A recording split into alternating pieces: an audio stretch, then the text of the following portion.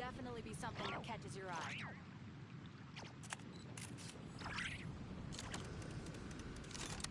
The neighboring nation of Liyue has the most prosperous commercial port on the planet. Truly is fascinating. It's been getting quite busy recently.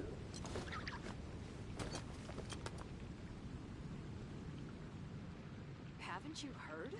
There's a strange wanderer near Wolfendom.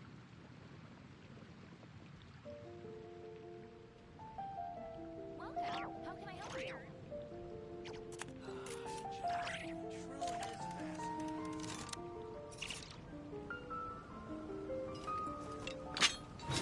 Today's recommendation is the steak.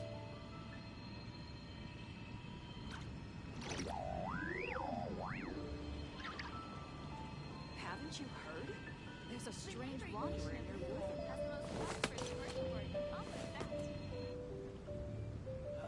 Ancient Albion truly is fascinating. It's been getting quite busy recently.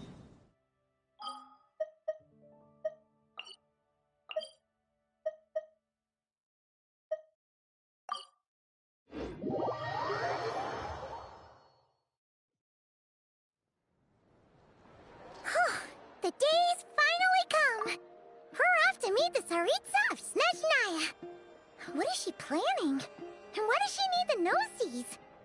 Soon, we'll have our answers! Guess this'll be the end of your journey that your sister mentioned. What is she expecting you to find there? Snezhnaya still feels like a long way away. Hopefully, there'll be plenty of time to relax, eat some good food, and have fun before we arrive. Oh, but whenever Paimon gets thinking about how our destination is right around the corner, all these questions come flooding into Paimon's head. It makes her so nervous. Yeah. Anyway, enough about all that. We can't start the final leg of our journey with that kind of mindset. Just think. We've fought dragons and sea monsters, defeated creations of the gods, faced prophecies of doom and the threat of the abyss. Heck, we've even been to the moon! With all that experience under our belts, how could we be any more prepared? Sure thing! Now, stick close to Paimon, the best guide you could ever ask for, and let's charge straight for the finish line! Off we go! What about me? Do I get a call out? Whoa! Columbina? Whew, you kinda snuck up on us there.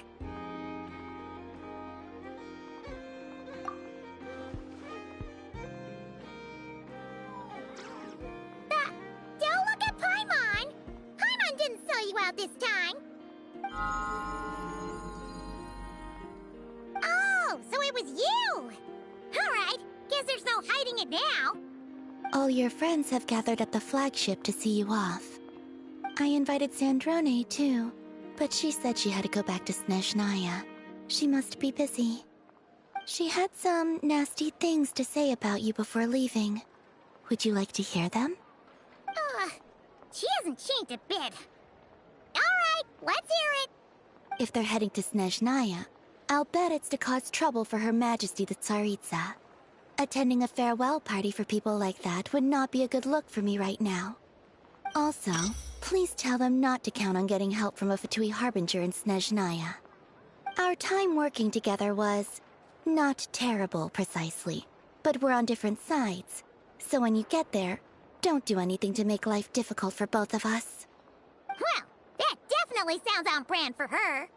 The attitude, the reasoning. Alright, we'll do our best to keep our distance then. No, you've misunderstood. I think she means that she'd like you to go see her. As long as you don't make things difficult for both of you, you'll be fine. Huh. You really have to read between the lines with Centrone. Go on, get to the flagship. Everyone should be there by now. I told Lauma that you once treated me to a truly unforgettable meal. Today, I want to return the favor. It's my gift to you. It's definitely nice to be treated, but hopefully by this point, you know that you don't owe us any favors.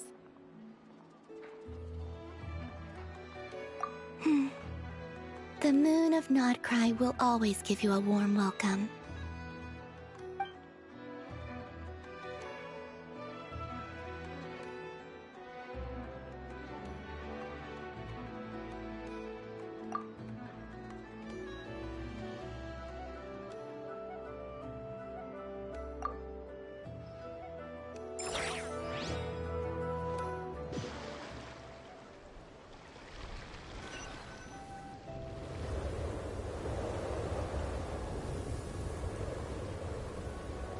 Wow!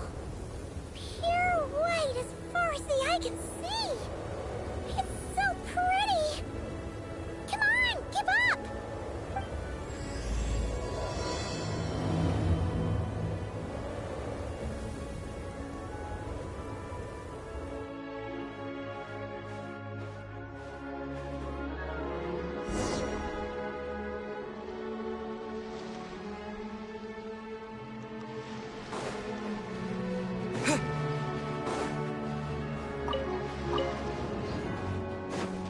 What's wrong? Come on, let's go!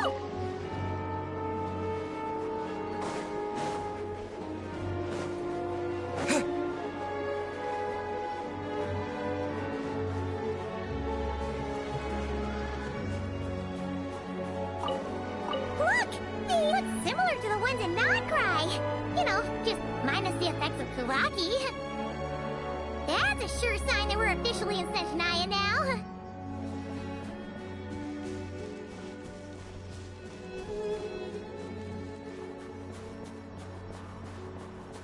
There's gotta be a treasure chest around here somewhere.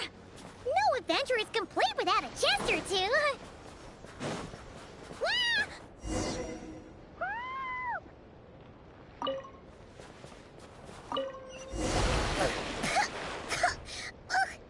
Paimon got a mouthful of snow!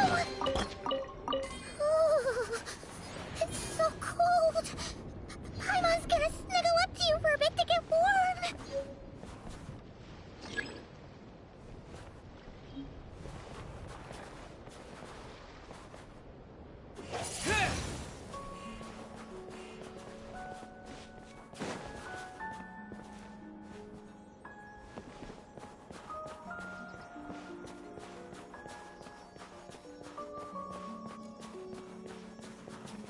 Hey, check it out! Those are bears, right? Oh, look how big and fluffy they are! So cute! Quick, take a picture before the moment passes. Right here. If we get it.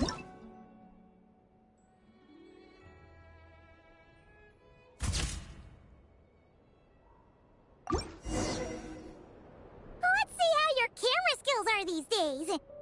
Whoa, wait a sec. Paimon sees something! Come on, quick! It looks like a train carriage!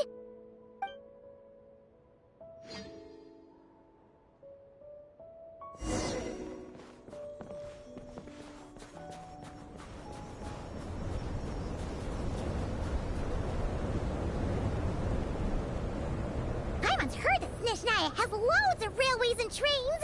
This must be one of them! But why is it abandoned?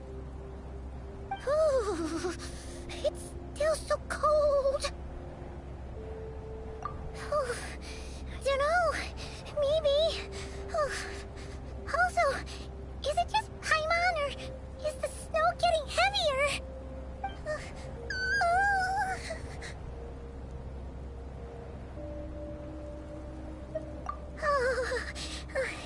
Thanks for offering, but this isn't just the weather.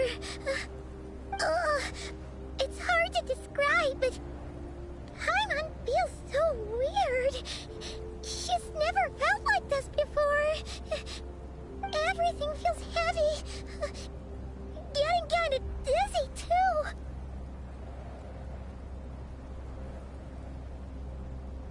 Oh, no need.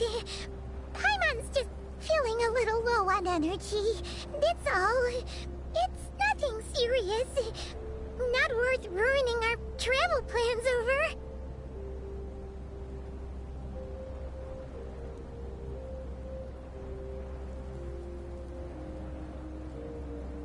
Yep, sure thing.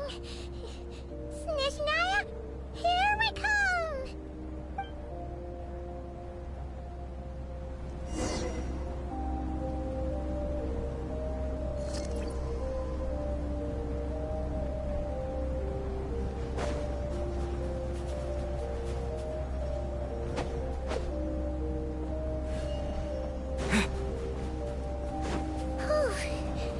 Seems like the snowstorm is getting worse by the minute.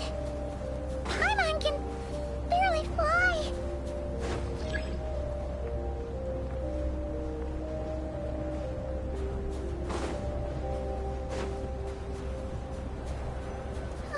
Oh, look! There's a cabin over there. Phew. Let's get out of this storm.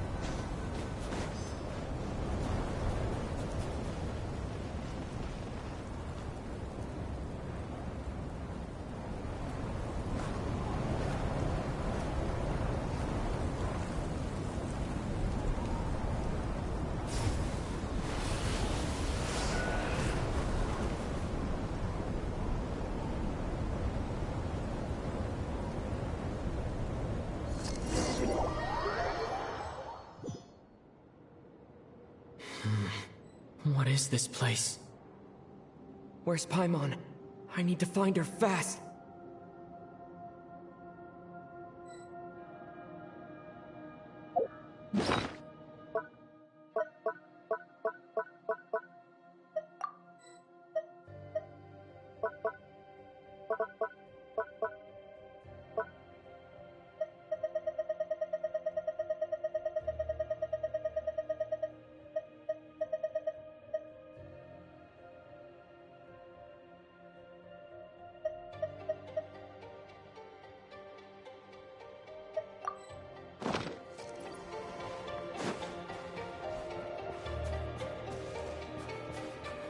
Paimon! Paimon!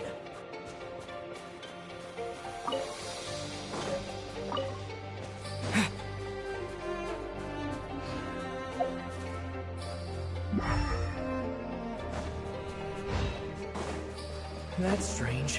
Where could she be? I guess I'll try further ahead. Hang in there, Paimon.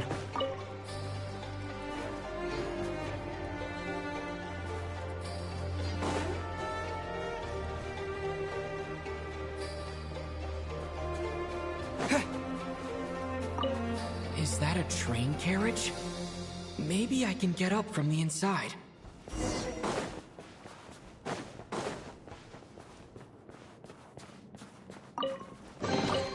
A reward on the road.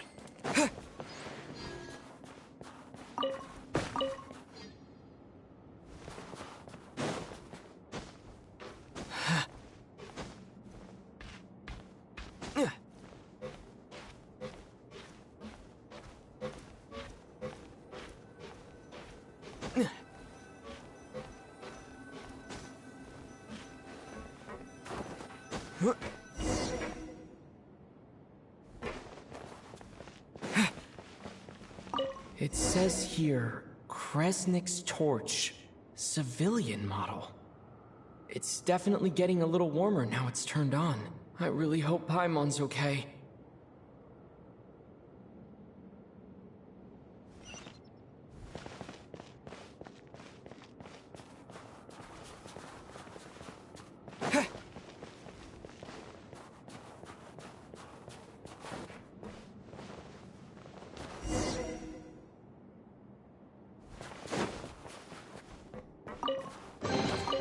Is this an answer from this world? What was that strange sound? I can't tell if... Paimon? Paimon, is that you?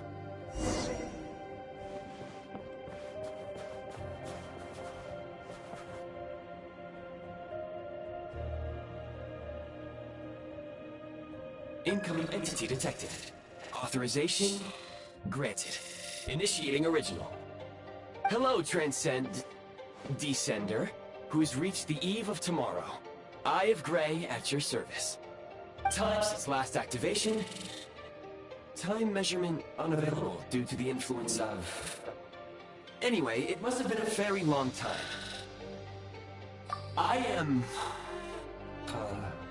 I was born to fulfill a mission. To reach tomorrow. To this end, I must... Strange. What was it? Wait, my body? Huh? Why is my body like this? Apologies. After a long period of inactivity, it appears that a lot of data has been lost. Anyway, I was created so that humanity could reach tomorrow. But I am unable to load further details at this moment. Nevertheless, serving humanity remains my primary objective. I have detected a drop in your surface body temperature. You cannot remain active in this state for much longer. In accordance with my preset programming, upon reactivation, I must ask the one who awakened me the following question. Will you accept me, Transcender? I will assist you, protect you, and fulfill my mission until we reach tomorrow.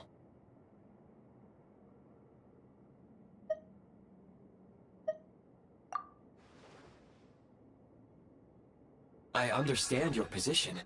However, given your current physical condition, I must suggest that you reconsider. Before I was activated, you called out a name. Presumably that of your missing companion? If you agree to accept me, after helping you get out of here, I will search for said companion and pinpoint their location. To answer your question, yes.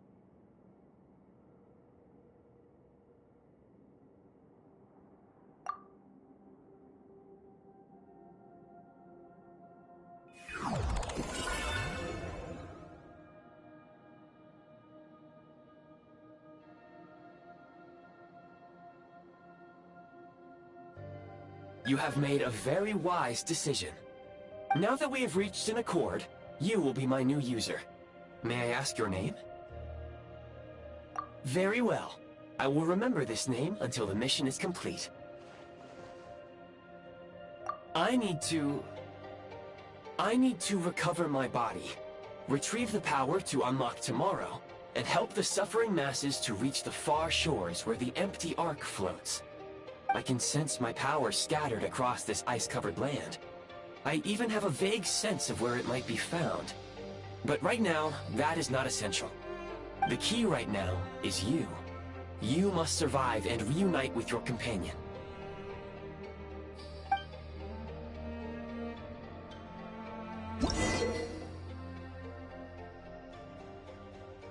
You may now execute the command, Demolish. Use it to remove the Prime Ice blocking the path and obtain Prime Ice units. Prime Ice unit count has been updated.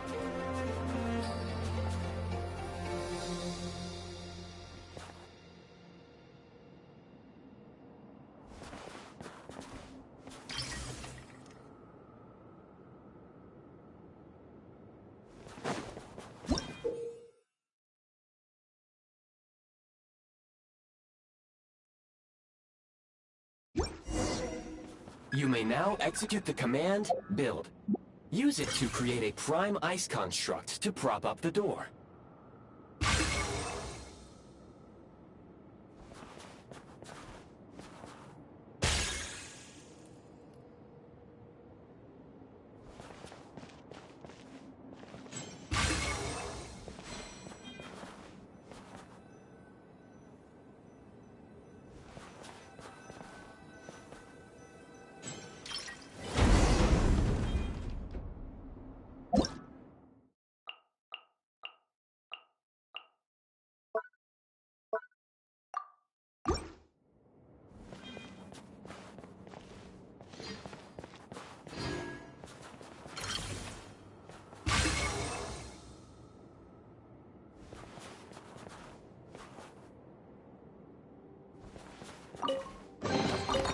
reward on the road.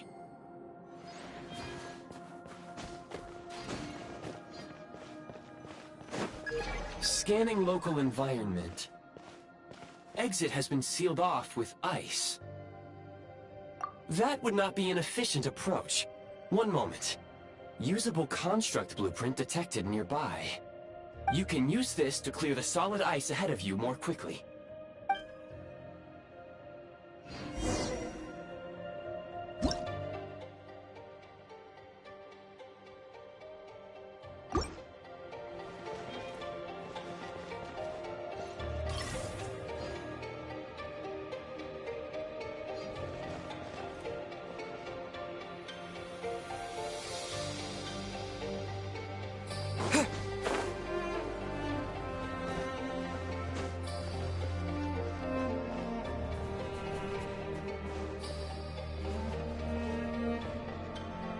Windblade!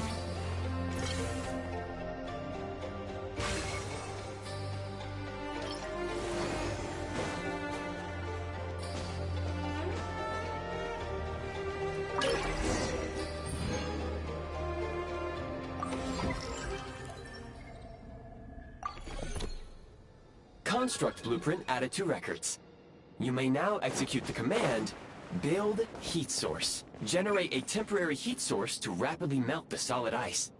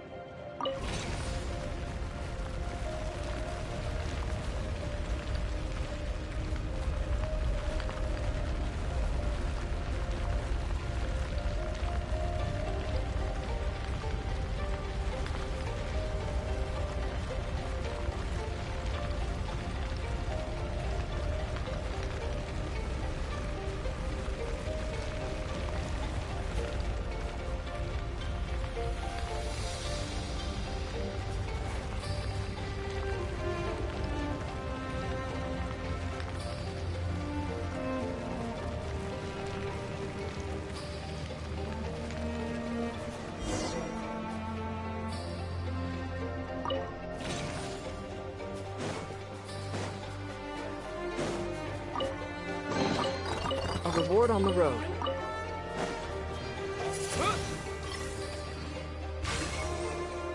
My scan indicates the path is straight ahead. I recommend we proceed.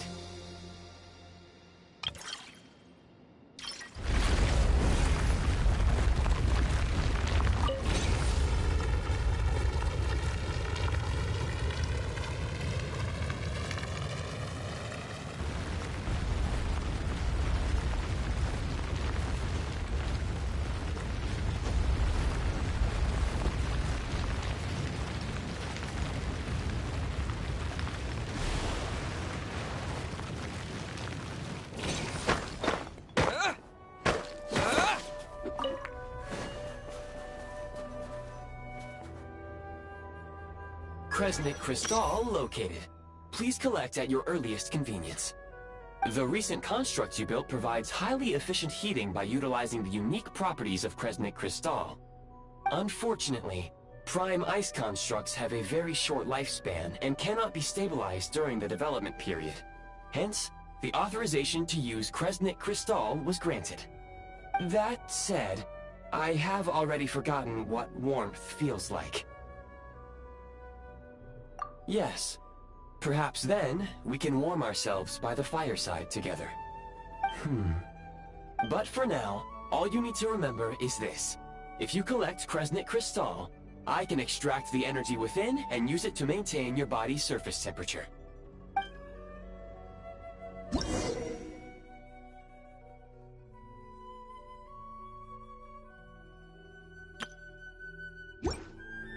Low power. Please use Kresnik Crystal to replenish energy reserves. Signs of physiological activity detected in the distance. It is highly likely to be your travel companion, Paimon. Go. Go now. Be reunited and sing together. May all the people be united as one. May all of life rejoice in unison.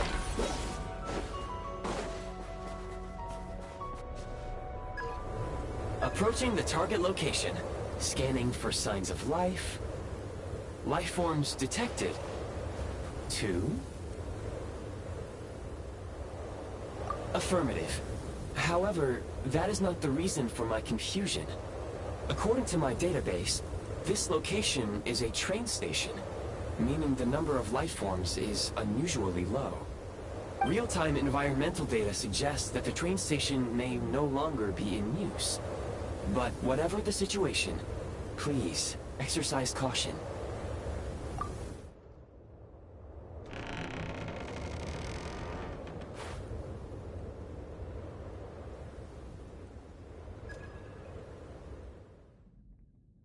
Paimon!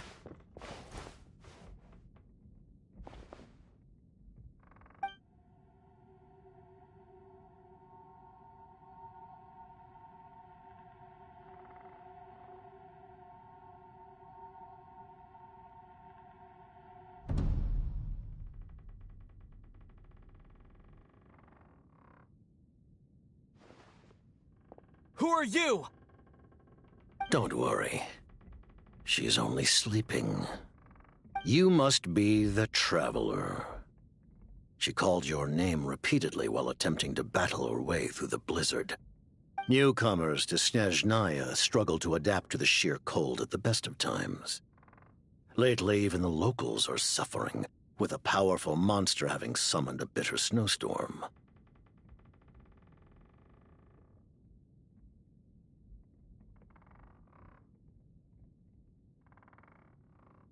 You two must be very important to one another. You should take more care not to get separated. Your eyes.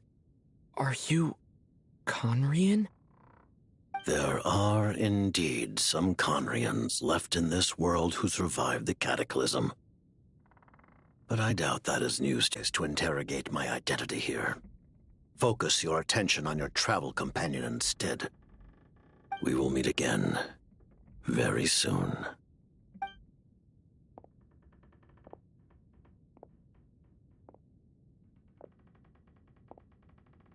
The unidentified subject has now left the area. He appears to be an individual of great significance, but my search has yielded no relevant data. I will try searching the database again.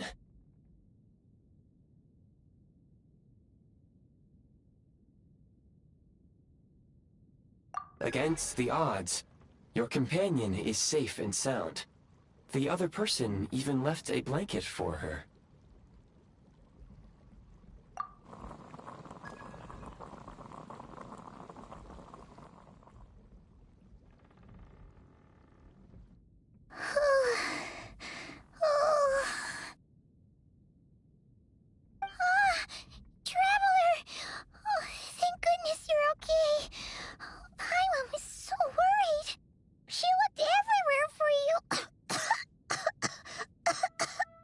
It's okay. Take it easy. Are you feeling all right? Pretty much the same as when we first got to Snezhnaya. faint. She just couldn't keep going any longer. So she had to lie down and sleep it off. Wait, where did the jester go?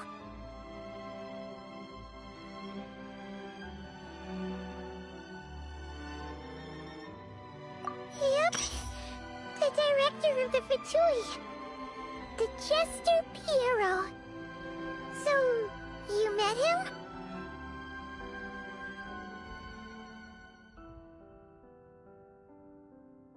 The Jester must know everything about the Tsaritsa's plans. But there's no way he'd tell me just like that. We might well have ended up clashing.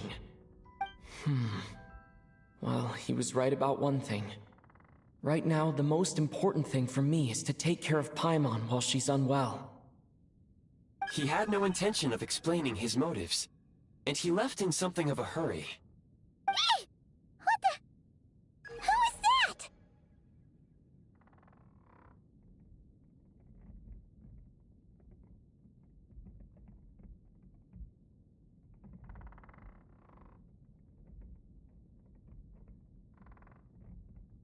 It looks like half a pair of goggles. How amazing! A self-aware, talking pair of goggles! Snezhnaya was once the land of the Fae. There are many ancient creations here that I'm sure would broaden your mind further still. Mind you, my database is also expanding as we speak. You must be a rare creature yourself.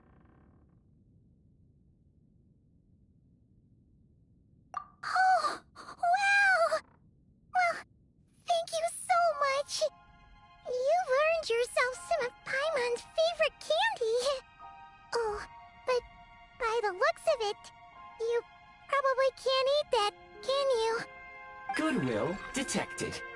Instead of candy, perhaps I can suggest my preferred strategy. Please clean me regularly to keep me operating at peak efficiency.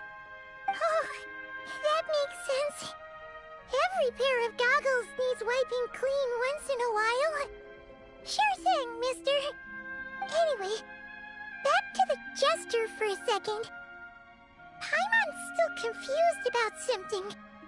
When he first showed up, he already knew Paimon's name. And he acted like he expected Paimon to know who he was, too. Paimon could tell that he was Conrian from his eyes. And he definitely seemed like someone pretty important. But beyond that, Paimon didn't know anything about him. It was only later, after he rescued Paimon from the snow, that he properly introduced himself. That's the only reason Paimon knows he was the Jester. Oh, seems unlikely. He ran into the snow following the sound of Paimon's voice, with a really anxious expression on his face. He didn't act like someone who knew she would be here in advance. And after bringing Paimon here, he just stared out at the snow. He didn't do anything to Paimon at all. In fact, he barely said anything. Wouldn't even answer any of Paimon's questions either. Paimon didn't feel unsafe around him, and he didn't seem to have any ulterior motives. For all we know, he might have just ignored Paimon's questions so she'd give up and go to sleep. Please allow me to interrupt. Fatui and director are unfamiliar terms. May I ask for clarification? Wait, you've seriously never heard of the Fatui? Oh, they're like the Tsaritsa's inner circle. Really powerful people. And the director is their boss. Understood. Since they hold elite positions and serve their god directly, it stands to reason that they would conduct themselves with due decorum. I am inclined to agree with your assessment, Miss Paimon. I did not detect any ill will from the gentleman in question.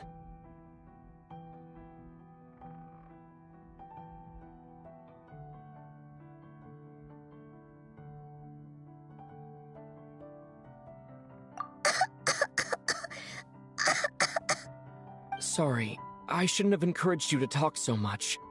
Paimon, new plan. Let's get out of Snezhnaya for now.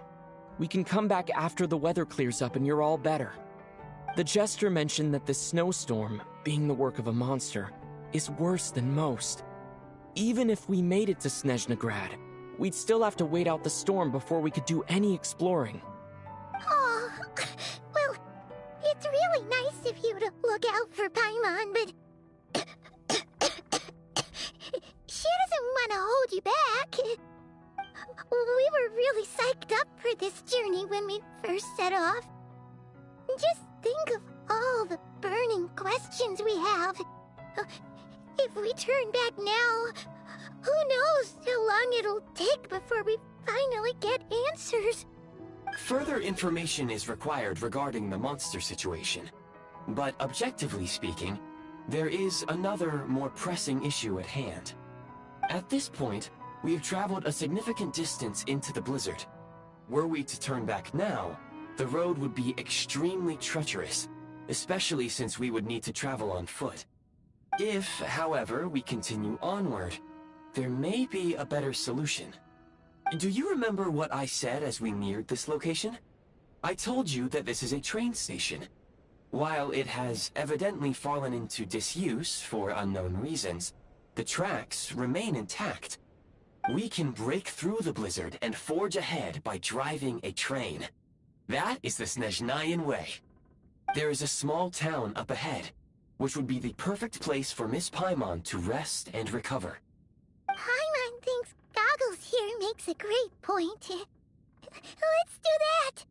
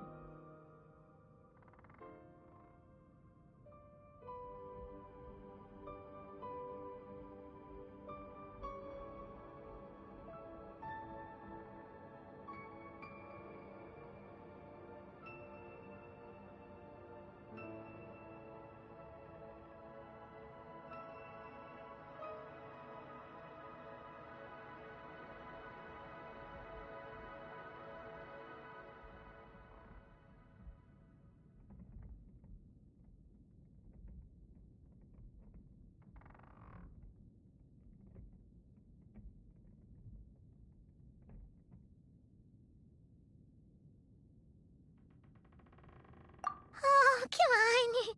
Don't worry. Think of all the traveling we've done so far. When has Paimon ever gotten sick before? Practically never. 'Cause she's in great shape.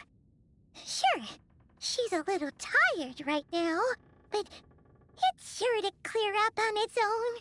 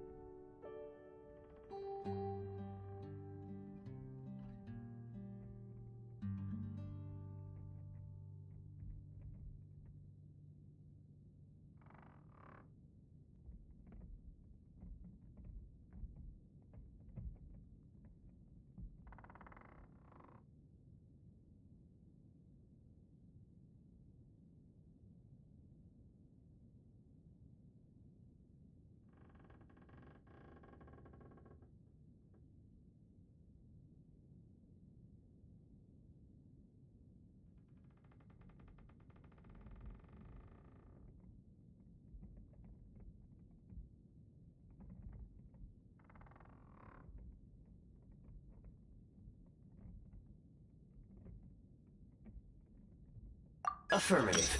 Should you ever need my assistance during your future adventures, please call for the Eye of Grey whenever you wish.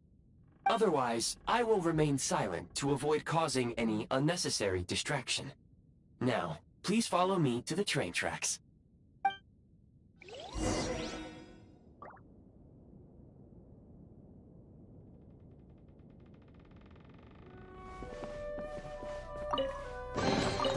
I'll keep this close.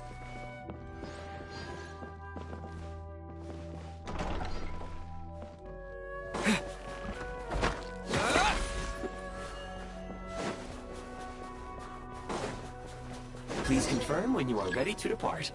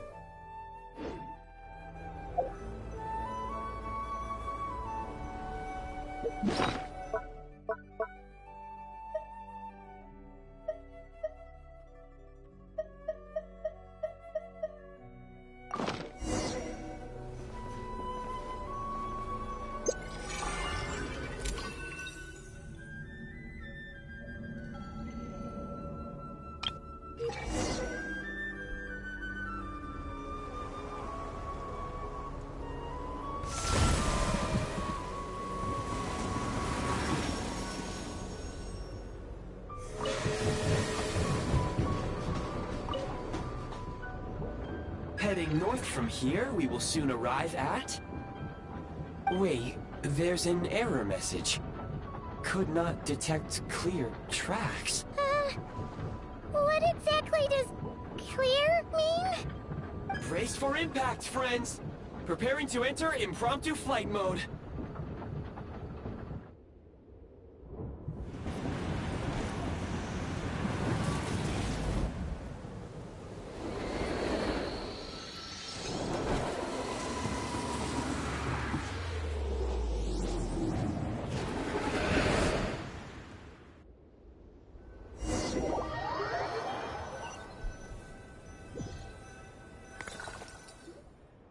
How strange.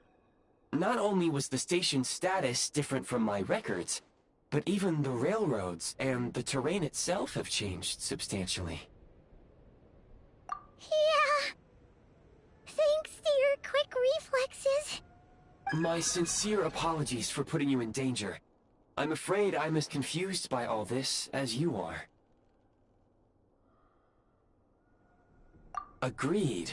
This is likely a consequence of outdated railroad data. The discrepancies between the old data and present reality are far greater than I anticipated. Fortunately, our crash landing has at least brought us much closer to the town. According to the data, anyway. Your data had better be right this time. I can assure you, it certainly is. Please look this way, and you will see a Kresnik's torch. It seems our ill-fated train ride was a blessing in disguise. We have taken the shortest possible route. Rest assured that I will take user preferences into account next time I plan a route. Next time, I will get it right.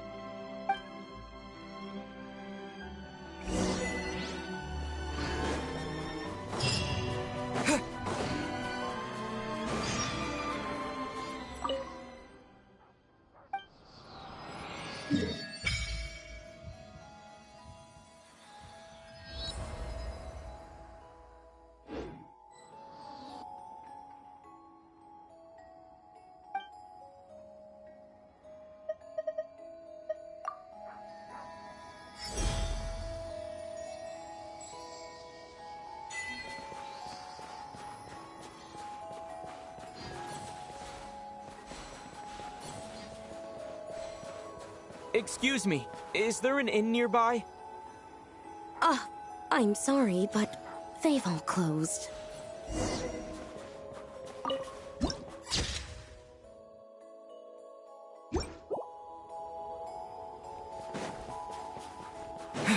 Sorry to interrupt. We're looking for a place to stay. I can't even afford to warm my own house, let alone run a business.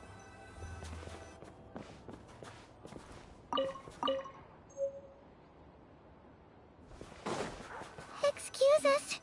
Is there anywhere we can stay around these parts? I'm afraid not. You'll have to try your luck somewhere else.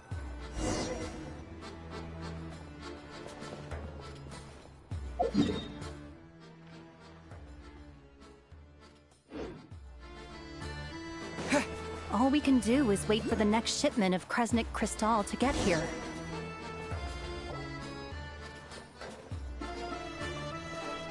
Hi there. Do you know if there are any inns still taking guests in this town? Doubt it. They're probably all closed. No one has enough Kresnik Crystal to heat their own homes, let alone a business. Oh, what a bummer. I clocked you a while back. You adventurers or something? We don't get many tourists in inland Snezhnaya these days. Why is that? Because of the snowstorm? In part. But the bigger reason's Project Stuzha. Since it's Her Majesty's will, we have to put up with it whether we like it or not.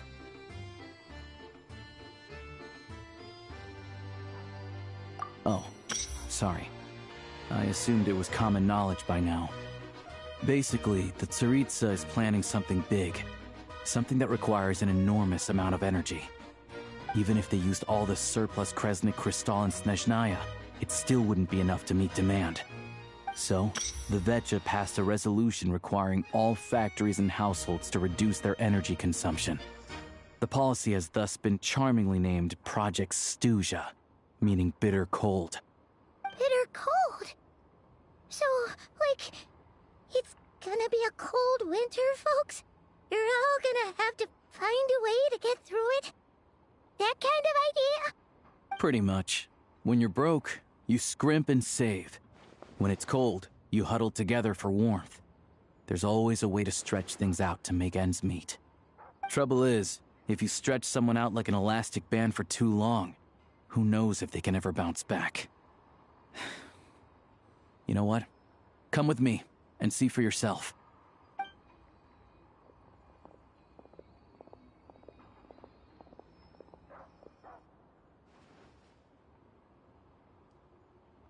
Can you please explain to me why the price of Kresnik Crystal has gone up by 1/3 again?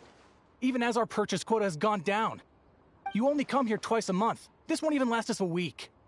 The supply and pricing of Kresnik Crystal are based on current production volumes and price data. We Fatui are only responsible for delivery and security.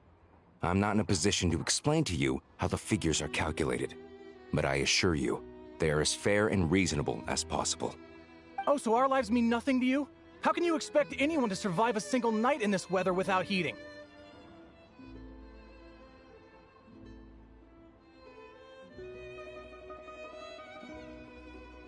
Since you insist on making me repeat myself every single visit, I will remind you again. There is no monopoly on the trade of Kresnik Crystal. You are free to purchase the shortfall from elsewhere on the market. What market? Nobody else is selling! And when they do, they charge 8 times the normal rate! It's robbery is what it is!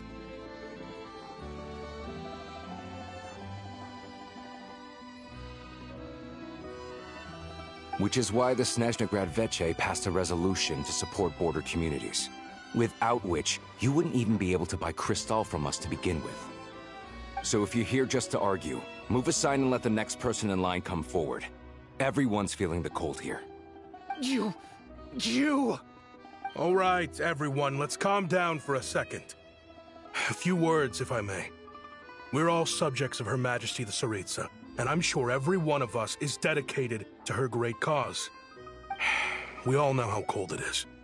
And the more it snows, the harder life gets. Everyone's struggling already. Let's not make things even more difficult for each other. But Liaison Shishkin, there's clearly something wrong with this quota. I have a family in Marepasak who tell me they can buy at least double our Crystal allotment. Oh, believe you me, I had the same reaction when I first saw the numbers. Couldn't believe what I was reading. I even wrote a letter to confirm the true figures, but I'm afraid the quota really is as low as you've been advised. Still, you must understand that calculating these energy quotas is a complicated balancing act. They have to factor in population, town size, industrial application. Our top priority must be to keep the largest Kresnik's torch burning continuously. Only then can we sell the remaining crystal for household use, and in doing so, we must make sure that everyone is treated fairly. As our Fatui comrades said, they are only responsible for delivering the goods. They need to keep accurate records, and they do not have any authority to modify the rates or quotas. That's right. Our duty is to do things by the book. Tell you what, listen. I know how anxious and upset everyone is. As a matter of fact, I was just discussing it with the mayor. What we can do is open the lower combustion chamber of the Kresnik's torch to the public. You can come to me directly to register, and I will allocate time slots accordingly. I can't guarantee there'll be ample energy for household use. We can at least make sure you'll be able to boil water and cook food each day. Let's hang in there and make this work together, all right? Fine. I don't see any alternative. So, this is Project Studia in action, huh? Oh, no wonder nothing's open for business. People are barely getting by. You were looking for an inn, right? For your, Fae friend? Oh, Paimon's not a Fae. Just Paimon. She must have caught a cold or something. We only just got to Snezhnaya, and we're still getting used to the climate. I have a small place in Stratomaros. I don't stay there very often, though, so it's pretty basic. But if you're not picky, you're welcome to rest there for now. It's not much, but I've got blankets and a warm fire. Are you sure? Oh, that's really kind of you. All right, then. This way.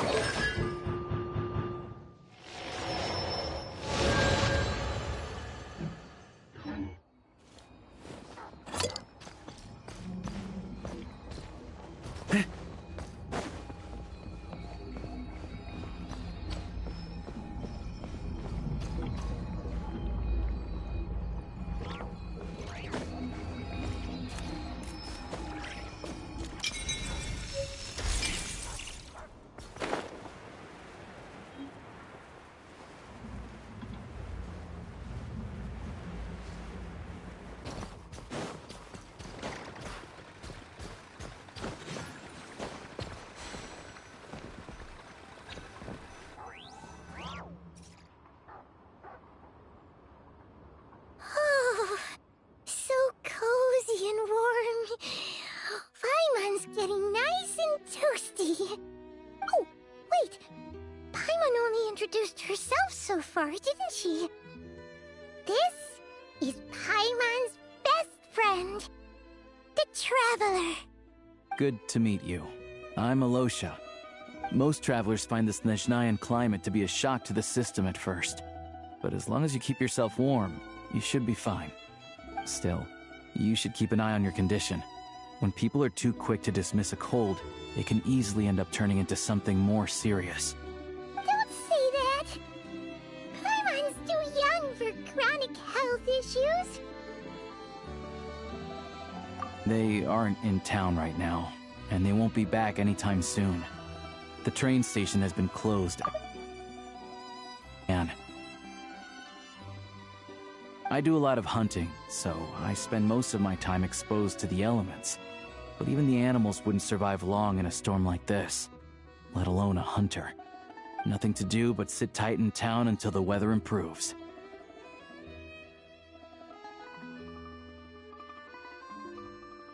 I get that you're in a hurry, But even if the station were open, that doesn't mean there'd be any trains. We could end up stuck here for a long time, I'm afraid.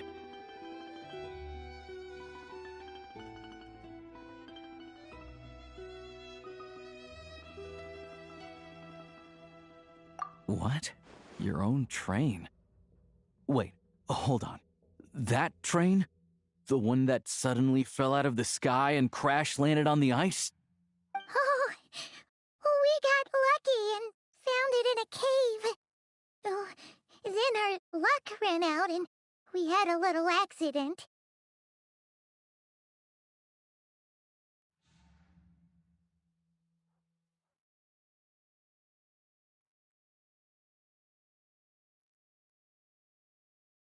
Pretty crazy for a random find in the mountains. Well, as long as your train's good to roll, you might get to Snezhnegrad after all. I've been doing some digging recently. Turns out, the real reason for the current energy crisis in Stratomeros is that some of the supply is being seized for a private stockpile. But to expose what's going on, I need to catch them in the act. So, I'm heading off to catch a rabbit. Huh?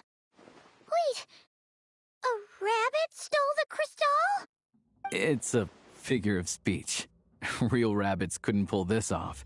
They'd prefer carrots to Kresnik Crystal anyway.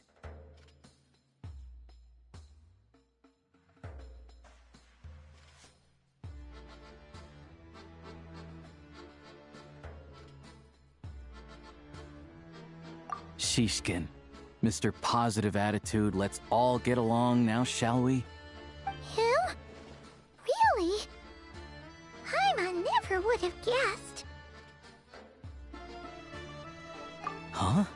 You're coming with?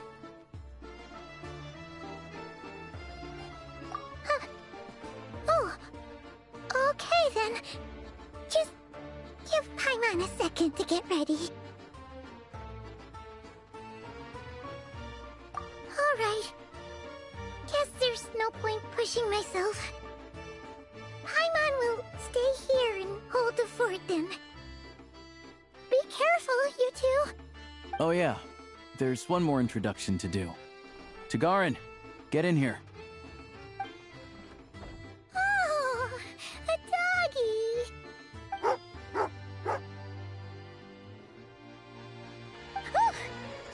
Angry doggy. Oh, Tagarin doesn't like being petted then.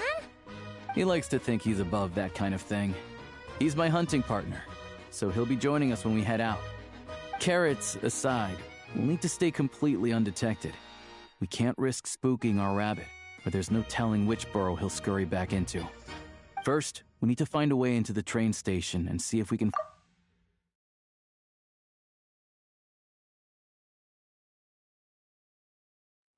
Then, we get Tagarin to catch a scent and find out which way the crystal went. What are you eating?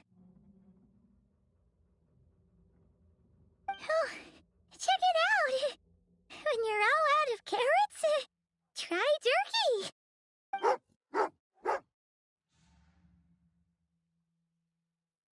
Good doggy! Good doggy! A fellow dog lover, huh? Yep. And rabbit lover. Carrots are great too, you know. Good to know. Eat up, Tagarin. We got a lot of work to do.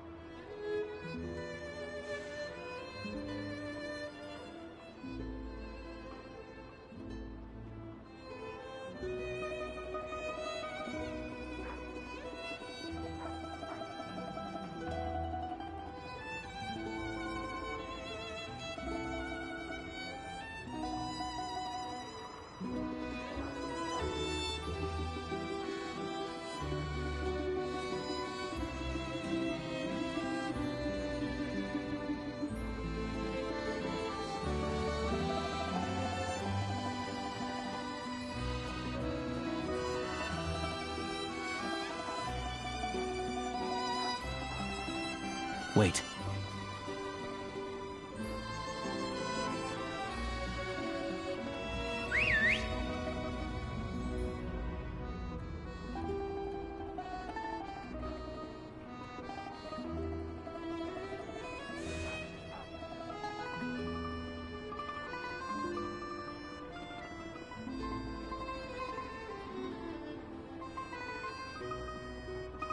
Nice work, Tagarin. Come on, we'll go around.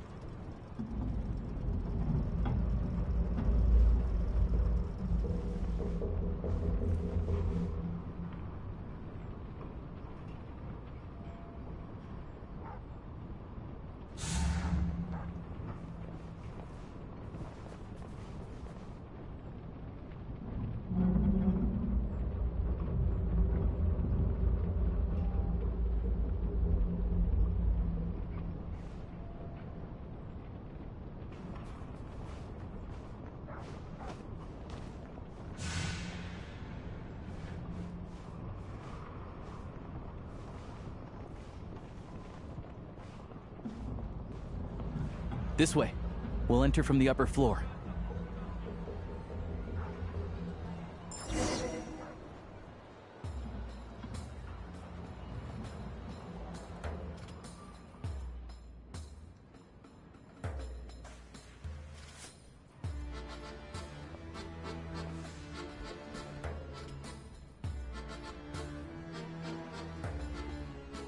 There we go. A freight list. Straight from the Fatui. So Shishkin wouldn't have had the chance to doctor the figures. Looks as new as the day it was printed. I guess no one bothers reading these unless they have ulterior motives. Yeah, this is all we need. Come on, let's get out of here, then go track down the Crystal. Tagarin's a keen hunter, and catching rabbits is his specialty.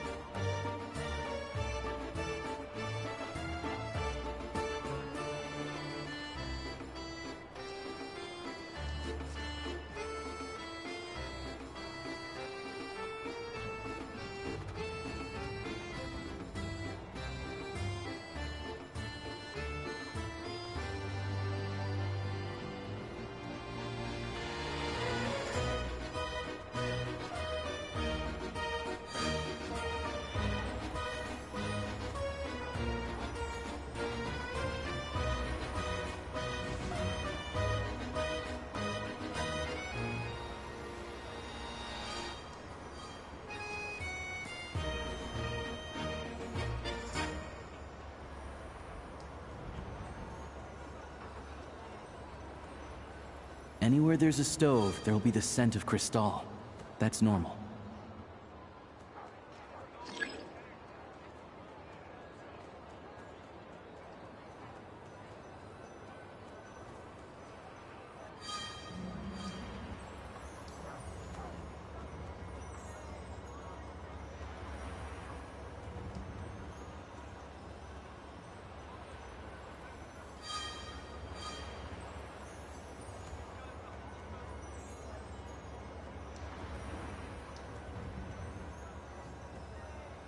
But if he picks up the scent of Crystal somewhere and there's no stove around, that's how we know something's up.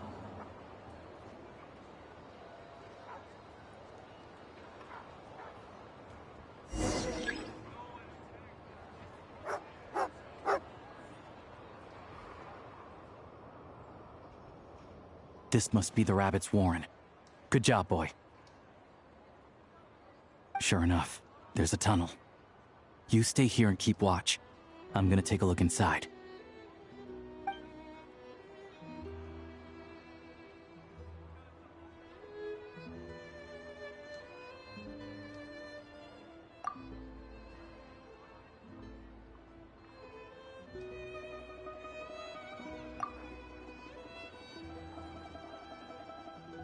Thanks for looking out for us. Things are getting tougher by the day. No need to thank me. It's my pleasure. Sure as Her Majesty the Tsaritsa watching over us, every sacrifice will be worthwhile. Let's grit our teeth until the blizzard passes. These days of hardship will be over soon. Maybe for everyone else, Liaison Shishkin.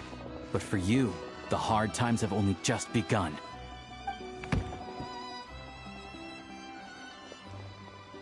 Huh? Who are you? What's the matter?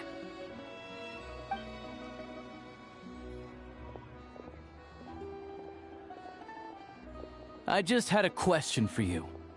Why, when times are as tough as this, would someone hoard more Kresnik Crystal than they could ever use? All the crates here are from the most recent shipment, but they weren't brought here for sale. Instead, they were secretly stashed away. Would you be able to shed any light on the situation, Mr. Shishkin? Me? Why, I have no idea. But look at how much there is! It's quite a godsend. Now there will be plenty to go around. This godsend was found in a cellar adjacent to your residence following a tip from Mr. Alosha. And this is only a fraction of what we found down there. We're still taking a full inventory. The official figures will be finalized shortly. I've always been grateful for your efforts to mediate between us and the townspeople of Sretomaros. But now, Mr. Shishkin, it appears you were the source of the conflict all along. How could you do this to us? We trusted you to have our backs. You've been lying to us this whole time? Hey, I owe you all an apology. I'm sorry. I'm so very sorry. This isn't who I am. Please believe me, this was a one-time mistake that I will never repeat. We all know how difficult life has been since Project Stuja came into force. Energy is an increasingly scarce resource. People everywhere are getting desperate. But some places have been hit harder than others. I grew up in Alatir, a small village with no train station. Deliveries of Kresnik Crystal have ceased there entirely. If nothing is done, they're all going to freeze to death. You know as well as I do how downright impossible it is to buy Crystal these days. The thought of my poor mother and father, with no one to help them, I felt so afraid. I watched as energy grew scarcer by the week, all the while knowing that their lives were at risk. Then one day, I looked at the Crystal shipment in front of me, and a terrible, selfish thought entered my mind. Looks like I'm just not cut out to be a criminal. I'm so sorry. Once the Fatui have finished their count, you'll see that the numbers match their waybill.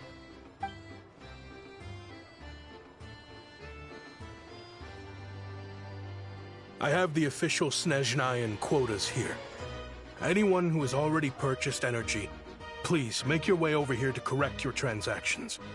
I'll make a batch purchase of Crystal worth 3 months' salary for you all to use free of charge. As for Alatir, I'll think of something else. You don't have to go that far. Yeah, owning up to your mistake is enough for me. You've done plenty of good for the community in the past. I'm not looking for a handout. Drop the act. You claim this was a one-time mistake, but the real reason there's only one shipment's worth of stolen Crystal in your basement is that you have an accomplice. Reporting in, sir. We've conducted a full search of the mayor's house. As expected, we found many crates full of Crystal, half of which were still in their original shipping containers. This wasn't your first time at all. You've been colluding with the mayor of Sretomaros for a long time now. The train station's currently out of service, but it does open for a short window every time there's an energy delivery. And every time a train pulls in, you're there on site to take inventory and oversee the workers unloading the cargo. The mayor handpicks said workers. Per his instructions, they transport the crystal by tunnel at night to the mayor's house, and he sells it out of town. But since he can't get the goods out of town by train, he had to arrange an alternative method of transportation.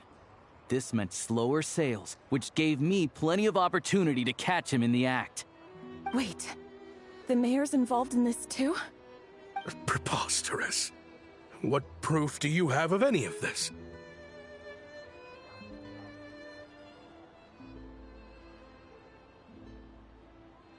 Basic math. I've spent a lot of time lately counting carriages as the snowstorm rages. Counting carriages? What? The energy consumed by a train depends on its total weight. And since energy is a limited resource right now, it's fair to assume that every carriage is packed full. So, if we take the energy required for the Kresnik's torch, add the sales figures you provided, then compare that figure to the train's theoretical cargo capacity, guess what? The numbers never match. It's always off by 1 or 2 carriages worth. This time, you set a new record. 3 carriages missing. You mean to tell me that you sat around outside, counting carriages, in this weather?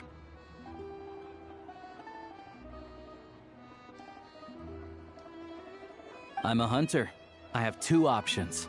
Hunt or starve. Well, I've heard enough. The evidence speaks for itself. Take Shishkin and the mayor into custody and escort them back to Snezhnograd.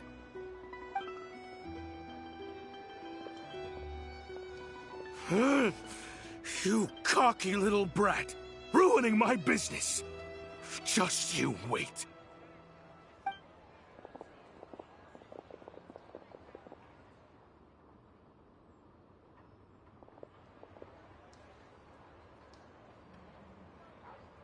Yeah, something felt off.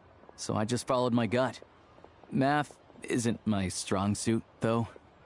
I'm lucky my dad made me learn enough to get by, but all this number crunching was a million times harder than the aim and fire work I'm used to. Thank you for your assistance. You're a brave lad. Shishkin was quite the cunning criminal, as I'm sure you can tell. He did all of this right under our noses, and we never suspected a thing. A wolf in sheep's clothing. He had everyone fooled. Even with that sob story he fed us. He was probably trying to keep the mayor out of it, not just mask his own motives. Without the compelling case he put together, even I might have fallen for it. Alosha, was it? Tell me, are you really a hunter? We can go find some wild animals if you want. I'll fire off a couple of shots, and you'll see whether I'm the real deal. I didn't mean to cast suspicion on your identity. It's just... well, I'm sure you've heard of the Rokot. Recently, they've been recruiting people with your kind of talent. They hide in plain sight under false identities, working against Project Stuja, sometimes directly opposing the Tsaritsa herself. They aren't a violent organization, and their goal is to improve the lives of the common folk. But still, as a member of the Fatui, I wouldn't be doing my job if I didn't keep tabs on them. First I've heard of this. I don't really keep up with what goes on in the city. All I know is, people who don't mind their own business in the city end up paranoid about everything. As for me, I just couldn't stand Shishkin. I'm from Alatir myself, and I can tell you, nobody's lived there in years. Why would an abandoned village need Crystal? Of course, no one really cares about the fate of that place. I'm guessing today is the first you've heard of it. I see. It does sound quite tragic. Really. Well, thanks again for your assistance, and your friend here too. I will report this incident to Snezhnograd.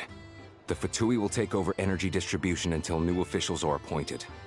We'll also ensure that the train station resumes normal service as soon as possible. Looks like it's my turn to brush up on math now. I never liked it as a kid either.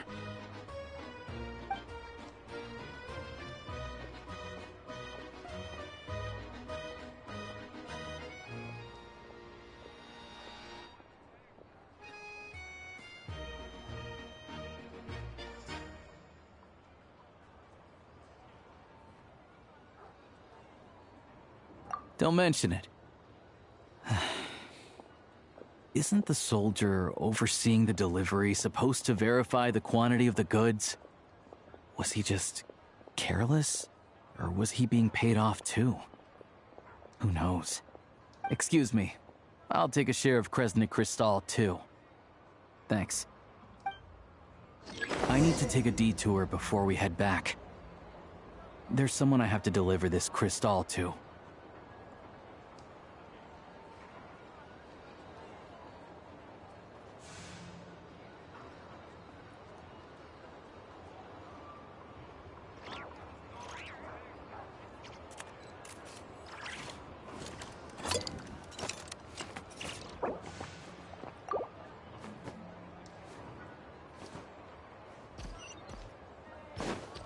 On me.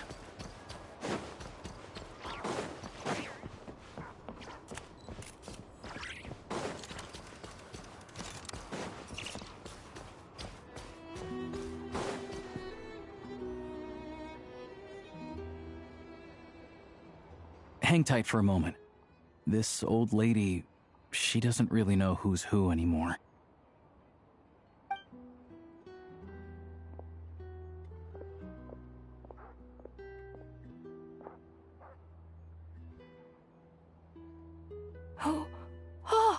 Grandson.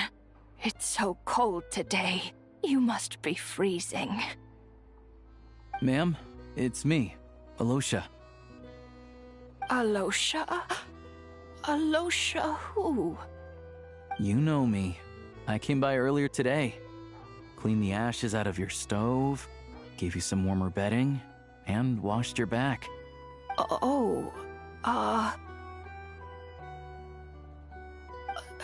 I'm sorry, I don't remember. Now, how often do I get to see my grandson? Come on, take a seat and relax while I fix you something to eat. It's okay. You just rest. I'm fine. Oh, you. It's nice to come and visit your old granny once in a while, isn't it? Sretomoros, a good town. All sorts of things to do and people to meet. And the local officials are good to us. Sit down, come on, take a seat. I still have some fruit left. Let me get it for you. Please, don't get up on my account. You need to rest. Where's the fruit? Right under the basket by the door. Or maybe it was on the bedside cabinet.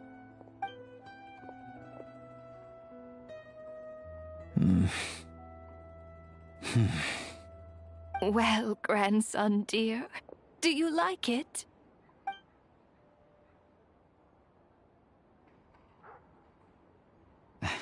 Very much, ma'am.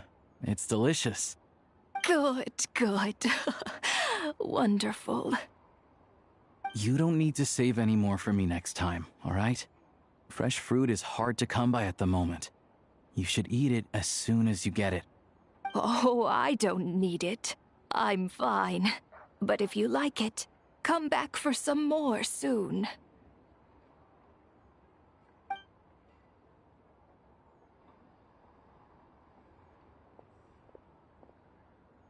Some kind soul must have given these to her. But she always saves the nicer things for special occasions. I met her at the market back before her health began declining. She was a lovely old lady. We're from the same hometown. Not many people have heard of Alatir. And if they have, it's usually for all the wrong reasons. There's a gang of highwaymen that came from there. Now that it's an abandoned village, it's rare to find anyone who shares fond memories of our hometown. So after we got talking and realized we were from the same place, we decided to keep in touch by letter. I first learned of Sretomoros' energy supply problems from a passing comment in one of her letters. Then, after her health went downhill, I started visiting more often to check in on her. The town's been in decline for a while now, but because of her memory problems, she thinks of it as the bustling, prosperous Sretomoros still in its heyday. That said, I kinda appreciate her optimism. There's not much of it going around in this world of ice and snow. It's fine. Everyone grows old. In Snezhnaya, some people believe that in your final moments, you'll sense a familiar presence by your side. You turn to look at them, but their face is blurry. So you focus hard, trying to make out who it is. And when you finally see their face, the Grim Reaper reaches out and takes your life. She still calls me grandson, though. So at least I'm not a blurry face in her world just yet. Come on, let's get back and see how Paimon's doing.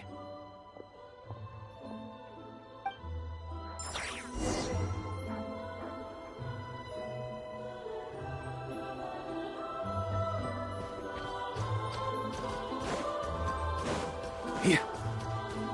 On me.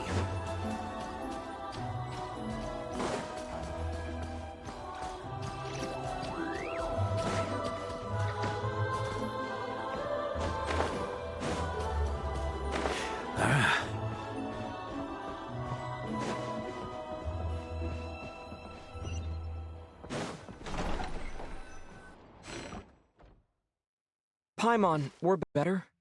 Yep. Paimon's not cold anymore, but she's still a little dizzy. Flying probably isn't a good idea right now. Paimon might lose her balance. But Paimon's sure she'll be fine. It's probably just from getting hit on the head by that pile of snow when we first arrived in Snezhnaya. Her complexion's looking much better. Let's keep an eye on her. Sure, but enough about that. How did everything go on your end? Are you all set? Did you have any trouble? I'll explain. It's a bit of a long story.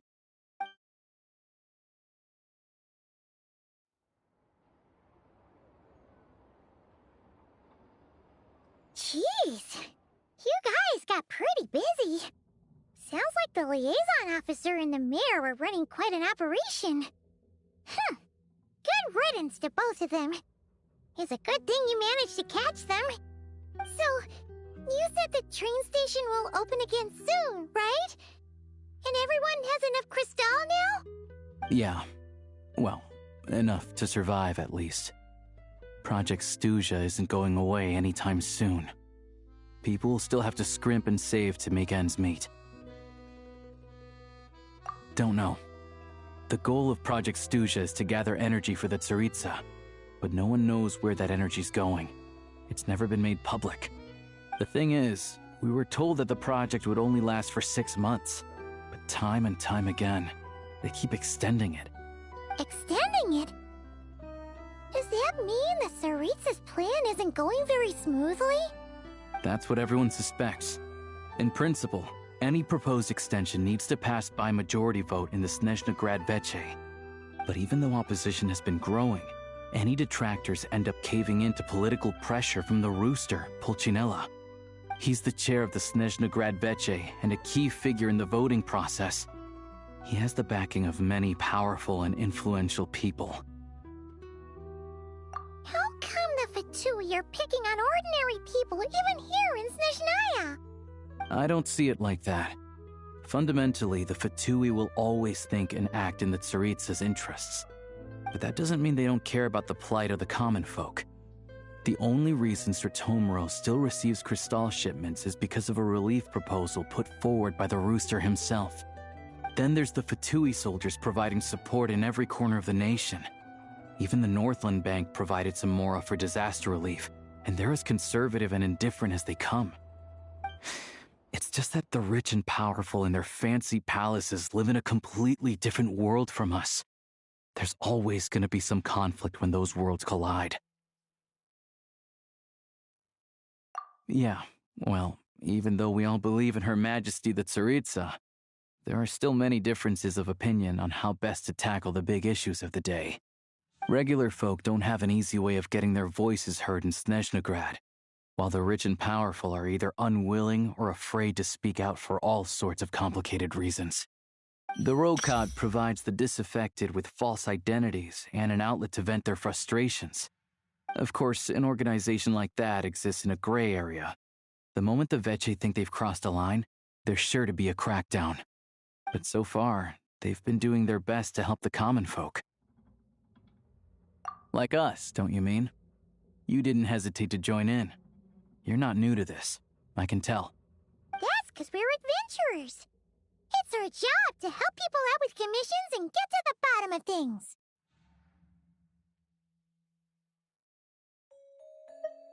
Sounds like we're going to get along. So, what's your business in Snezhnograd? Aside from taking your friend to see a doctor, of course. I want to meet the Tsaritsa. It's complicated. I've had run-ins with many of the Harbingers along the way, and I really need to know what the Tsaritsa is up to. Her ultimate goal? What the Gnosis mean in all of this? Since I've made it this far in my journey, I have to find the truth, whatever it takes. Wait, so... No way.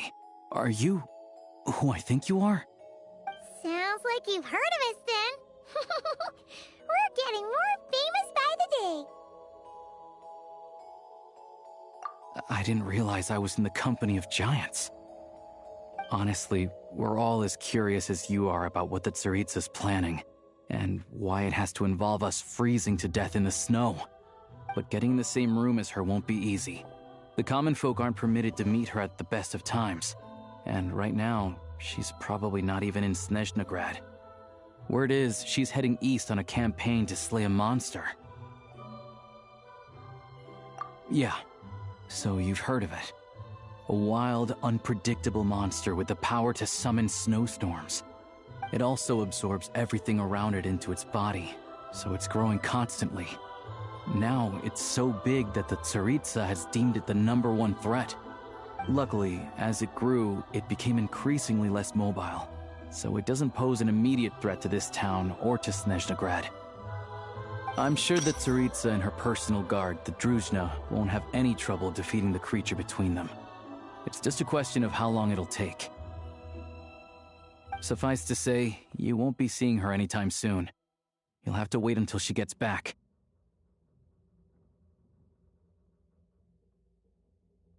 Fair. Well, the Fatui will be taking over management of the train station for the time being. Things should be up and running by tomorrow. Once it's open, we can see about getting your train towed to the station. Whoa! That's gotta take a lot of manpower. Are you sure we can talk them into it? The Fatui aren't exactly spotless in this whole mess. Plus, we helped them out. Should be easy enough to negotiate.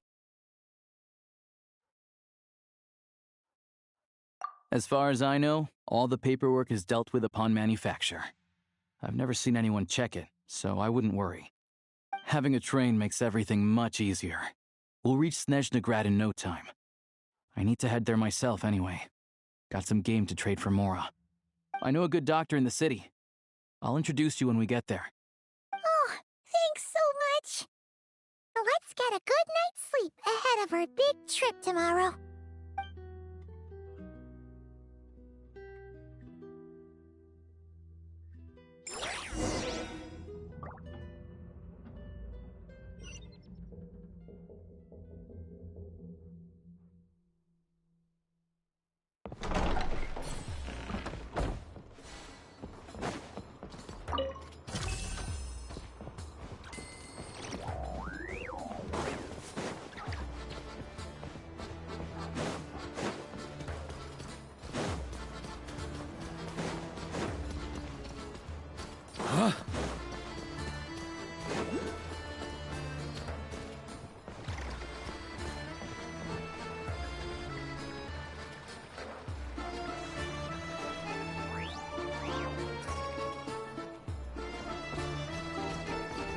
On me.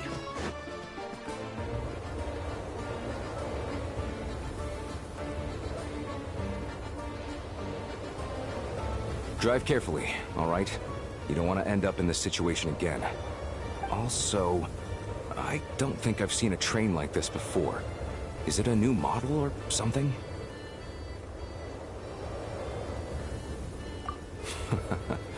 Not a fan of small talk, are you? Anyway, take this. It's an up-to-date map of the Snezhnayan rail network.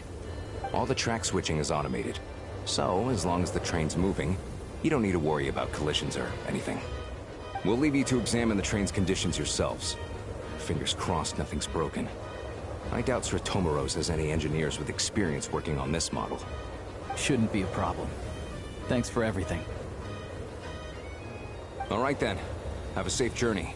And make sure to check everything's working before you set off.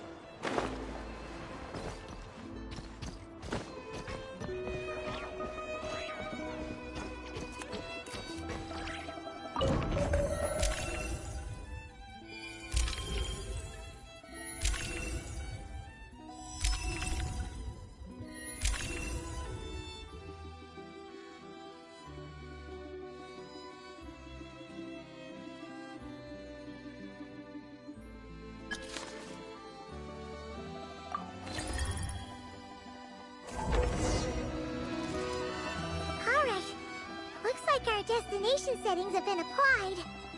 Let's give this thing a final once-over and then head out. Goggles, your time to shine. Affirmative. Running vehicle diagnostics. What's this? Engine, green. Wheels, green. Frame, minor damage, but no impact on function. Diagnostics complete. All systems nominal. Neat! Huh. Paimon still can't get over the fact that you just found this tech lying around in a random cave. I've lived in Snezhnaya my whole life, and I've never heard of an interactive, talking train autopilot. Strictly speaking, I wasn't designed purely to drive trains. Though I doubt you have any interest in navigating the practically unreadable operator's manual yourself. All configurations are complete. Should you require any further assistance, please call for the Eye of Grey. Away we go! Oh, nope. Paimon's gonna find a warmer seat.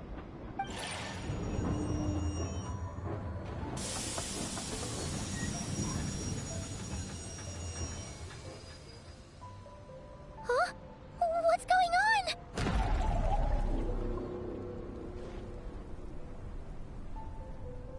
Oh no.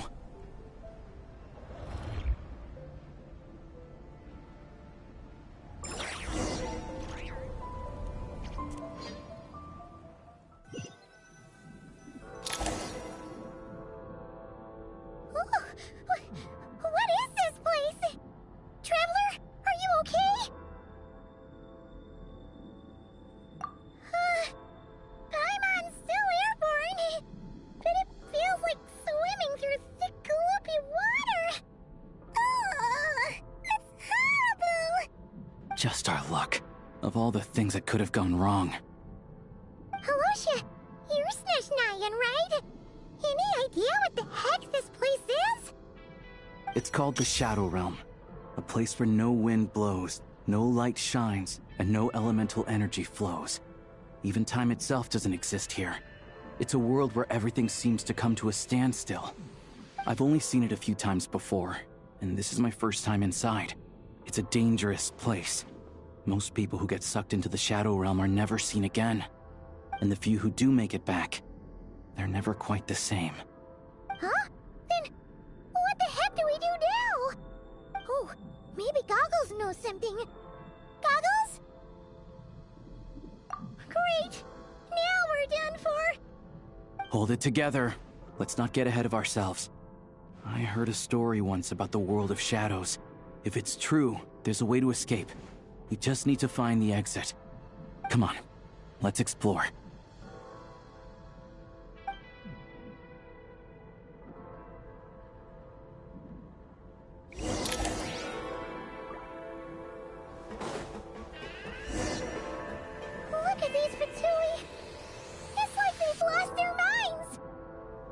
Their shadows have been devoured. They're no longer amongst the living.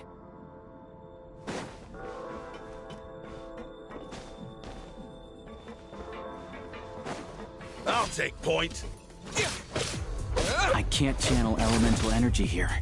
I have a few gadgets that still work.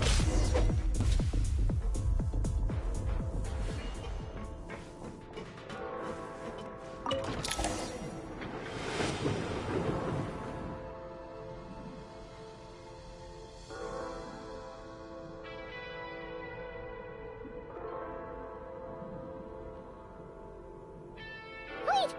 What's that blue thing? Is that... goggles?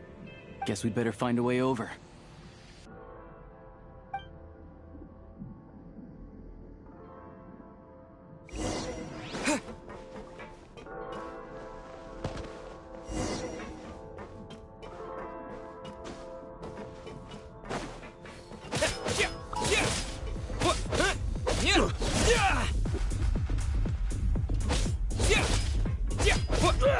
So close.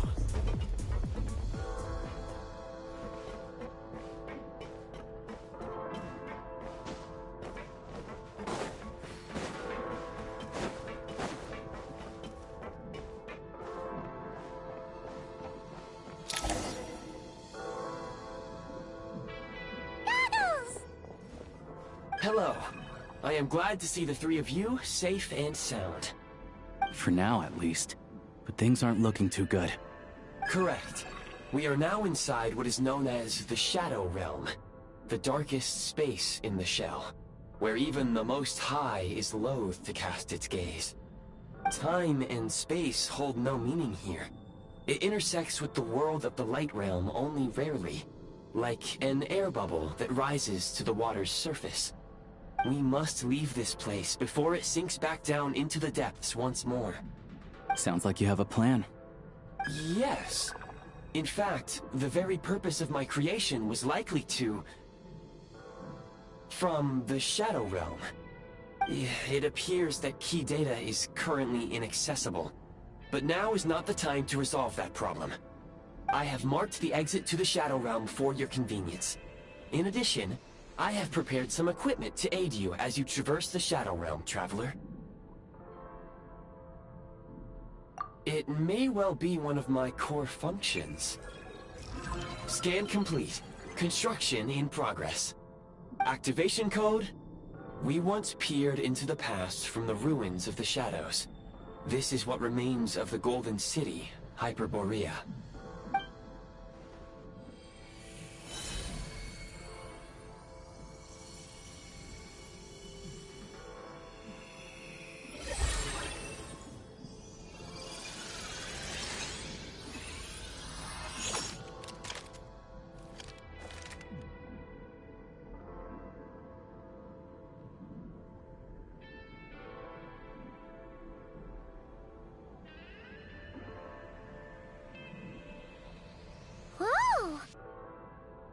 Now go.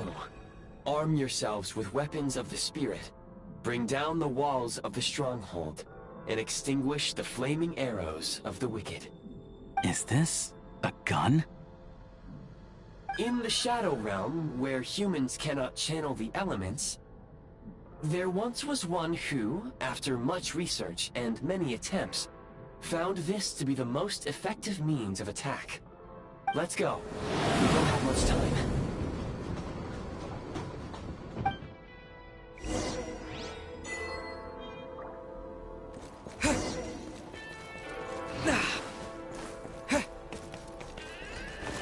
When you encounter small obstacles, you can simply clamber over them.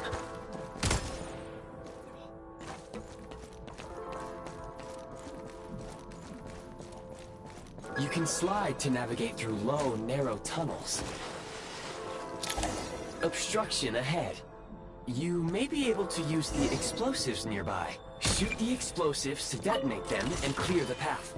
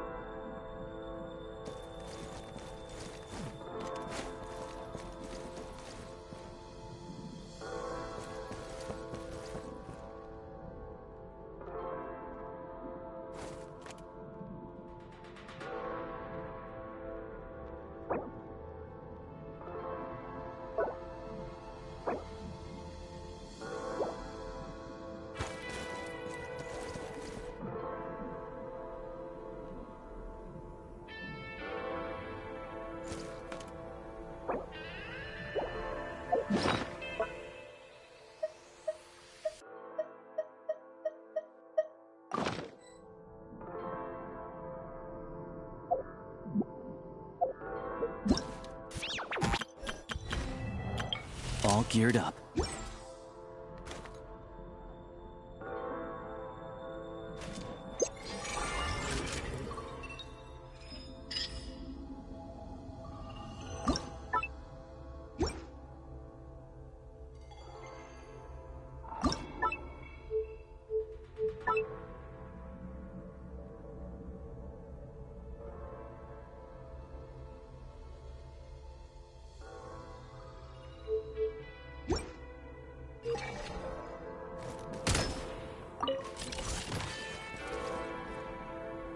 Reload!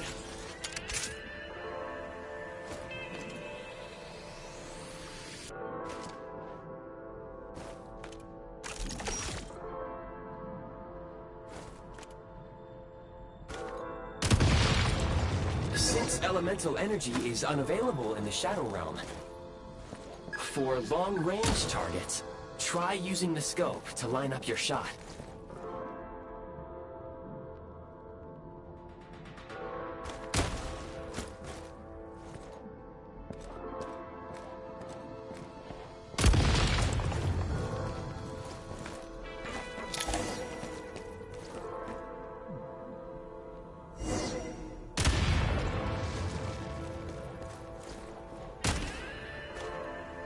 Many hostile units approaching. I suggest a new strategy. Take cover, and pick them off one by one.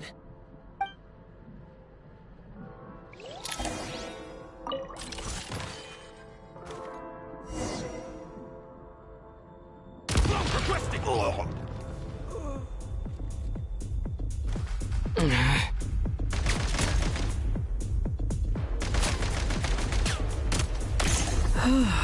Over.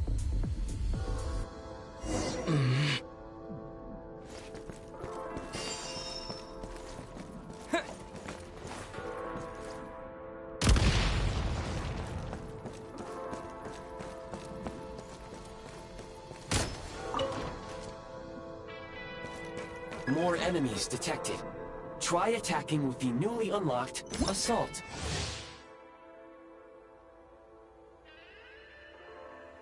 Function.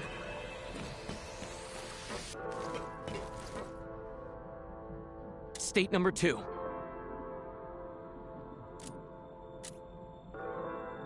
Charge!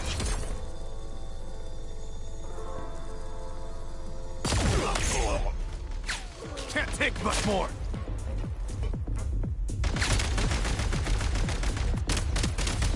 Taking.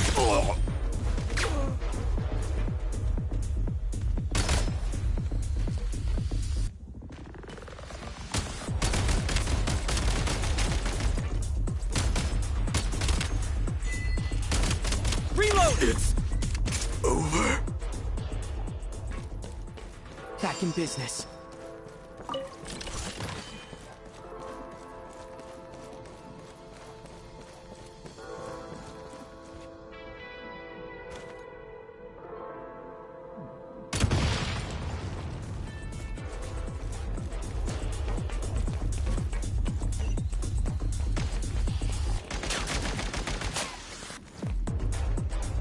Change of tactics.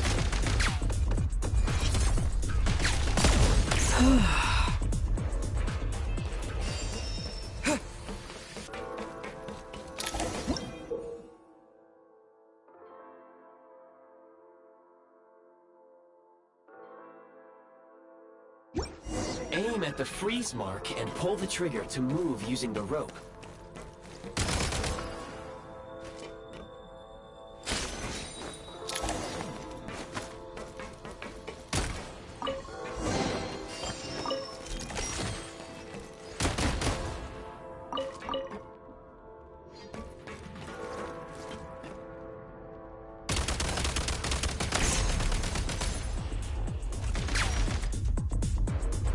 Gotta recharge!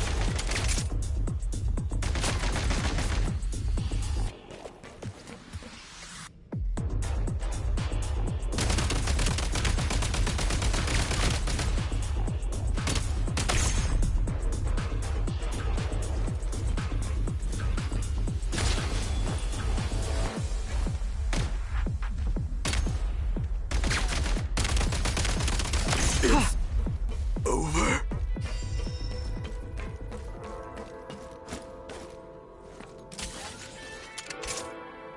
Press the advantage!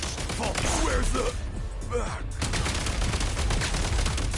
Some supply points can restore a small amount of stamina. Press on.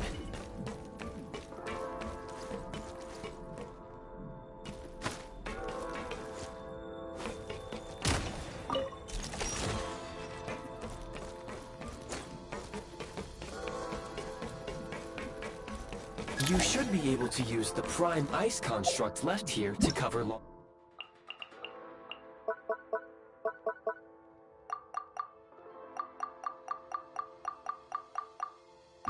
distances.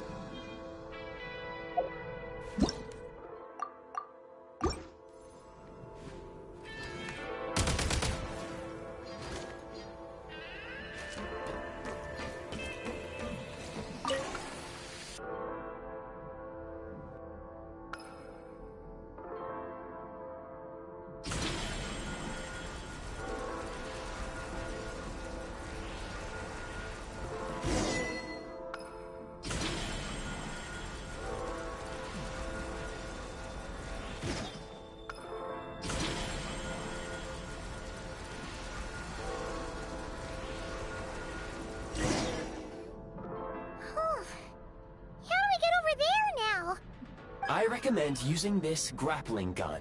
Such devices were originally used to secure structures in the Shadow Realm.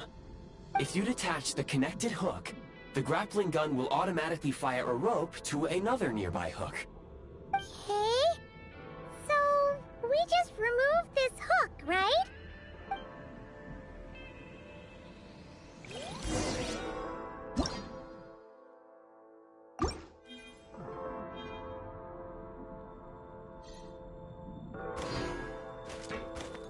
Gotta recharge!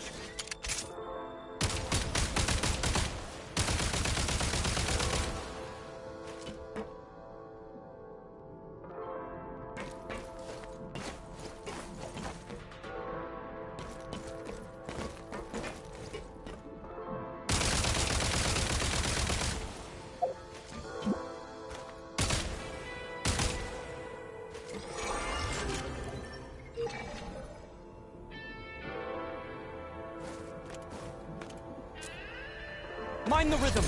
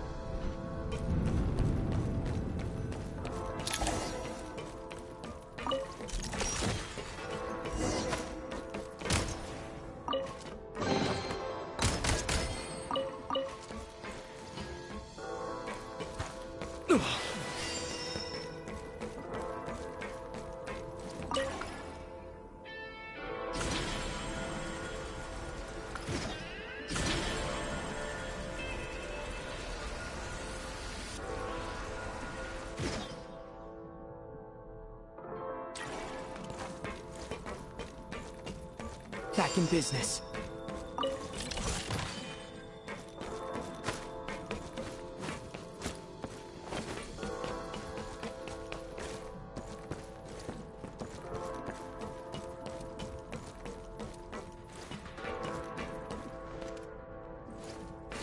Back in business. Press the advantage!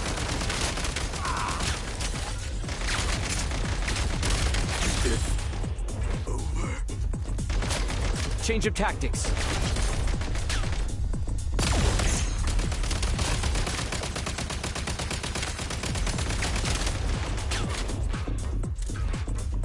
Light him up!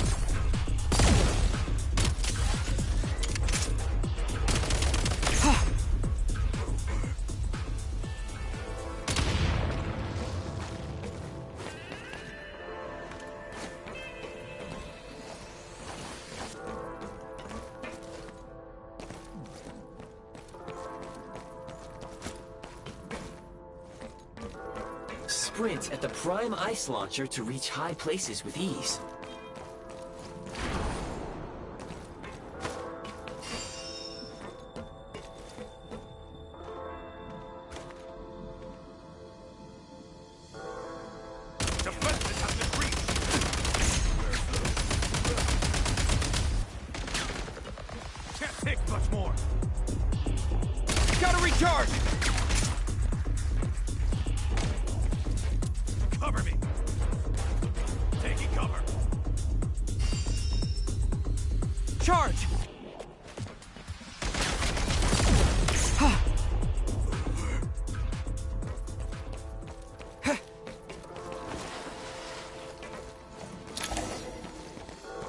Usable munitions detected. Frag crystal.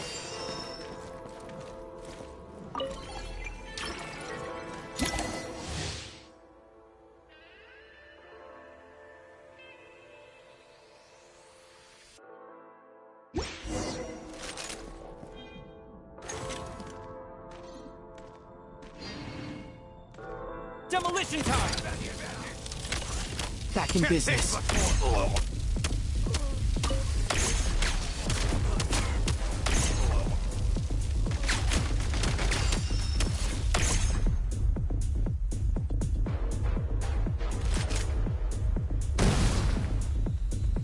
Back in business. Can't take much more.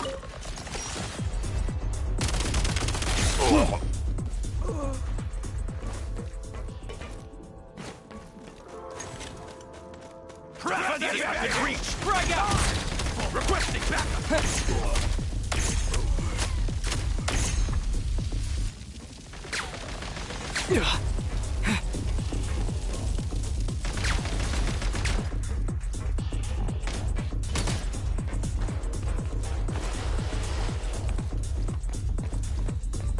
This is dicey.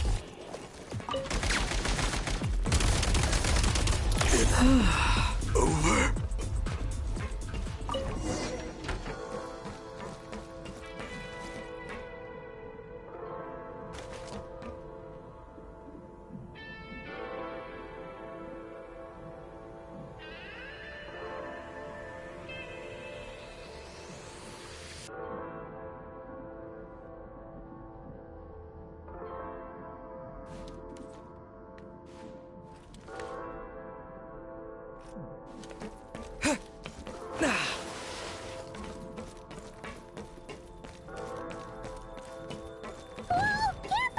Shift your center of gravity and slide down.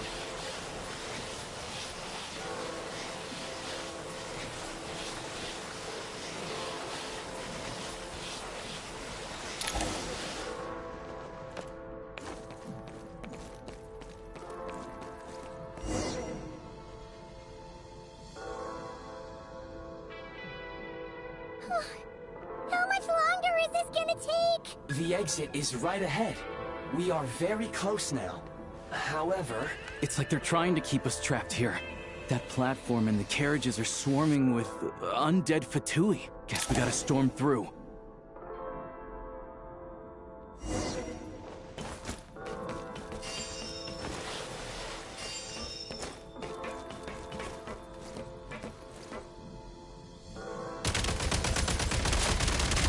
Need a refill!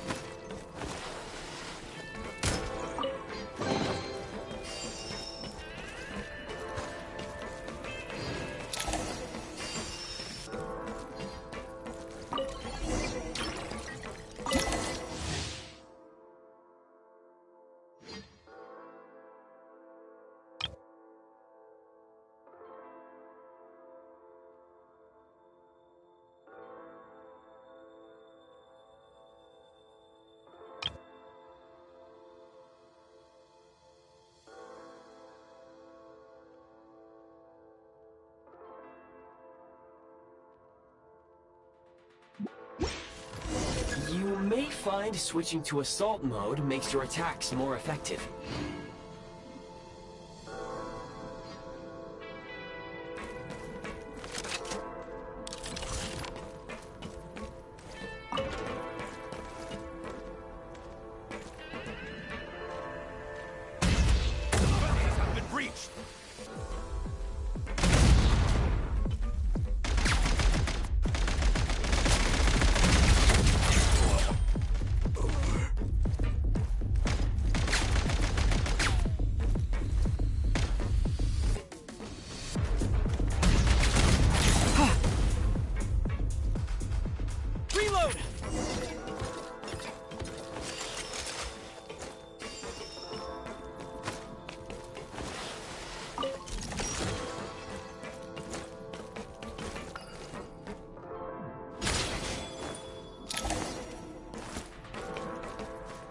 Nice.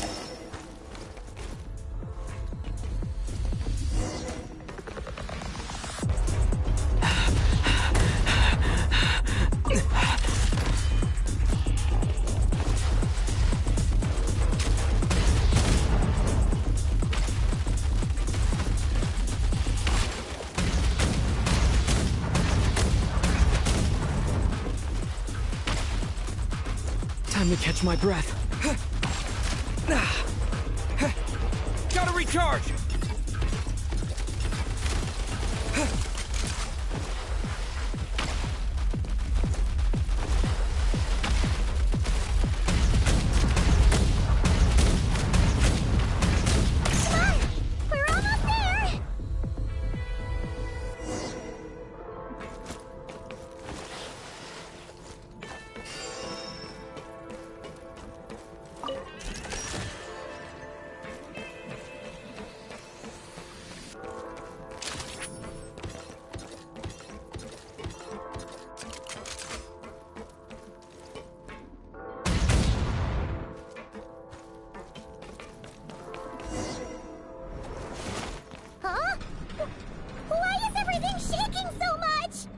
Looks like the Shadow Realm is about to sink back down into the depths.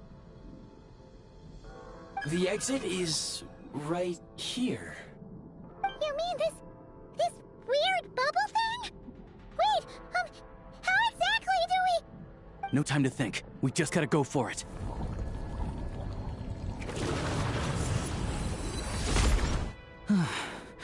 Looks like I was right.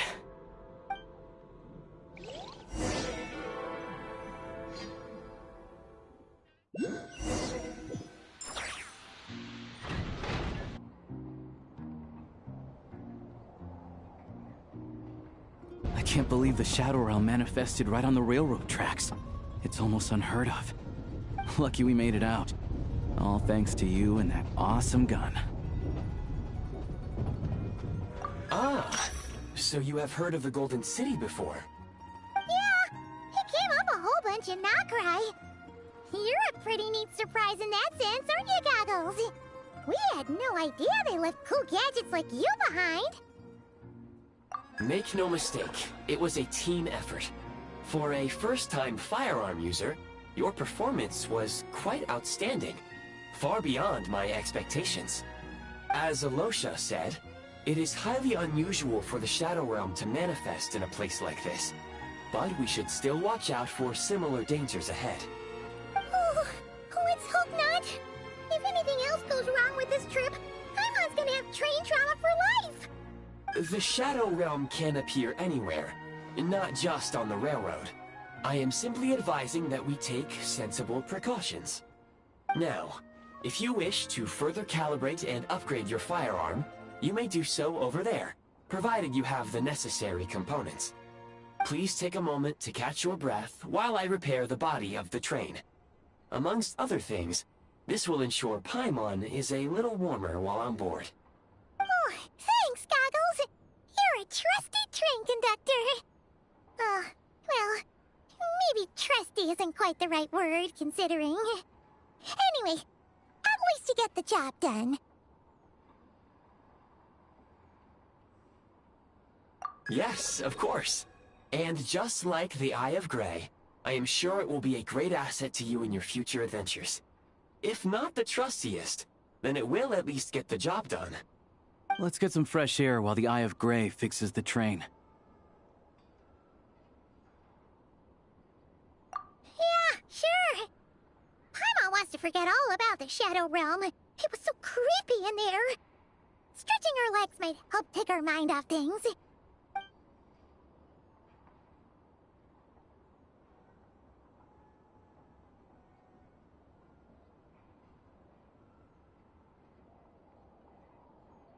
It's so quiet here for a train station. Not a person in sight. Just abandoned houses.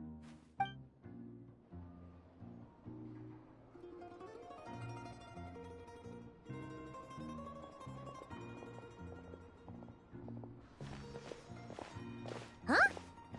So much for repair? You've swapped our train out for a whole new model! My plan was to restore the train to its original appearance per my records as quickly as possible. Now that the repairs are complete, the train offers optimized performance and a significantly improved trendiness level. Huh. Didn't know trendiness was a parameter. According to my calculations, parameterization is the most effective way for the Eye of Grey to understand trendiness. Hyperborea, huh? I'm sure I've heard of that in a story somewhere. What an incredible little gadget you are.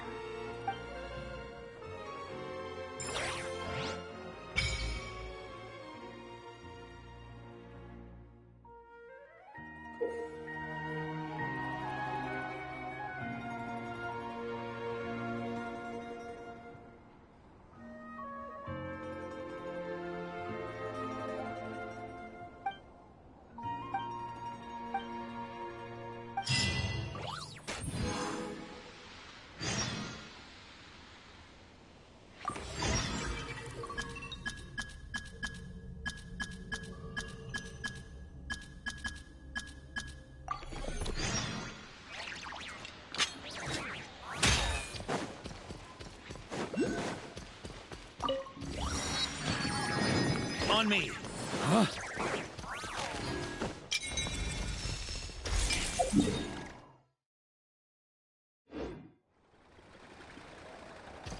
Here. On me!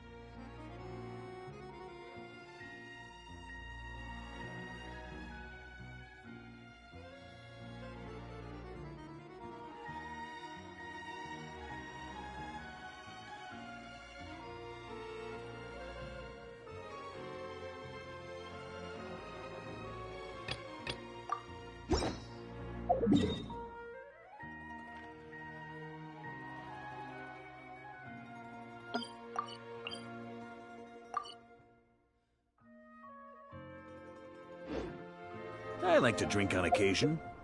Any and every occasion. Good one.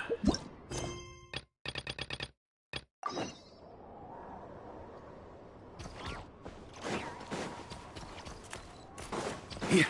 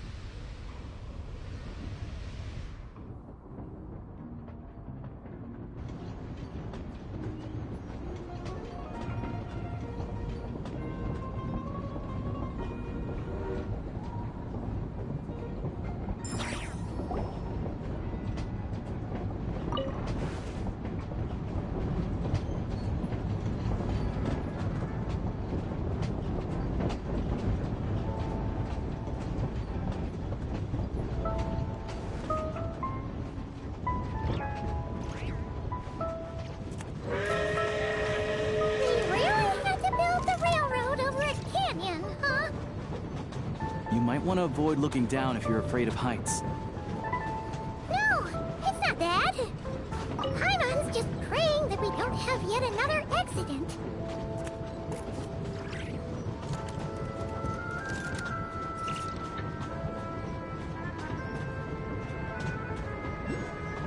That mountain is breathtaking.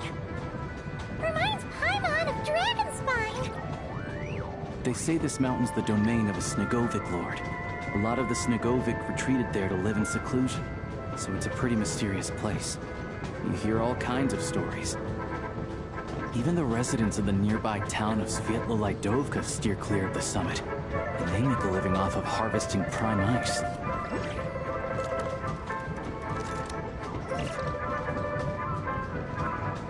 Look, Snezhnograd's just up ahead.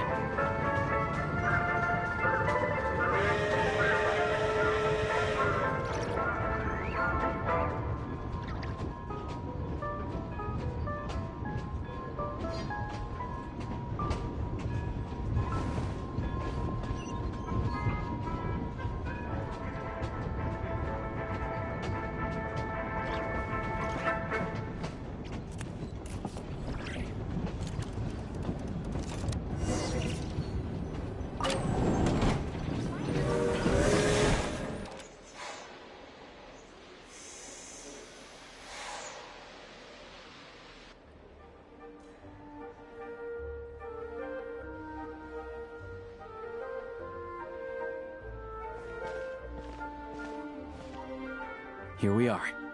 Welcome to Snezhnograd train station, the biggest transport hub in the nation. Wow! It's so majestic! Just flying from one side to the other would probably leave Paimon out of breath! It's built for maximum efficiency, but yes, transferring trains here can be a little tiring. In the future, you can use this train station to travel anywhere you want in Snezhnaya. For now, though, come with me. Let's get Paimon checked out. This way. There's a lift car that goes straight to Sapoliarny.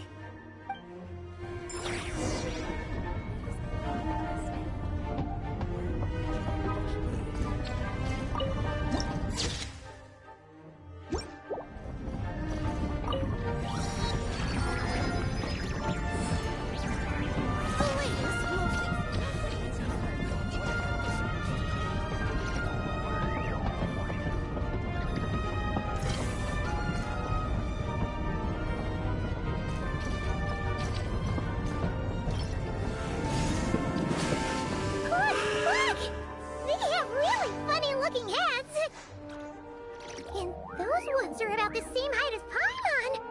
But it looks like they can't fly. Those would be Volkudlak and Domovoy. You'll also see the winged Vila and the snowborn Snigovic amongst others. No wonder. We'd heard that Snezhnaya used to be the realm of the Fae. Paimon can really see it now.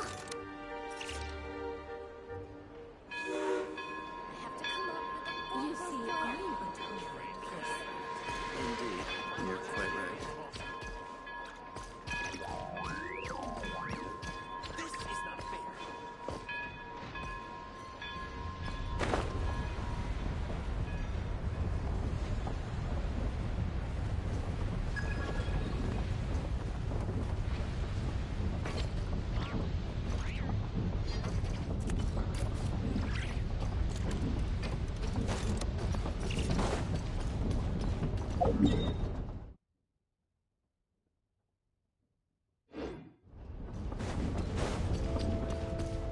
Huh?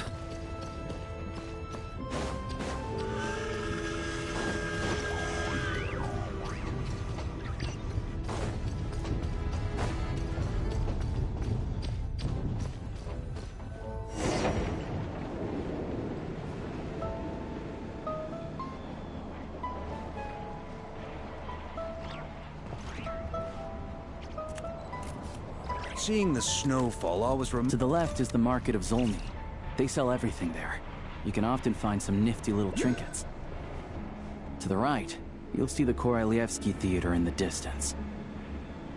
Look at that! Incredible!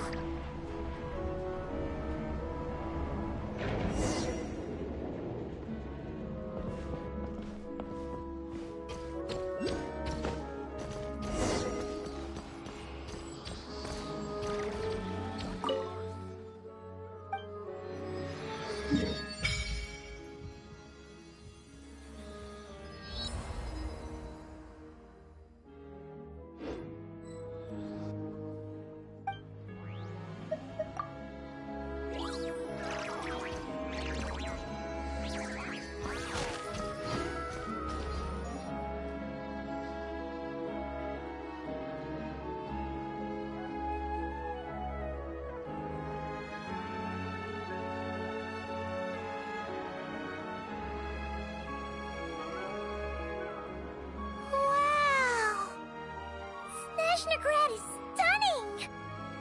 Seeing it with our own eyes makes all the trouble we went through to get here worth it! I found it pretty stunning when I first came here too. But I soon found out that stunningly beautiful means stunningly expensive. The prices here are crazy. I'm just a small-time hunter, so Zolny is where I spend most of my time. This way will take us to Podvorier Restaurant. They offer food and lodging there, so you can get settled in while I fetch the doctor. Is that gonna be stunningly expensive too?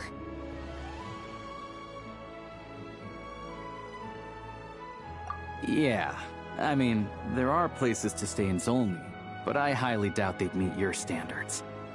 Most of the stoves are out of crystal, the windows are drafty, and at night, four-legged roommates come out to play, sharpening their claws on the roof beams and floorboards. Yep, no way. Not a chance Paimon's staying anywhere like that. Maybe we can split the cost of the room between us? Paimon still has some savings left. Fine then. It's your treat. Paimon will save her money for buying a nice little cake. Don't worry, you'll get some too. I'm glad to see you've perked up. If you find yourselves in the mood for some sightseeing later, there's a few places around here worth seeing. This way leads to Zapoliarny Palace, which serves as the Tsaritsa's audience chamber and also her personal quarters. The adjacent block is kind of a city in its own right. That's Glupov, the headquarters of the Fatui. Inside, there's a munitions factory known as the Armory Palace, producing a constant supply of all kinds of equipment for the Fatui. A lot of important research happens there, too. And over there is the Snezhnegrad Vecha, where all the big shots meet regularly to make policy decisions. These places are best admired from a distance. I'm sure I don't need to explain why. Yeah, they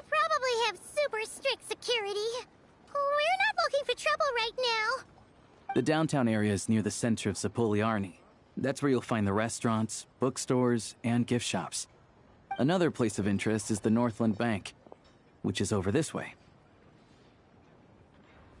Oh, and I'm sure you'll want to make contact with the Adventurers Guild at some point, right? That's right here. Ooh, speaking of adventuring, we use alchemy quite a lot. Do you know where we can find a crafting bench?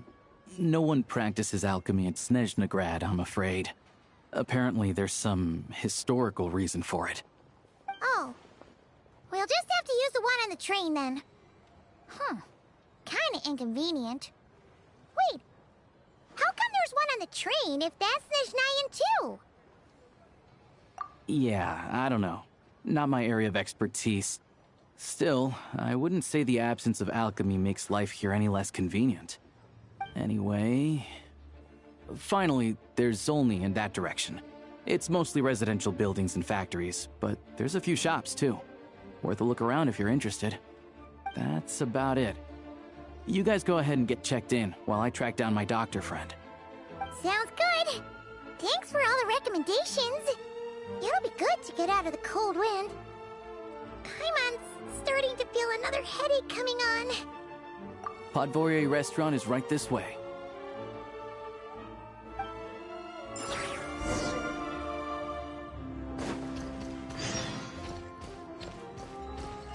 Yeah.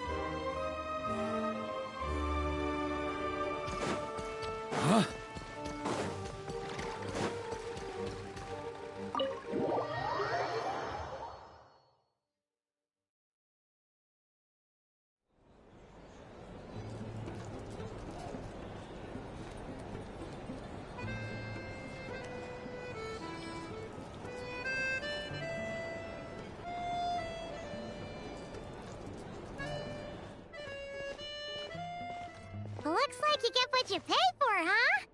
Paimon likes this room a lot. Yeah, much better now that we're out of the cold.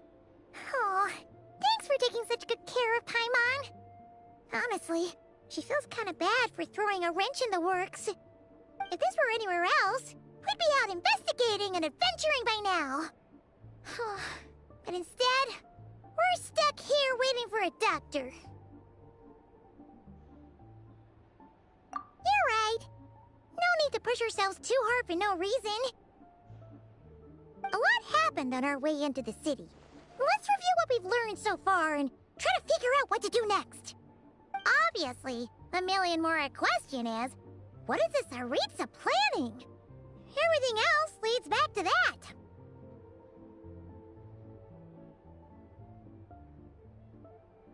Sure was.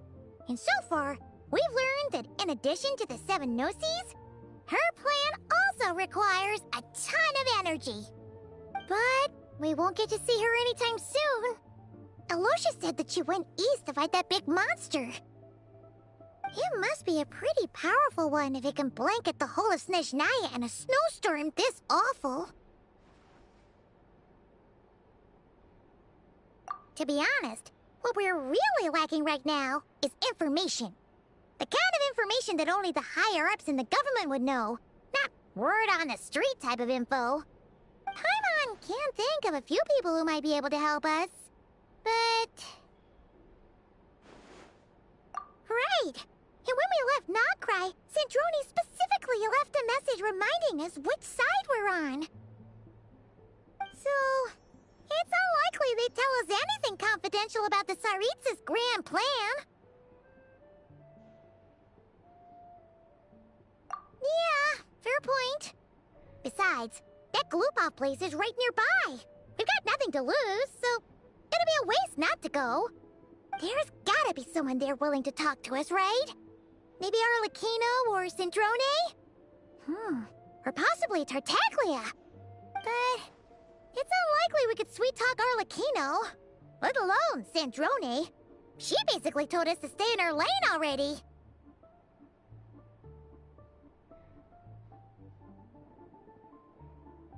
Yeah, the last time was all the way back in Fontaine, right? Too bad we missed him in Notcry. Apparently, he came to help out. Hello. Is there a traveler in Paimon in there? That's Alosha! Come in!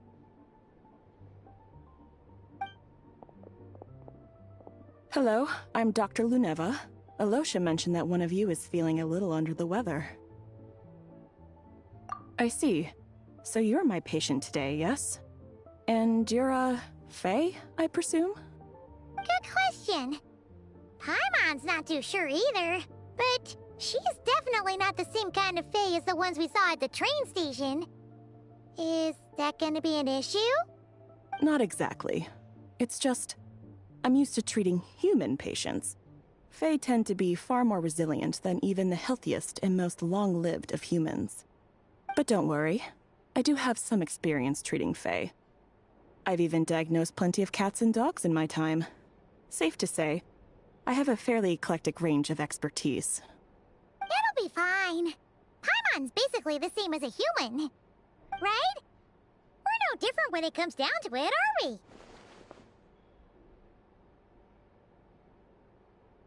That's just because Paimon knows how to eat. Now, please take a seat.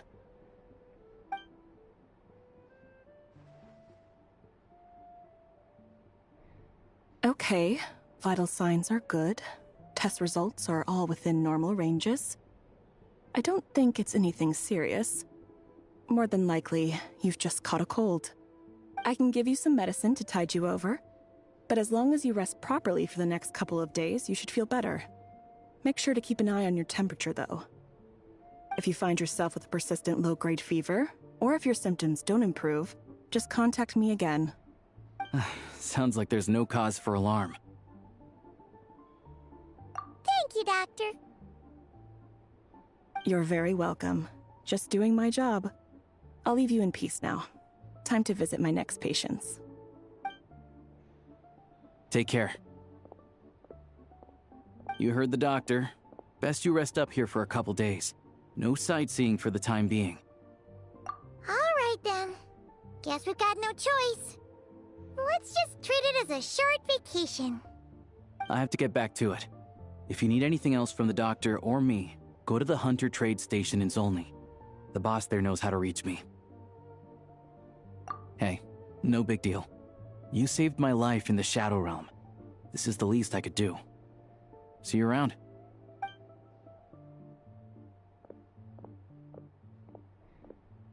All right, time to find Childe and see what he can tell me.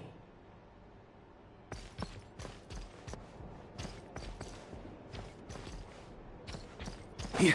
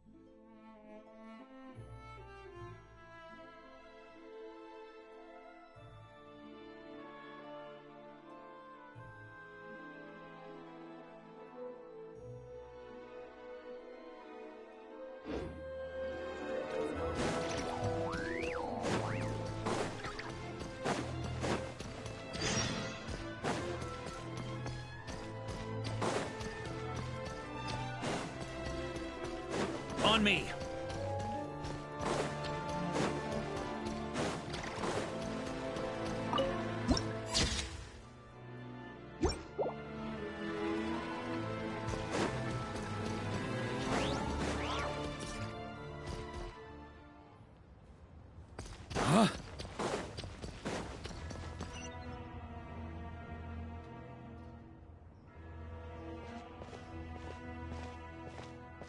Hold on. Please display your invitation letter or permit. Glupov does not accept meeting requests without a prior appointment. You'll have to apply per the advertised booking process and wait until your invitation letter is issued. Might I ask who you're hoping to visit? Another one who thinks the rules don't apply to them. I don't understand why people think they can just talk their way in here. You don't just show up and land a meeting with the Harbinger.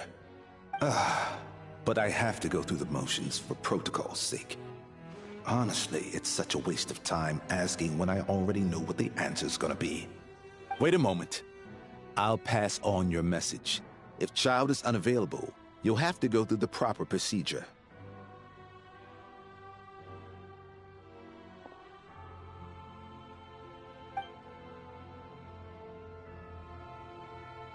Lord Child is a busy man. He's probably not in Glupov at the present. If I were you, I'd cut your losses. No point waiting any longer. Even if you two are old friends as you claim, please understand that the Fatui Harbingers are often busy with their official duties. They tend not to stay in Glupov for extended periods. Next time, stick to the rules. You'll make life easier for both of us, Greetings, Lady Marionette. I'll take care of our guest here.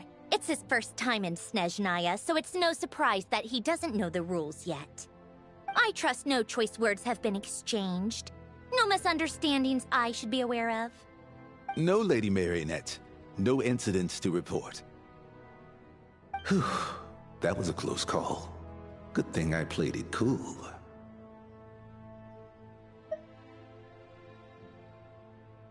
Is that right? Good to know. Wait, where's Paimon? Under the weather? That's hard to imagine. She's always buzzing with energy. I take it she's still adapting to the climate. Happens to a lot of people. It's even colder here than in Nodcry. Has she seen a doctor? I can get you one if you need. All right then. Well, let me know if you run into any other problems. Why else? I was just about to sit down for some much-needed tea time when I heard that an old friend of Tartaglia's had shown up outside. No appointment, nothing. And, as obnoxious as it may be to show up uninvited at Glupov, I couldn't help but take pity on the poor soul who was waiting outside in vain. So I had no choice but to abandon my freshly brewed piping hot tea and come to see this mystery guest for myself. Well, I felt our time working together in Nodcry warranted some courtesy. I couldn't exactly let you freeze to death out here in the wind. Unfortunately, I can't invite you inside either. The rules of Glupov wouldn't allow it, and as a Harbinger, I have to lead by example. On the plus side, Snezhnograd actually has some class, unlike Nosha Town. Torchlight Books has a very nice selection of teas and cakes, so we can catch up there. Your treat, of course. Because I already wasted one perfectly good cup of tea today. That's why.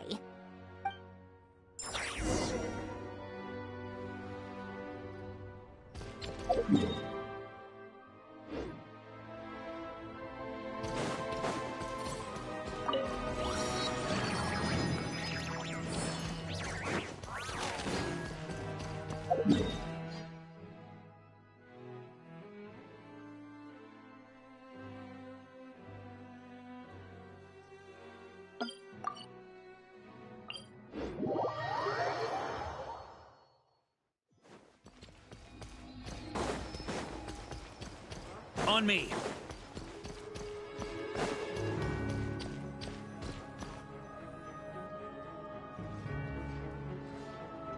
I've ordered for the both of us. No objections, I assume. I'm sure you trust my taste. Okay, let's get down to business. I'm guessing you don't actually have any urgent business with Tartaglia, per se. You just want information, right?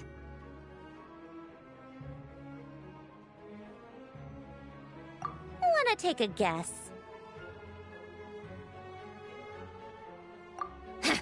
Of course you'd say that. You shouldn't underestimate Counselor Tartaglia, you know.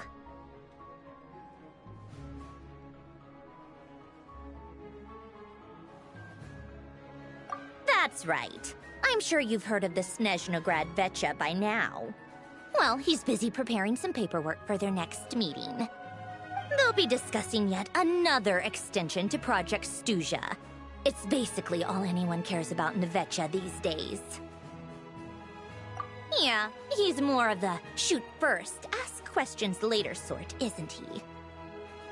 It all started with a very detailed letter that Capitano left for the Jester, Piero, before leaving for Natlan. In that letter, he detailed the future arrangements for his subordinates. All of his key people were reassigned to Tartaglia. I guess he'd already prepared to leave us for good all the way back then. But Piero didn't reveal the contents of the letter until the events in Natlan had concluded. That was his reaction, too. Why me? With a bewildered look on his face. He'd always assumed Capitano looked down on him. He was a man who kept his thoughts to himself and barely spoke to him the whole time they'd known each other. But he occasionally brought Tartaglia along to my tea parties back in the day. So to the rest of us, it was clear that Capitano had quite a lot of respect for his young comrade. By the rest of us, I mean my tea party regulars. Arlecchino, Rosaline, and... actually, not Columbina. She was probably oblivious to it. Anyway, then the Liyue situation happened. Normally, it took a lot to get under Capitano's skin, but that time he was furious. It's not really my place to talk about it, though. You can ask Tartaglia about it sometime. Basically, Tartaglia probably had the wrong idea about Capitano all along, right up until Piero revealed the letter he'd left behind. Capitano believed that despite Tartaglia's immaturity, he showed great potential. Plus, he possessed a kind of purity rarely seen among members of the Fatui. Yeah, it's one of the few things that I'd agree those two have in common. But there's one other reason why Capitano chose Tartaglia to assume command of his troops. He knew that after he was gone, several of the others would swoop in on his army like vultures. With the ones who stood to benefit the most being the Rooster, Pulcinella, and Regrator, Pantalone. Once they divided Capitano's troops between them, they'd be more powerful than ever. No one would be able to stop them. So, you can see why Capitano chose to hand that letter to Piero, right? Exactly. Piero also needed to back a Harbinger as soon as possible. And, all things considered, Tartaglia was the best choice. Even though Tartaglia has had the support of Northland Bank for a long time, he and Pantalone are ultimately not cut from the same cloth. I'd say Capitano made a good judgment call. Anyone else caught in this situation would probably feel like they'd been hung out to dry. His best course of action will be to distance himself from any shady business, while still maintaining friendly relations with Pantalone, but seeking Pulcinella's support at the same time.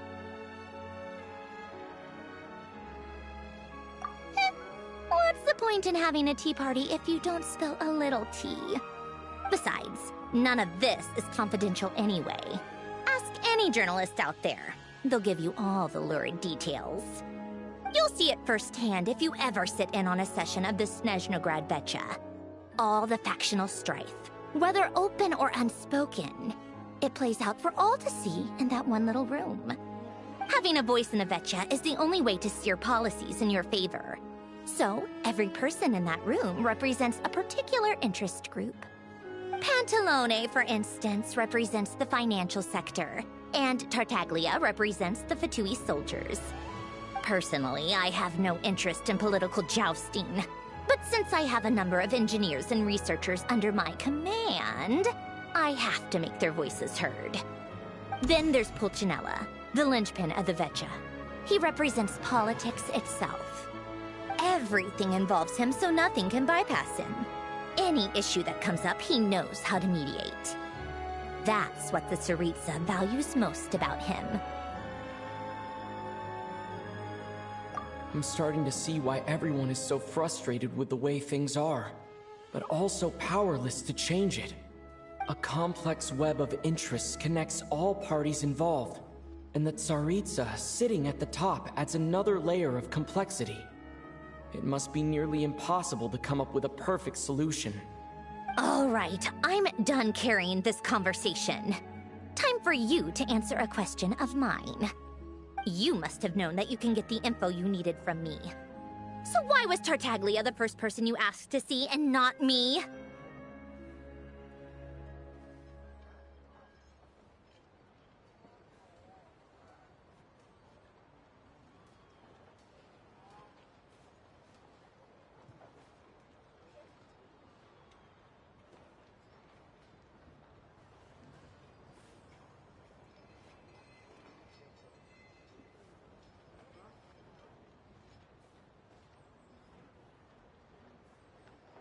I just don't understand, that's all. Anyway, do I really need a reason? Wait. Oh, I think I know what it is. Columbina passed on my message to you before you left Notcry, right?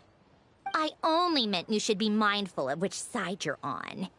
Is that actually why you didn't ask for me? Because you took that to heart?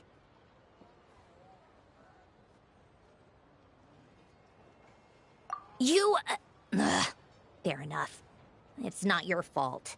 I blame all these politicians I've been hanging around with lately. Always beating about the bush when they talk. I guess it must have rubbed off on me. Anyway, just ask for my help next time, okay? Little things like this are no problem. Lady Marionette. What now? Can't you see I'm on my break? Whatever it is, just leave it on my desk. I'll look at it later. Sorry to disturb you during your break, ma'am, but I'm afraid it's an emergency. Isn't it always? I've told you before, fixing the tracks and transporting ice blocks does not constitute an emergency. The equipment in Svietlo-Laidovka is in urgent need of maintenance. With how the weather's been recently, we suspect that the cause is a buildup of snow, exceeding the maximum weight limit. The supports on one of the machines broke and fell, awakening a dormant beast and leaving many of the ice miners trapped in a nearby ice cave. Luckily, Odette's team was nearby and launched a rescue operation, but we're still facing a severe manpower shortage for both the rescue and engineering teams. I guess that's it then. Our tea party will have to end here. I'm the only engineer you'll need.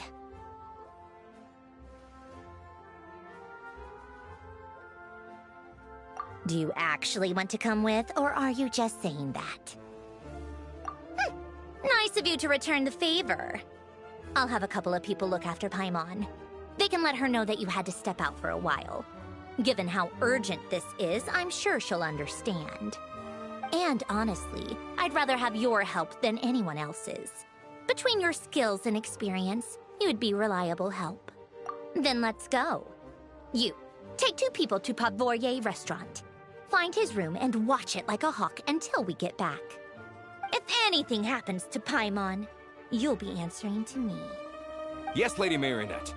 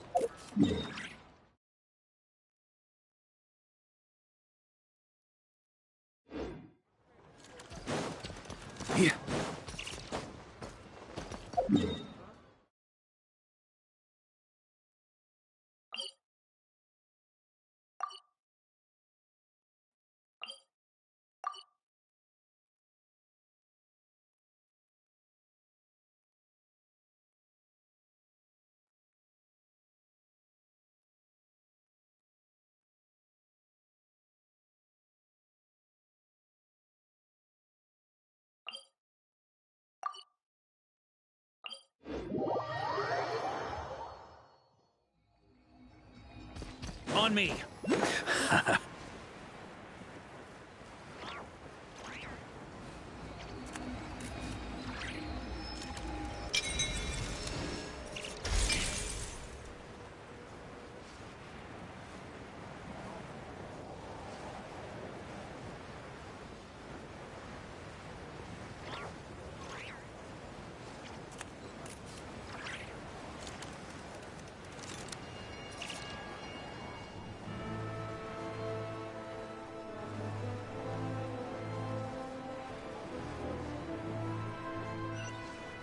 Yeah.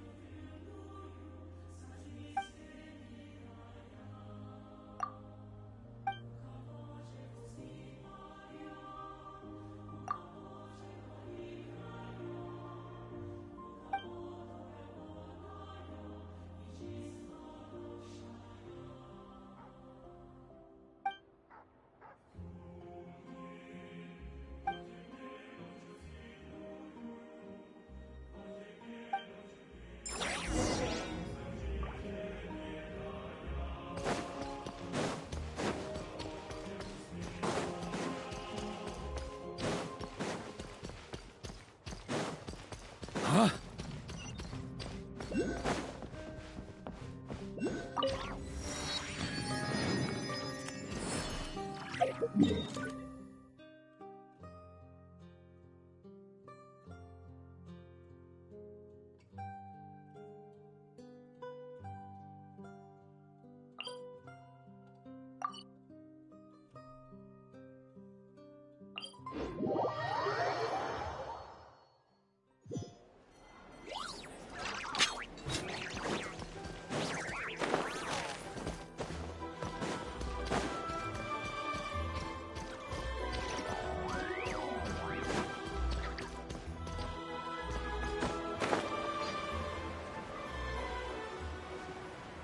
Seeing the snowfall always reminds me of places I've been through on past expeditions.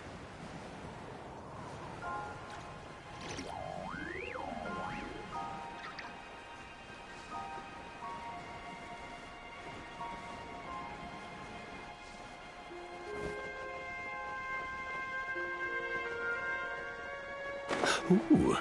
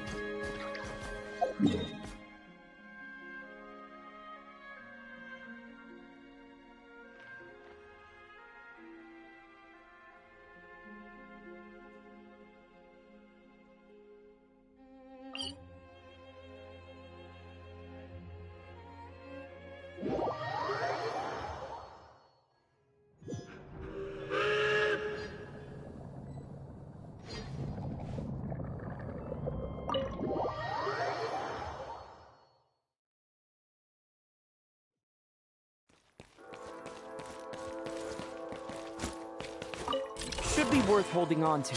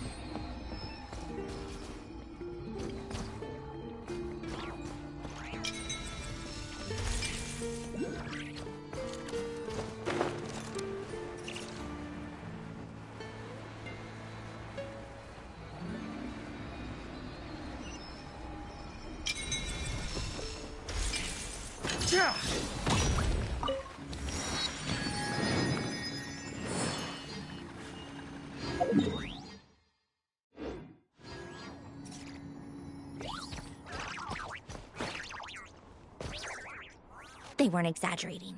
This is really dangerous. It's a good thing only one of them broke. From what I've been told, most of the trapped miners are over in that direction. Yeah, you do that while I check the rest of the equipment. I'll evacuate the people around here as I go. Meet me back here as soon as you're done.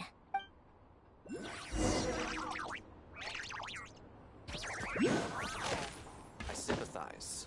The rules are rules. This is how it's Huh?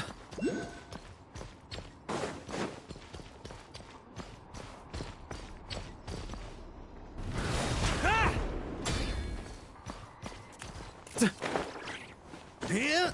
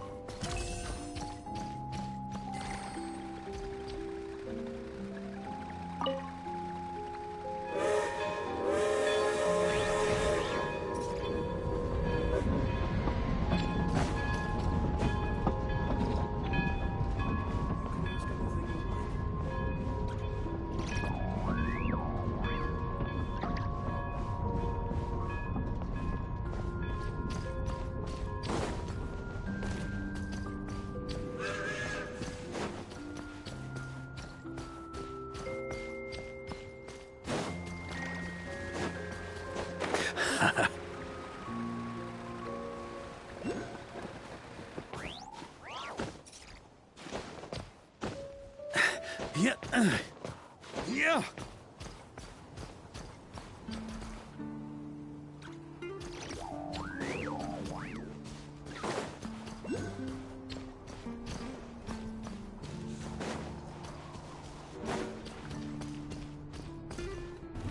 Try to keep up!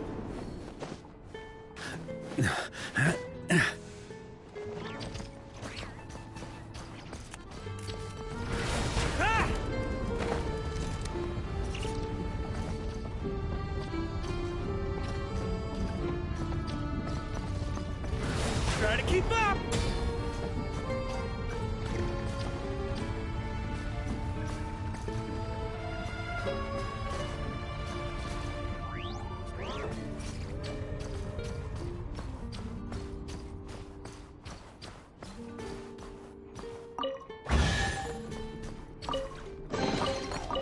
Any booze in there? Pour me a cup.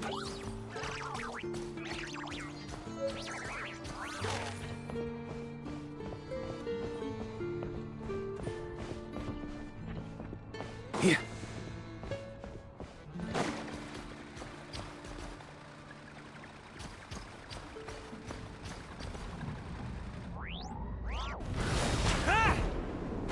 Ah.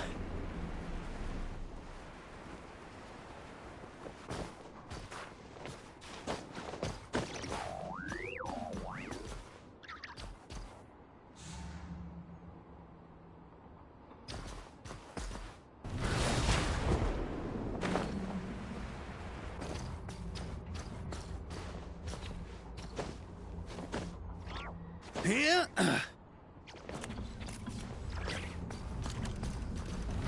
Try to keep up!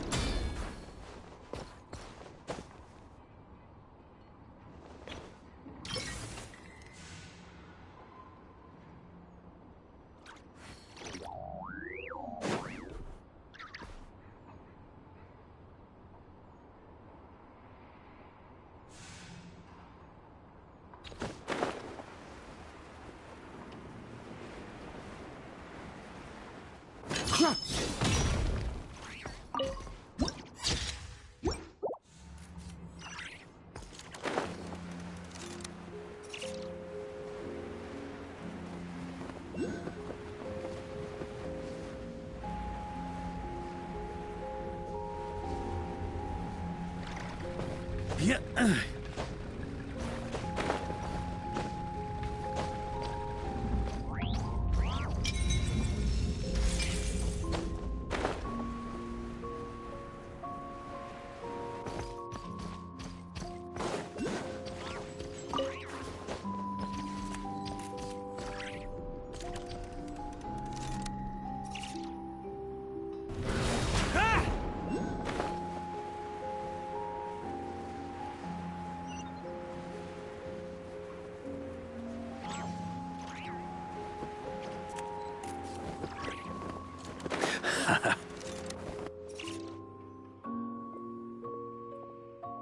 I have to be getting close. Don't go any further.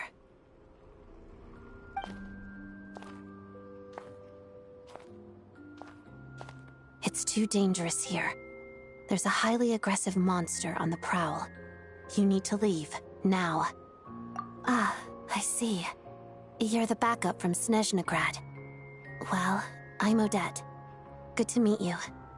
Ah, so this is Odette. She was the first member of the Fatui on the scene. There are 5 people trapped in the cave. Monster type is unknown, and so is its location. Let's go. Every second counts.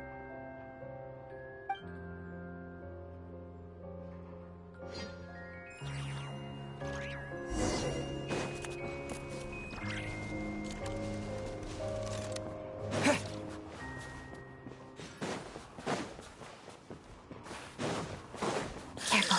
Something's moving.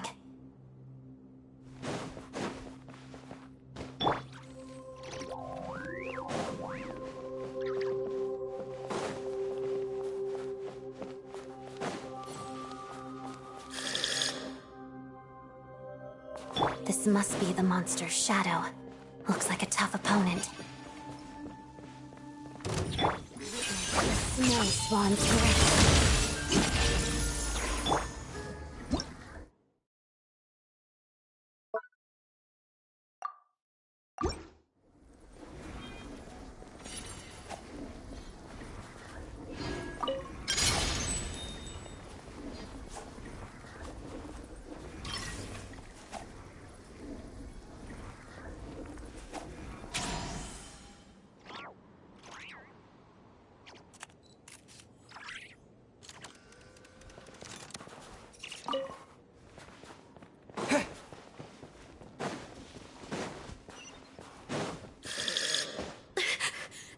Stay back!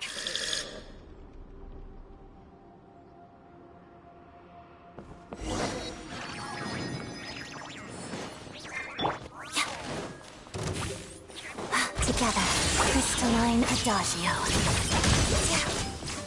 Hot a duck.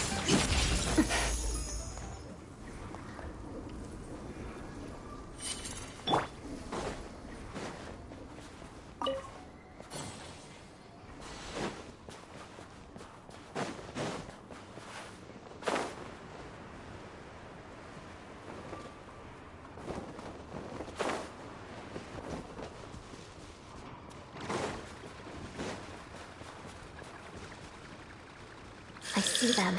They're right behind the monster. The monster seems very agitated. It could attack at any moment. Let's make the first move.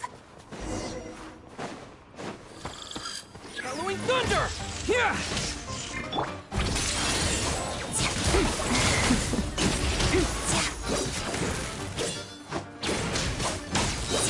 Witness the Snow Swan's grace. That's it? Take this! Shadow me. Pirouette. Still.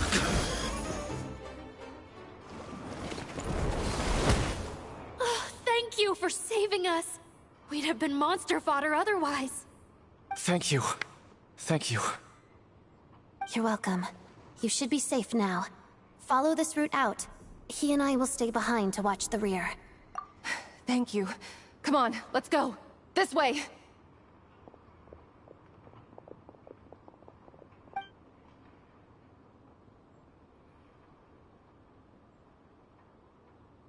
I've searched the area. Pretty sure the monster made a tactical retreat. Yeah, but with us here, it won't be coming back anytime soon. It may be small, but don't be fooled. It's a ferocious beast. People are just food in its eyes. It's lucky we got here when we did. The trapped miners have been successfully evacuated. Time for us to leave. Wait, this place. There's something unusual about it.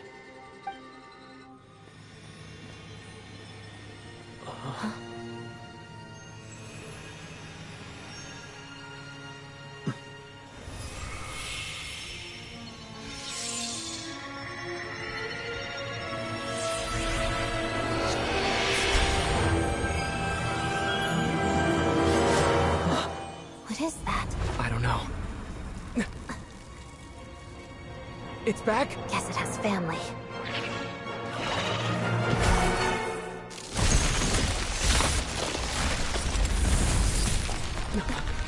This way. Run!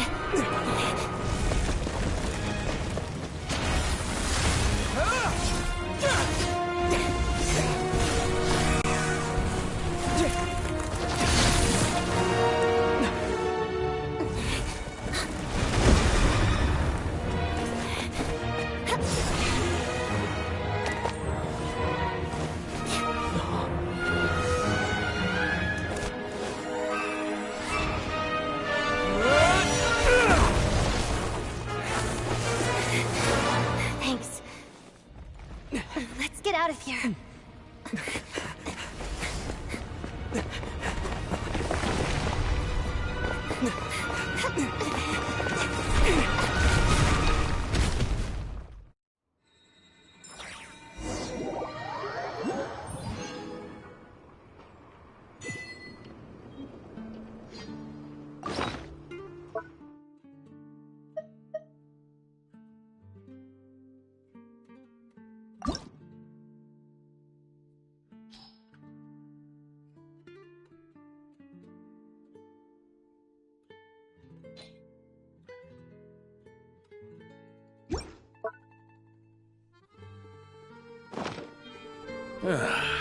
Sure feels good to get away from my desk. Now, where's a good spot for...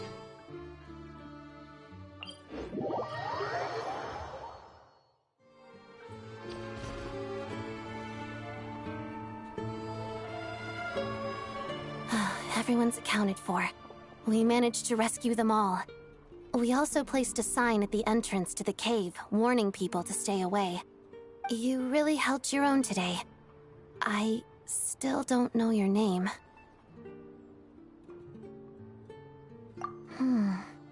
Don't think I've seen you before. I'll remember the name. All right then. See you around. Hello, Lady Marionette. I hear the rescue operation was a great success. I knew I could count on you. What brings you here, Odette? Here for a performance? No, a Fatui mission.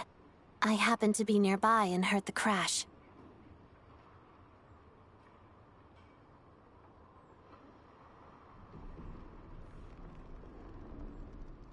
She hasn't introduced herself then. Odette is the prima ballerina of Snezhnograd. She's quite the celebrity.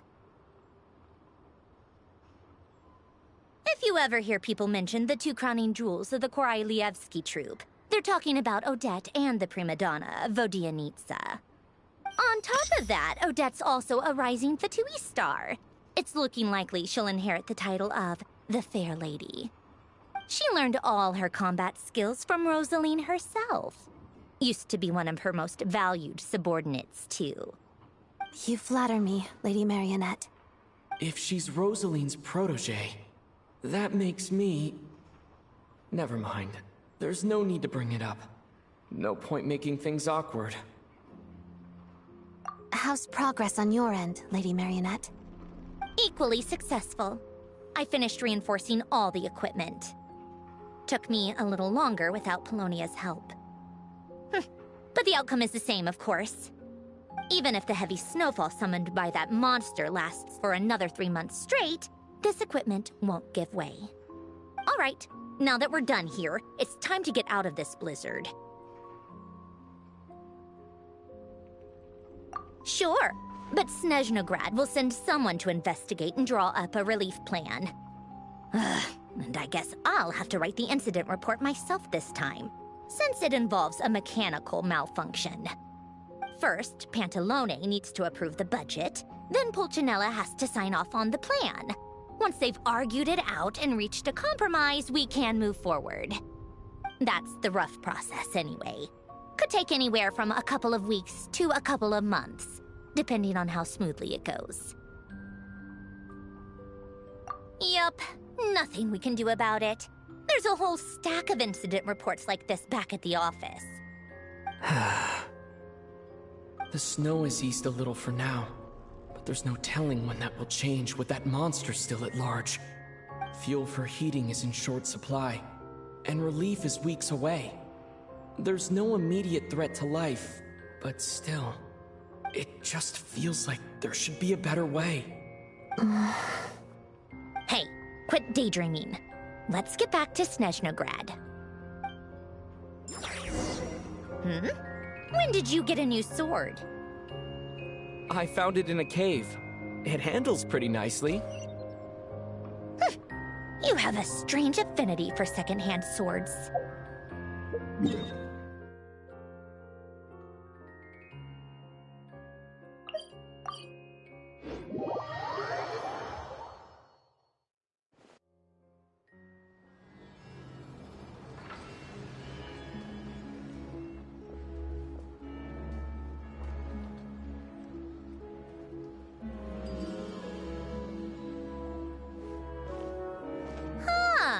Well, if it isn't Counselor Tartaglia, Mr. Big Shot himself. Go easy on me, all right? I'm still recovering from the interrogation the real Big Shots put me through. Hey, comrade, it's been too long. I heard you came looking for me earlier. Nicest surprise I've had in a while. Good to see you too, Odette. I'm guessing you guys just got back from Sviatlo Laidovka. How'd it go? Crisis averted? It went fine. How about you? Any new developments? Not really. Same as ever. Growing opposition to Project Stuja, and the usual rebuttals are starting to ring hollow. The results of the mock vote were pretty dire. Pulcinella was fuming. I've never seen the old man so angry. That's not good news. It takes a lot to rattle him. Yeah, obviously if push comes to shove, there are ways to crack down on dissent. But... Sorry, I have to ask something. This is going to sound blunt, but may I? Huh? Of course, fire away. It sounds to me like everyone's tearing their hair out trying to figure out how to deal with opposition to Project Stuja. But what exactly is this project's purpose? And how can it be so important that even people like you two refuse to stand up for the ordinary people of Snezhnaya? Interesting. I gotta hand it to you, comrade. You sure don't mince your words. Excuse him? What does he mean, refuse to stand up for ordinary people? Oh my gosh. How does he dare speak to the Harbingers like that? Are you interrogating us now? It's okay, Sandrone. Let me explain. I think I understand where he's coming from. If I could, I'd take your side right now. In fact, my position's very similar to yours. I've only held back on casting a dissenting vote in the Vecha because the Tsaritsa would never let me get away with it. Still, I have a responsibility to the Fatui armed forces, so I do what I can to make their voices heard. Most of them are just regular folks from small towns far from the capital. I'm sure you've seen how much those kinds of places are struggling right now. Oh, and for what it's worth, I'm from Arepasak myself. Things aren't going so swell there either.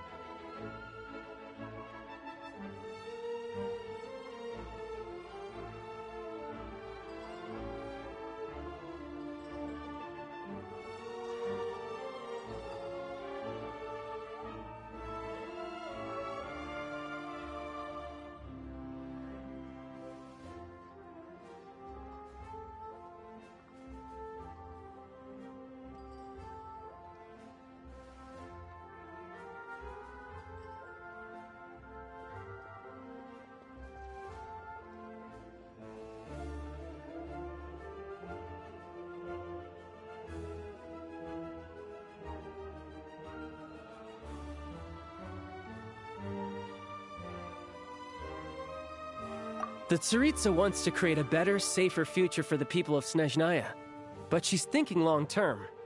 I don't doubt that from where you're standing, Project Stuzha seems to be creating all sorts of issues for everyone. But considering the Tsaritsa's vision for the future, these are sacrifices worth making. Sounds cold, I know, but I promise it's not as black and white as it seems. Maybe Sandrone and I can't oppose Project Stuzha outright, but we're constantly raising our concerns in Vetcha meetings. And even though we can't put an end to it, there are plenty of other ways to make a difference. We're trying everything we can think of, and so is Pulcinella. I respect Her Majesty, the Tsaritsa, and trust her decisions. But at the end of the day, I'm still just a normal guy who cares deeply about my homeland. And my family, who all live here. There's no way I would ever abandon them. As contentious as things can get within the Vetcha, there's no selfishness or malice behind it. Everyone wants to get through this period as smoothly as possible. The issue is that there's no way of pleasing everyone under the present circumstances. Most of the time, we're trying to decide on the lesser of two evils, which obviously isn't a great look. But that is not the same thing as being blindly loyal to the Tsaritsa. No one's got their head in the sand here. We're all well aware of the way things are. We're just doing our best to make it work. In fairness to Sandrone, she rushed to Svietlo Lidovka's aid the moment she heard that people were in danger. And even Tartaglia, who used to only care about the thrill of the fight, is clearly doing his best to rise to the demands of his new role as counselor.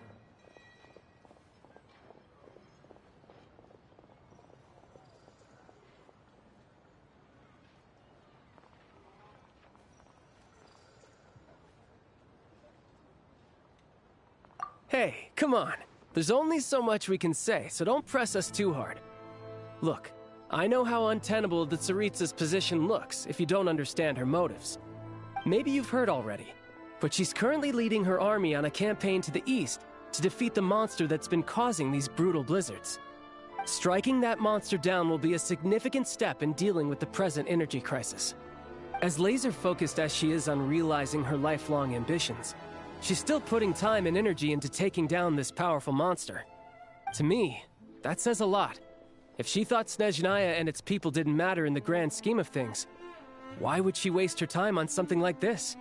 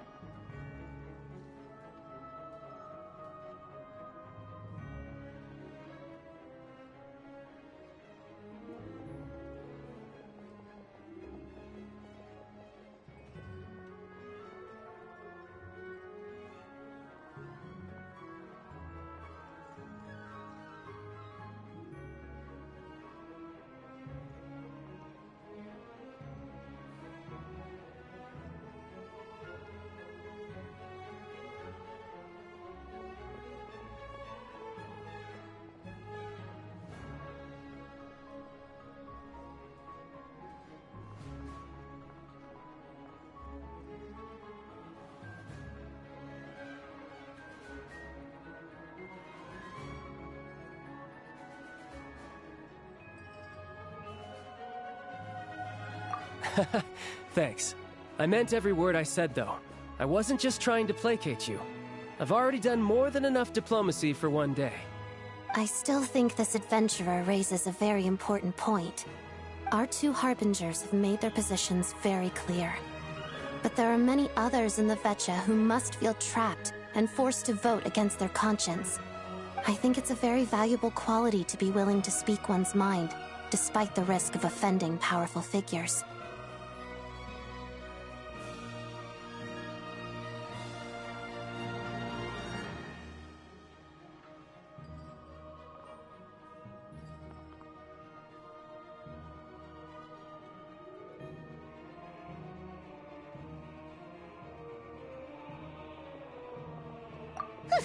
You can say that again.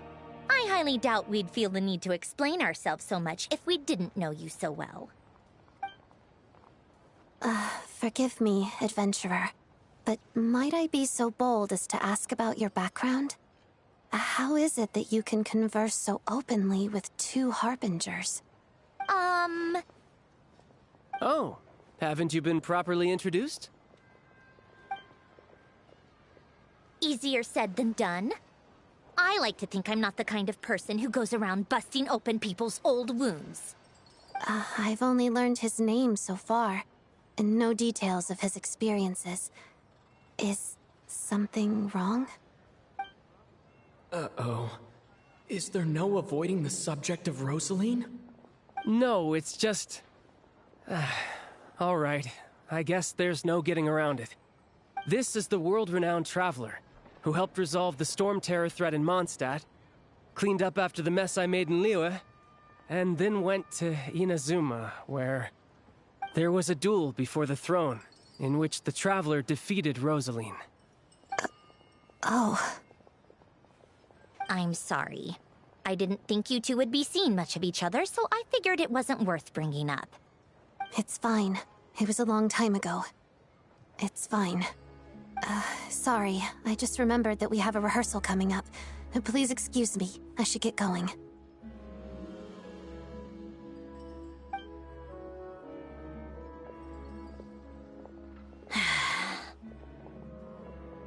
I've mentioned this to you before, remember? She was Rosaline's most valued subordinate. But they didn't actually get along. Not that Rosaline was really the type of person to make friends, but... death has a way of resolving a lot of conflicts. Don't let it weigh on you. Like she said, it was a long time ago. It's in the past now. Odette has a very different personality from Rosaline. Give her some time. I'm sure she'll work through it.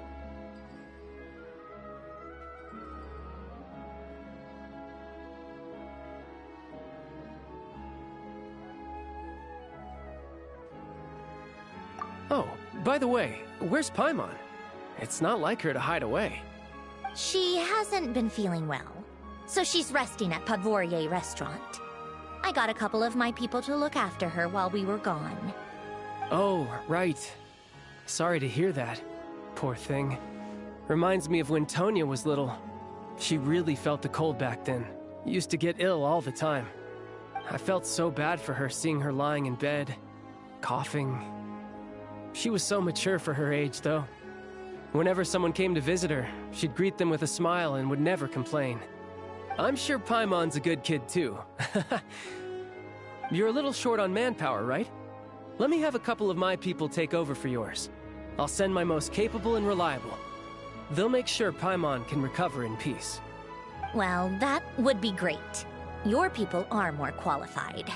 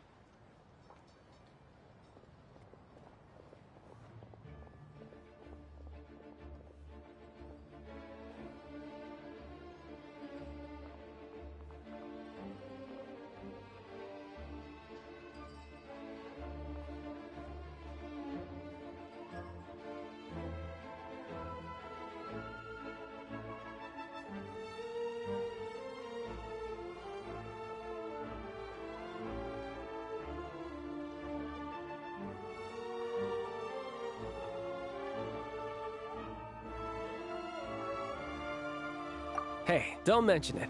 I'm sure you have things to do. Hopefully this takes a load off your mind. So no more accusing me of not being on your side, all right?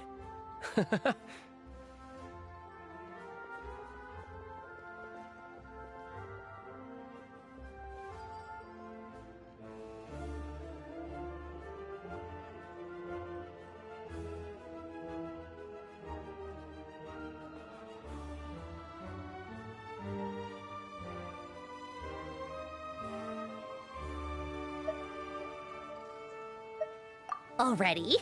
That was quick.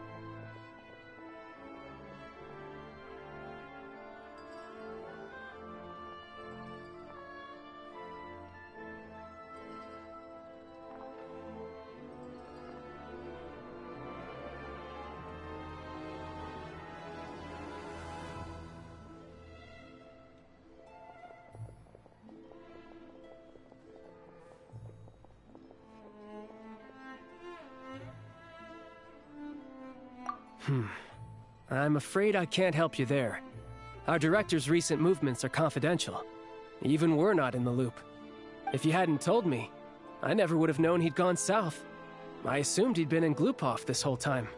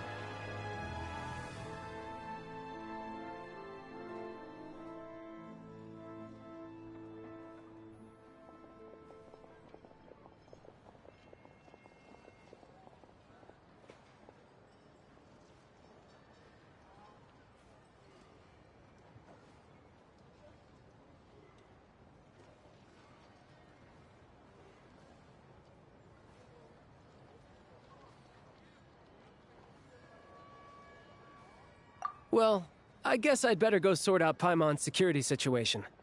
I have some other work to catch up on at Glupov anyway. Me too. I have an incident report to write up. Let's leave it there for now.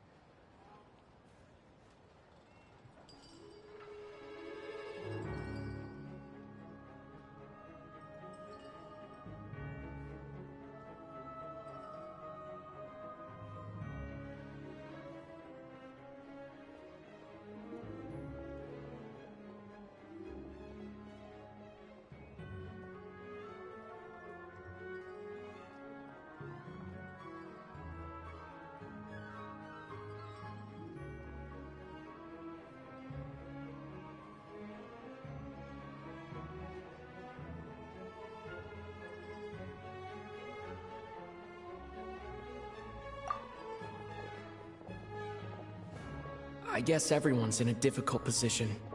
But Tartaglia's right. I have things to do. Things I want to do. And things I ought to do. To start with, I should ask Alosha if he knows any way to help Svietlo Lydovka.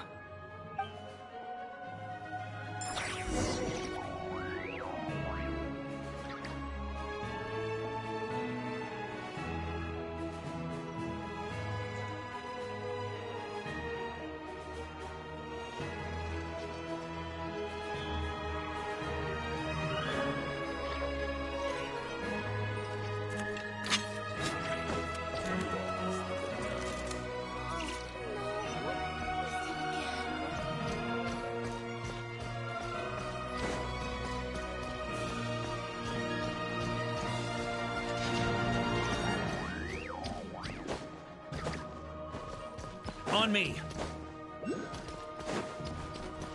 Huh?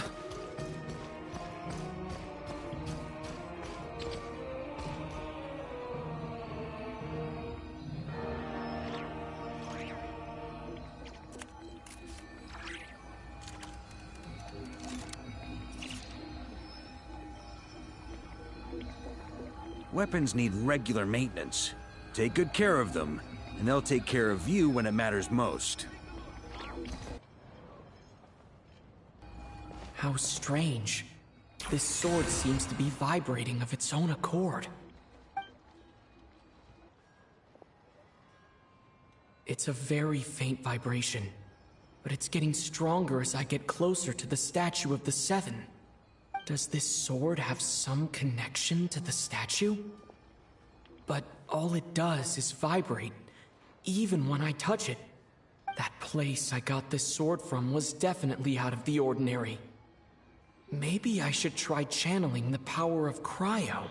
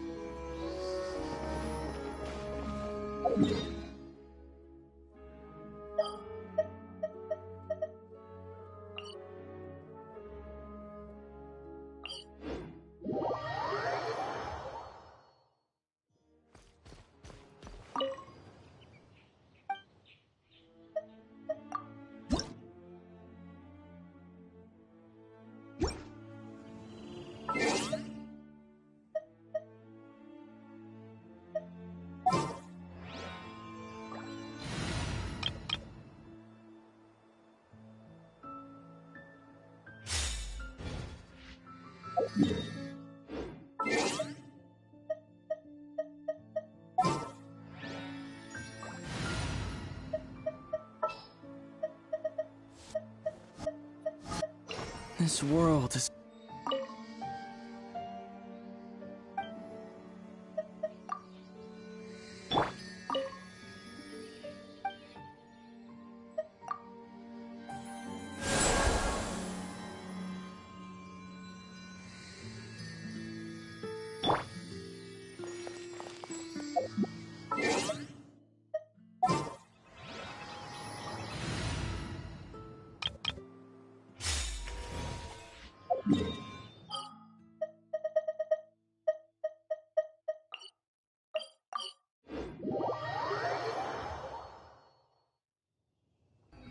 How strange. This sword seems to be vibrating of its own accord. It's a very faint vibration, but it's getting stronger as I get closer to the statue of the Seven. Does this sword have some connection to the statue? But all it does is vibrate, even when I touch it. That place I got this sword from was definitely out of the ordinary. Maybe I should try channeling the power of cryo.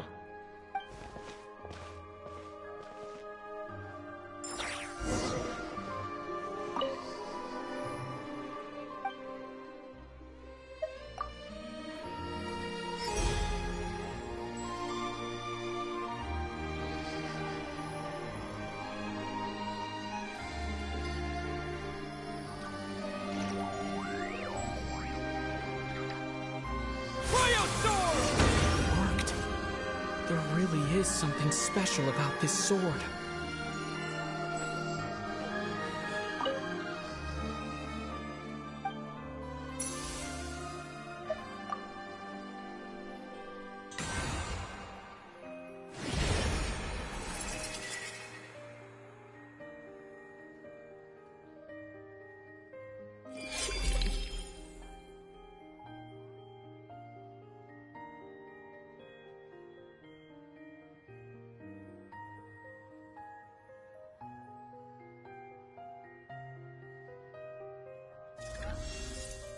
I don't really understand what just happened, but I'm pretty sure this sword just got a little more powerful. I'll have to try the same thing again when I come across another statue of the Seven. In the meantime, I'd better go find Alosha.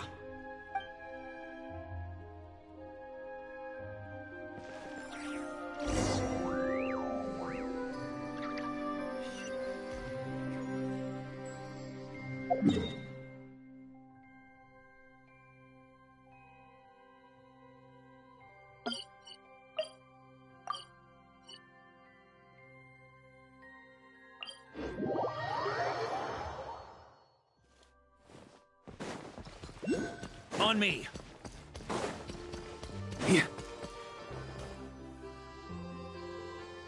Hello there. How can I help? Ah, sure thing. Give me a second. I'll go fetch them for you.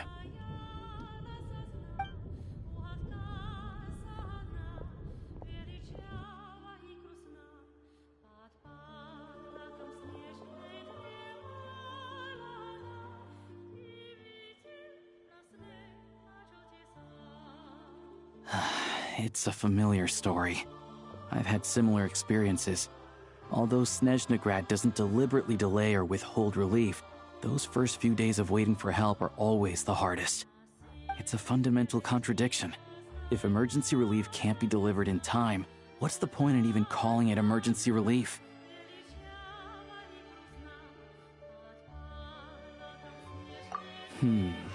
Not necessarily. I think there's a good chance that Kresnik Kristall from Stratomoros will start flowing into the market. When we resolve Stratomoros' energy issue, it's like we open the floodgates. A huge backlog of Kristall is now available to the townspeople. There's no way they can use it up at once. A lot of them will probably stockpile it and slowly work their way through. Probably a good idea, since energy prices are only going to keep rising. But there will always be people who urgently need Mora. Exactly. At the current prices, selling Kristall is an easy way for an ordinary person to make a fortune. Hey boss, how much do I have left in my account? 1 second, let me check. So, you're planning on buying the Kristall out of your own pocket? Yeah. I don't know if I have enough, so I'll chip in a little extra and buy as much as I can afford.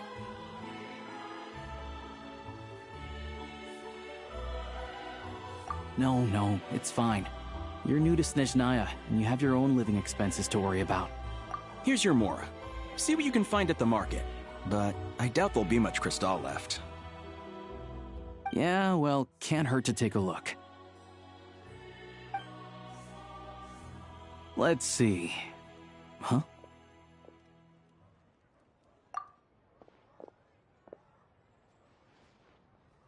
Oh, Alosha, and...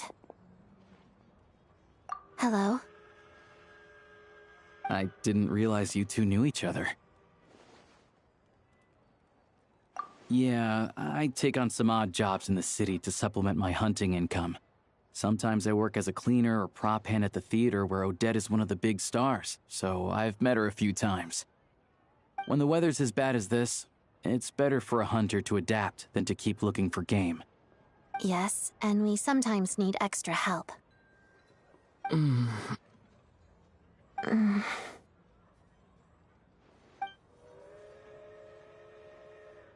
Wait, why is the atmosphere so awkward? I thought things went pretty smoothly in Svietla Lydovka. So, what brings you here, Miss Odette? Looking for some new props? No. After I got back to the theater, I couldn't stop thinking about the situation in Svietla Lydovka. It bothered me so much I couldn't focus on my dancing. So I decided I'd come here and see if there's anything I can do.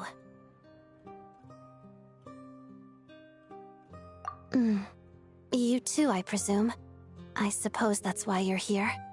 I didn't feel comfortable expressing my true opinions in front of the Harbingers. Not least because ordinary Fatui like me don't even know what Project Stuja is all about. Without knowing the full picture, I can't make sense of it. And at some point, if things aren't making sense to me, I can't just keep going along with it. So many people feel the same way. They wish they could do something, but all kinds of reservations hold them back. Explains why groups like the Rokot are springing up to fill the gap. Yes. Well, that's one option. But there are risks to consider with organizations like that. The Fatui does not encourage their activities. Right, because things can get out of hand, and it's hard to hold the right people accountable when they do. I've heard about a few cases like that. Sandrone said Odette was on track to inherit the title of the Fair Lady. If so, she'll be able to find out what Project Stuja is really about. Still, it's probably a little soon to ask her about that. There may be more to the story. What's on your mind?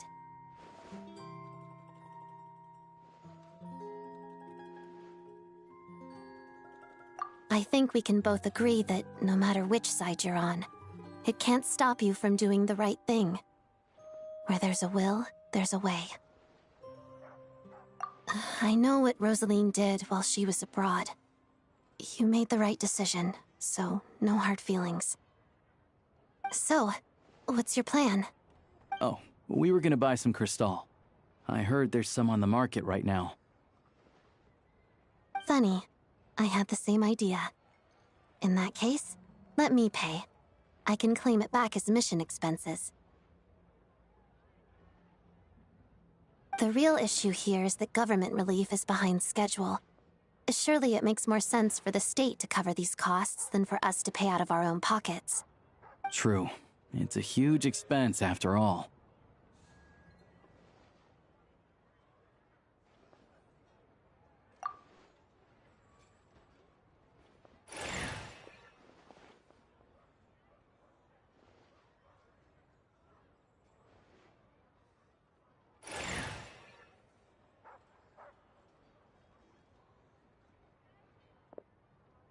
Let me see. I'll take it all, please. And I'll be needing a receipt. Right. Choose mission budget under the expense category, but be sure to specify emergency rescue operation in the description. Otherwise, the normal reimbursement limit will apply. Let's book this train. Regulations say that if we need to transport Kresnik Cristal during Project Stuja, extra carriages can be added 1 hour before departure.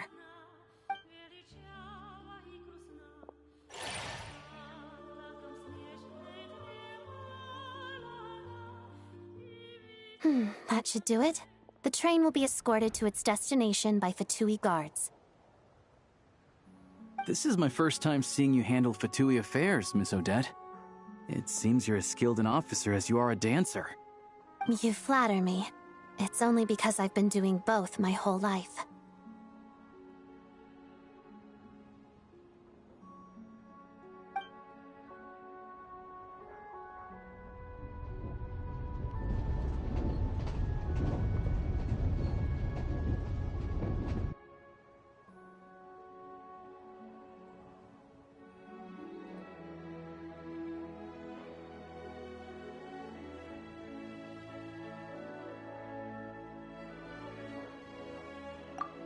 Anyway, I bet you've been non-stop today, am I right? Any idea how Paimon's doing? What's wrong? Who's Paimon? His travel buddy. Hasn't been feeling well. She caught a cold right after they got to Snezhnaya. Sounds like she's important to you. I can't believe you've been dealing with this on top of everything you've been doing to help the people of Snezhnaya. I've got nothing going on right now, so I'll join you. I want to see how she's doing. May I come too? I have some candy that someone gave me back in Svietlo-Laidovka. Plus, I know a little bit about relieving cold symptoms. All right then, let's go.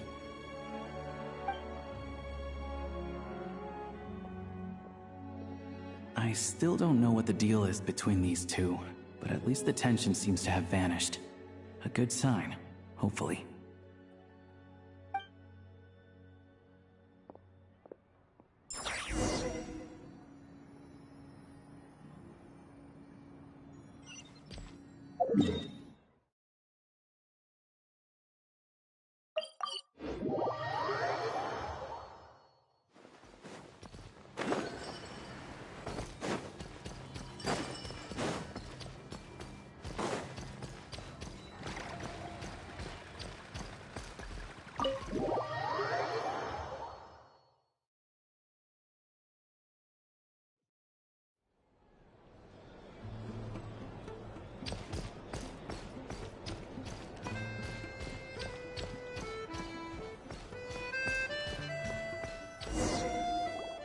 Hello.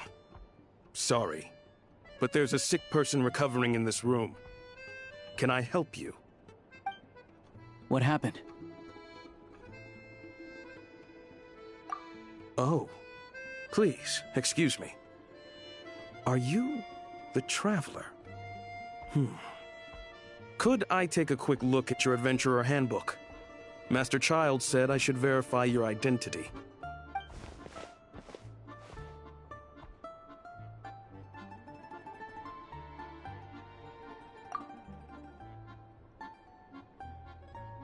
Ah, it's really you. Sorry for the inconvenience. We're under strict orders from Master Childe to keep this room well guarded. At the same time, we can't interfere with Podvoye Restaurant's business. That would only seem all the more suspicious and draw unwanted attention to this room. Besides myself, a few of my colleagues are stationed in and around the restaurant, in plain clothes, of course. Rest assured, you're in safe hands. I didn't expect such a high standard of protection. Well, Master Childe handpicked us for this special assignment. We're not about to let anything go wrong. Anyway, I won't keep you any longer. Please, head inside.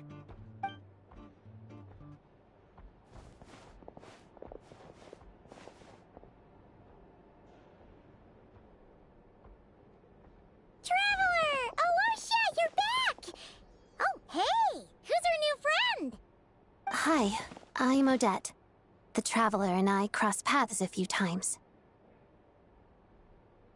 Another friend from the Fatui, huh? You're practically a member yourself by this point. Paimon's definitely on the mend. We should be back to our usual travels in a few days' time. Seems like that doctor was right. It's just... Paimon's limbs are still feeling a little chilly. I have just the thing. Whoa! What's this? Is that a flame inside an ice cube? Wait, is this real ice? How's it not melting? And how does the fire keep on burning? All keen observations. You're right. This is called Cor Ignis. Whenever I've caught a cold in the past, I found I recover much more quickly if I place this by my bed. You're welcome to borrow it. Awesome! Wow!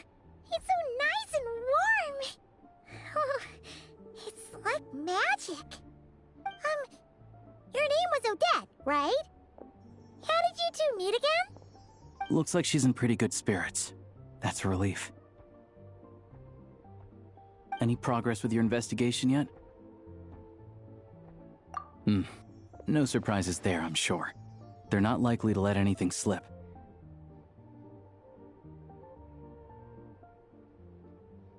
Rokot, huh? Let me think. Members of the Rokot keep their true identities hidden, but I think there might be someone I can introduce you to. Leave it with me. Meet me at the Korolyevsky Troop tomorrow, and I'll tell you how it goes. Would anyone like a drink? I'm gonna head to the bar. Paimon will have... maybe some hot milk? Yeah. Paimon's in the mood for something warm. Enough with the secret chat, you two. Let's catch up properly in a minute. Paimon wants to know everything that's happened today. It'll be kind of like Tabletop Troop. No reason why listening to a story can't be an adventure.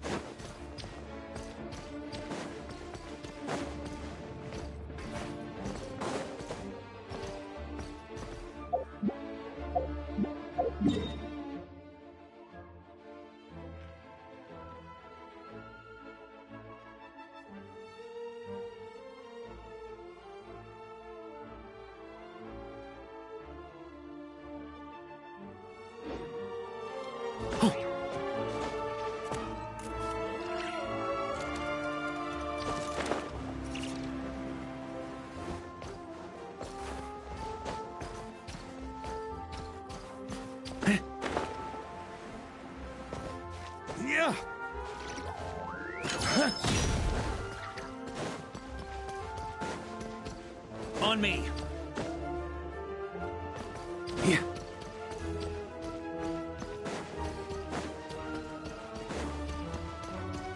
Huh?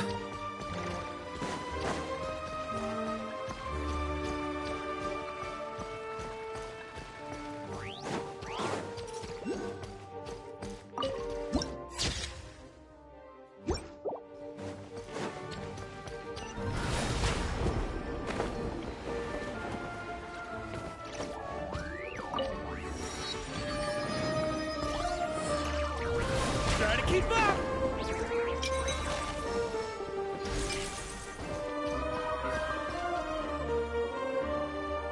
Ah, you made it.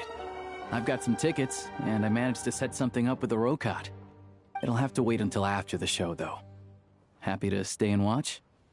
I doubt you've seen the Korolyevsky Troop on stage before. Pleasure. Here, this is the way in.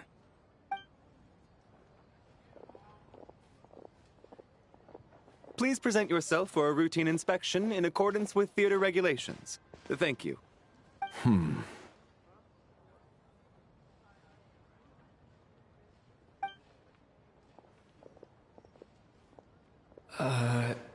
Is that guy with the Fatui? Looks like he's waiting for something. Okay, all done. Thank you for your cooperation. Please, proceed through to the theater.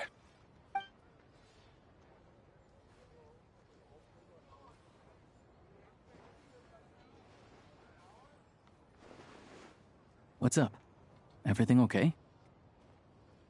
Snezhnaya's business and political leaders are always passing through here, so it makes sense that security's tight. Still, it's a little unusual to see the Fatui's Armory Palace guard here. You saw him, right? The guy right at the back. Strong, silent type. His name's Valeri. He's part of the Special Assignments Battalion, but I only ever see him here for one thing. To look for a guy named Mitya. Supposedly a researcher, though he never seems to put much time in at the office. The theater is one of his favorite places to hang out when he's playing hooky from work. But that's not for us to worry about. Let's go. The show's about to start.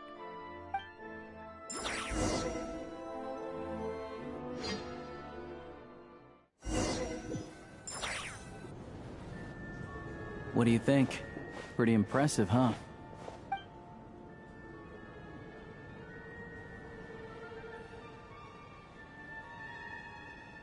Oh, the one in Fontaine? I hear it's iconic. Never seen it for myself, though. Here we are, just in time. Sorry, coming through.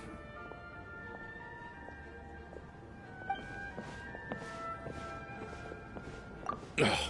If you're gonna show up late, keep your mouth shut. What's his problem? Whatever. No point arguing with people like that. Look, there she is. That's who I'm introducing you to later. She's the lead singer of the troupe, Vodyanitsa.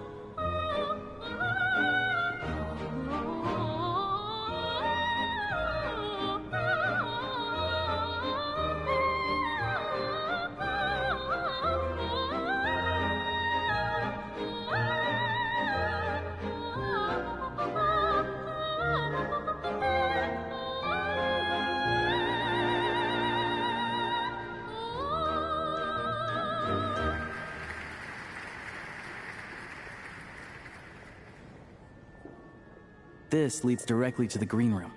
They're expecting us. Vodyanitsa will be waiting for us there.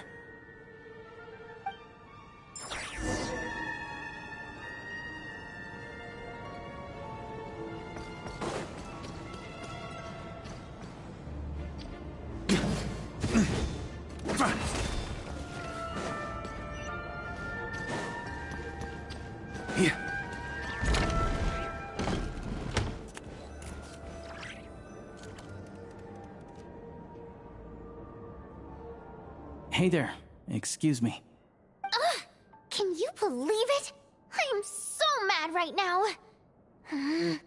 Come in. Oh, it's you two. Huh? You know each other? Oh, wait. Is this who you were telling me about? The one you met yesterday and couldn't stop thinking about? I never said that. Yes, you did. Why are you denying it? It was right before I went on that rant about the moody factory owner. Oh, I remember it so clearly. Might I ask what brings you two here? Oh, I just brought him here to see the show.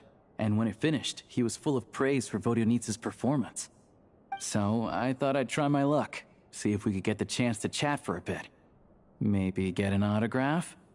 You work here. You of all people ought to know that's against the rules. It's not what the green room is there for. Oh, what's the big deal? Come on, don't be shy. I can give you an autograph. You can take a picture too if you want. Do as you please. I finished all my shows for the day. I'll leave you to chat.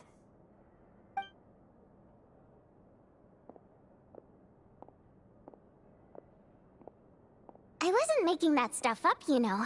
Odette's just too proud to admit it. She thinks very highly of you. And so do I. You did the right thing in Svietloladovka. We're good. Odette's out of earshot. I'll lock the door.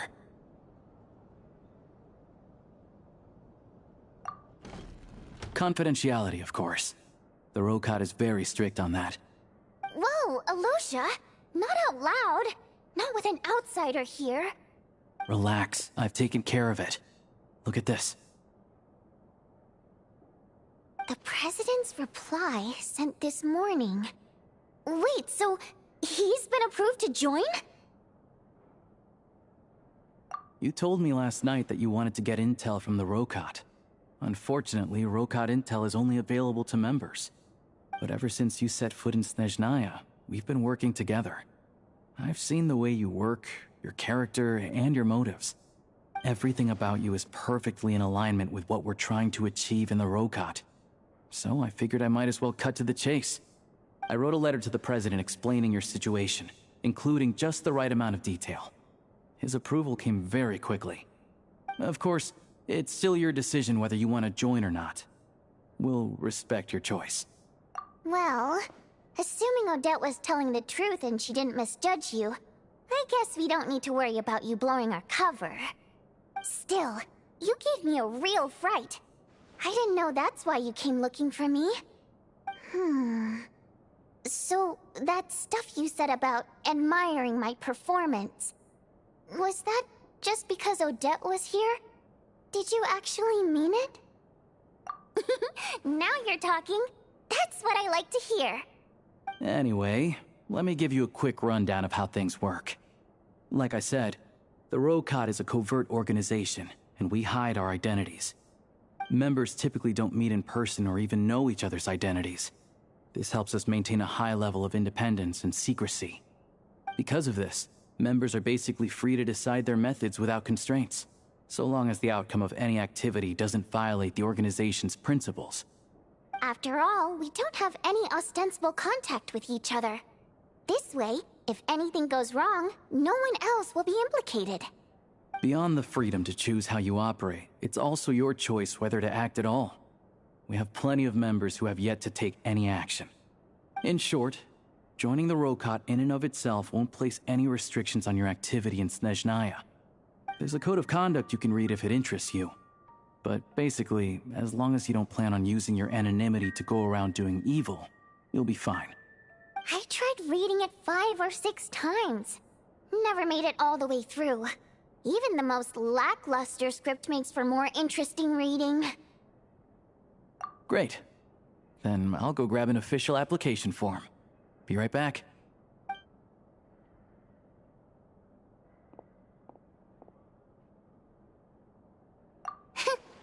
Well, Alosha has this pet dog, you see. His name's Tagarin, and this one time, Alosha brought him backstage. Tagarin took quite a liking to me, so I played with him for a little bit and fed him some treats. Then, the Rokot was out on a mission one day, and even though we were all in disguise, Tagarin recognized me right away. Just a coincidence, really. We didn't report it to the higher-ups, though, to avoid dealing with the fallout. Like my job at the theater, for instance. I really needed to make ends meet. By the way, what were you complaining about just before we came in? Did everything go okay with Chuganov? Everything did not go okay. That's why I was so mad. I tried to make some small talk with him before I went on stage to fish for intel about the Iskra manufacturing plant. But he wouldn't take the bait. No matter what I said, he kept dodging the question. And then he started complaining. He said he didn't appreciate his second-rate seat in the stalls because he usually gets a private box. I mean, what did he expect? Everyone knows that if you want a box seat, you buy a ticket well in advance. But instead, he sends me a letter the day before the show when we're practically sold out. I had to juggle things around just to get him a half-decent seat, hoping he would appreciate the gesture enough to share some information. But nope, he didn't give me anything. Yeah, meeting Chuganov in person has definitely been a disappointing experience. Oh, you probably don't know who we're talking about, do you? Chuganov was that older guy you were sitting next to today. I'm sure he didn't make a great first impression on you either. To the citizenry, he's a family man and a kind boss. But our interactions with him tell a very different story. It's one thing to ask for a favor, but he acts like it's his right. He always expects special treatment. Take the ticket situation, for instance. I've actually gotten him a private box in the past. But not only was he not even grateful, now he's acting like I've sold him short this time. Not to mention that he's never paid for a single one of his tickets.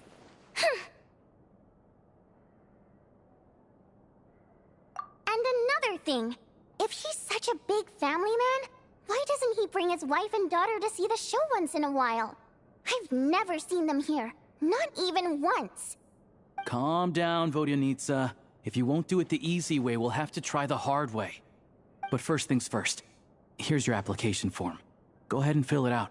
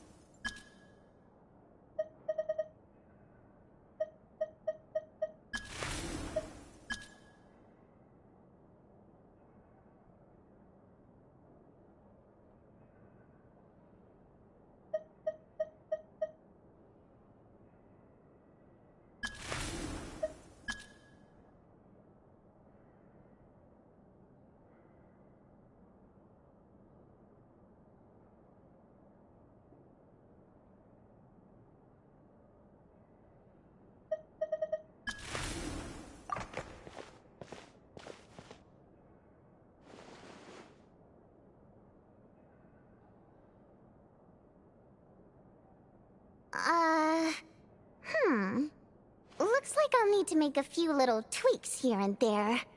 But other than that, you're good to go. We'll hold on to this for you. Alright. Now that we're officially Rokot comrades, I can tell you. Chukhanov is the target of our current operation. Recently, we've done some recon work at the Iskra manufacturing plant, which pretty much confirmed that their energy consumption is way beyond the legal limit. All we need now is some direct evidence to present to the Vetcha, so we can demand that they shut the plant down. That way, the Kresnik Crystal can be allocated to where it's needed most. I was hoping he might let slip during one of our chats, but he's too tight-lipped. We'll have to find another way. I'm meeting another regular theater-goer tonight, Mitya.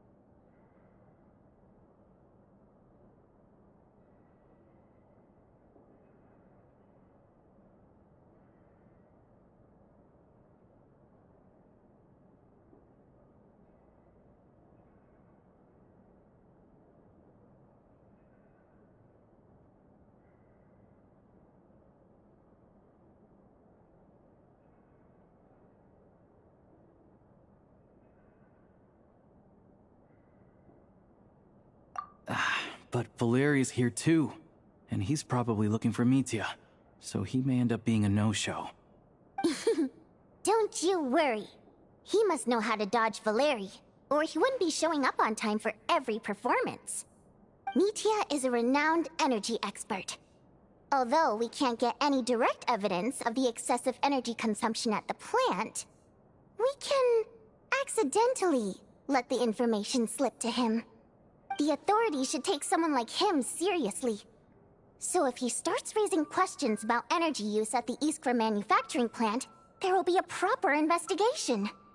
Also, we're not allowed on site, but he has clearance. So all we need is his cooperation.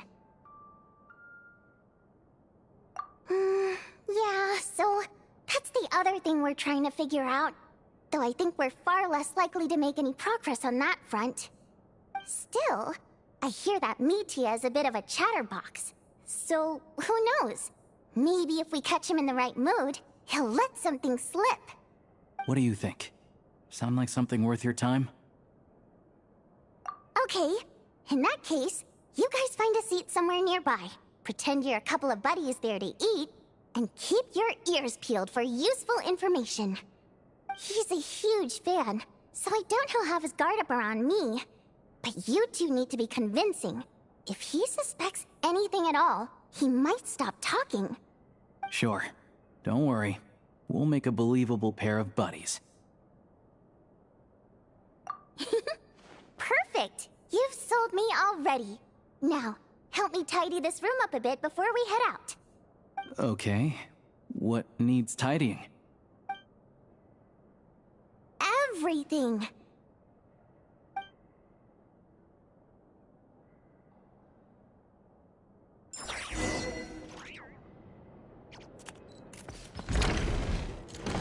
On me!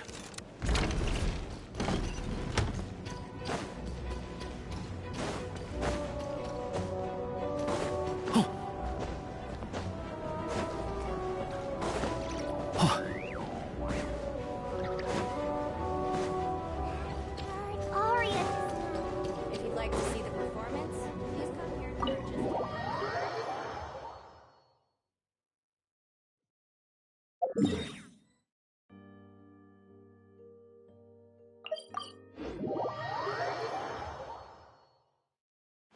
Seeing the snowfall always reminds me of places I've been through on past expeditions.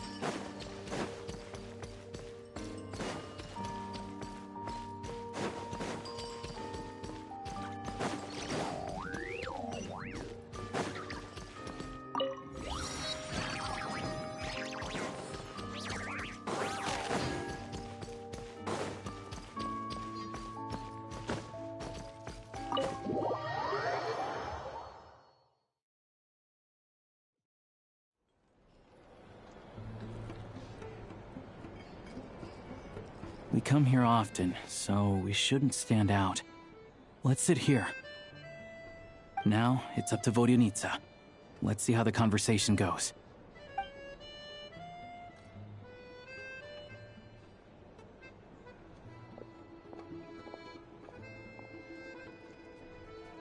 Ah!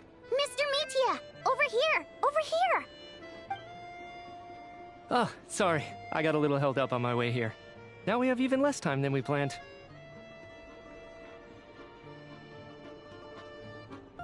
Go ahead and order some snacks and drinks. Whatever you like. Let me see. According to my schedule, we still have 25 minutes left. You're really pressed for time today, huh? I was imagining this would be a leisurely chat. If you'd prefer, we can always reschedule for another afternoon when you have more time. No need. Getting to meet the lead singer is a very precious opportunity for me. I'm not about to pass it up. I've already had to decline your invitation several times because our schedules rarely align. If I don't grab this chance while it's here, who knows when the next one will come around? Well, it's very kind of you to make time just for me. I'm not too sure, to be honest. But Snezhnaya's full of weird and wonderful things like that, so people tend not to bat an eye.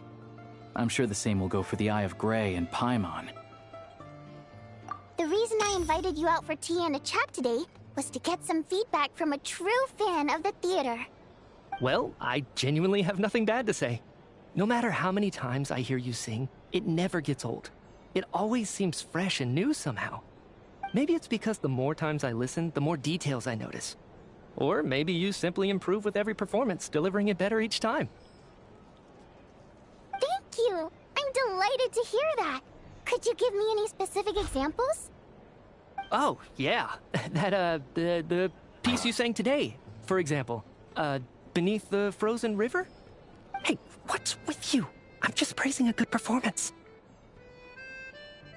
I always used to find that such a bleak and lonely song. But the more you listen, the more you realize that it's not as cold and nihilistic as it appears.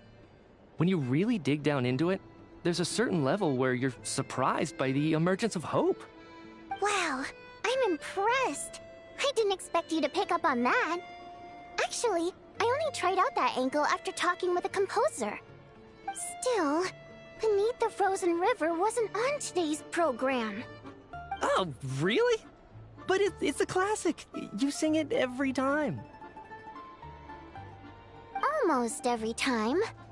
Oh, well then. Let me say a few words about that other all-time classic, Flying in the Wind from the Mountain Sparrow. I didn't sing that one today either. My voice wasn't quite up to it, so I switched it out at the last minute. Oh. But, Sorry, Mr. Mitya, but you were at the theater today, yes? Of course I was! Remember? I said hello to all the troupe members before the show started. You, Odette, and the others. So, what did Odette sing today? Elegy of the Snow-Winged Goose, of course. Correct. I see. I see. You find my singing boring, don't you? That's why you don't remember a single song. Looks like I'll need to cut a few from the program next time. No, that's not it. I swear. All right. I'll be straight with you. I'm sorry. My mind was wandering as you took the stage today. Performances stimulate the mind. It always sparks some inspiration for my research. So, whenever I get stuck at work, I come to the theater for a change of pace. Snow-Winged Goose today was simply incredible. It got me wondering what she's been going through recently. That look of sheer defiance in the face of utter tragedy? It was so inspiring. I started scribbling in my notebook right away. Not that I made a ton of progress in the grand scheme of things, but I still think it was productive. By the time I snapped out of it, the entire show had finished. So what you're saying is, you didn't listen to my singing at all? Unfortunately not. I'm sorry, I don't know which is more disrespectful. The fact that I don't always come for the show itself, or the fact that I missed your performance. Seems like things are getting a little awkward. Mitya just stepped into a conversational minefield. If there's one thing Vodyanitsa doesn't like, it's people who show disrespect for her performance. This meeting was so hard to set up. Don't tell me it's already falling apart. It's fine. I suppose this is affirming in its own way. At least, it shows that our performance really touches people's hearts, right? Don't let it bother you. It certainly doesn't bother me. She's showing a lot of restraint. Well, I'll be sure to let Odette know how much you adored her performance. Please don't say that. I always love your performances too. It's just that inspiration struck at the wrong time today. I'm usually all ears. I know, I can tell. That's why I value your opinion. I'm sure some people can't stand it when others praise their coworkers right to their face, but not me. No, sir. Fair enough. I still feel kinda bad, though. But you know what I really can't stand? People who only show up to the theater to pretend that they're cultured. Makes me sick to my stomach. Oh, yeah, 100%. There are too many of those people around. By the time they're walking out the door, they've forgotten all about the show. What's wrong? You look furious. I don't know if you've heard about the boss of the Eastborough manufacturing plant. He isn't even a theater investor, but he always demands the same privileges as actual investors. Box tickets only, premium drinks, even the right to request specific songs. Well played, Vodyanitsa. Seems like she's harnessing her rage to steer the conversation back on track. Now that you mention it, I've interacted with that guy before. I gotta say, everyone holds him up as an example of a benevolent businessman, but I don't know. I don't see it. Yeah, he couldn't care less about what's happening on stage. He's just there to flaunt his social status. I hate that I have to prepare programs for guys like that. What's the big deal with that factory he runs anyway? I asked around a bit and heard some pretty shocking stories. Sounds like he's just another greedy capitalist. Oh, really? Yep, the things people are saying are pretty damning. Low wages, insanely long working hours, equipment running around the clock. And as if that's not bad enough, he also strictly forbids his employees from giving any kind of interview. Project Stuja has now been extended so many times, we're at the point where crystal rations for the common folk are barely enough to survive on. Yet he even wants to get his greedy hands on them just to boost his own profits. If the rumors are true, he's in serious violation of the law. Interesting. So you've heard about it too? What? So it's really true? Who knows? I've only heard the same rumors you have. But there's no smoke without fire. The Rooster's been coming down on us hard lately, demanding that we track and trace every single batch of Cristal. My coworkers in the Department of Energy have been tearing their hair out over it. The Rooster? I didn't realize he cared that much. Yeah. Even though there are no restrictions on Cristal trading, the poor will wind up freezing to death if we let the rich buy as much as they want. That's clearly unfair. Looks like we'll need to arrange an investigation into the Iskra manufacturing plant as soon as possible. I never knew you kept up with current affairs beyond the theater, Miss Vodyanica. You really have a heart for the common person. Most Fae in your position have long been indifferent to the plight of humans. Well, those of us who choose to live in human cities are naturally going to pay attention to any significant upheaval. Isn't the Rooster a Fae himself? I'm just surprised to learn that even someone with as much experience as him is getting so stressed out over Project Stuja. What is the end goal of this project anyway? This is it. We're finally going there. I'm sure Mitya can sense on some level that she's fishing for information. But since their conversation is so relaxed, he might just let something slip. It's stressing me out too. If I'd only made better progress with my research, things wouldn't have dragged on this long. Oh, so your work is related to Project Stuja? That's right. The Armory Palace needs a brand new energy source. Not the power of the Light Realm, and not elemental energy. Right now, the only thing that meets the requirements is the power contained within stellar linchpins. But harnessing that power is costly. Each step of the process requires enormous amounts of Kresnik Crystal, from extraction to quantification to attempts at conversion. Progress has been painfully slow, and the team is getting burned out as time goes by. Sometimes, I see people staring into space as if in a trance. Could it be that this new energy source has side effects? No, it doesn't affect us, because the energy is used for... Okay, I got it. Stop choking me. Sorry. I can't talk about that. I think we're all just exhausted. We've been working ourselves to the bone for so long with so little progress to show for it. It's no wonder people are struggling to stay motivated. Seems like I owe you an apology. I shouldn't have gotten so mad at you for not paying attention during the show. Don't worry about it. I count myself lucky, to be honest. I don't envy the people who work closely with the Tsaritsa herself. I'd much rather be in my current position. At least I don't have to shoulder any major responsibilities. So they're trying to develop a completely new kind of energy. Yeah, censored by a scarf. Who would have thought? Oh, dear. It looks like my time is up. I'm afraid I have to leave. I'm so sorry. We ended up barely talking about the theater. That's okay. It was a pleasure chatting with you, really. Let's make up for it next time. Yeah, hopefully once the work pressure eases up a little, I'll be able to focus more on the performance, and then we'll have more to discuss. We touched on some confidential issues today. I'd be grateful if you could keep it between us. That could have gone worse. Nice job. Why was Mitya in such a hurry to leave, though? Sorry, routine inspection.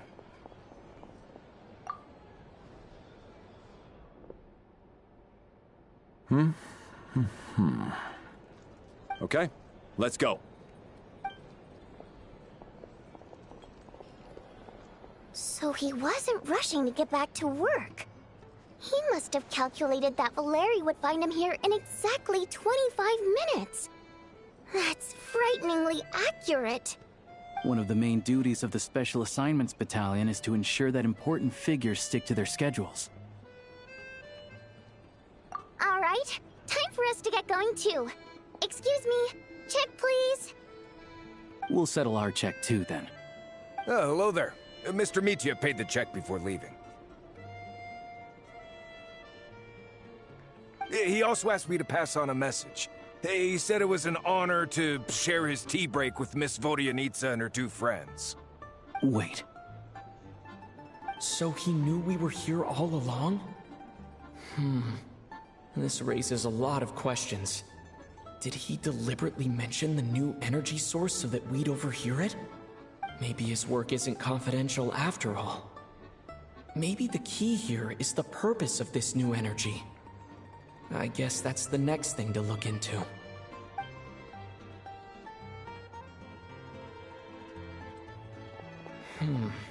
Vodyanitsa and Alosha have left. Time to head back and call it a day.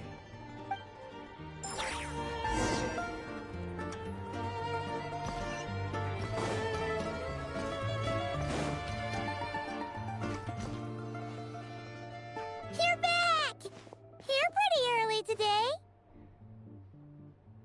Paimon was just gonna mention that. After she woke up today, Paimon felt like her temperature was completely back to normal. But her strength still hasn't returned. Still, there's some good news. Paimon thinks she might have figured out the source of the problem. It's like there's some kind of mysterious power affecting Paimon. Paimon's never felt this way before during any of her travels. She only started feeling this way since we arrived in Snezhnaya.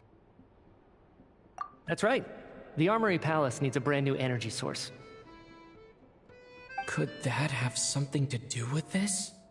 What is it? You're making that face again. You know, the one you get whenever you have a light bulb moment?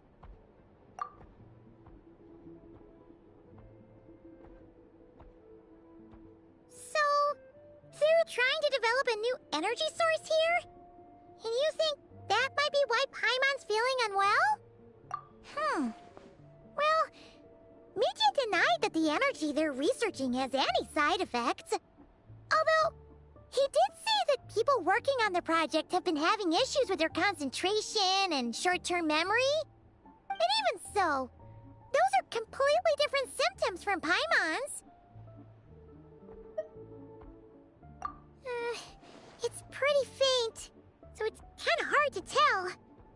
But if anything, it seems like it's coming from roughly the same direction as the Armory Palace. Sure, Paimon's with you there.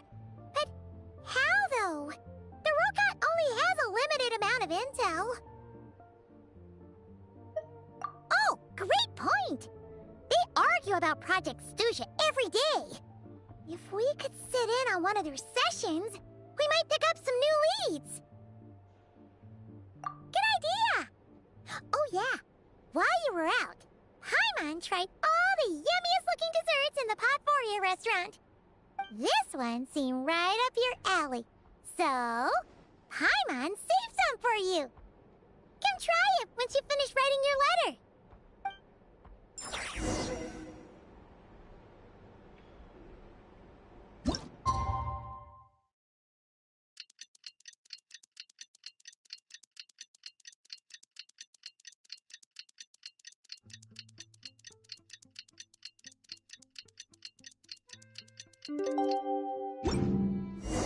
Alosha replied.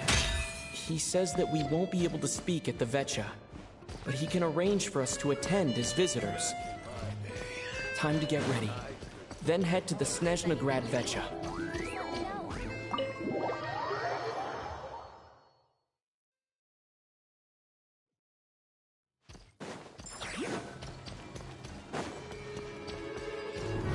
Try to keep up!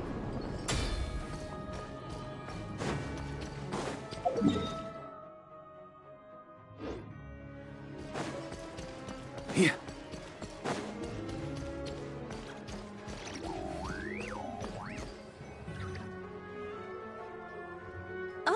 Miss Vodyanitsa, prima donna of the Korolyevsky troupe. What a surprise meeting you here. Will you be sitting in on a session of the Vetcha? Sorry, I'm not taking interviews today. Oh good, you're here. The session's about to begin. Let's get inside. Please wait, Miss Vodyanitsa. Could you introduce me to your new friend?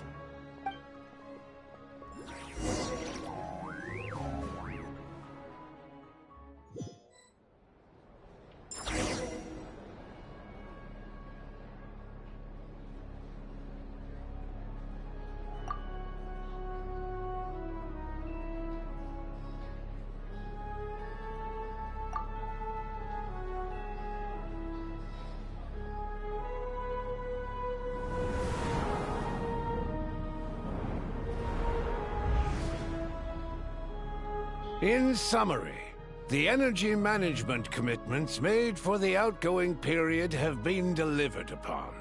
Furthermore, both the production and consumption of Kresnik Crystal show clear signs of stabilizing. The relevant agencies have assessed the present circumstances and determined that the status quo can be sustained until the next period.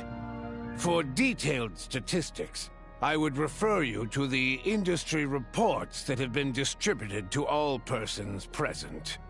It should also be noted that while the recent blizzards have led to a significant increase in people's energy expenses, this is strictly a short-term phenomenon associated with a remotely located monster. Her Majesty the Tsaritsa is giving her full attention to this matter. We should have every confidence that it will be dealt with swiftly and conclusively. A financial report on disaster relief is also present in this report, courtesy of Pantalone. They cover the same old ground every single time. The rooster never seems to mind, but everyone else is getting tired of it. There's a general lack of trust. People aren't seeing any tangible benefits that affect them directly. Of course, none of that will be reflected in any of the reports on the table. Yeah, if it weren't for these hard copy documents, I could have at least made something up.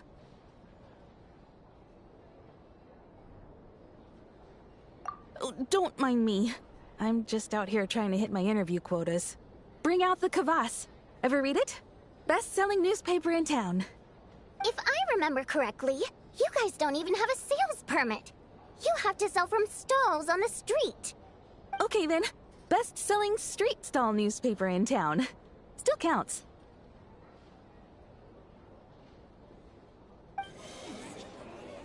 Order! We will now open the floor to the representatives. If there are no further substantive issues to discuss, we will then proceed to a vote on this motion. Snezhnaya has a long tradition of treating members of the Fatui armed forces and their dependents favorably. But recent surveys shows that Fatui families in remote areas have access to 15% less crystal than the average civilian family in Snezhnograd. It's been said many times before, but it bears repeating now. There needs to be a clear and consistent rationale behind how crystal is allocated, or we will soon face immense public backlash. Perhaps you wouldn't need to keep repeating yourself if you would hear me out for once. I say again, true consistency exists only in principle. In the real world, fairness is relative. You appear to treat resource allocation as a simple function of production and population. So what about when the equipment used in production breaks down? Have you factored that into your equation? And do you even know how long it's been since Snezhnaya last conducted a census? If I knew the answers to questions like that, I'm sure I'd be a very wealthy man. And I doubt I'd buy child. I'd like to bring the focus back to the specific issue I raised. Or do you wish to deny that favorable treatment for Fatui dependents is our long-standing policy? It's easy to be a critic when there's no accountability. That seems to be a running theme in the anti-Project Stuja cohort. Defeat the ringleader and all other problems will magically resolve themselves. That's what they seem to think. But in case you aren't aware, not one jot in my report would change whether Project Stuja continues or not. So you have no intention whatsoever of finding a solution to this problem? On the contrary, I'm the only one here who ever brings solutions. Child opened by speaking up for the armed forces. Regrator struck back with style and a war of words ensued.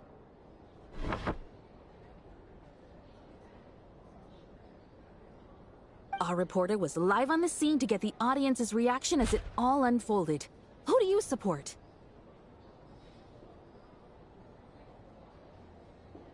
The people have spoken! Child received raucous applause from the crowd as he pushed Regrator onto his back foot with a relentless barrage of questions. It had to be seen to be believed. Now you see why they don't have a sales permit. However this reporter wants to spin things, I haven't forgotten that Tartaglia was representing the Northland Bank when we first met in Liyue. So surely, their relationship can't always have been this strained. You two are getting off topic. Let's focus on what the data is saying. Mr. Pantalone, may I speak on your behalf? Oh, please do. I'm more than happy to save my breath. Crystal distribution policy undergoes modifications with each new period. The ultimate goal being to find the most reasonable method of allocation, which I believe is what Mr. Tartaglia also seeks. But I fear many may have been misled on this topic by extremist activists. To clarify, Project Stuja is not the root cause of the problem. It is merely a framework for resource distribution. The most recent reports all point to Snezhnaya's resilience and adaptability during this period of fine-tuning, and give clear indications that a distribution framework is improving with each iteration. To make drastic adjustments without first considering the risks would likely do more harm than good. It would be a waste of the hard-won experience we've gained to date.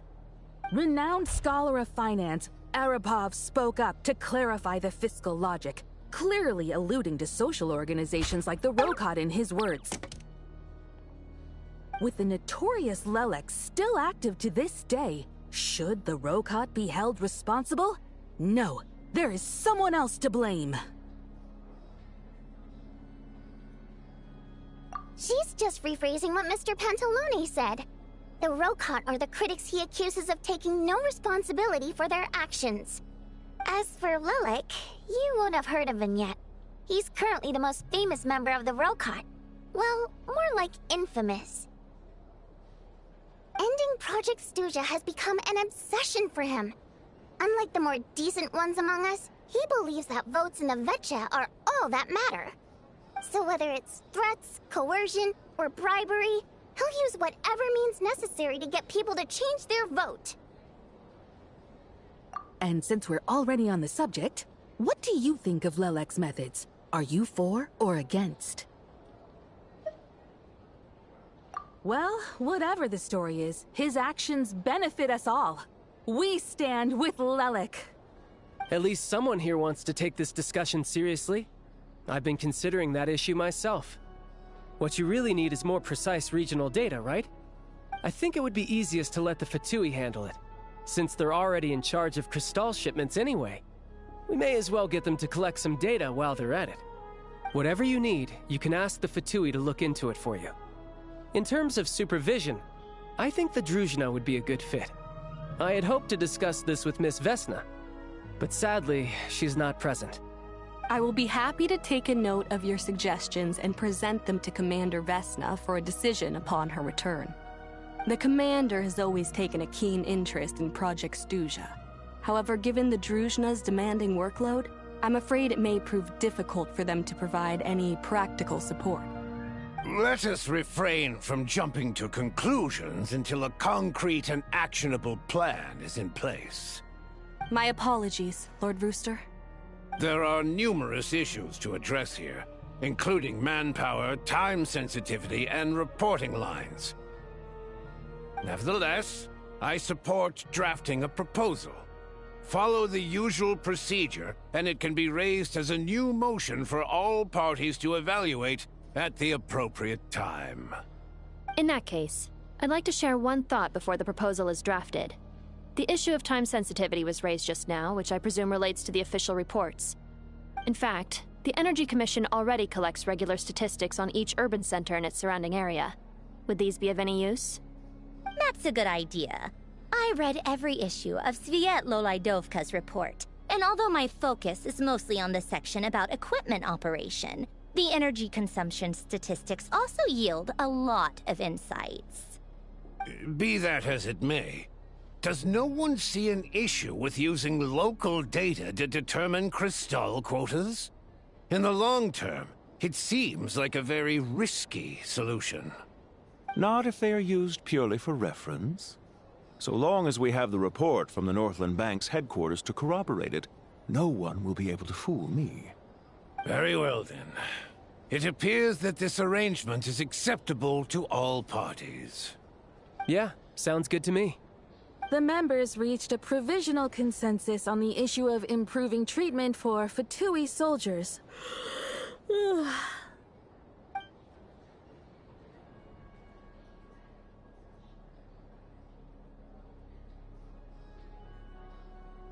Today, the prima donna of the Korailievsky troupe attended a session of the Snezhnograd Vecha in the company of a dashing young man. The question on all our minds is, what is the true nature of their relationship? Write anything like that again, and I'm revoking your permission to interview the troupe.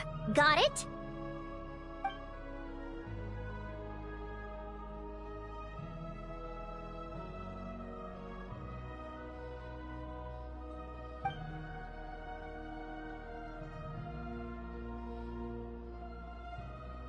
Now then, if there are no further contributions from those present, we shall proceed to the final vote.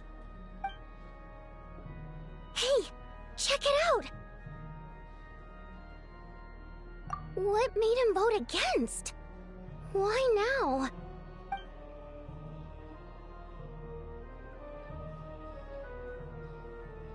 The votes have been tallied. Those in favor of continuing Project Stuja total 61%, securing a clear majority. That was too close. The margin has shrunk yet again. Chuganov was a huge loss. I'll bet Lelek is behind this. I wonder how Pulcinella will respond this time. Chuganov. I see. Lelek strikes again. Yes, go, Lelek. Once Project Stuja is defeated, our unwavering support at Bring Out the Kvass will finally pay off when we make our comeback. I can taste our victory already! In accordance with the result of this vote, Project Stuja will remain in effect until the next Vecha period.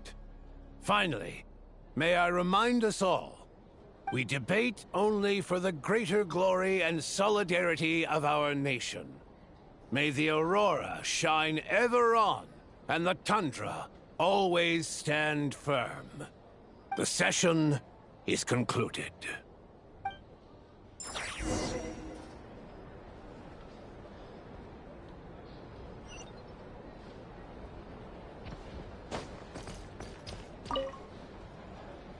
I have to say, I really wasn't expecting Chuganov to vote against Project Stuja. Well, in principle, Snezhnaya's business and political elites ought to be the ones least likely to oppose it. As we heard, Project Stuja is basically just a resource distribution framework that requires everyone to cut back during the winter. But even if the policy got cancelled, the Tsaritsa's energy needs wouldn't suddenly go down. The extra demand from the public would have to be filled from somewhere. So logically, the factories would have to take the hit. I got a letter from Mr. Mitya just before today's session. He said he's confirmed that there are issues around overtime and excessive energy consumption at the Iskra manufacturing plant. In a situation like this, once the Rooster receives the report, he'll order the factory to halt production and submit to an investigation before issuing a penalty. But that's a week-long process, and thus didn't make it onto the Vecha agenda this time. I don't think he suspects anything so far. Exactly. And as you know, he's a very selfish person. I was originally gonna try and flip him after he received notice of the official sanctions. My plan was to convince him that the whole thing was completely unfair. Rather than just sit back and take the hit while his factory stopped production, he'd be better off voting to end Project Stuja. At least that way, no one else would be able to make any money either, because all the factories would suddenly have more limited energy to work with. But now, he's already voted against it, which means someone must have used more forceful means to change his vote, just like with everyone else who flipped. Yeah, no one knows why Lilac is so obsessed with ending Project Stuja, but by the looks of it, he's inching closer and closer to success. Lilac must have strong motivations, given how he'll stop at nothing to achieve his goal. Maybe he knows the full truth of Project Stuja. Maybe my next step should be to focus on him. Oh, right. What are your plans for the rest of the day? Shall we head out? Hey, comrade. I noticed you were here during the debate. I didn't take you for a political enthusiast. Greetings, Harbingers. I just happened to have some free time today, and my new friend here thought it might be fun to check out the Vetcha. Ah, Odette must have introduced you. Looks like you two are getting along pretty well. I'll leave you to catch up. I should head back to the troop. Sure. Break a leg and all that.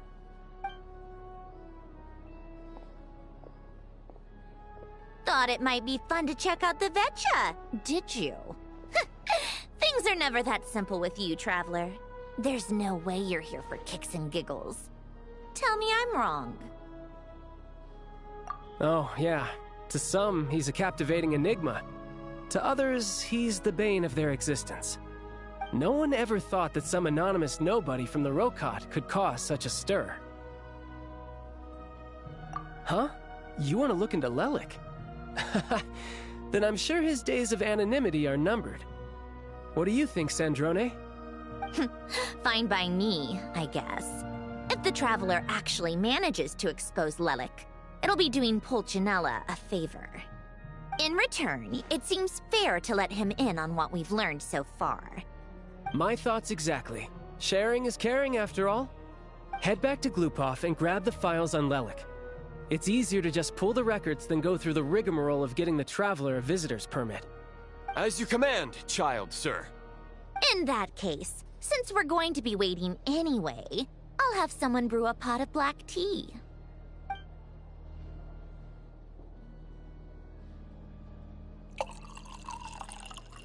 One common thread among the many incidents Lelik has been involved in is that the victims are all too scared to share any real information about him.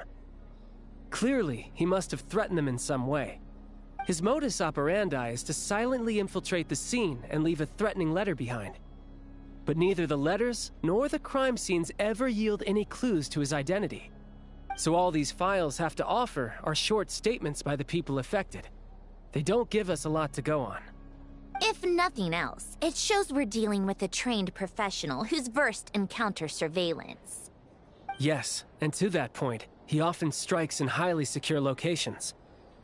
The victims are high-ranking and influential people who take their personal security very seriously. Somehow, Lelik slips right into their rooms without making a sound.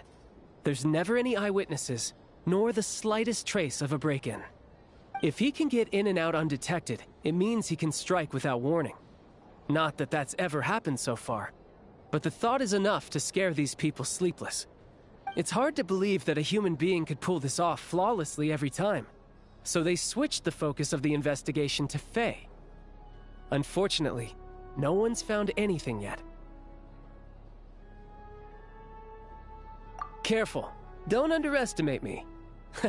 Although truth be told, I'd probably find it hard not to blow my cover. Direct confrontation is more my style. We haven't ruled out the possibility of Lelik being human.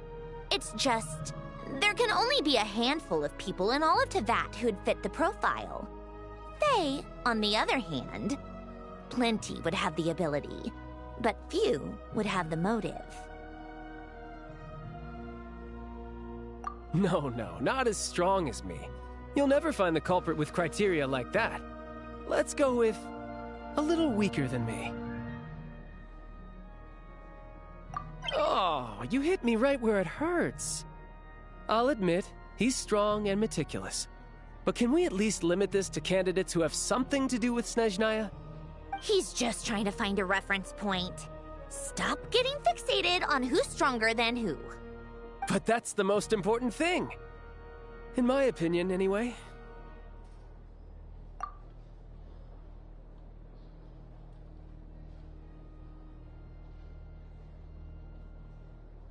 Odette? Yeah, that seems about right. Her skills are solid, and she's always calm under pressure. Except she's Fatui, so the likelihood of her working against us is pretty low. But yeah, much more accurate than your previous example, at least. No, wait a moment. Maybe we should interrogate that assumption. What do you mean? Which assumption? Her Fatui identity doesn't necessarily exonerate her. And when you think about it, the Rokot would be precisely what she needs to conceal her identity. Plus, she wouldn't need to be such a pro at covering her tracks. She'd already know where the Fatui will be and when, so she could choose the perfect time to act. Oh, yikes. I was just thinking out loud. Why is this starting to sound like such a convincing theory? Still, what reason could Odette possibly have for trying to call off Project Stuja? Arlecchino would be the best person to ask. She knows Odette best. Unfortunately, she isn't back yet. Rosaline used to open up to her in private about her struggles with Odette. As I'm sure you can imagine, Arlecchino is quite a lot better with children than Rosaline was. She gave her some tips on how to handle the situation, and Rosaline managed to reach a settlement with Odette before leaving. So I suppose there were at least no lifelong regrets left behind. Beyond that, I don't know the details about that side of things. But I do know that Odette definitely has a motive to hold a grudge against Project Stuja. The reason being, her father passed away during the early stages of the project. That was back before it had been named Project Stuja, when things were still being worked out. But in essence, it's remained the same ever since. Huh. The more you know. Rosaline was always so self-centered. I never understood why she started paying so much attention to Odette.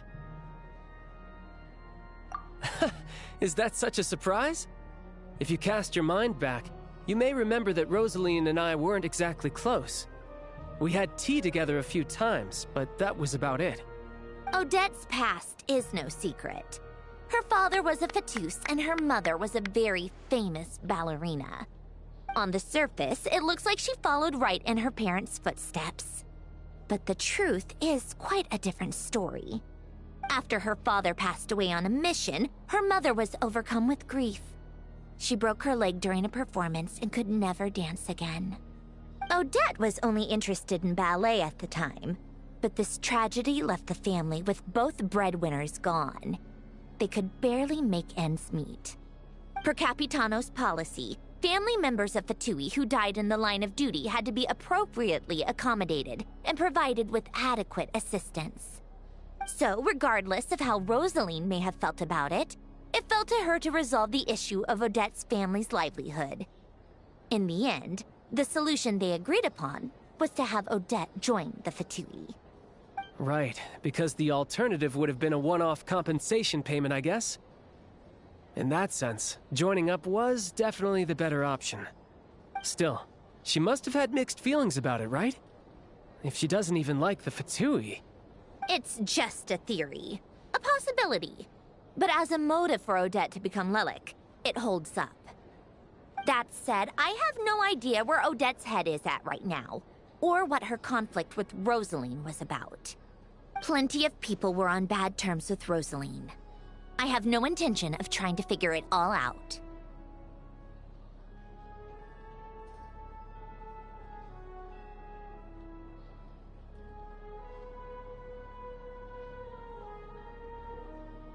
Yes, but there's not much point in discussing that now. Yeah, back to Lelik. Since our investigations so far have turned up next to nothing, we've got nothing to lose by trying a new angle. Funnily enough, Tonya and I had actually made plans to go to the theater tomorrow to watch Odette's rehearsal.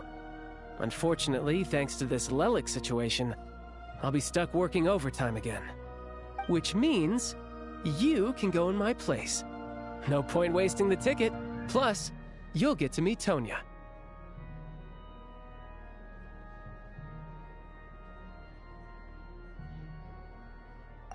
Spirit Seeker. Quite the classic ballet. It was passed down through Odette's mother's family for generations, though it hasn't been performed in years. But Odette's been practicing it diligently, and it's finally ready for a return to the stage. Excitement is through the roof. Tickets for the official performance sold out long ago. Tonya's excited for it too. She's desperate to see it no matter what. Personally, it's not really my kind of thing, but since she's my little sister, I had to figure something out. I've actually seen it several times before. The story's pretty straightforward. The lead character follows a trail of clues left behind by a spirit, gradually recovering her memories along the way. It's a tale of love and regret. So not exactly reinventing the wheel, at least by today's standards. But when that classic melody kicks in and the lead character begins to dance, it always gets me. It really is beautiful. Not an easy dance to do justice to, though. I know it's always been Odette's dream to perform this piece, but I'm not sure she's really ready. In that case, I think that even if she is Lelik, we should wait until her performance is over before we respond. I'll let you take it from here, comrade.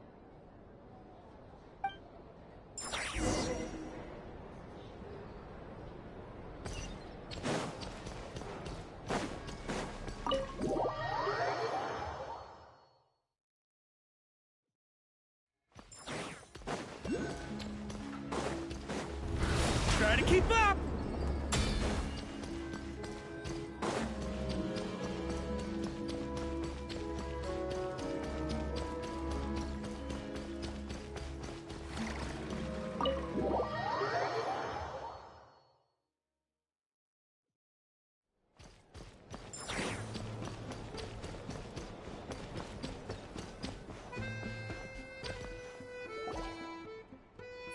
You made a ton of progress today. It's good that everything's going so smoothly. Next step is to head back to the theater and get a clear answer from Odette. Either way, Paimon doesn't get the sense that she's a bad person. Sure, she might have done some pretty extreme things, but Paimon bet she has her reasons. Maybe this is going too far, but like, with everything she's managed to do so far, wouldn't it make more sense in theory to be even more, you know, heavy-handed? Why leave a letter when she could, well, we know there are plenty of other ways to keep people in line, right? The point is, she could have gone further, but she didn't. So, if it is her, she's got some principles at least. Yeah! Well, all you can do is follow the facts wherever they lead. No change, really. But that thing Paimon told you about yesterday? Paimon feels like she can sense it more clearly now. Hearing you talk about your day makes Paimon itch for an adventure. If only she could be there with you so we could experience it all together. Yeah, I wish you could be there too. I'm not used to adventuring alone. But don't worry, we'll get to the bottom of this. Guess it's just one of those things. Never mind. Paimon will behave herself and keep resting.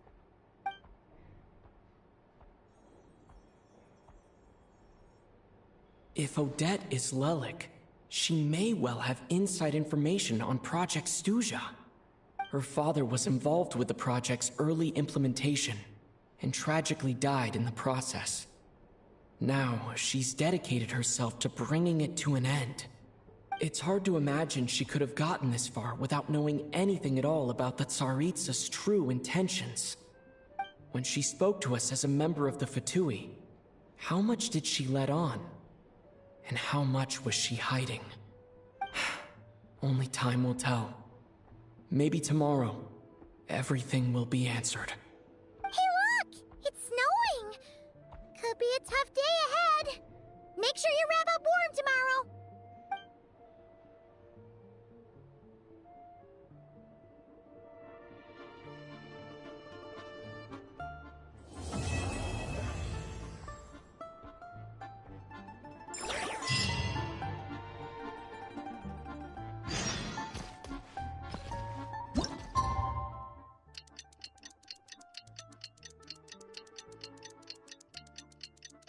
If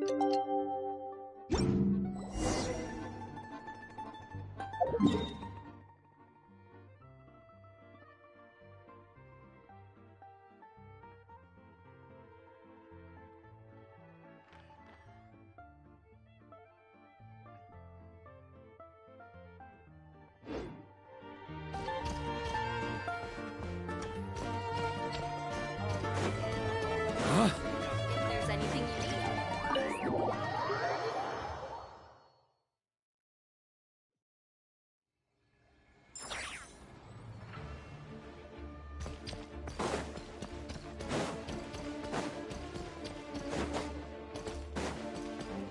Yeah.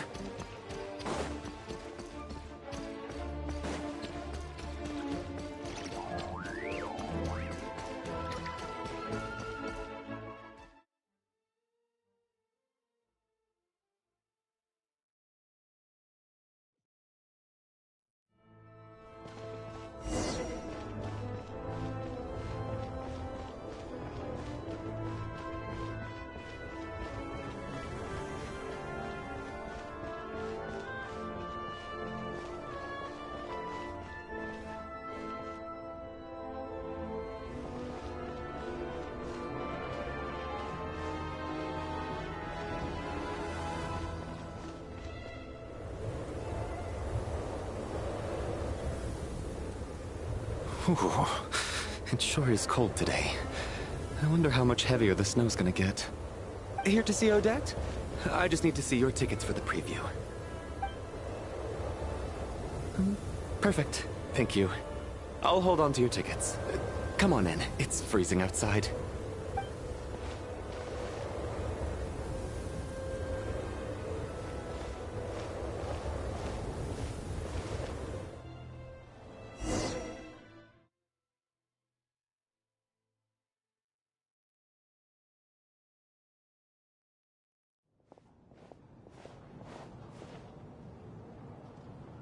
I think I'll leave the Lelic question until after the show's over. Then I'll go find Odette.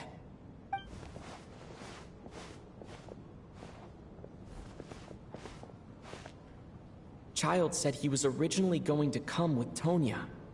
So I'm guessing Tonya's already here somewhere. Is there anyone here who looks like a Tonya? Let's see.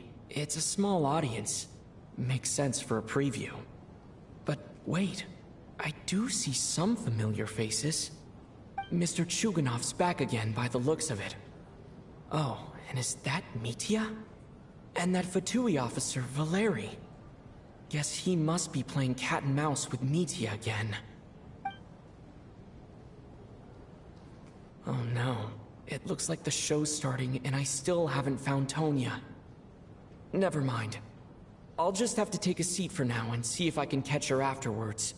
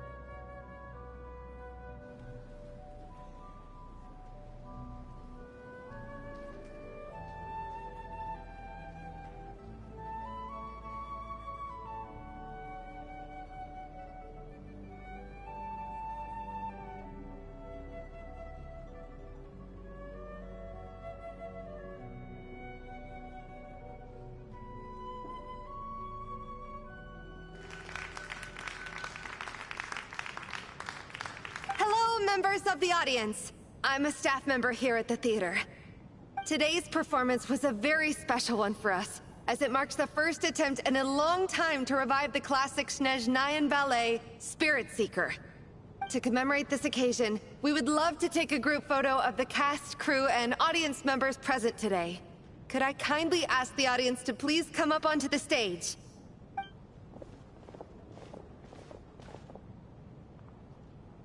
All right, everyone, huddle in a little more. Now, look at the camera. 1, 2, 3.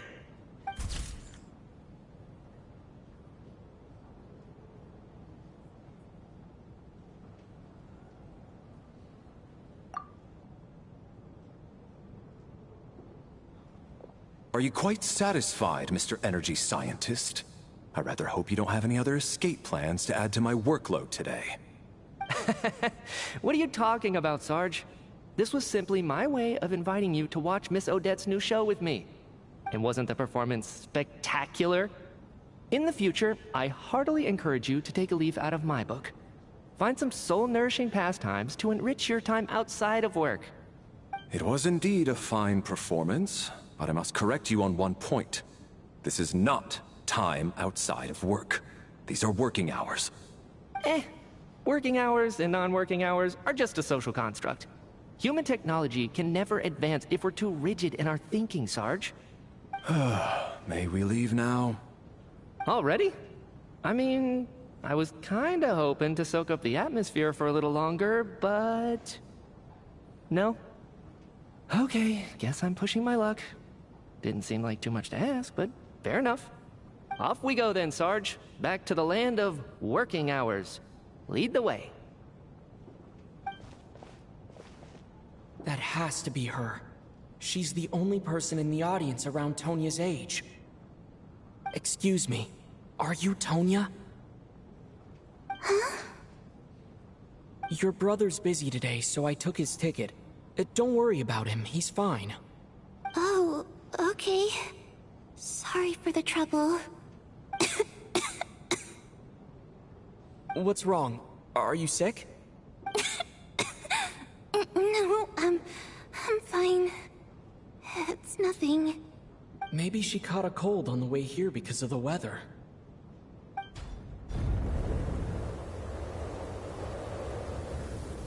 I haven't seen snow like this in a long, long time.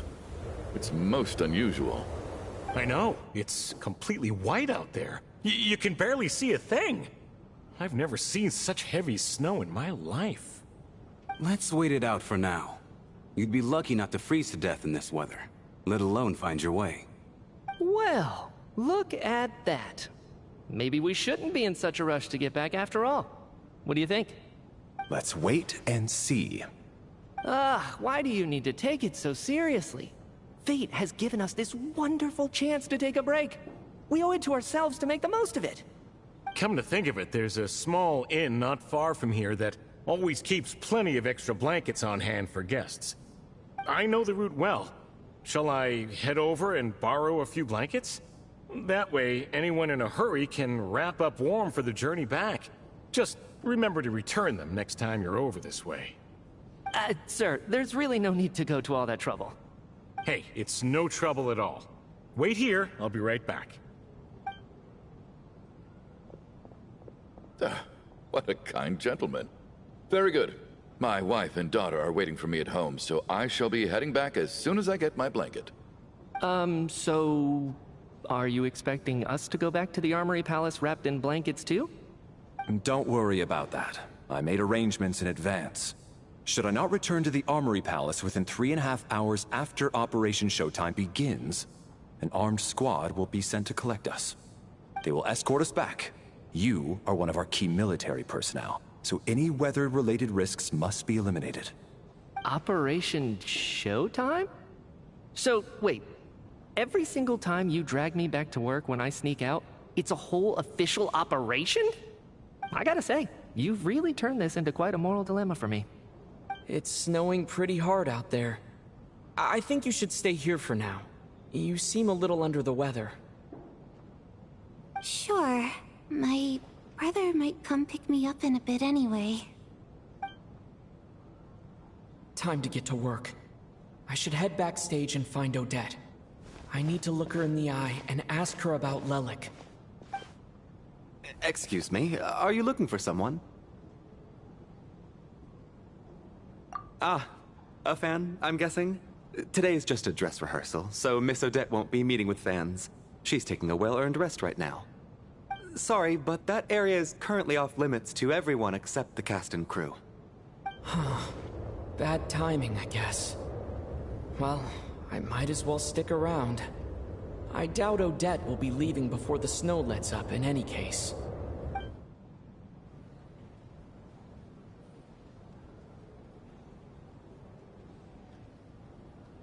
What happened to the gentleman who went to fetch the blankets? How has he still not returned? I was thinking the same thing. It's still snowing very hard.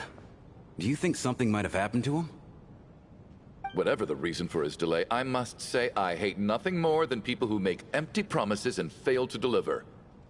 Well, I have to treat my employees like that on occasion, but that's different.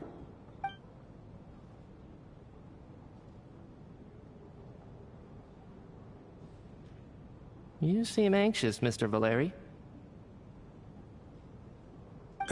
It's been nearly 4 hours since I left the armory.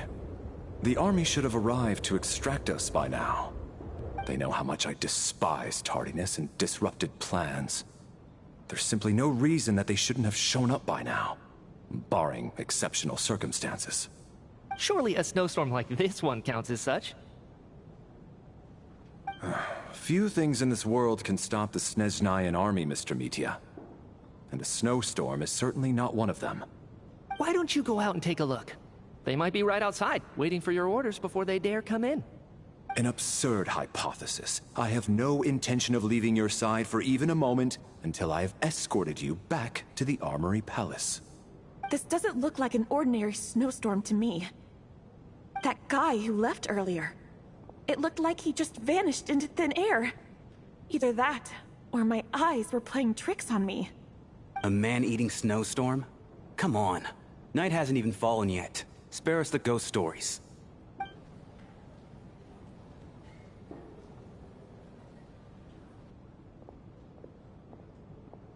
Traveler, didn't know you were coming today.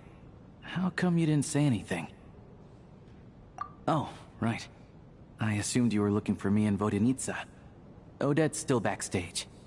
Whoa, that's quite a snowstorm out there. I've been working backstage this whole time, so I didn't even notice. No wonder the audience hasn't left yet. Is weather like this rare, even in Snezhnaya? Yeah, snow like this. I'm sure I've seen it out in the wild before, but never in the city. Actually, I take that back. I don't think I've seen snow this bad even in the wild. This is something else. It's not normal.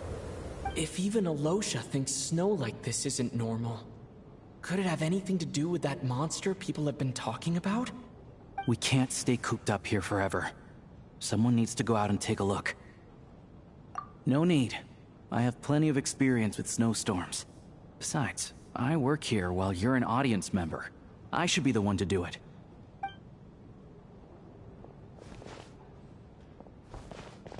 Everyone by the door. Careful not to let the snow soak into your shoes. In a snowstorm, you gotta look after your toes above all else. Heading out, my man? Be careful. I've been told the snowstorm eats people alive. Thanks for the advice. I am planning to be careful. I just want to take a quick look at the situation out there.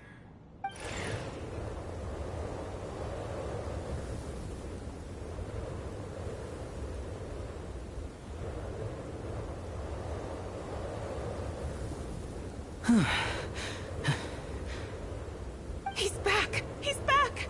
How was it? What's going on out there? Did you see any soldiers patrolling the area?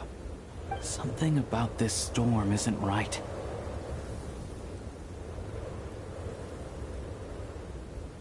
There's no one out there. I didn't see a single soul. And something in the air gives me the creeps. This isn't your average snowstorm. I suspect it might be related to recent events in our nation. I strongly advise everyone to stay here until the snow dies down. Are you serious? So all of us are trapped here now? That sounds a little far-fetched to me. You want to go outside and see? I, for one, am not risking my neck in that weather. This just turned from a minor delay into a major hassle. We can only hope that our friend who went to fetch the blankets just ditched us and went home. Is it really that bad? But my daughter, I won't be able to read her a bedtime story tonight. Huh? What are you all still doing here? Whoa! It's snowing hard!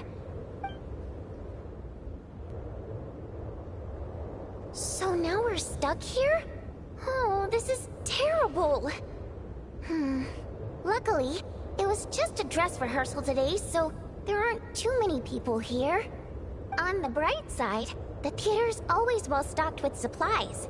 If the snow still doesn't let up as we get into the evening, you can spend the night here, everyone. At least, I assume that's alright? Odette? Fine by me. This seems like a sensible backup plan under the circumstances. My thanks to the theater for being so accommodating. What are you staring outside and praying for, my man? You anxious to get home too? Oh, Your Majesty the Tsaritsa, I beg you, please do not let tonight's snowstorm stop. This is a golden opportunity to spend the night under the same roof as the 2 top stars in all of Snezhnaya. It's a once-in-a-lifetime experience. I think I've changed my mind. Sir, if you so much as look at us funny, you'll be seeing stars in a whole other way. Behave yourself, or you'll be begging for that blizzard. It's getting colder. We need to keep the indoor temperature up. Close the door and lock it tight. Let's head somewhere warmer.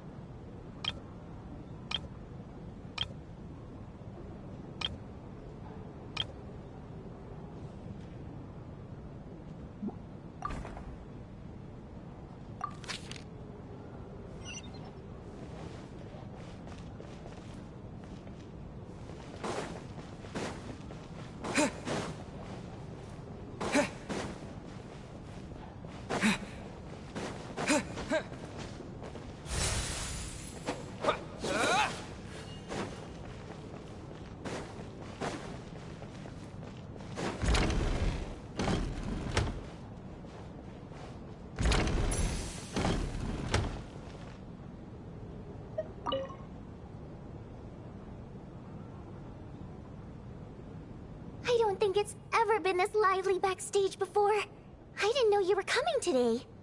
Hey, have you seen Chuganov? I heard he was coming today. Have you spoken to him at all? I'm with you. This could be just the chance we need. Yeah, I gotta figure out a way to coax some more intel out of him. I want to know why he suddenly changed his stance on Project Stuja. What exactly happened before the most recent Vetcha vote? For the Rokad, or just out of personal interest? Shh! There are other people around. Don't say the R word.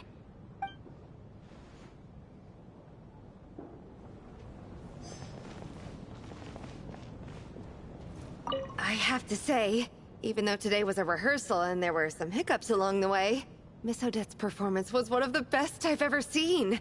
Even compared to an actual show. Oh, I couldn't agree more. Especially considering the weight of the subject matter. It takes a truly seasoned professional to do justice to a theme like love and regret. Do you think we were coming on too strong? Odette's ignoring us again. What about you? What did you think of today's performance?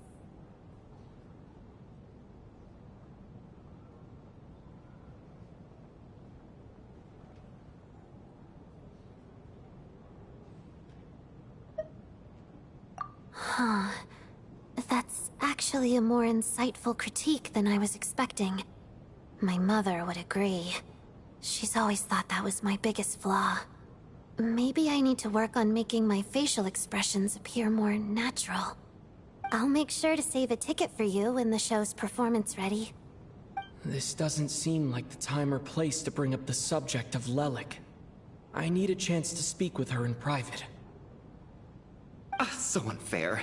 Talk about double standards. And now it looks like I've been spotted.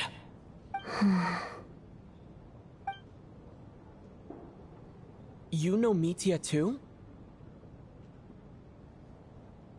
No, I don't. I just have a feeling that he might be dangerous.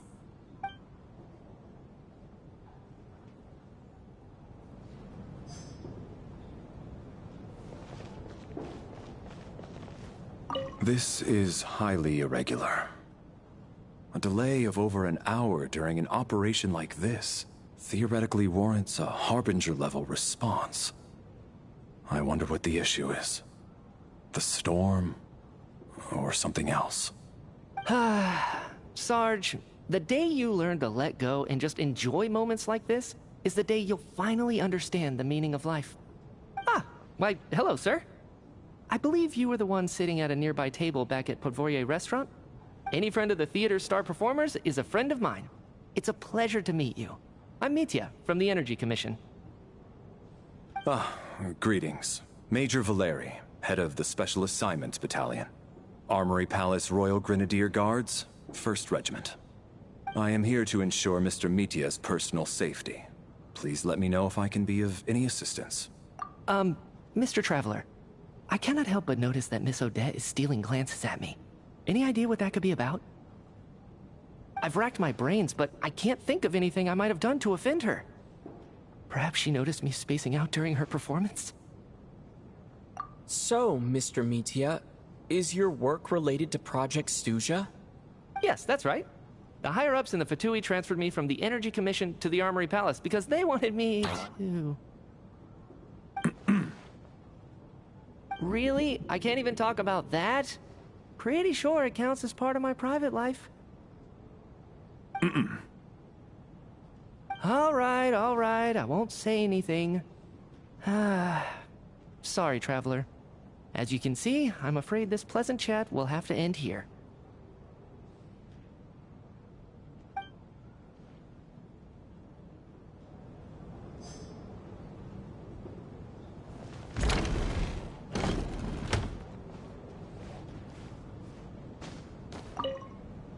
And then, there's the aristocrats.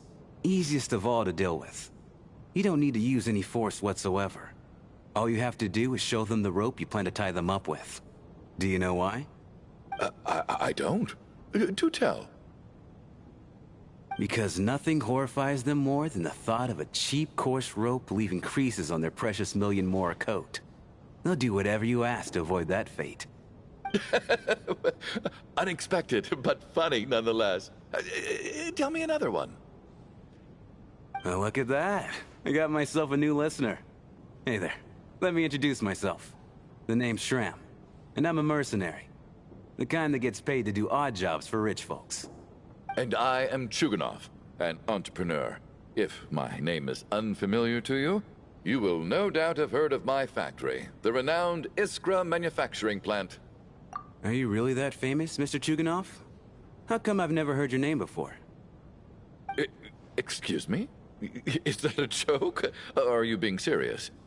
Oh, I'll have to ask my rope later. It's probably tied up more entrepreneurs than I've ever heard of.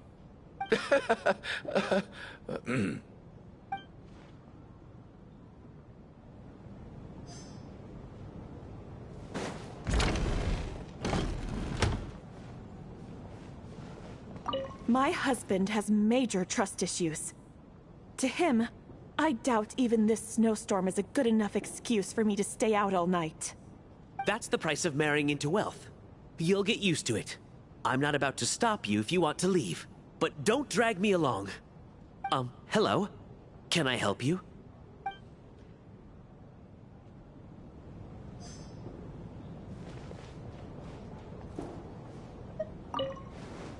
How are you feeling, Tonya? I'm fine. Sorry to worry you. I'm used to it by this point. I take medicine for it. My brother usually helps to get it ready for me. Child must take great care of his sister. He's never mentioned Tonya's illness, though. You know, I actually find this whole thing kind of exciting. Stuck in a strange place thanks to a snowstorm. Having to spend the night with a bunch of interesting characters. It's pretty cool, don't you think? Exactly. It's like one of those stories where an ordinary school trip turns into a magical adventure. I've always wanted something like that to happen in real life.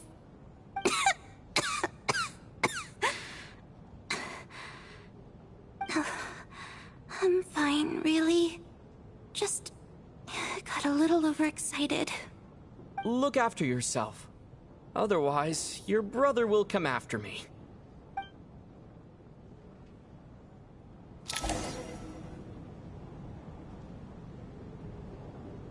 How's it looking, Alosha? No change from this afternoon. Heavy snow with no sign of slowing down.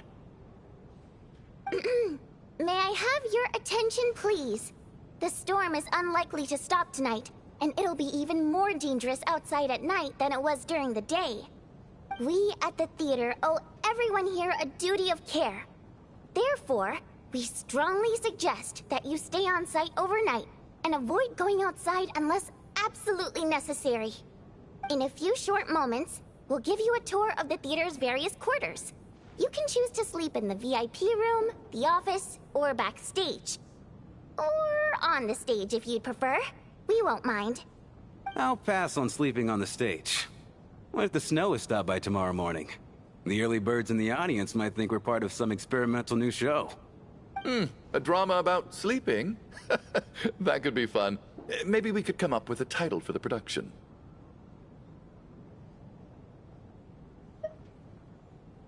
What?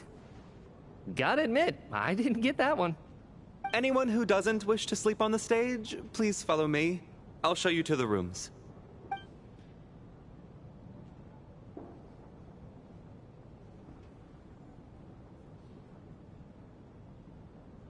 I guess I'll call it a night. Though I feel like I won't sleep very well without Paimon here. I'm sure she'll be worried that I haven't made it back yet. But as long as she looks out the window, she'll probably realize what's holding me up.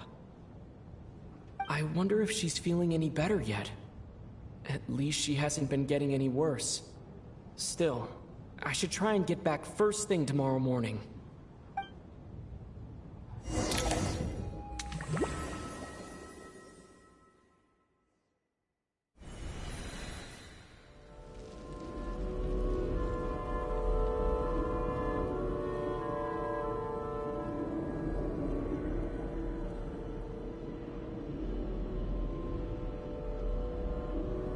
Ah, finally!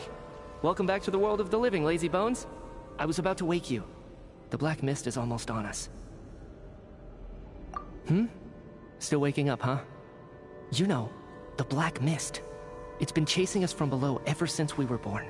You're just dozy. There's no way you've forgotten. Come on, let's keep heading up. Onwards and upwards is the only way to survive. Don't listen to a word those black mist cultists say. Here we go again. The endless march toward survival. What's going on?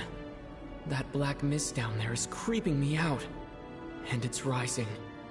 Guess I should head upwards and get away from it. The black mist cultists believe that being swallowed by the black mist leads to everlasting peace. But if you ask me, they're just lying to themselves. We're the only heretics left. The only ones who refuse to give in. We have to keep going. But how do you actually know that they're wrong? Dangerous question there, Torgoff. The moment your faith wavers, you start a chain reaction that ends in the collapse of your will. Put the question out of your mind. Stay strong and believe that the black mist means certain death. Okay, but it's not my mind that's the problem. My body's about to give up on me. It's already starting to falter.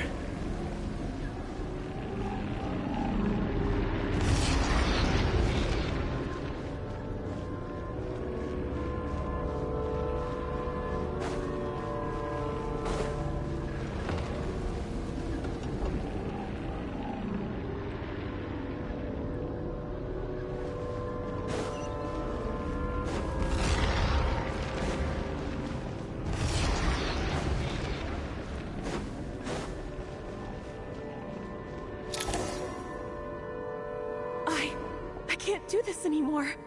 I've had enough of being forever on the run. What's the point of it all? All this will pass eventually, I promise. Keep fighting. It will be worth it. You accuse the Black Mist cultists of being liars. But you're lying too. There is no end to this path. It keeps going up forever. There was never any hope to begin with. The cult of the Black Mist has poisoned your mind, Sobolova. Are you thinking of giving up as well? I am. I think I'll take my chances with the Black Mist over this perpetual torture. As much as I detest the Black Mist cultists, I'm just too weary. Then I bid you both farewell. Let me put my personal opinions aside for a moment and say, I hope that you both find peace within the Black Mist. Fate always appears so impossibly complicated. But at moments like this, its raw simplicity is laid bare. Their fate was sealed from the instant they entertained doubt. From then on, the outcome was both inevitable and irreversible. Let's go.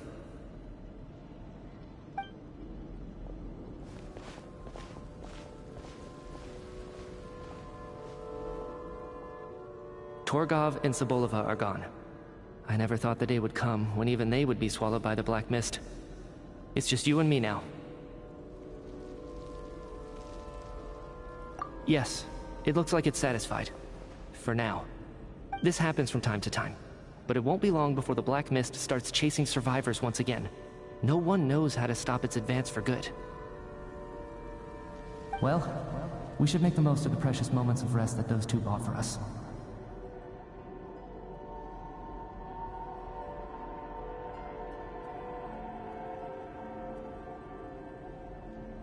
Huh?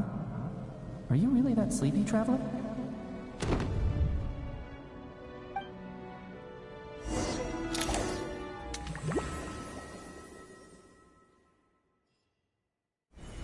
Ah! Help! Somebody, come quick! What is it, Tuganov? What's wrong? Huh? Is it morning already? What's all the commotion? Sounds like it's coming from next door. I should check and see what's going on.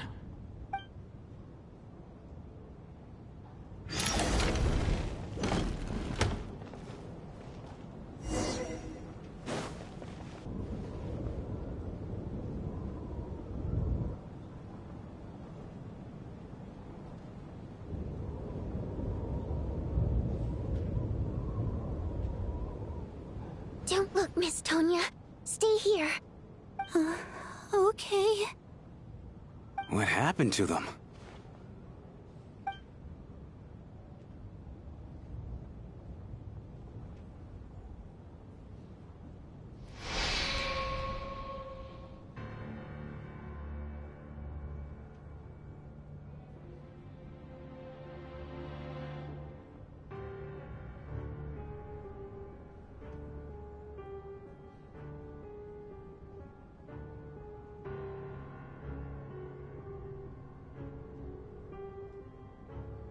These two people have passed away. And the strange thing is that somehow, I knew this was going to happen. I knew that they would be the ones to die. Have I seen this moment before? Or did I have some kind of premonition? I can't remember what it was. Let me take a look.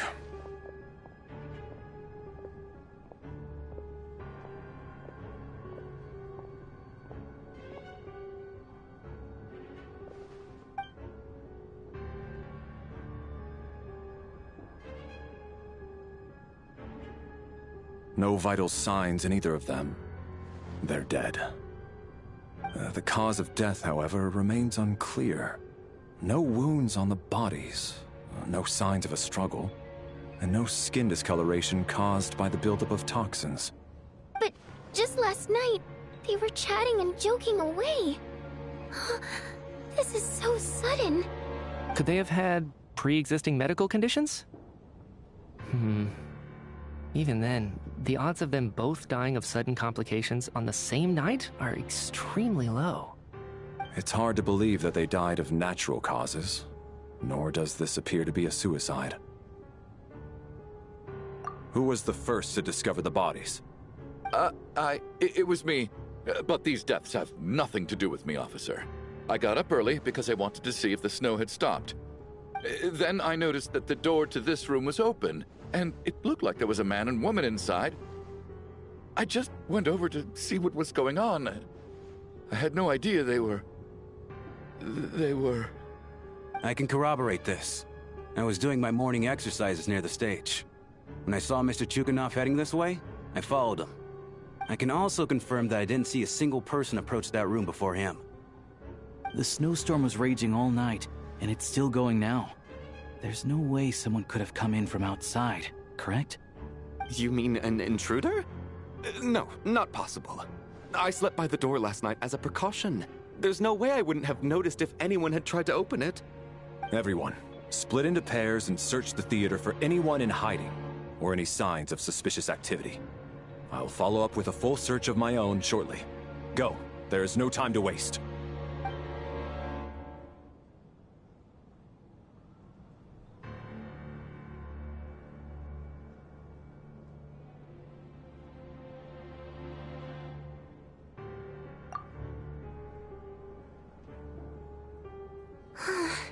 Nothing on your end either?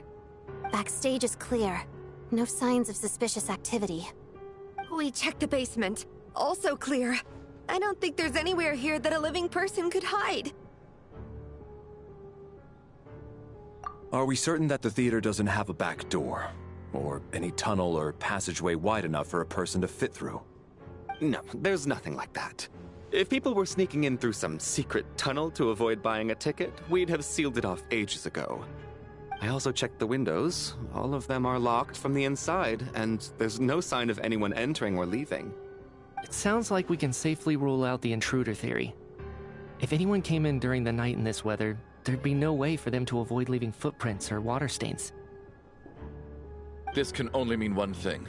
It's like one of those murder mysteries you see in novels and plays, isn't it? The ones where the killer is one of us.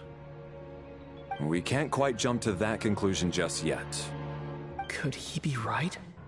It's hard to imagine something like that happening in real life. Set in a theater during a snowstorm, a murder takes place, and the killer is among us. It's such a classic trope that it seems unbelievable. Looking at who the killer targeted, and the clean entry and exit, it all adds up. I know what this is. It's obvious now that I think about it. What is? What have you figured out? Both victims were wealthy, well-known local merchants. And the door was deliberately left open so I would discover the bodies and witness the crime scene first thing in the morning. Such ruthless methods. This was your doing, wasn't it, Lelik? Lelik?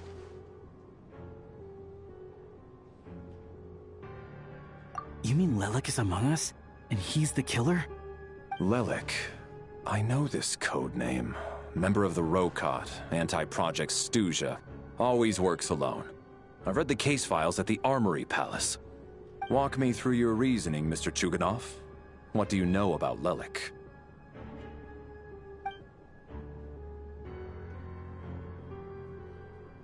What now, huh? What now, Lelik? What more do you want from me?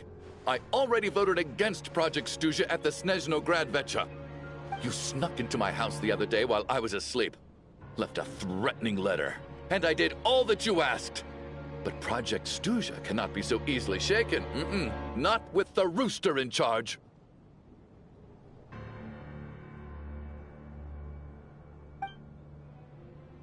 So, he really was threatened by Lelik. That makes sense.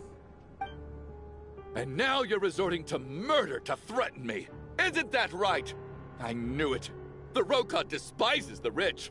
The lives of the wealthy are but refuse in your eyes.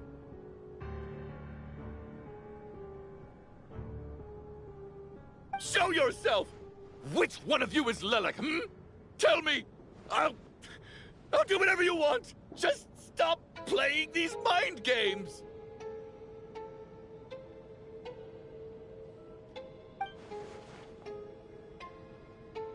Was this really Lelik's doing? Would Odette really do something like this? If Odette really is Lelik, this seems out of character. But then again, how well do I really know her? I'm probably the only one here with a compelling theory about Lelik's true identity. But if I reveal it now, I'll be putting Odette in the line of fire. What should I do? I don't think it's likely that Lelik killed anyone. At least from the stories I've heard, he's never killed anyone before. And his name has never come up in connection with any murder cases. Besides, even if Lelik did want to threaten you, why resort to such an extreme and roundabout method? It's not his style at all. Vodyanitsa doesn't know that Lelik might be Odette, but her assessment is pretty much identical to mine. Miss Vodyanitsa, why do you suddenly feel the need to speak in Lelik's defense? Defense? Oh, no, it's just... I'm worried that we're jumping to conclusions here, so I wanted to share my point of view. Also, I don't think the Rokot is as bad as you're making it out to be. Well, if you think I'm so wrong, what's your theory then, Why don't you tell us who the killer is? The case is still evolving, Mr. Chuganov. Please do not prevent others from expressing their opinions so early on in the discussion. Even so, there's no denying that the recent threat received by Mr. Chuganov may well be an important clue. So there's still a good chance that Lelik is right here among us. I can't do this anymore. I don't care if it's still snowing outside. I have to get out of here.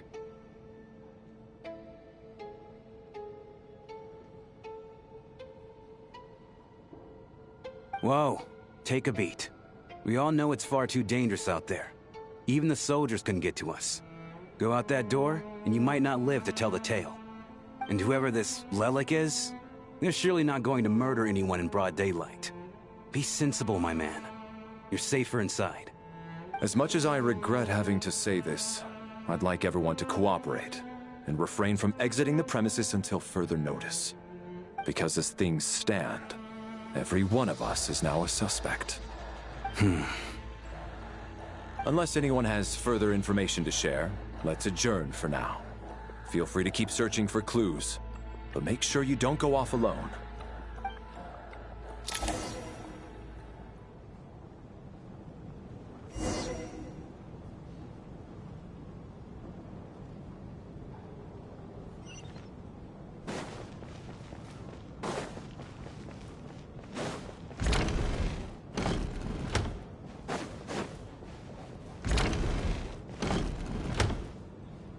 Right, that was my bad. It was a knee-jerk reaction. I didn't think it through. Luckily, no one suspected my identity.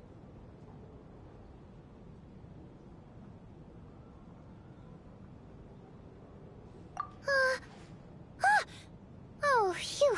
It's just you. I thought someone was eavesdropping.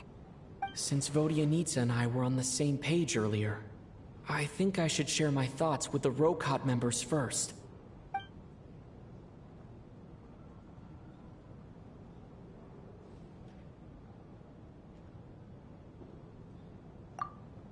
Whoa. Are you serious? I don't know if this counts as gossip, but it's definitely on track to be the juiciest this whole year. Odette? Really? Odette? Oh god, how dumb does this make me look? Lelik has been right under my nose this whole time, and I didn't notice a thing. Actually, it's exactly what you'd expect. Sometimes, hiding in plain sight is the best strategy. And now that you mention it, the more I think about it, the more sense it seems to make. It all adds up. What are we up to now? 1, 2, 3, 4...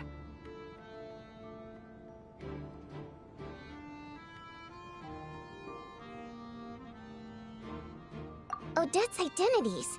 She's my coworker, specifically a ballerina, and also a Fatus, a member of the Rokot. Now, Lelik. It must be so exhausting. I just want to give her a hug. I guess since I've always known her as a member of the Fatui, It never even crossed my mind that she could be involved with the Rokot, let alone be Lelek. I don't understand. If she's with the Fatui, what reason could she have for being so opposed to Project Stusha? Probably best if you ask her that in person. Well, since you waited until now to bring this up instead of announcing it to everyone earlier, does that mean we're all on the same page here?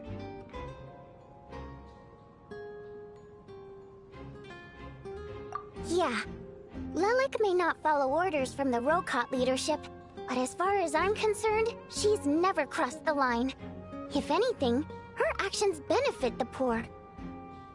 We need to confront her face to face. Do you think she'd really admit to being Lelek? I don't know. We'll have to see how it goes. For now, we'll work on the assumption that she didn't kill anyone, and see how much she's willing to tell us.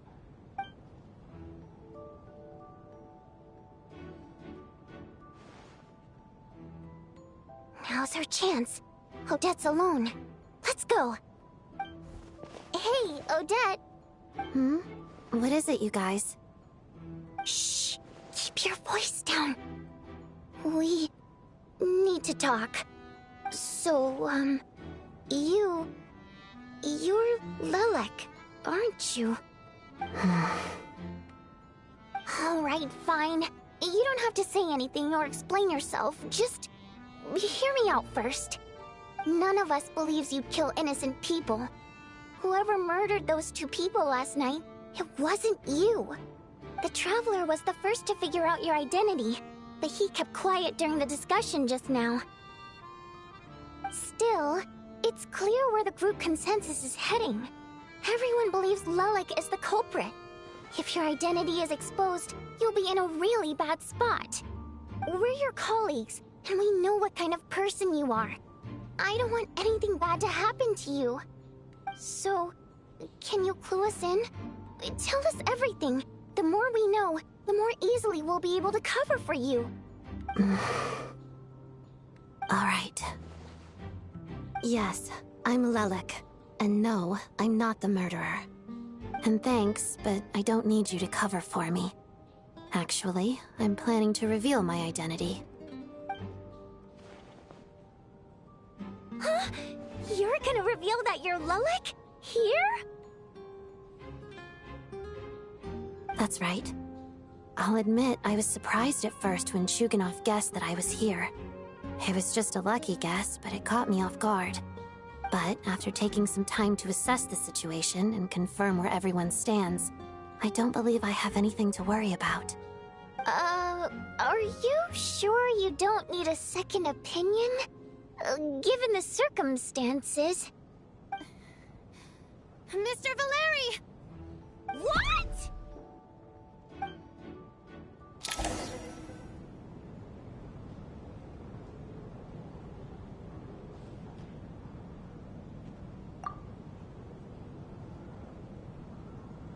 So... Odette is Lelek? I don't know what game you're playing, but you've got a lot of nerve. It's just one identity. So what if it's exposed? I can disappear and adopt a new identity anytime I please. I made my peace with this when I chose to become Lelek. But more importantly, I promise I am not the murderer. Which means that someone else is. So, if anyone still insists that I did this, you'd best produce the evidence now. Otherwise, I suggest that you bite your tongue. Because if you really believe I killed 2 people without making a sound or leaving a trace, pointing fingers at me would surely only make you my next target. Is this really the truth, Miss Odette? That's confidence, all right. I believe you. A real no-nonsense attitude. I can see why Marionette said that she's on track to inherit the title of the Fair Lady. Are you seriously buying this? Hey, officer! She just admitted to being Lelek. Aren't you going to do something about this? I do have one question, Miss Odette. Why have you chosen this moment to come forward and reveal your identity? If I didn't say anything, everyone would be focusing all their efforts on finding Lelek. And that is exactly what the real culprit wants. I don't want to be the scapegoat who lets the murderer get away with this crime. Despite all the accusations, she made the smart choice. A remarkable display of rational thinking under pressure. Clearly, Odette's talent extends far beyond the art of dance. She thought so far ahead. Ugh, why do I always feel like I'm one step behind her in everything? You've convinced me. Dealing with the murder case remains the top priority right now. Let's put the name Lelik and all related incidents aside until further notice. Nevertheless, the group still considers you the prime suspect. I assume you have no quarrel with that, Miss Odette? I understand. You're welcome to keep an eye on me around the clock. I have no objections. Mr. Chuganov? For my wife and daughter's sake, I'll let you off the hook for now. But don't think you're forgiven for breaking into my house and threatening me. Just wait till we get out of here, Lelik. We'll settle the score then.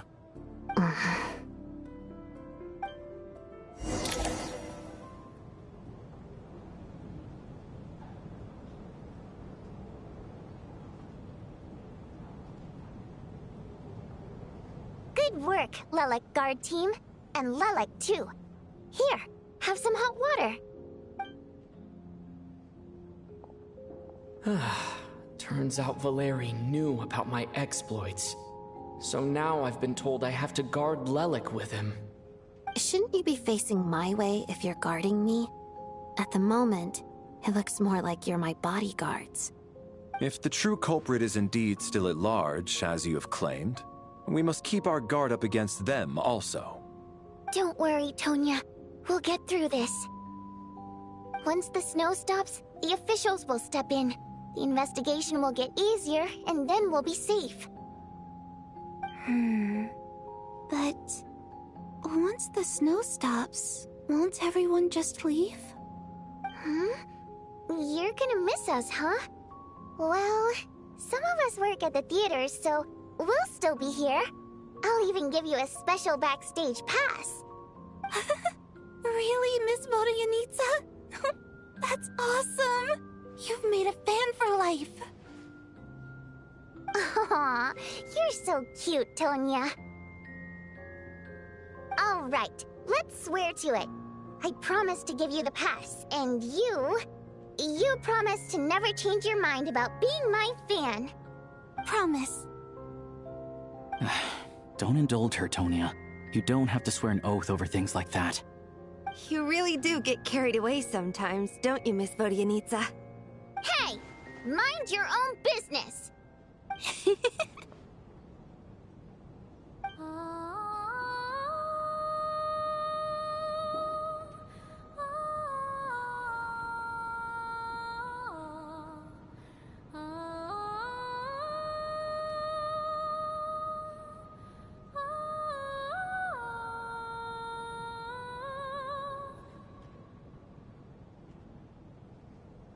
Don't be nervous, Miss Wateramp. Everyone's here. There's nothing to be afraid of. Excuse me? Do I look nervous? Don't be ridiculous. No. You sound nervous, lass. Oh. Wait, but how... Okay, plenty of people know that I'm a water imp, but still... How come you understand our primary mode of expression? Primary mode of expression. I've not come across that concept before. Do enlighten me, Vodyanitsa. Well, it's just... We water imps tend to communicate our emotions to each other by singing, rather than facial expressions. The emotions we convey through song take precedence over our facial expressions. So, we think of it as our primary mode of expression. I'm impressed, Shram. I didn't take you for a man of culture, but you're clearly rather learned. It's not about being cultured or not. The thing is, this mode of expression can usually only be understood by other water imps. It's not a simple case of a song sounding happy or sad. And yet, you're clearly human, Mr. Shram. It's really not the big deal you're making it out to be. I think I just have a knack for it. Plus, I have a... very close friend who's a water imp. A delightful lady. But keep that a secret. Anyway, we spent so much time together that before I knew it, I noticed I could understand her expressions. Oh, I guess that makes sense. Still, the fact that you have a water imp friend is even more surprising. I'd better watch what I'm singing when I'm around you from now on. Hey, what are you implying? You're not secretly insulting the audience in your songs, are you? Heavens, why would I do a thing like that? It's getting late.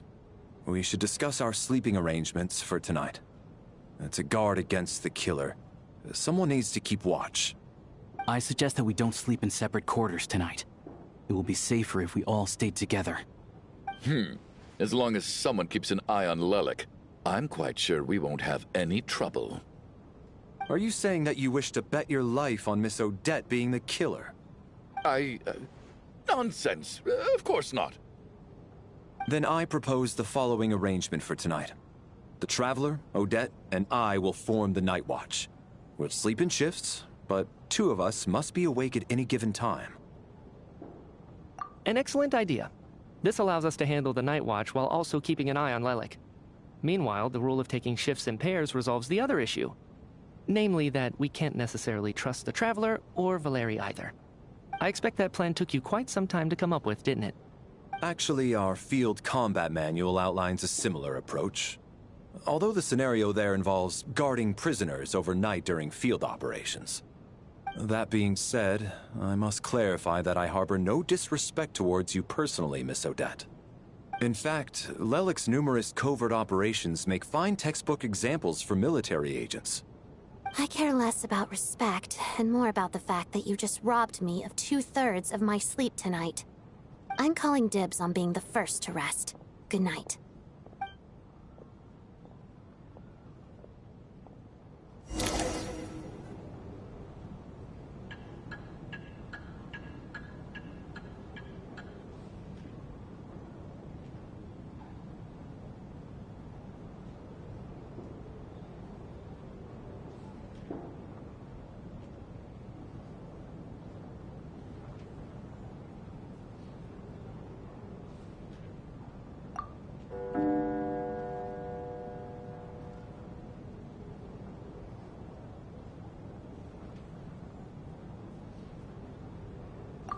It's almost time.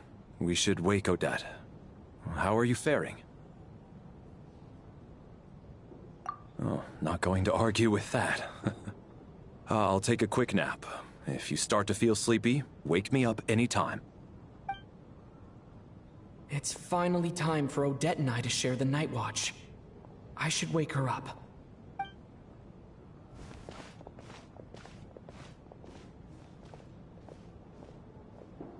I came here to get information from her in the first place.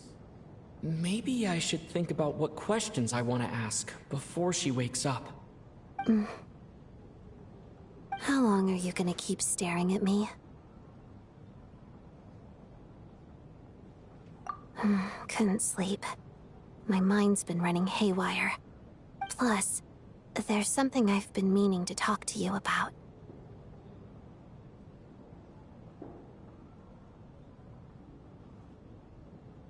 I had a hunch that you wanted a conversation, too. Let's take this chance to clear the air, shall we?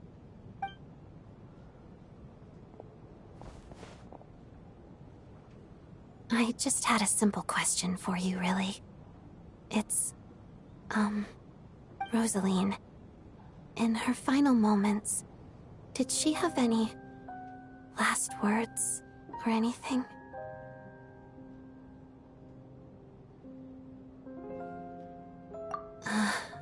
I see. Well, that was all. I have no other questions.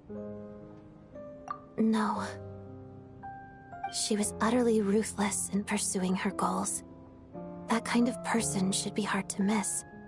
And yet, even though I never approved of her methods, and she was an abrasive person, the fact remains that I am indebted to her.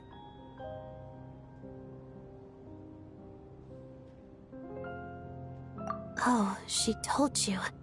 I guess that makes sense. I think she and Rosaline were on pretty good terms.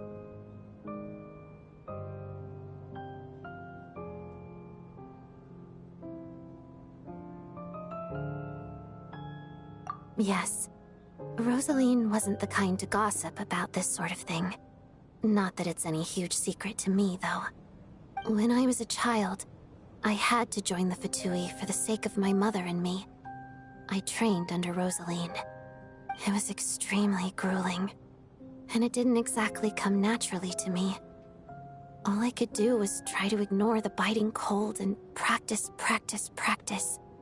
I was a newcomer who'd managed to make a good first impression on a Harbinger. There was pressure to live up to her expectations, to be worthy of the fair lady's reputation. Every day was a struggle against the cold, pain, and fatigue. And most nights, I struggled to fall asleep. After enduring all that, I've become almost immune to the sensation of pain. I suppose that was the cost of survival. Surely, any child who had to experience that would grow to hate her lot in life, don't you think?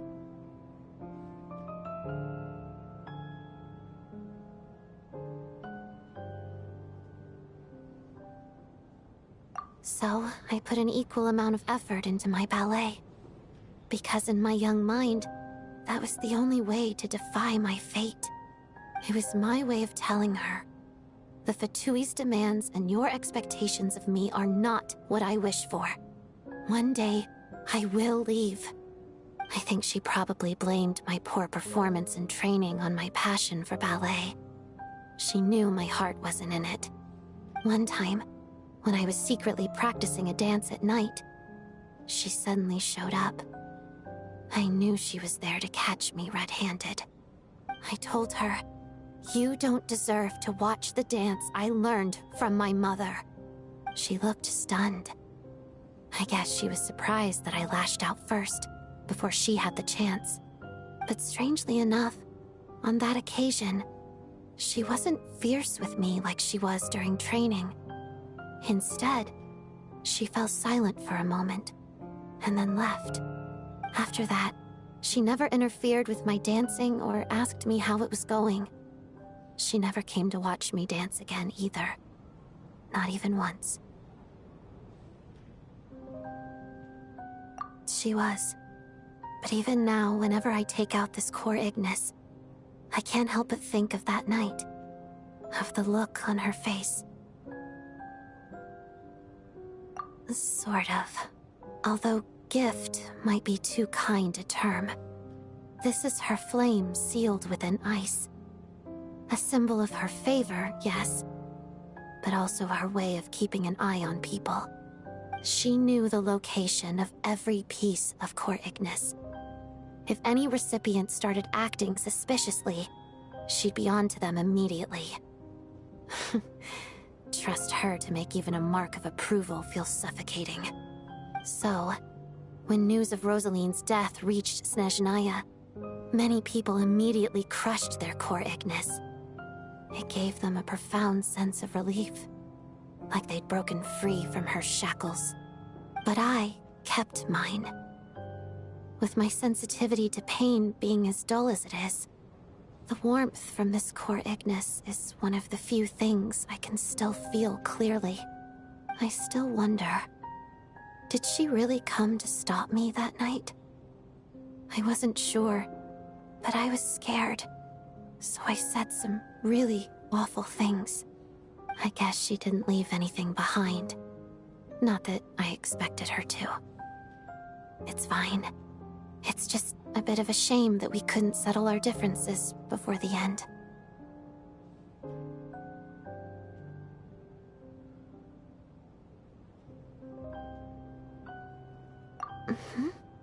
She did. Are you sure she was talking about this event?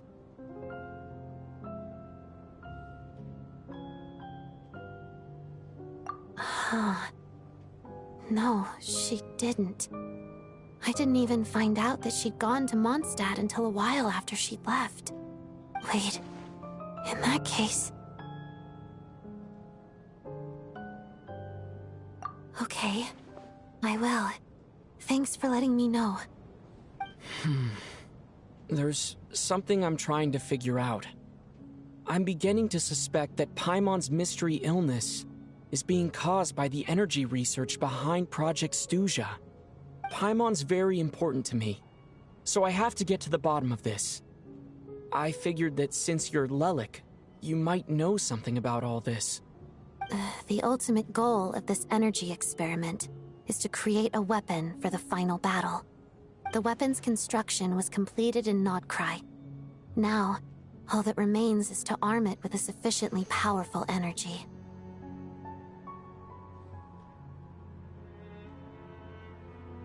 Yes. The weapon's development and all the related experiments are overseen by Lord Piero, the Jester. And the lab is located deep within the Armory Palace. I'm not sure why this experiment would be making Paimon feel unwell, though. The best way to get to the bottom of it would be to go there in person. Once we get out of here, I'll help you apply for an entry permit. And I'm hardly the organization's proudest member, as you know. You answered my question about Rosaline. I want to do you a favor in return. It's that simple.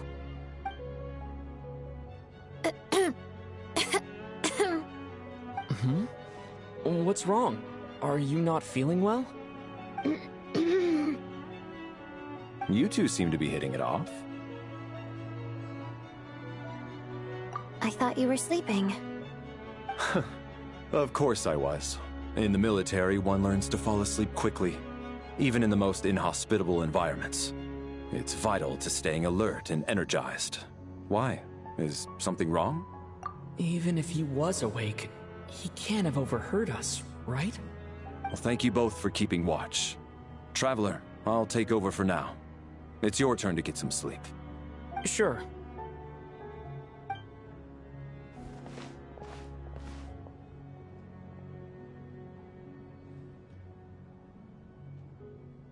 This is our second night here, but at least I found out a little more about Paimon's condition.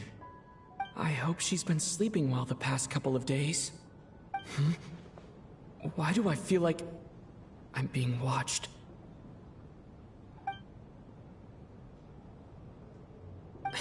Seriously? Is this payback for when I stared at her earlier? But I thought she was asleep. Never mind.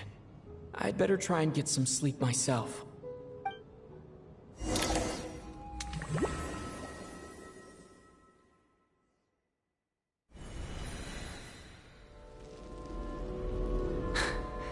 Hey, what are you spacing out for? Are you reaching your limit too? How long have we been walking for? Do you remember? Time's lost all meaning. Ever since we noticed that thing above our heads. What was it called again? A star key? Or key star? Anyway, the person who named it was swallowed by the black mist. Whatever it's called, ever since we noticed it, we've been walking up and up, hoping that as long as we reach it, we can find a way out of this place. But it seems like no matter how far we walk, we never get any closer. Well, we've come this far. You never know. Maybe we're almost there? Come on, enough moping. Let's go. The black mist is catching up.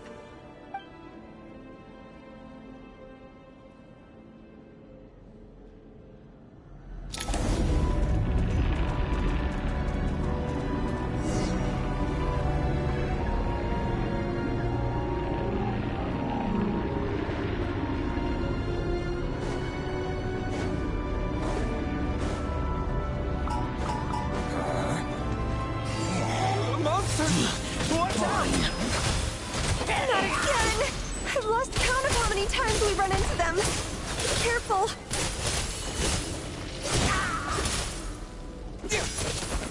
Now I'm back!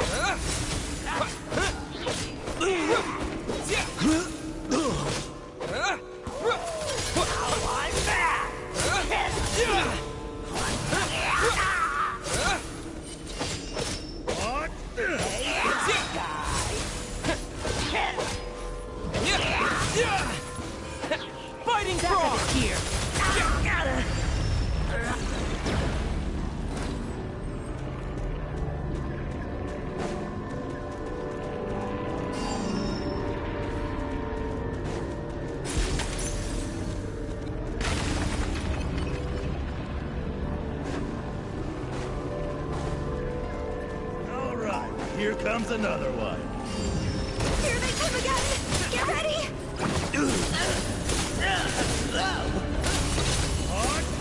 Back of his feet.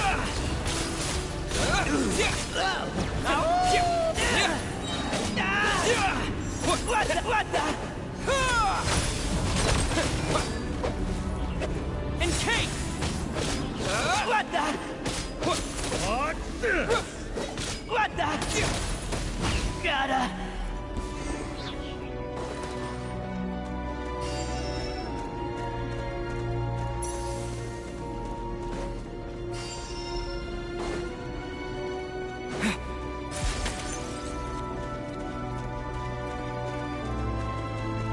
All right, here comes another. Monsters ahead of us. The black mist behind us. It feels like there's no escape. Fine.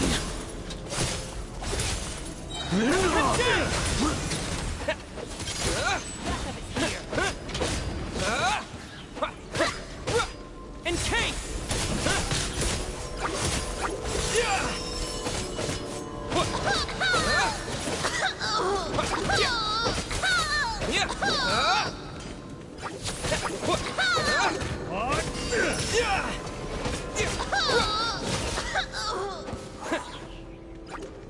Cryostorm!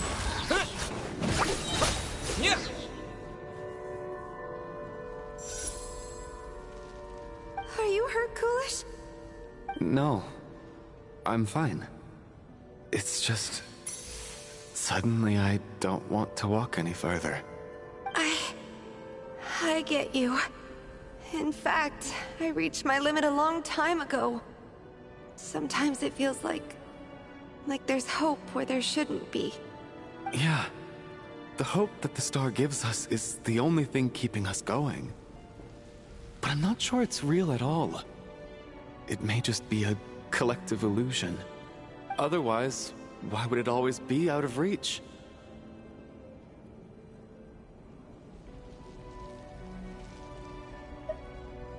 We know you mean well, but you're only saying that to try and encourage us to keep going, aren't you?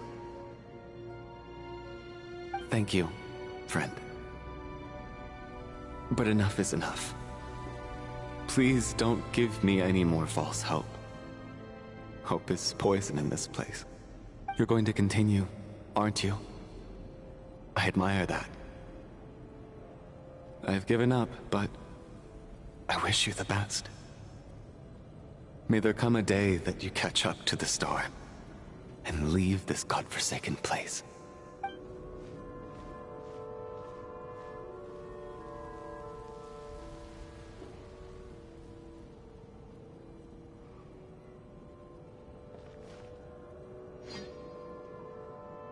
It's not an illusion. We really are getting closer to the star. Congratulations. You're the first person to make it here.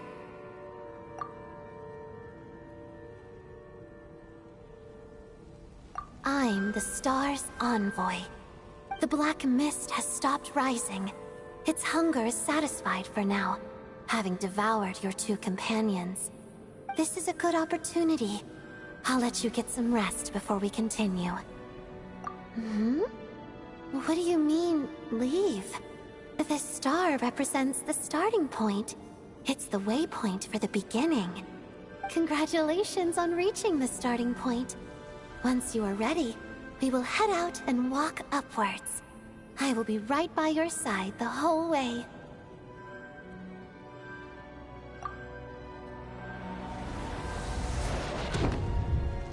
Huh? What's wrong? Hey, don't give up before the journey's even begun.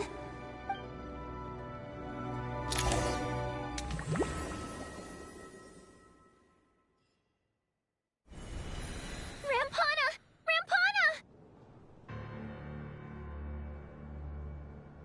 Is that Vodyanitsa's voice? What happened? Coolish, wake up! Please wake up!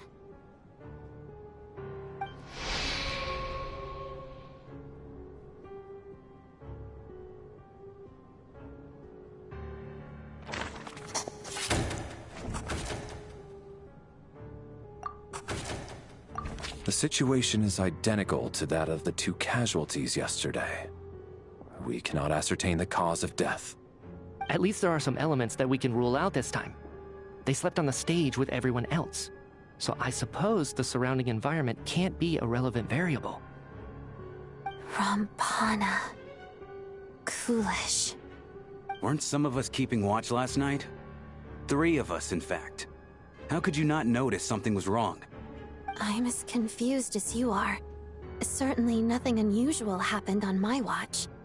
Likewise, and from what I've observed so far, both Miss Odette and the Traveler can be trusted. To be honest, I didn't get a wink of sleep last night. I couldn't help but think I was the target, so I just laid there with my eyes closed. I heard the Traveler and Lelik chatting, but otherwise I don't recall hearing any commotion during the night. Me too. I didn't want to wake everyone up, so I was concentrating hard, trying not to cough. I hardly slept at all. If anything had happened, I'm sure I would have noticed. Then, what could possibly be causing this? Once was bad enough. I can't believe it happened again. I worked closely with Rampana and Coolish for so long. I never imagined that one day they'd... And on this stage of all places... Florianitsa... 4 victims in just 2 days, and we still don't have a single lead. I need to get to the bottom of this as soon as possible. And above all, keep Tonya safe. I'd never be able to look Child in the eye again otherwise. Still snowing? Yes, I just checked. Still no sign of anyone outside either. So we only have ourselves to rely on. If you ask me, this killer can clearly strike whenever they please. The Night Watch was a useless endeavor from the start. Lelik must be an expert in poisoning. Clearly she used some poison that can't be detected on the corpse. Here we go again. Listen, I was already thinking to myself last night, was Lelik's reason for revealing her identity the real story? Well, now I have my answer. It most certainly was not. She's been playing us for fools. You get off on this, don't you? Revealing your identity, only to carry on with your killing spree? That's a hideous thought. One that only a hideous mind like yours could dream up. How dare you? That's enough! Yesterday, you named Lelik as a suspect because the victims were both wealthy merchants. Lelik might have had a motive then, but today's victims were just ordinary people. Not to mention that they were colleagues of Odette and mine. What reason would she have to murder them? Let me guess. Just to scare you? Who knows? Maybe you don't know her as well as you think. I implore you all to ask yourselves, how many people are there really in this world that have what it takes to kill another person? Not many, I'd wager. Lelik is well known to be a ruthless operator, and now she has revealed her identity. How could it be any more obvious?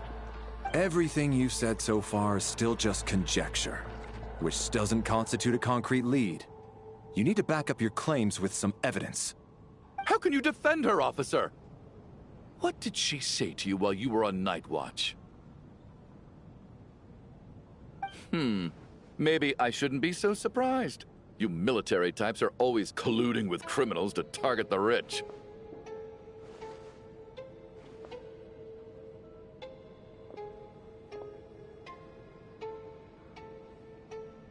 All so you can get your grubby paws on our hard-earned fortunes, then tell us to fall in line. The Fatui, the Druzhna, and the Rokot. Thugs, the lot of you!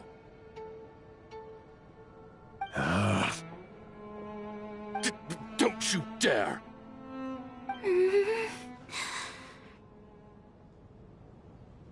Sir, but... you were the one who told us not to stop other people from expressing their opinions yesterday. 4 people have already died. Only yesterday I was chatting with Mr. Coolish. Then we woke up in the morning and he's... Turning against one another is the last thing we should be doing right now. Little girl. Even if Mr. Chuganov is a puffed-up, pig-headed windbag who doesn't have a clue what he's talking about, he's still one of the victims here, isn't he?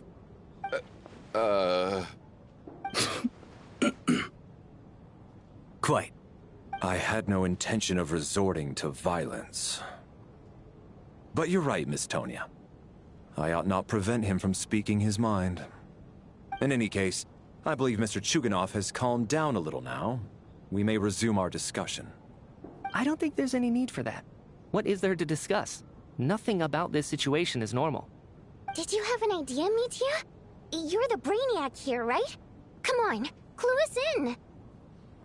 I've been mulling something over. All the leads we have so far concern things from outside the theater. Miss Odette's alter ego, the threats Mr. Chuganov received. But then there's the 2 double murder crime scenes themselves, which have given us absolutely nothing to go on whatsoever. That's highly unusual. Even with the most careful killers, there's always some evidence left behind. So what are you suggesting? I think this could be a supernatural event. It isn't characteristic of human-on-human homicide at all. Correct me if I'm wrong, but aren't you supposed to be a scientist? That doesn't sound like a conclusion someone like you is supposed to make.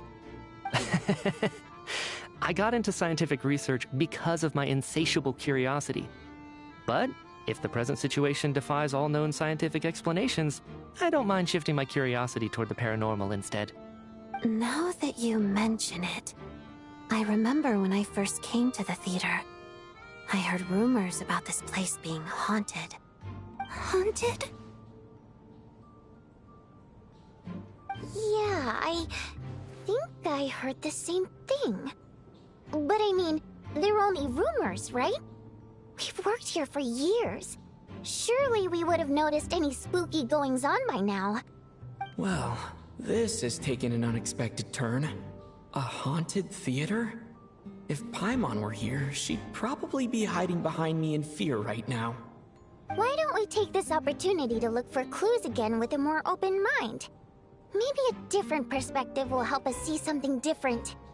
Very well. Whether it's criminals or ghosts we're looking for, the same rules apply. Everyone needs to tread carefully. I'll move the bodies into the same room for now.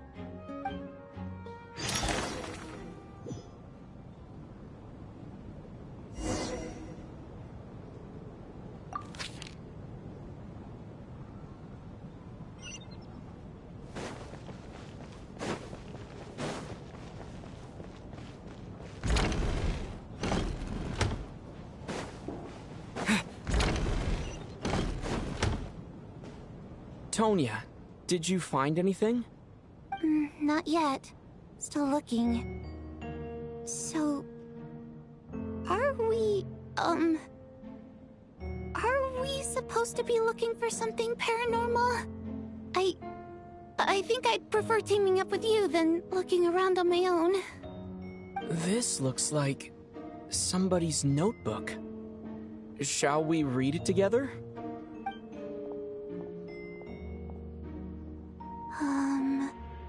Well, it doesn't look scary or anything, so I guess it should be fine.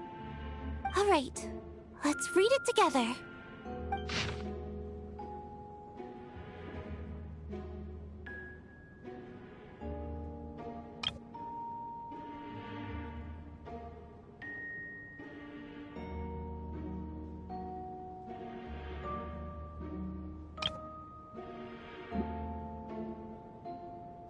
Huh. This has to be Vodyanitsa's writing, surely. Maybe it's a little rude for us to peek at this. I feel like I just read someone's secret diary by accident.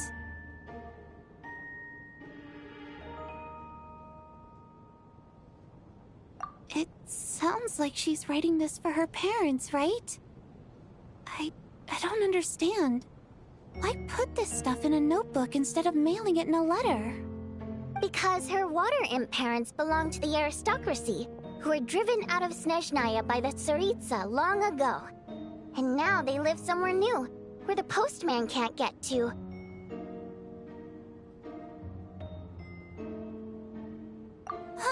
We're sorry. It's fine. My fault for not storing it properly. I can't leave things lying around and expect them to get ignored when everyone's scouring the place for clues. Alright, give me my notebook back. I'll take over the investigation in this room.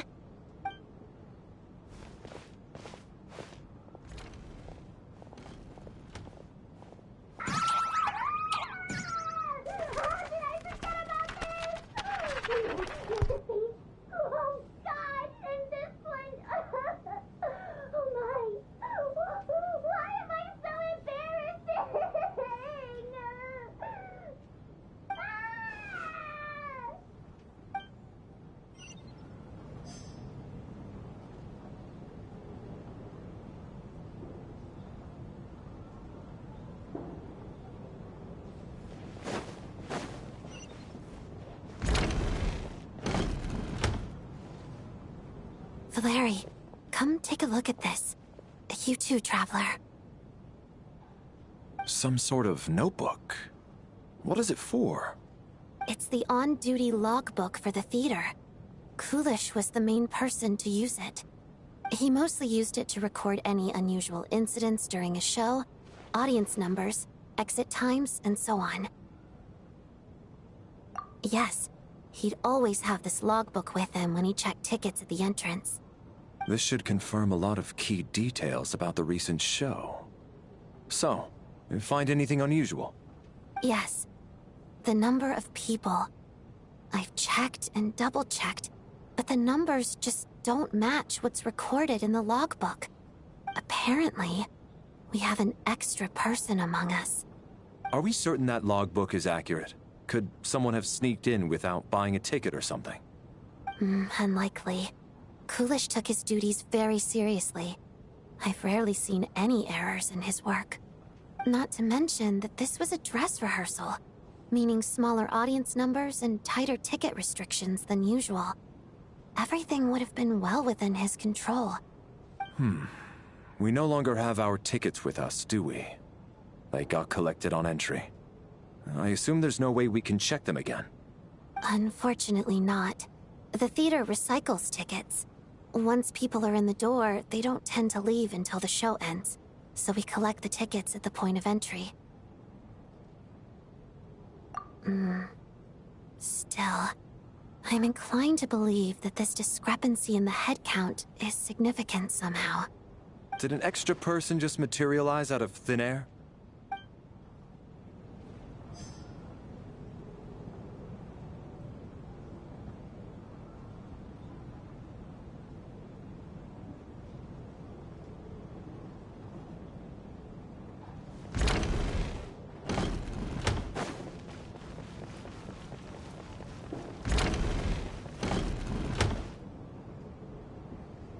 Ah, Traveler. Since you're here, come take a look at this. Alosha found it. We're both curious to hear your perspective. It appears to be an investigation report. And the focus of the investigation was the rumors of haunting we heard about earlier.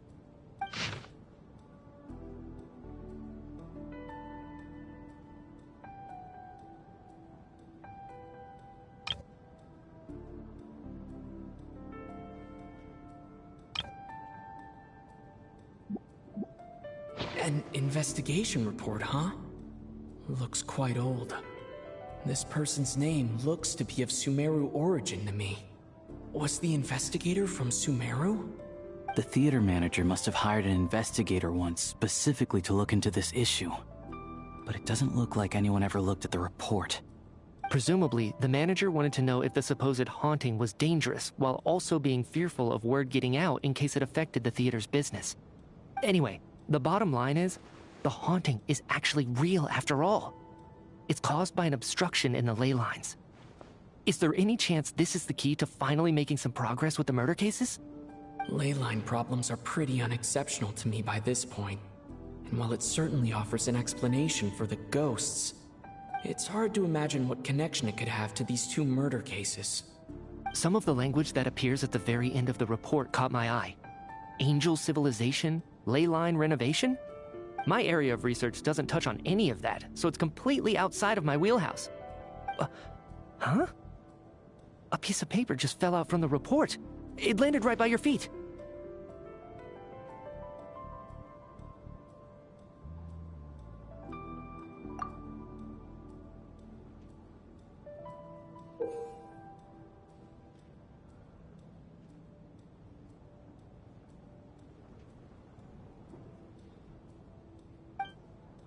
How unnerving.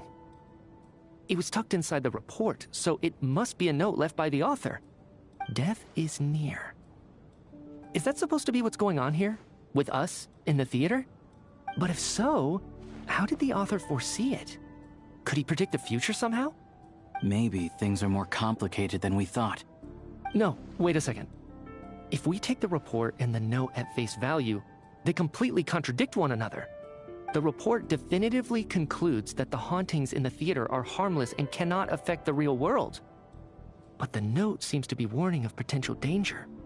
The question is, what exactly does the note mean by death?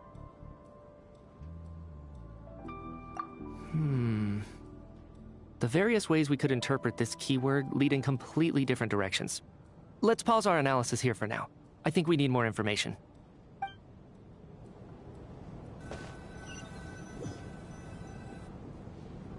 If we take all this together, it's not impossible, is it? If anything, it's the natural conclusion. Oh, I beg to differ.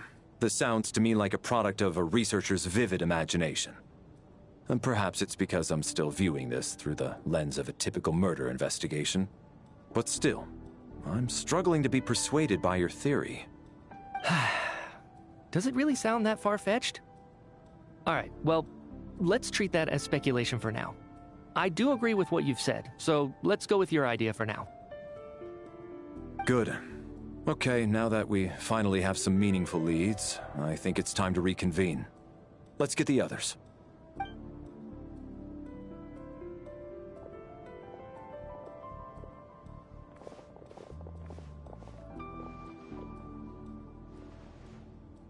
So, that's about everything we've discovered so far.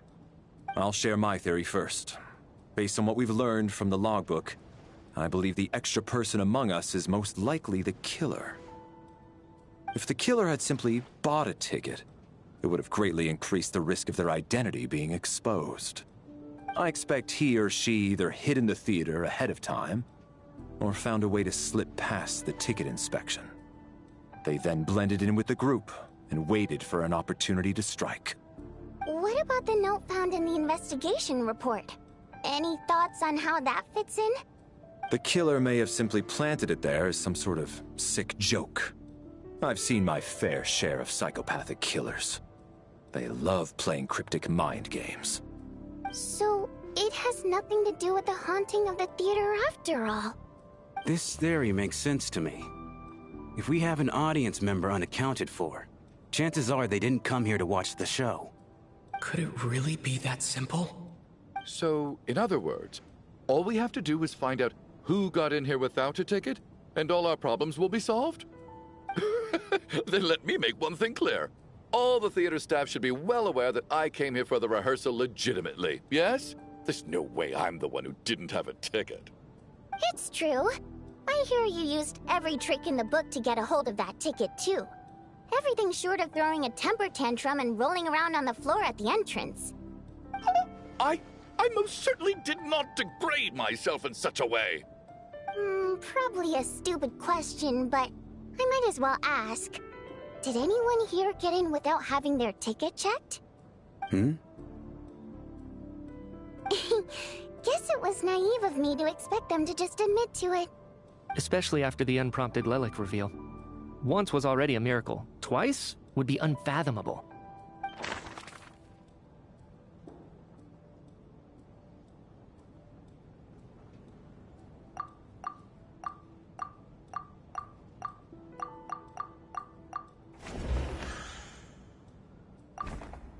I don't believe any of us here knew Shram before all this.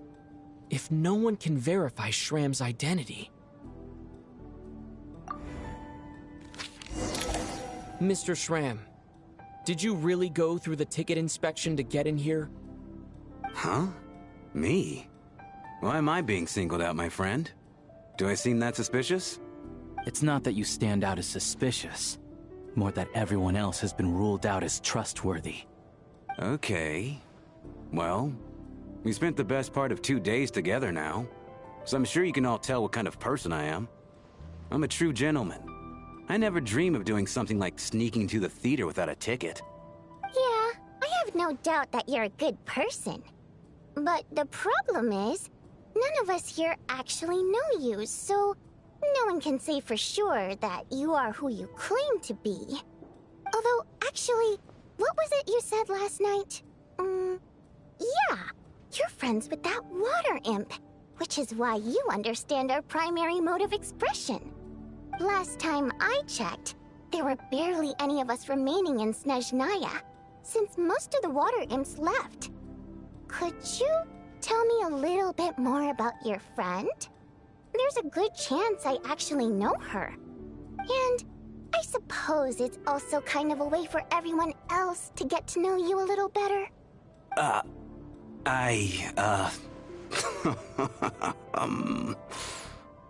Good grief. Are you blushing? Pull yourself together, man. Stop giggling like a teenage boy. It's revolting.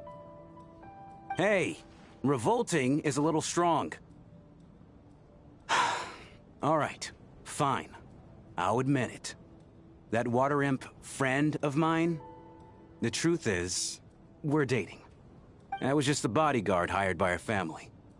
But the stars must have aligned, because sparks began to fly between me and their daughter. Never in my wildest dreams did I think I'd get so lucky. We don't need details. Just get to the point. Okay. I'm just a little hesitant to reveal her name, that's all. You know how it is. These are delicate times. Even with me to protect her. If word gets out that she's dating a human, both the Fae and human factions will give her a hard time. Really? Wait, no. That can't be. Huh? Shram, what the devil are you talking about? Why is everyone looking at me like that? Surely you can understand where I'm coming from. Delicate times? Factions? Yes? You know, the Civil War? Last time I checked, the Fae and the humans were still at each other's throats. If I'm not mistaken, the last significant civil war in Snezhnayan history was over 400 years ago, when Her Majesty the Tsaritsa had just taken the throne and was consolidating her reign. What do you mean, 400 years ago? What's going on here? Is Shram from the past? All right, Mr. Mitya, you win this round. As far-fetched as it is, it appears that your theory may be correct. I'm just as amazed as you are. I didn't even believe it myself, to be honest. Is someone going to explain what's going on here? From the look on your face, you figured it out too, haven't you, Traveler?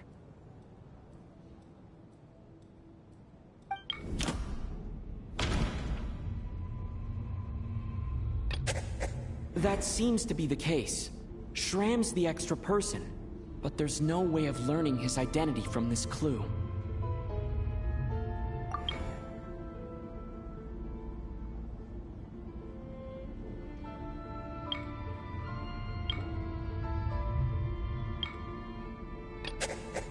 No. The truth lies within the clues we've already discovered. The theater's ley lines have been modified to block souls within its grounds from returning to them. Some souls can even wander this place forever. Mr. Shram's statement proves he is from hundreds of years ago. And according to the investigation report on the theater hauntings, Mr. Shram is very likely a lost soul wandering the theater.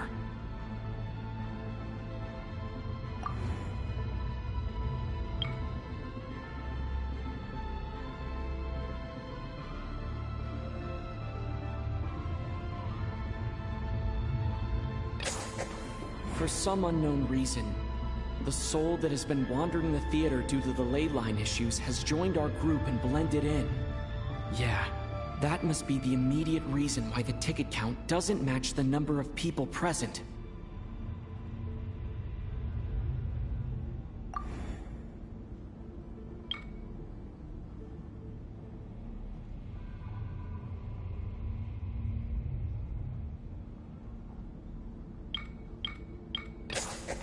The contents of the investigation report have been verified. There are indeed ley line issues and wandering souls in the theater. Death likely symbolizes the deceased. Mr. Schramm, for instance. Death is near. That must mean that there's a dead person in our midst. That's the truth, isn't it?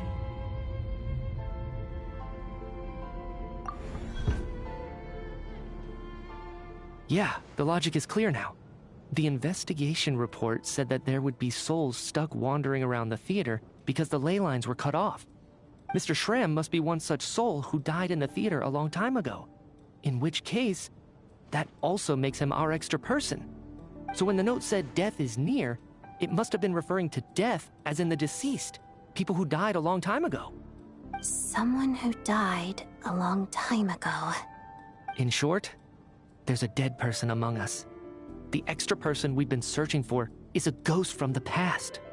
You mean I'm a ghost? No. Don't make jokes like that, my man. There must be some mistake. But even if I was dead, I know for a fact I didn't kill anyone these past 2 nights. Yeah, even if all that's true, the report also said the souls inside the theater can't affect reality, right? They're harmless. Then what if the problem isn't the souls at all, but the ley lines themselves? The ley lines have a powerful ability to attract and devour souls. Let's say that the ley lines are like a black hole, constantly seeking to engulf souls. But the souls that don't want to return are trying to avoid being sucked in. Huh. Why does this analogy sound so familiar? What happens when the black hole can't achieve its goal? I'm only speculating here, but what if it ended up swallowing innocent souls by mistake? Or intentionally taking other souls to compensate? That could explain why we weren't able to determine a cause of death. If you're right, and their souls were devoured by the ley lines, it does make some sense. It does seem to explain a lot of the things we couldn't make sense of. Does that mean it's true? Except there's no concrete evidence. Mitya's relying on a lot of logical leaps. Still, it seems like the best explanation we have under the circumstances. Alright, so how could Schramm not know that he's dead? Seems a little unlikely that he hasn't noticed anything unusual even after several days interacting with us. On the contrary, it's perfectly normal for a soul to wander the theater for centuries without questioning their existence or reason for being there. It's simply what's natural for them.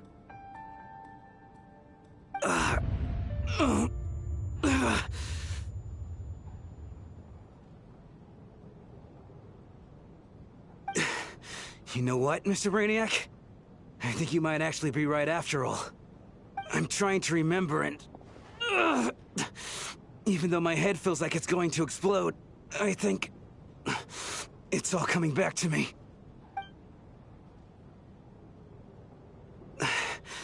I was the one who didn't want to remember my own death, so I forced myself to forget. Well, I'm sure those are painful memories. My lady and I snuck out to go on a date one day. We bought tickets for the theater. It wasn't really my thing, but I was just happy to be together.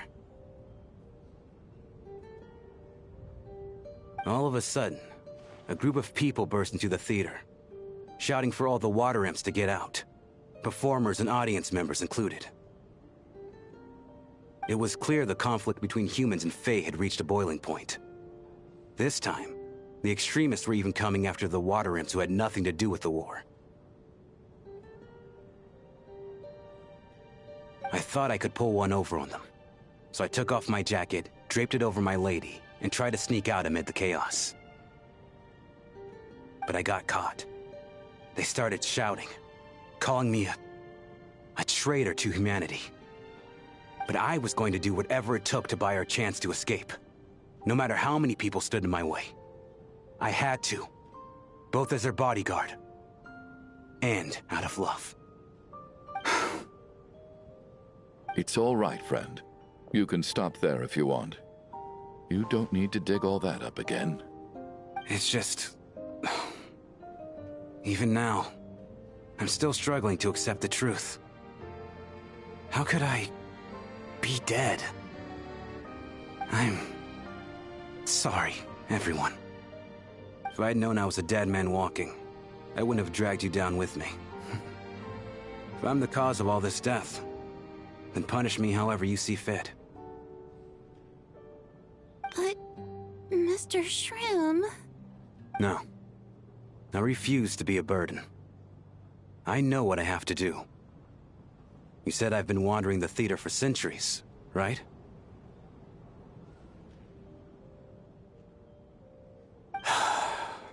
I guess it's high time I got a breath of fresh air. Out there, I mean. I'll leave this place and take all this death with me. Go out on my own terms.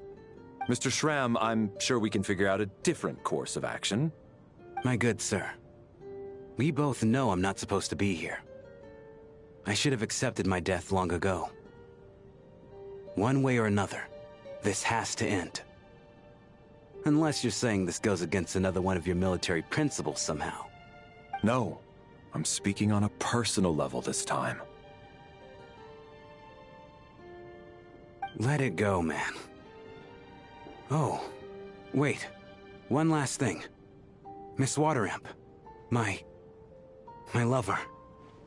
Her name was Letia. Letia Ozarova. Do you know what happened to her? Ozarova. Oh, Auntie Ozarova. That's what we all called her. I remember her as a very kind elder. She had a bunch of kids, too.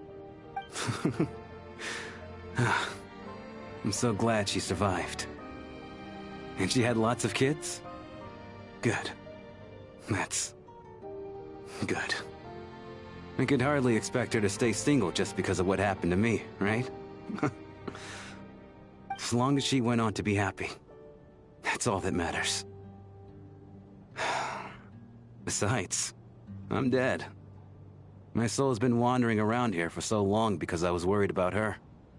But now, I can go without regret. There's no need to see me off, my friends. I've enjoyed our time together over these past few days. Perhaps we'll meet again in the next life.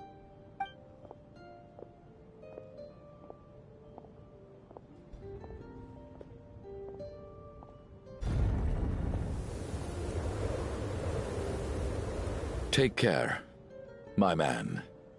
I know Mr. Shrim was already dead, but... I still feel so sad. Death is cruel, no matter how we might try to make sense of it. So, was the conflict between Fae and humans really that bad back then? I was only little, so I don't remember much. It's terrible to think that so many innocent people had their lives turned upside down. Even the historical records about that time period don't say much about it. All people know is that the Tsaritsa founded the Fatui, drove out most of the Fae aristocracy without explanation, then used her terrifying power to suppress the humans. It seems to me like the Tsaritsa chose to make herself the enemy. She downplayed the conflict, directing whatever animosity both sides had for each other at herself instead. That's also why, despite how brutal the conflict was at the time, there hasn't been much lingering tension between humans and Fae since. Things have been fairly harmonious for the past few centuries. So, the Tsaritsa banished the Fae to protect the Fae living in the city? She offered herself up to be hated in exchange for peace. Maybe it's not quite as bad as it sounds. I don't think Her Majesty is too concerned if mortals hate her or not. And besides, there are very few who truly do. All this time, I had no idea. All right. If Mitia's theory is correct, then I think we can consider this matter settled. Let's all take a break.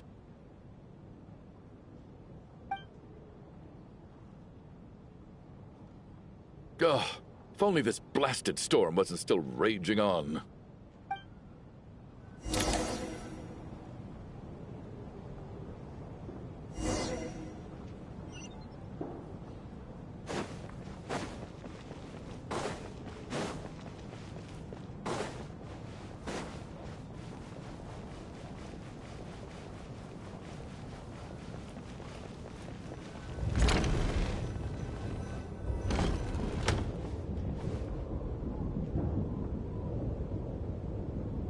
Looks like now we can just rest until the snowstorm stops. I still can't believe Shram turned out to be a ghost who'd been in the theater for hundreds of years.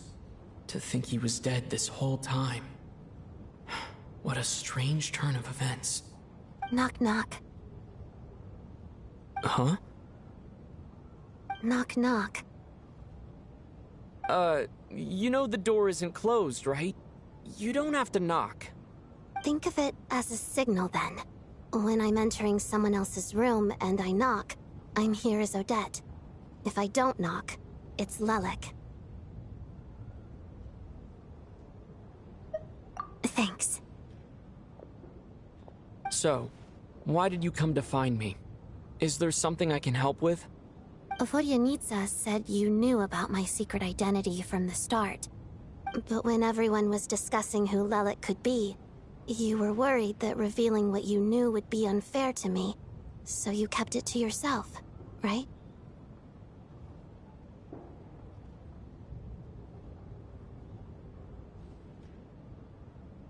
Yes, I'm extremely grateful for that. It's nothing. I mean, you didn't hold what happened with Signora against me, so I should thank you for that as well. Actually, there's something else as well. I found myself in a situation similar to the one you were in when you helped conceal my identity. So I thought I'd come and ask you for advice. It's about Mitya. Before all of this, the last time I saw him, he was dead.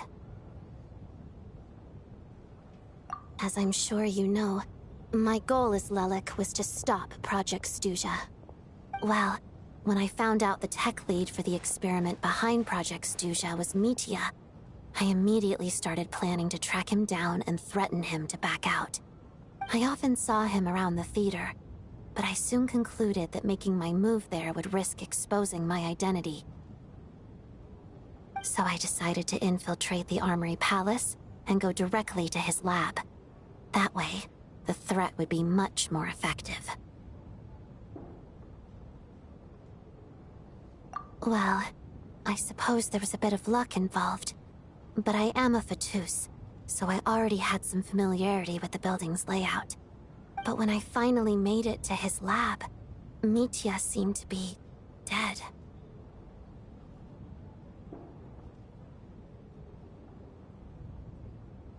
I checked his breathing and his pulse.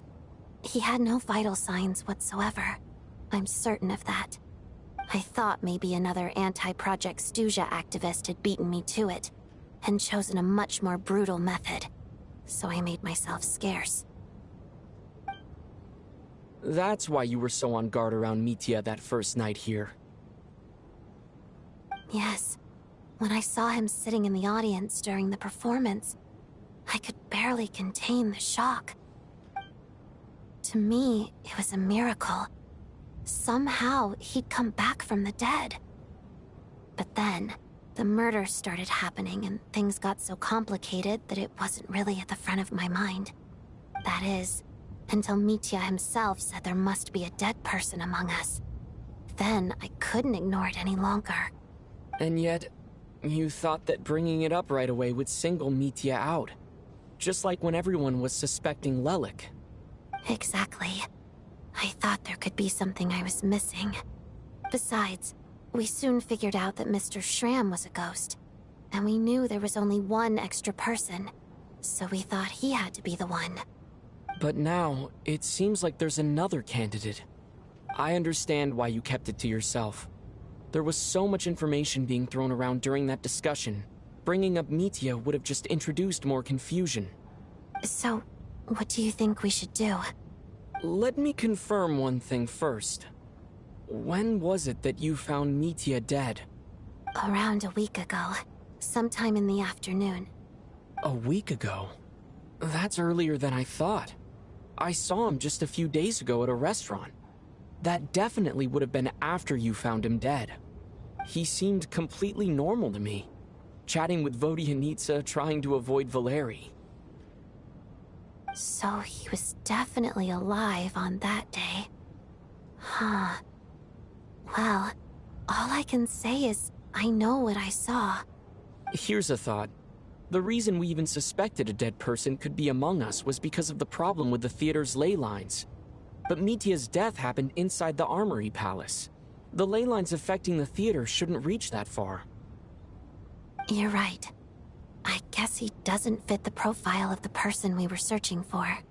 I think the chances of it being him are very low. Surely he can't have died for real in the Armory Palace. Unless... Unless what? Unless he really did come back from the dead. You're right. Do you think we need to disclose this to the others? Huh, what's this? A private meet and greet? Where do I line up? That's not what's going on here. Well, I was just making the rounds. Thought I'd try to lighten the mood a bit. Vodyanitsa's handing out food if you're hungry.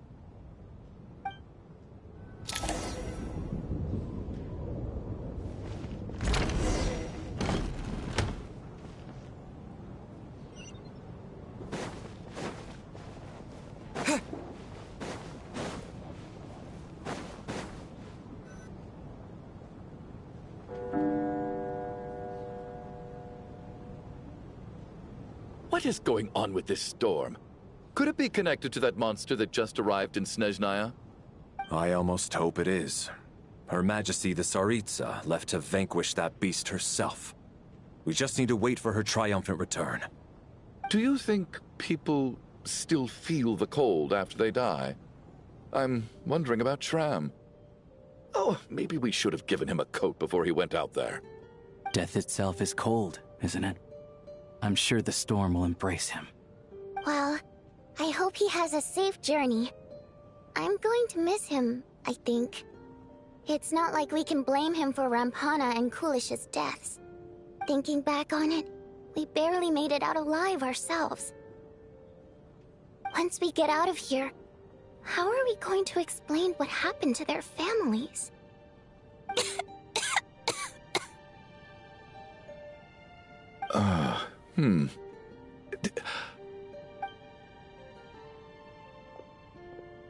Are you okay? Here, take this. I've never used it.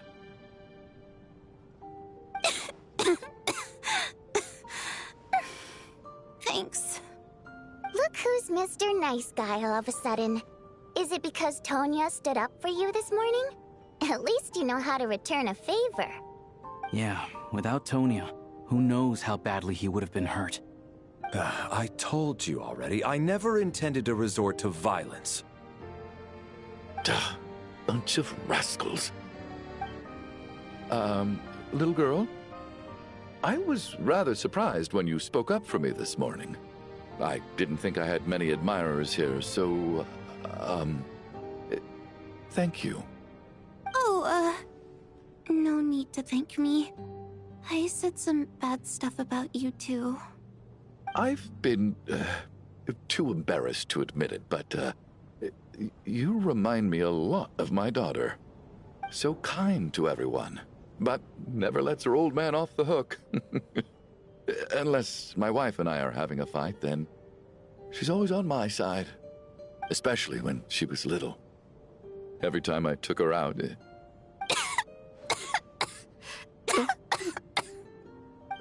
All right, easy now.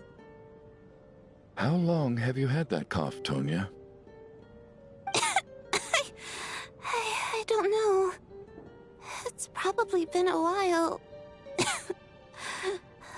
I'm fine. Are you taking anything for it? Yeah. I'll be fine once I see my brother. He's gonna pick some frost fairy flower leaves and brew a tonic for me. I'll feel much better once I drink that. I see. That's good to hear, then. We should probably discuss arrangements for tonight. Now that the deceased has left our midst, there shouldn't be any more incidents. However, out of an abundance of caution, I'll keep watch. Shouldn't we take shifts? I can take one if needed. No need. I managed to get a nap in earlier, so I have plenty of energy right now. After all the tension of the past few days, everyone else should just focus on getting a good night's sleep.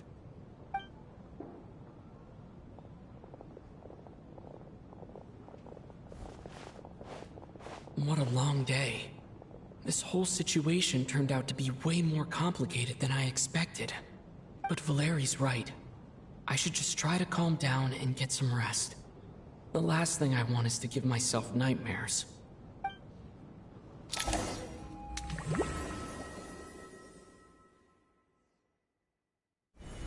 He's awake. He's awake! Get over here, you big lug, and take a look.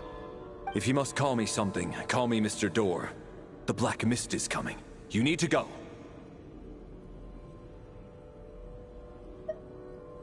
Are you all right? Can you walk? We just got attacked by monsters on our way up. That Mr. Door fellow protected us. He just seemed to come out of nowhere. Not much of a talker, but when it comes to taking down monsters, that man doesn't hold back. Curses! The Black Mist is catching up to us. We need to keep going. Mr. Door, I don't believe I've ever seen you around here before. Why is that? There's no need to try to get to know me. I'm just Mr. Door. I have to find the door that belongs to me. Oh, well, anyway, we're lucky to have you here. Thanks for saving us earlier.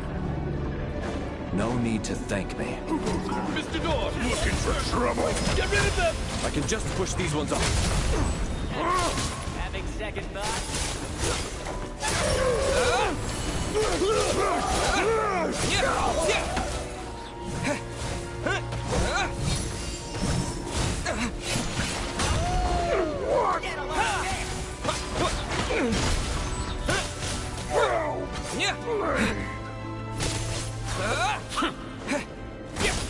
What the?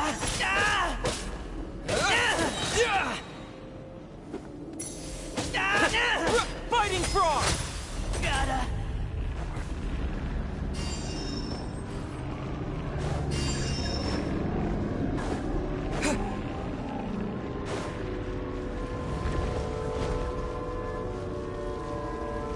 So we're doing this the hard way.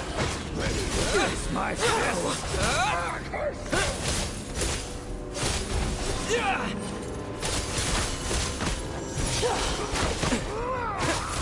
You win this one.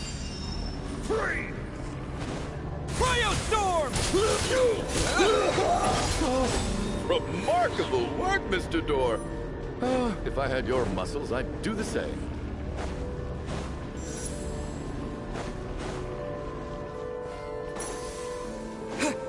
Are none of these doors the one you're looking for? No.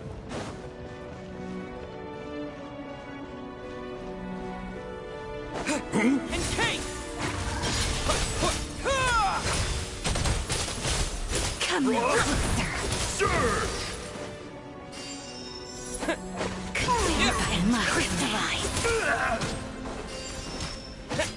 Cryostorm! How could this be?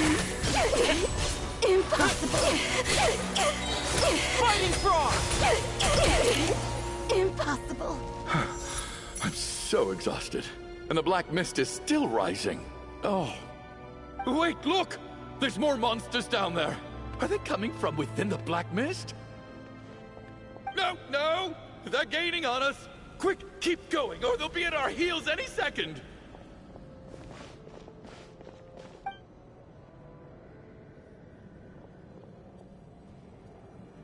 Mr. Door, what are you doing? We need to get out of here. They're coming! Found it. This is my door.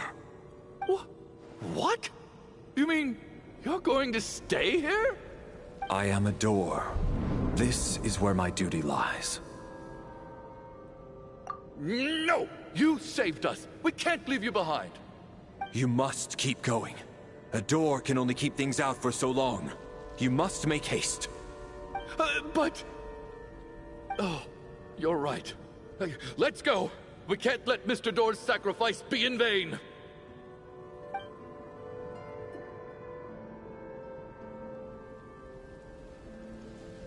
The black mist isn't moving anymore. Looks like both the monsters and Mr. Door are gone. I didn't just imagine all that, did I? Surely I wasn't so scared out of my mind that I hallucinated a door as a human being. Oh, okay, good. There's no way we both hallucinated the same thing. Getting sleepy? Well, looks like we're safe for now. Go ahead. Let's get some rest.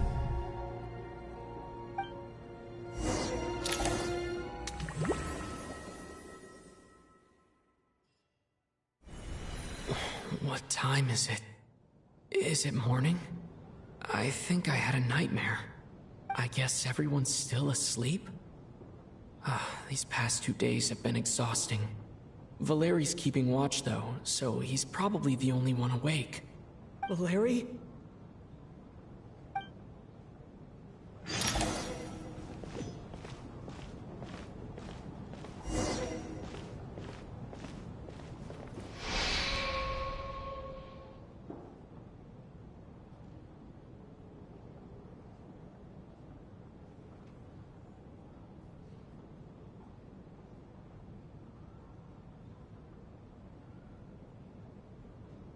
Wake up!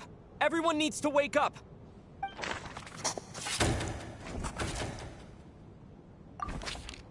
Just like the last 2 nights. No clear cause of death. I've been a real thorn in your side, haven't I, Mr. Valeri? Now you can rest in peace. But for me, life will be all the duller for not having to run away from you, my friend. How's Tonya? Is she okay? I just checked on her, and it doesn't seem like anything serious. She's just exhausted from the past couple of days, and she's still recovering from her illness. We should let her sleep a bit longer. That means Valeri was the only one who died last night. If Valeri was awake and keeping watch, it would have been impossible to kill him without waking everyone else up. That much is certain. This is so frustrating. Why has nothing changed since yesterday? I thought we already dealt with the dead person causing all this. Actually, one thing has changed. There's only 1 victim this time, not 2. Does that mean...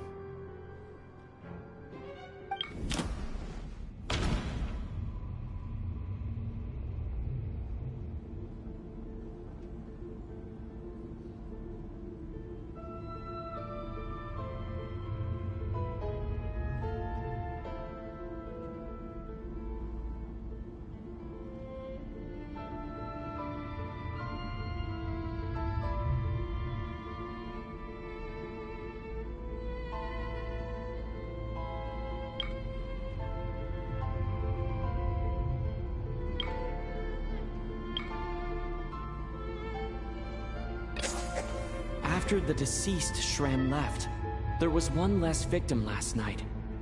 That more or less tracks. It's a reasonable conclusion, considering the only variable that changed.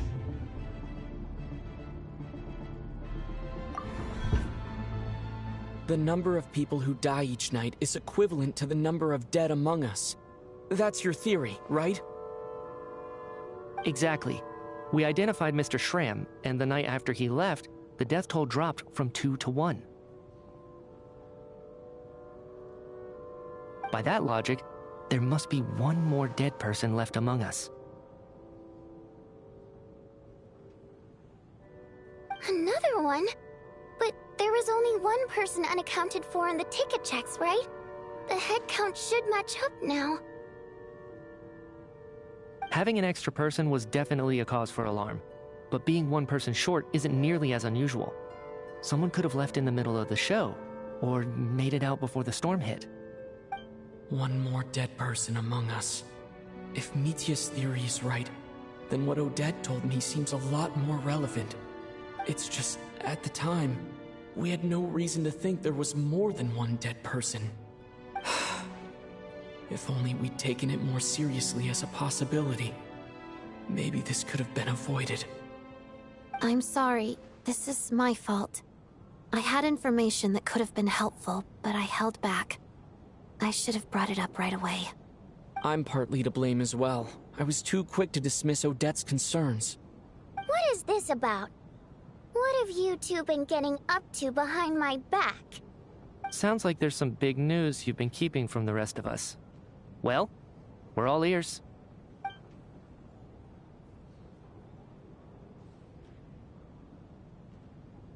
I'm the dead person? Wow, that's certainly news to me. Odette and I talked about it yesterday, but we thought it just wasn't possible, so we left it at that. Yeah, I don't blame you. If I'd been there, I probably would have reached the same conclusion. It just sounds too unbelievable. Let me just try and verify this. I just scoured my memories trying to think back to the afternoon Miss Odette mentioned. But I honestly have no recollection of dying. That's where I'm different than Mr. Schramm. Having seen Mr. Mitya a few days ago myself, I also find it hard to believe he could be the other dead person among us. Well, if it isn't Mitya, then who? Do we vote on it? If you don't mind me asking, Traveler, I believe you mentioned that you know Tonya's brother. Had you ever met her before all this? No, never. Wait, are you saying... Now just 1 minute. I know where this is going. You can't just randomly point a finger at anyone you want. You're in the hot seat, and all of a sudden you want to divert our suspicions onto somebody else? Trying to pick a fight, Mr. Chuganov? Whenever you open your mouth, all you do is attack people, and I've had enough of it. If you don't want to engage in a civil discussion, you can shut up. You little brat! Did Mitya ask about Tonya because he suspects her? I suppose I only identified her by age, and nothing else. Could that mean... I'm just saying, you're going around casting suspicion on people for no reason. How could Tonya be dead? I can vouch for her, if nothing else. I've seen her before. She's the sister of that Harbinger, isn't she? The one called Child. Oh, really? You're telling the truth? Since being here, I don't think I ever mentioned she was Child's sister specifically. Does Chuganov actually know her? If Chuganov can vouch for her, then it can't be Tonya either. In which case, it seems unlikely that there's another dead person among us at all. Miss Odette, could you go over that afternoon with me one more time, when you found me dead? No problem.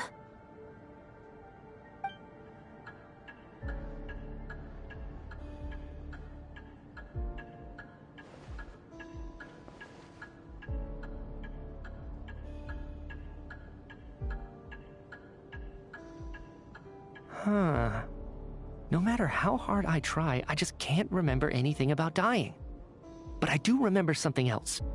Miss Vojanitsa, during our last meal together, I told you how some of the researchers were suffering from temporary memory loss. Do you remember that? Oh, yeah. You said it was hindering the progress of your experiments. You thought they were just under too much stress or something. Right. And even though I don't remember dying that day, I'm pretty sure I experienced something like amnesia. Some of my memories from that afternoon are missing. Are you suggesting you're missing the memory of your... Of course. How am I only just realizing this? Humans aren't necessarily aware of their own death. You mean being silently assassinated, or dying in your sleep. Situations like that. The researcher's amnesia. Suddenly it all makes sense. I must thank you, Odette. I think your perspective just helped me reach a breakthrough on a series of issues that have been troubling me for quite some time. All right. It's decided then. I'll be the one to leave today. Oh, leave? Hey, wait a minute. Aren't you rushing into this? What if you're wrong? You'll pay with your life. Come on, kid. Aren't you gonna fight for your life? This seems like a rash decision. I have other reasons beyond what's been discussed. In fact, thinking back, I remember during Miss Odette's performance, while I was sitting in the audience stalls, a brilliant new idea for my research popped into my mind. But then, my train of thought suddenly cut off. I can't remember it now at all, and I didn't take any notes. I guess that must be another instance of temporary amnesia. No. Hold on. I see where you're going with this. You're suggesting that each instance of temporary amnesia is a death, right? There's a glaringly obvious flaw in that idea, no? How can one person die so many times? I believe Miss Odette's account.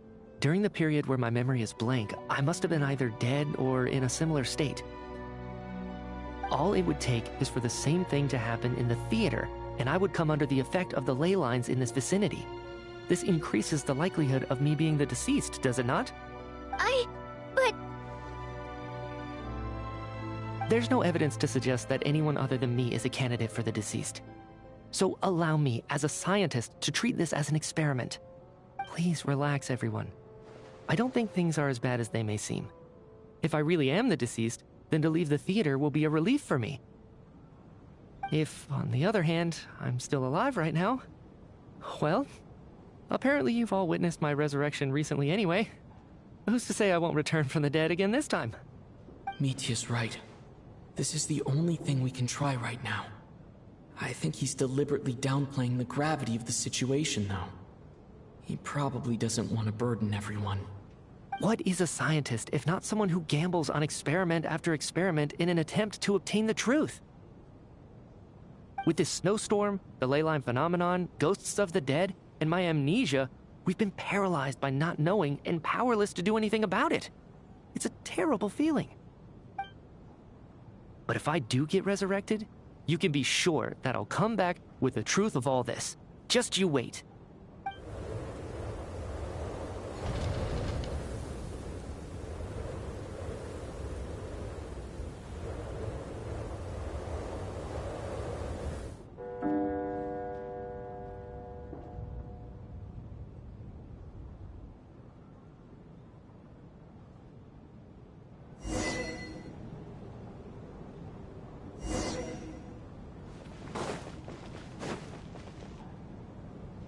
Poor Mr. Mitya. I didn't even get to see him one last time. Maybe it's a good thing that you weren't there to see it. It was a hard thing to watch. I hate goodbyes. Why does it feel like everyone around me is slowly disappearing? Not just in here, I mean. In the outside world, too. Maybe it's the realization that, at the end of life, everyone has to face it alone. Come to think of it, the main reason we're still alive right now is pure luck. Each morning here, for every one of us, there's the chance that we might not wake up. You could take it a step further and say that the same is true outside, too. Who can never be 100% sure when they drift off to sleep that they'll open their eyes again in the morning? If I make it out of here, I'm going to cherish every moment that I'm awake and live without any regrets. Without regrets. I feel like a strange sense of anxiety has been quietly growing inside me over the last 2 days.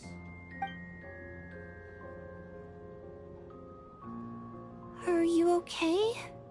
You look really glum. If something's bugging you, let's talk about it. There's only a few of us left here now. After everything we've been through, what's the point in keeping things bottled up? I have a travel companion named Paimon. Alosha and Odette have met her before. She's been feeling unwell recently. You're worried about her, aren't you? That makes sense. We've been trapped in here for days. To be honest, I used to feel like I was just a spectator in this world, watching everything that happens from the sidelines. Maybe it's because I'm a Descender. A Descender? But with Paimon by my side, over time, I slowly felt my connection to this world growing stronger. She loves eating, sleeping, and having fun, but she's also a great guide. It's her authenticity that makes this whole world feel more real for me. Over the last few days that we've been apart, I've often caught myself wondering, what would Paimon say if she were here right now?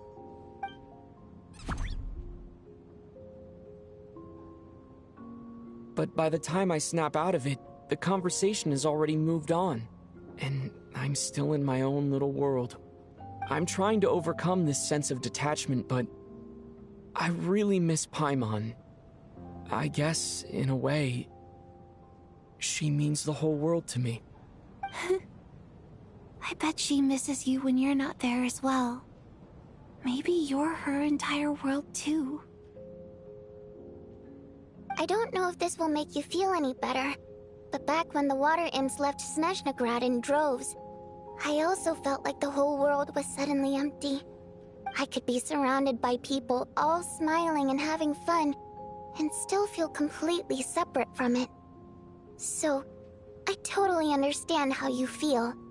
Later on, I started to think, maybe accepting the fact that our loved ones won't always be with us is something that takes a lifetime. All we can do is cherish their companionship from moment to moment.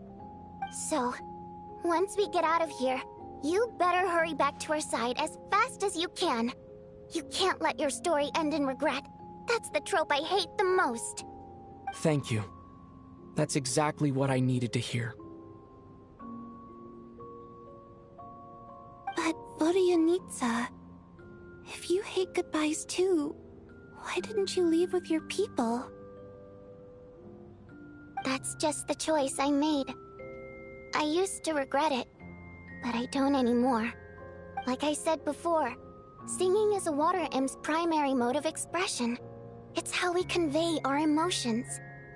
Our songs have echoed through this theater for hundreds of years, each one a story pieced together through moments of joy and sorrow. But does a story exist without someone to read it? To me, the answer is no. So I made the choice to stay. That way, there would still be someone left to sing these songs and listen to their stories. Otherwise, they could have been lost forever. Could you teach me how to understand your people's songs sometime? I want to be able to truly hear them, like Mr. Shram. A fan after my own heart. Thank you, Tonya. How about I sing something for you, and you tell me what you hear? Okay, I'll do my best.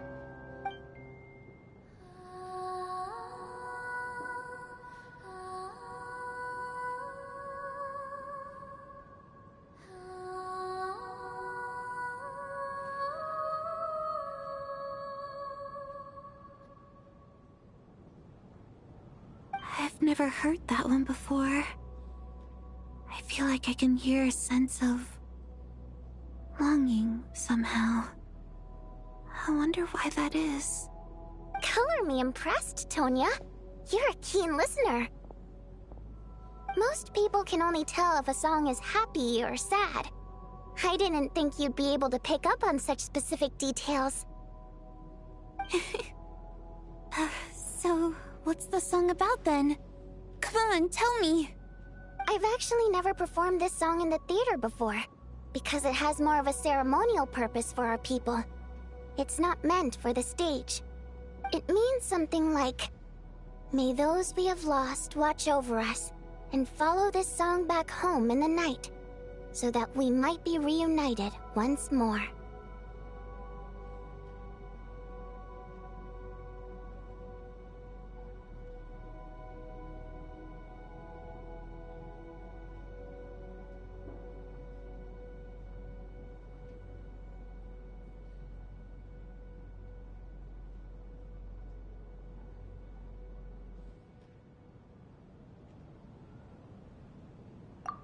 wonder I could hear that sense of longing. You sing it for loved ones who have passed away. I hope it reaches them. It's getting late, Tonya, and you're not well. We should all turn in early. I suppose there's no reason to keep watch tonight. Okay. But, before I go to bed, could you sing that song a couple more times for me, Vodyanitsa? Of course. Anything for my #1 fan.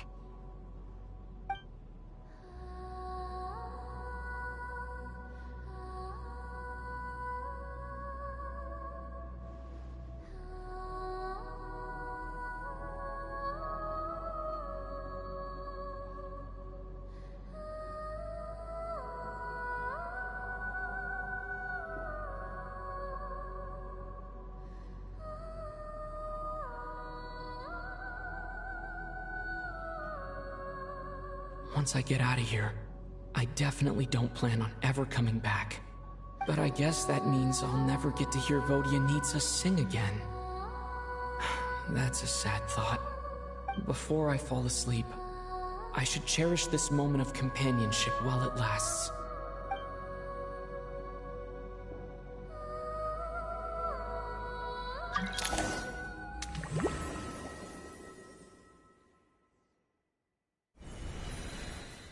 Where am I? It's so dark in here, and I feel kind of dizzy. Am I alone?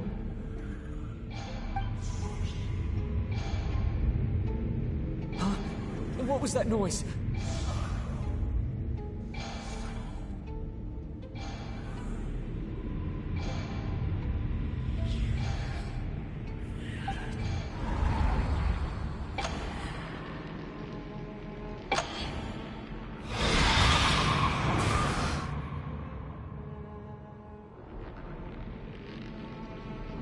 Return, O spirits.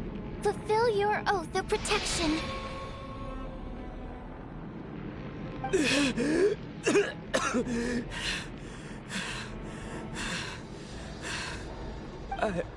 I'm alive? What just happened? No time for questions. Quick, over here. Turn on the switch. We need to bring back the light.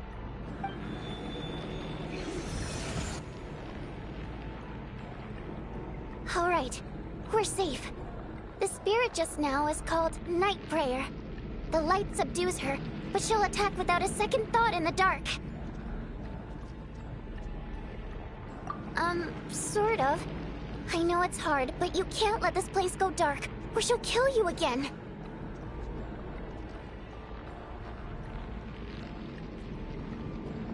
Yep. Luckily, I was here to resurrect you. Otherwise, that'd have been a real bummer. A bit more than a bummer, I'd say. Wait, so you have the ability to resurrect people? Sure I do. I'm your guardian spirit after all. I specialize in soul recall. Oh, it's nice to meet you, by the way. Thanks. It's nice to meet you too. All right, there's no time to waste. The Black Mist is already catching up. We need to avoid it at Night Prayer at all costs. Come on, let's go. We need to reach the next switch before the place gets too dark. If we bring the light back, Night Prayer won't be able to get to us.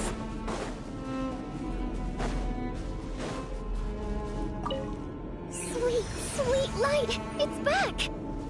Now that's a sight for sore. Shh! It's Night Prayer. We need to move quick, but don't let her notice you. Look out!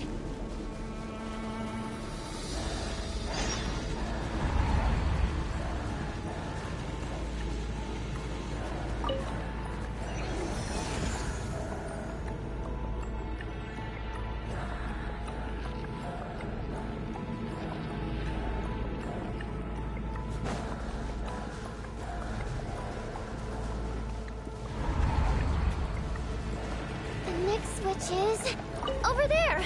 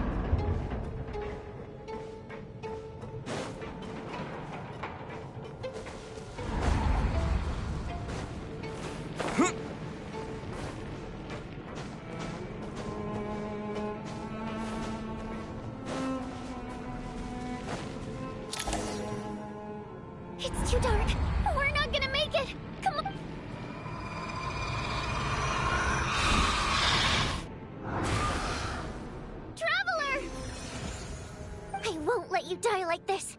Not on my watch.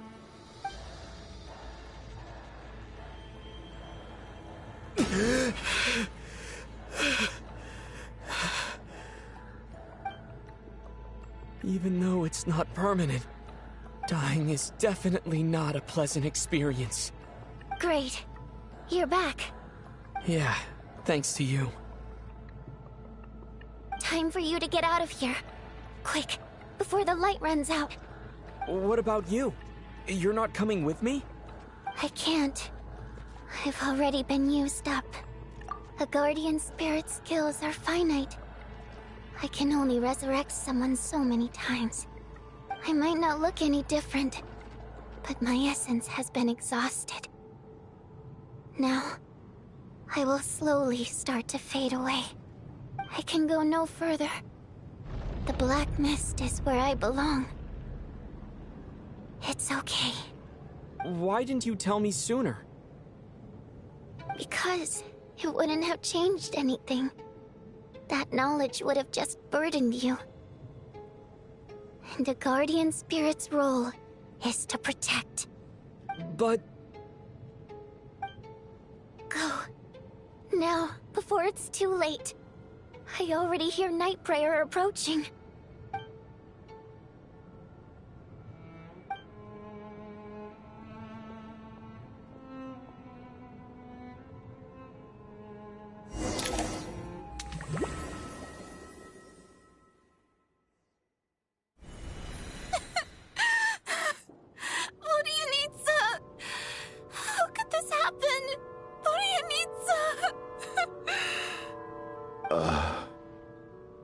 Well, I guess there's no need to inspect the body.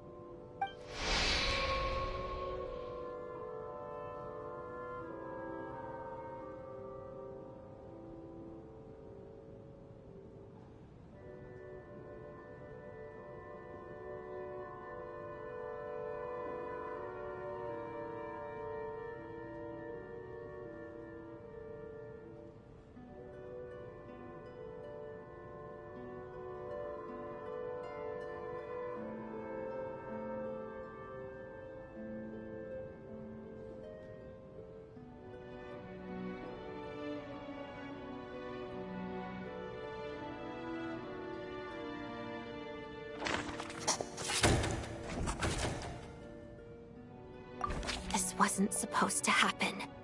You lied to us, didn't you, Chuganov? You've been lying from the start. Take a long, hard look at yourself before you go around accusing other people. I suspected you on day one, Lelik, and now look where we are. By some strange coincidence, you've never been targeted. You just happen to have survived this long? No, you should be the prime suspect. And you, little hunter, ever so content with staying on the sidelines. Yet, you were the one who stopped us from leaving from the start! Why are you trying to keep us here? Now you're just lashing out indiscriminately. That's either a sign of anxiety or a guilty conscience. Where was all this passion and bravado before? Decided to fight until the bitter end. Is that it? Is that a threat? Fine, bring it on! You think I'm afraid to die after all this? You want to kill me? Go ahead. I'd like to see you try. After all the trauma of the past few days, everyone's been pushed to the breaking point. Valeri and Mitya aren't here anymore. Someone else needs to step up and take charge. But first, I need to think this through. Considering everyone left, who's the most likely candidate for the deceased?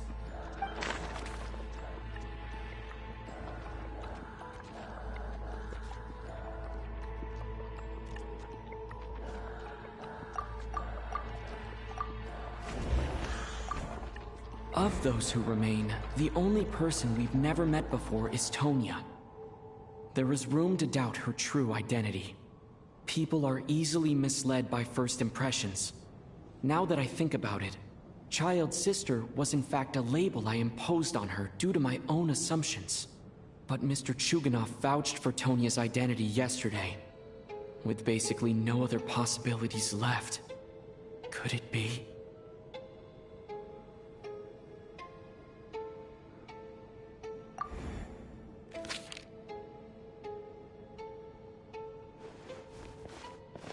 Tonya, how's Tusser been lately? Tusser? Your brother Ajax must have mentioned me in his letters home, right? Did he say anything about a blonde traveler? No. And my brother's name is Razik, not Ajax.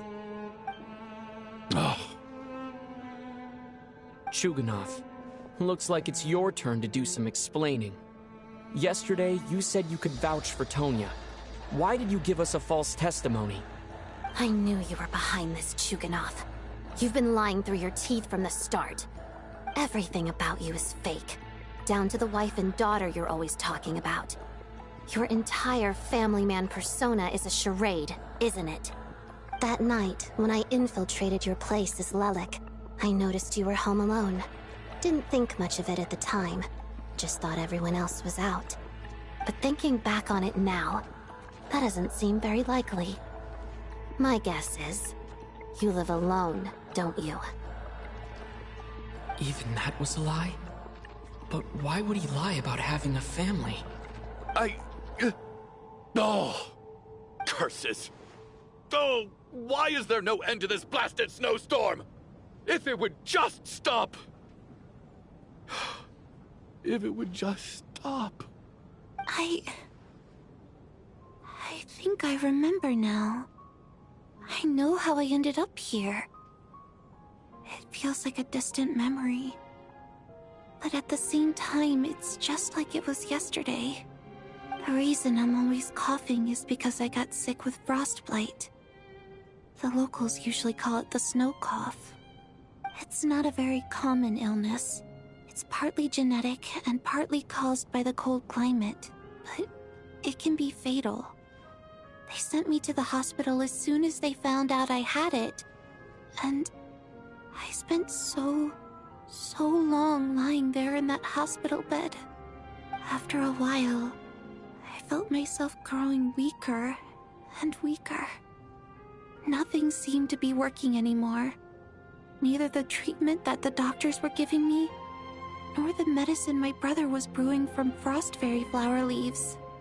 So one day, I told my brother that I wanted him to take me outside for once, so things could be like they used to, just for one day. I wanted to meet loads of friends, experience new things. He agreed. He snuck me out of the hospital, and we escaped. We got to the theater, bought tickets, and went inside. Oh, it was all so exciting. I remember the show very clearly. It was amazing. But I found myself getting sleepier and sleepier. Oh, Tonya. When I woke up, I couldn't find my brother anywhere, so I guessed he'd already left. But there's no way he'd leave me behind. So I decided to stay here and wait for him. At the time, I figured he'd probably gone to brew some more medicine for me. I was planning to chew him out for abandoning me when he got back. Tonya, it sounds like by then, you'd already... Yeah, I know. I understand now. Dead, aren't I? This cough and the feeling weak, it's probably just my body's memory. After all of that, it turns out I can't blame my brother after all. I was the one who abandoned him. I'm sorry, everyone. I realized this much too late. It seems like death skewed my perception. And now I've dragged you all into this mess. Your name probably isn't even Tonya, is it? Didn't that ever strike you as odd over the last few days? Well, when I was little, my brother and I read a storybook, and Tonya is the name of one of the characters. When we escaped from the hospital, our family and the hospital security were looking everywhere for us. So when you first approached me and said my brother had sent you, and called me Tonya, I thought he must have chosen a fake name that only the two of us would know. Because he was afraid of getting caught. Now, It seems like that was just wishful thinking. At least your memory of death isn't painful. That is a small comfort. Now it's your turn, Chuganov. Talk to us. I believe no lie is ever told without a reason. You're right. I was lying. I happen to know that the Harbinger child and his sister Tonya managed to get tickets, so I lied to you and pretended I knew them. And yes, I was lying about my family too. The truth of the matter is, I lost them a long time ago. I just refused to accept reality. And now I've spent the second half of my life living a lie. I'm a joke. My daughter's name was Iskra. And before you ask, yes, Iskra, as in Iskra Manufacturing Plant. She also died from the snow cough. She was just 6 years old. If she were still alive today, she'd be around the same age as little Tonya here. After Iskra passed, my wife couldn't bear to face those memories either. So she chose to start a new life without me. One day when I came home from work and saw the empty room, I felt like I couldn't breathe. Subconsciously, I started to imagine that they were still there. I soon discovered that this was the only thing that made me feel any better, so I just embraced the delusion. Nothing more than a pathetic means of escapism, I know. But at least it's not a crime. So explain your false testimony, then.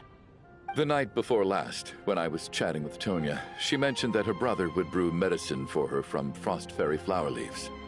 Combined with her various symptoms, I suddenly understood everything, including the fact that she was deceased. The snow cough used to be an incurable illness. I would pick Frost Fairy flower leaves to brew medicine for Iskra too. It took hours and hours on the stove. But the year after my daughter passed away, the Jester of the Fatui announced that a cure for frost blight, also known as the snow cough, had finally been developed. It turned out that all previous treatments were completely ineffective. No better than random concoctions. That was the final straw for me. I just couldn't take it anymore. Just one more year. One more year, and everything would have been okay. So, more than anyone, I know full well that in this day and age, no one in their right mind would still be using frost flower leaves to brew medicine for the snow cough. Poor Miss Tonya, therefore, had to have been from an era when snow cough was still a terminal illness. So, you projected your daughter onto her? Even though you knew she was one of the dead?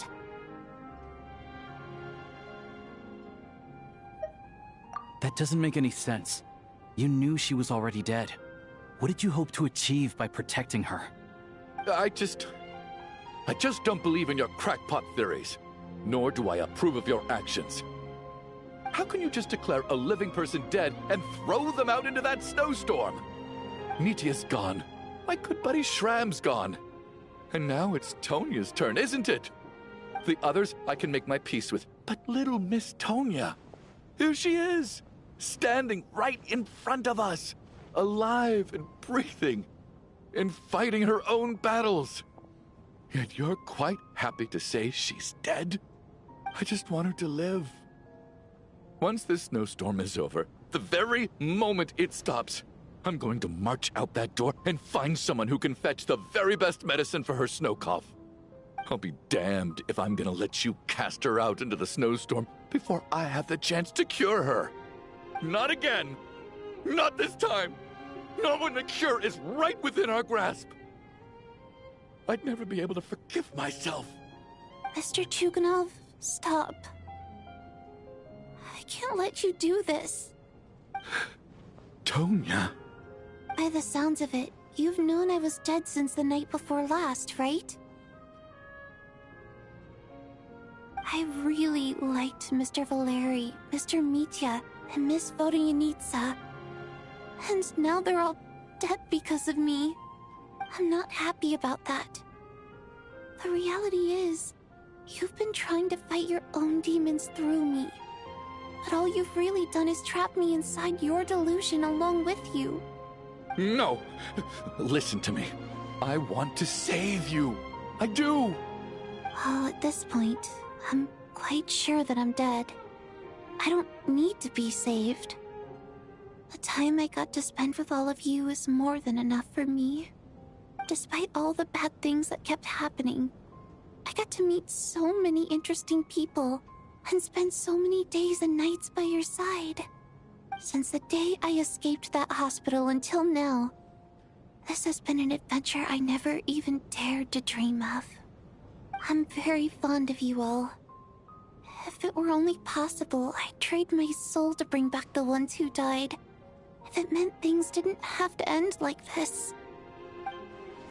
And that's why I'm not fond of you at all, Mr. Chuganov. I'm sorry. It's them that you owe an apology to, sir. Not me. Well then, I suppose this is it. It's time for my adventure to end. I've caused enough trouble. You're leaving already? It's still early. Don't you want to stay a little longer? No thank you. Oh, and by the way, my name is Patashka. It was nice meeting you all. Feels strange that we're only being properly introduced now that it's time to say goodbye. Tashka.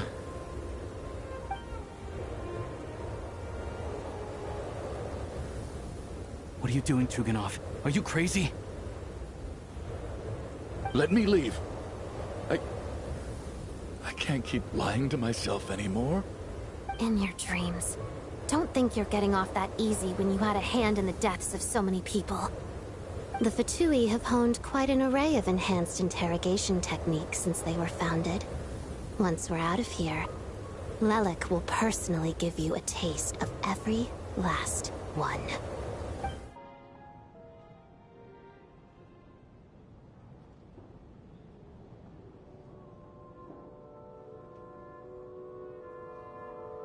I think we should leave.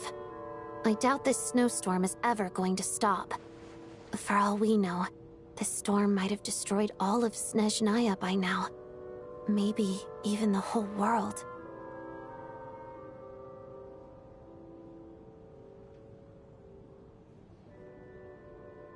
Wait, we finally solved the mystery of the haunted theater today. Maybe let's at least try to enjoy tonight? Fair enough. I don't particularly feel like dying in Chuganov's company anyway. And yet you won't let me die first. Hey, Chuganov, on a serious note, if we do make it out of here, you should close down that factory of yours. A lot of people are freezing thanks to you. Is this really the time to be discussing my factory? All right, fine. I'll shut it down. Doesn't matter to me anymore.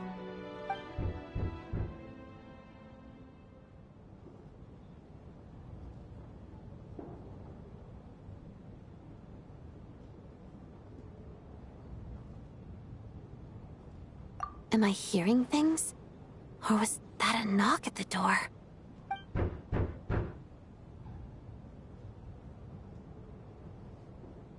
There it is again.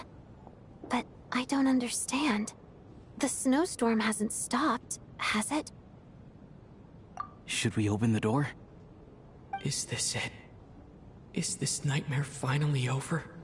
If the last few days are anything to go by, I probably shouldn't be getting my hopes up. Whatever lies beyond that door at this moment. It could be something even more terrifying than everything we've been through so far.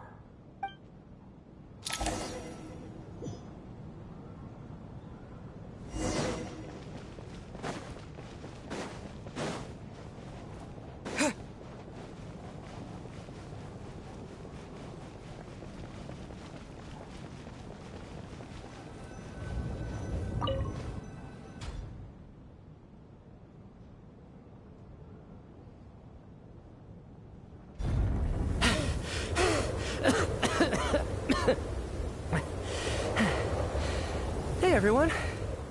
I'm back. How are you doing? Feeling any better? Much better, thanks. Whew, it is so good to have you guys here. I was a little worried that the theater would be empty by the time I got back. Let me see. Tonya and Vodyanitsa are missing, which means... Vodyanitsa died last night. And then you discovered that Tonya was the other dead person. Am I right? Not Tonya. Petashka. First, tell us how you made it back here. Given the conditions outside, no one should be able to return alive. You're right. The thing that got me back safely was... a song.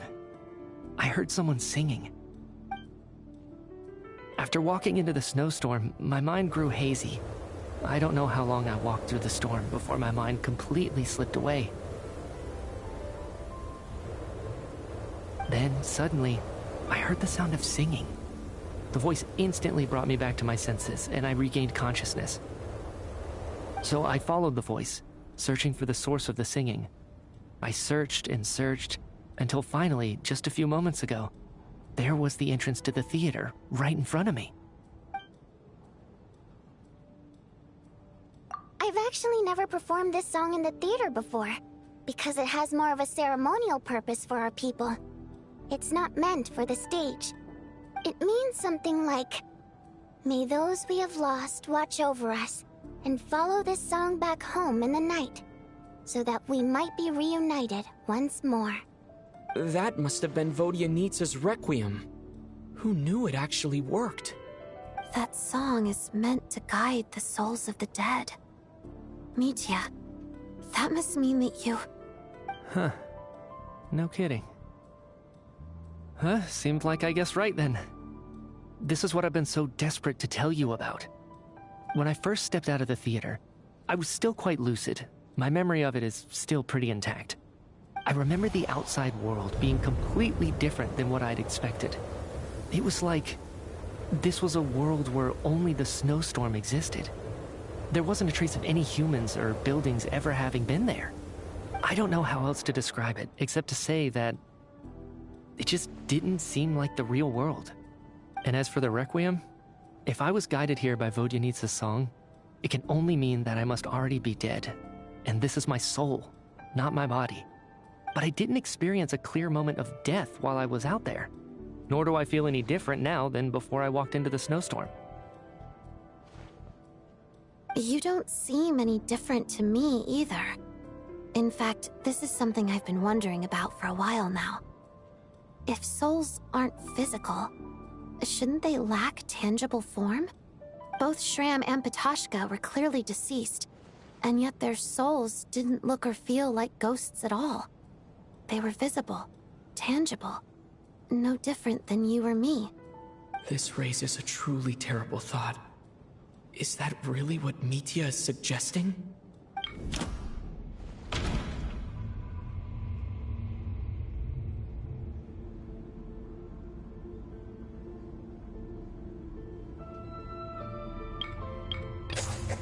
Mitya's soul was summoned back by the Requiem, confirming that he is indeed already dead. And yet, he looks no different from us. Of course, if even the long-deceased like Mr. Shram can blend in with us undetected, then maybe we've all been dead from the very start. And all of us are now souls wandering the theater.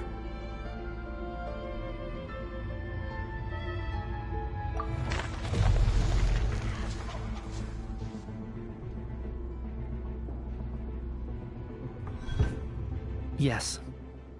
I think that this is probably the afterlife. What did you say?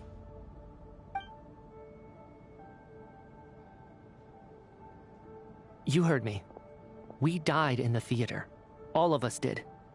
But due to an obstruction in the theater's ley lines, our souls are trapped here, while an endless, infinite snowstorm rages outside. It's ironic, really. All that time, we were working so hard to figure out who the deceased among us were, when the truth was, we were all deceased. The only difference being some of us died more recently than others. Do you remember that note, "Death is near"? Seems like we misunderstood what it meant after all. Death was nearer than we wanted to think all along.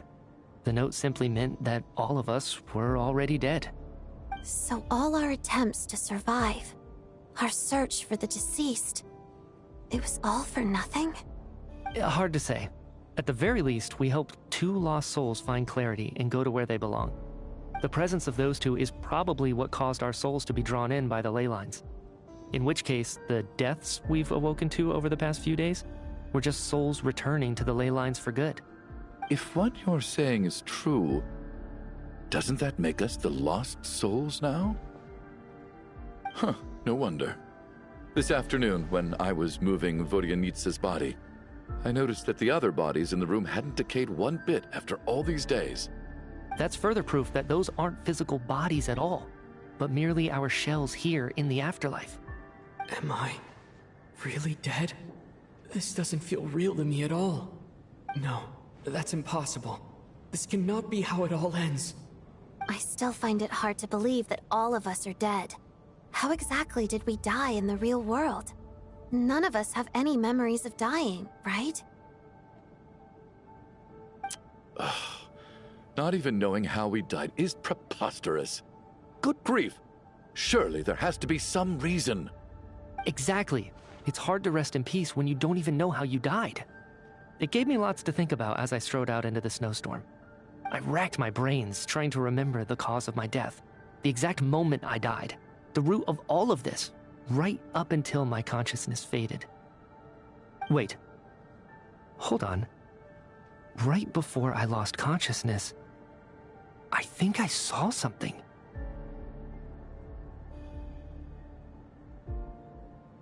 I can't remember. And I think I lost my notebook and pen. Mitya, your hand. Is that blood on your fingers? Huh? You're right. There's blood on the fingertips of my right hand. Looks like it's already dried. When did that happen? What the? I guess this was what I saw. I must have desperately drawn it in my own blood right before losing consciousness. What's wrong? Do you recognize the symbol? It's Renova, the ruler of death. Alosha, do you still remember that Snezhnayan folktale you told me about? It was about the Grim Reaper. When someone's about to die, he appears as an incarnation of someone familiar to guide their soul into the afterlife. And as soon as you recognize his face, your life is over. I heard a similar tale when I was little. You think the Grim Reaper in this story refers to the ruler of death you mentioned? That's right. In which case, death is near could also mean that the Grim Reaper is here disguised in a familiar form. Death, the deceased, and the Grim Reaper? So it's a triple entendre. When I first saw this note, I thought it contradicted the investigation report. But now it seems like that was the whole intention. So the Grim Reaper deliberately misled us. Then, we started suspecting each other and searched for the deceased while they hid in plain sight. By that logic, the one person most likely to be the Grim Reaper incarnate is...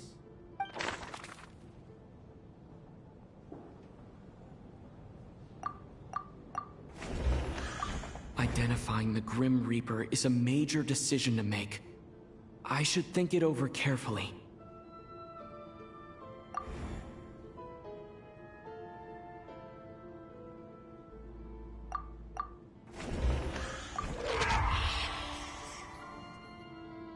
No doubt about it. It's Alosha. Looking back at how everyone has acted over the past few days, Alosha is most likely the Grim Reaper lurking among us.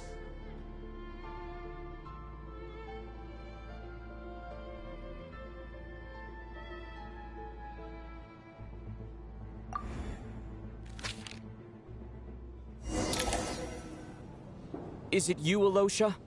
You were the first to discover the investigation report, and you had plenty of time to slip the note inside to mislead us. So? Surely you can't suspect me based on that alone. What if someone else found the investigation report first, slipped the note inside, and then put it back without telling anyone?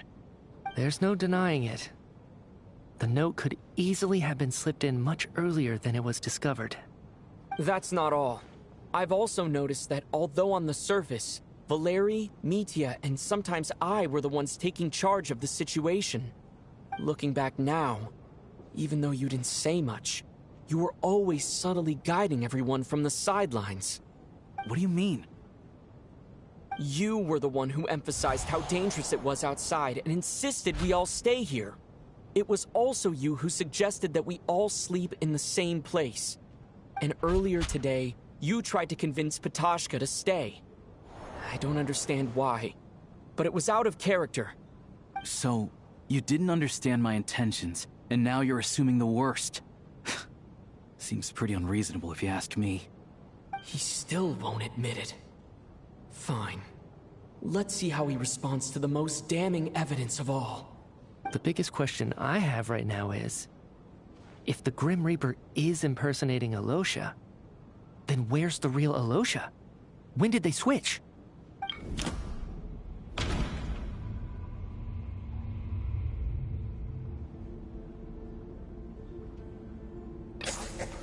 That's right. This was the moment. Right at the start.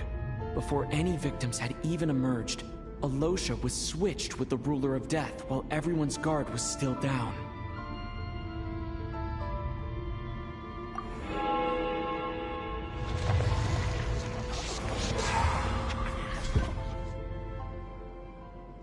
When all this began, right after the performance ended and the snowstorm began to pick up, no one suspected anything unusual. We just assumed we were snowed in. It wasn't until we discovered the bodies the morning after that we realized something out of the ordinary was going on. But it's clear now that the oddities actually started earlier than that, when Dimov walked into the snowstorm and never came back. Right. So Mr. Dimov was the first victim, not Sobolova and Torgov. And if we pinpoint that moment as the beginning of this incident, then one thing becomes clear. Alosha, you are the only person who walked into the snowstorm and came back without the help of Vodyanitsa's Requiem. More precisely, Alosha never came back at all. The one who came back was the Grim Reaper. Not bad. Well, since you've backed me into a corner, I suppose there's no point in keeping up the act anymore. Alosha? You're the Grim Reaper?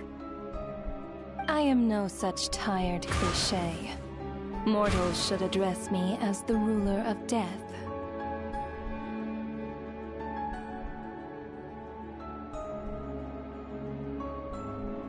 Before being wiped out for good, you identified the two deceased, and even sensed my presence.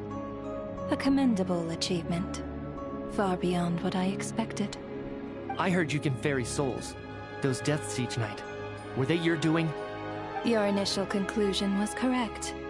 Due to the existence of the two deceased, the ley lines yearned to reclaim those long-lost souls. Every night they devoured an equal number of souls to fill the void. This required no intervention from me. Though, of course, ferrying souls is indeed my authority. Here, take a look.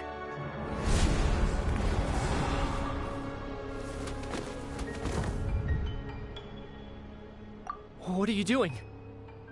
That takes care of today's two. Don't get so worked up. You are already dead, and your souls must return to the ley lines. I know we're already dead. You murdered us, didn't you? Murdered? No. Murder is when mortals usurp my authority. Death is my jurisdiction. If I require someone to die, I need not resort to such laborious methods as murder.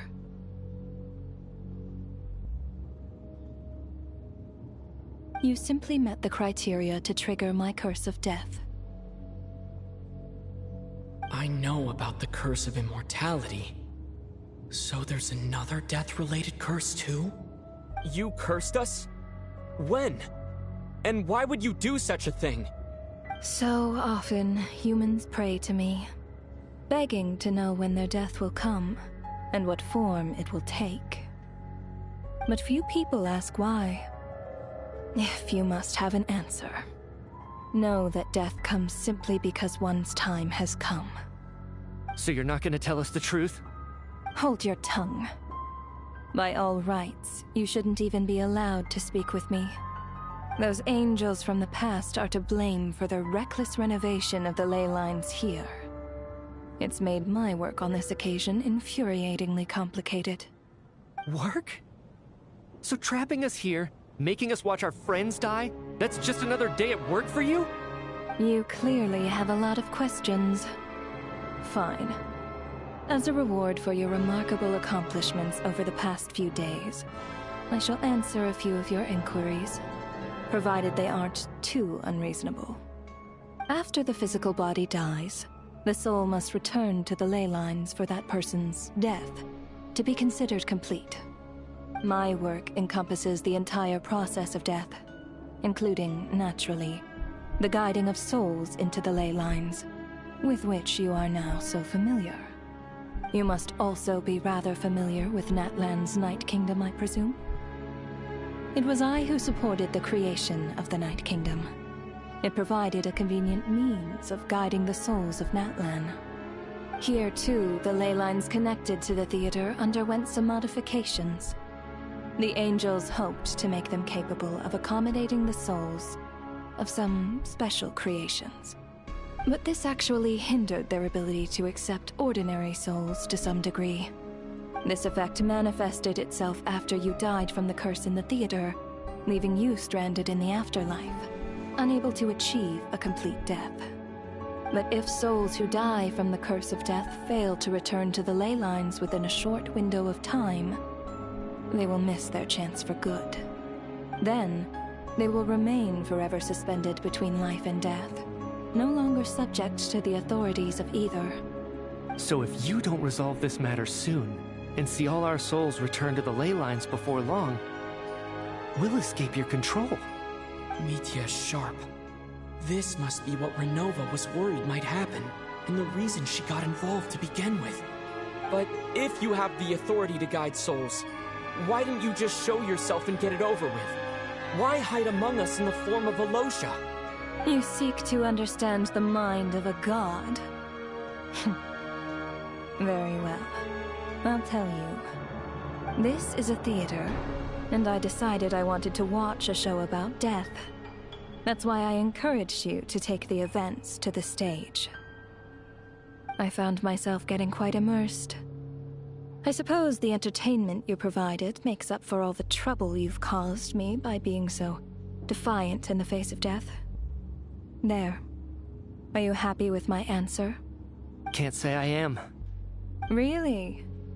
But it fits the stereotypes you humans have about gods. Just moments ago, you were complaining about how infuriatingly complicated your work here has been. Work is work, I get it. There are times when it's a huge pain, but you just have to get it done, right? That's a rather unique perspective for a human. You are in fact correct. There is a pain point in this case. Due to the obstruction in the theater's ley lines, there is a hard limit on the number of souls they can receive each day, making it impossible for me to ferry all your souls at once.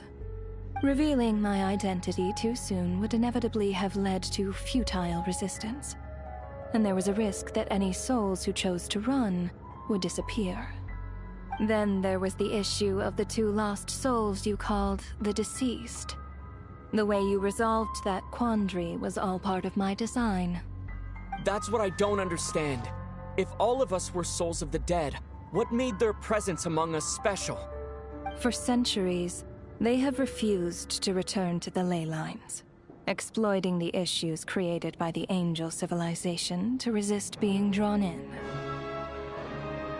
Centuries of obsession accumulated during this process. You may think of this obsession as the resentment of the dead, and in this quantity, it was a bomb that could have detonated at any moment.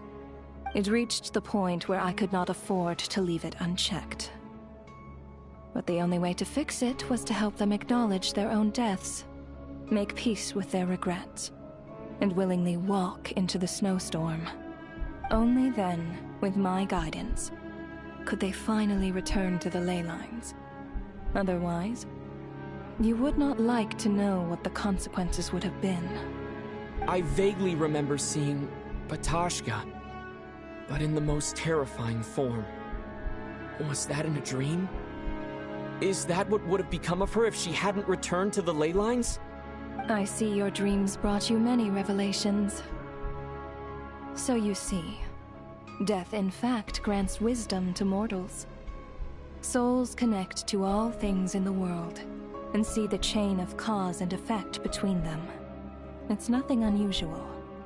Anyway, giving psychological counseling to lost souls is not my strong suit. That is more of an angel's role. It was something I could not resolve directly using my authority, so I decided it was easier to leave the bomb defusal to you. Meanwhile, of course, their presence caused the souls of other members of your party to return to the ley lines each night. From where I stand, that was killing two birds with one stone. As both issues slowly resolved one another without me having to lift a finger, all I had to do was stay close by and keep the situation under control. Then use my authority to wrap things up at the end. And, of course, while I was at it, I thoroughly enjoyed watching this drama, dealing with death from a mortal perspective, play out on the stage. Sounds like you had it all figured out, Grim Reaper. I just did the math. You said there's a hard limit to the number of souls the ley lines here can receive each day. It's 2, isn't it? That much is obvious, even to a fool. It's time to review this whole affair. If the ley lines can only take in 2 people per day, I need to go over the deaths from these past few days again.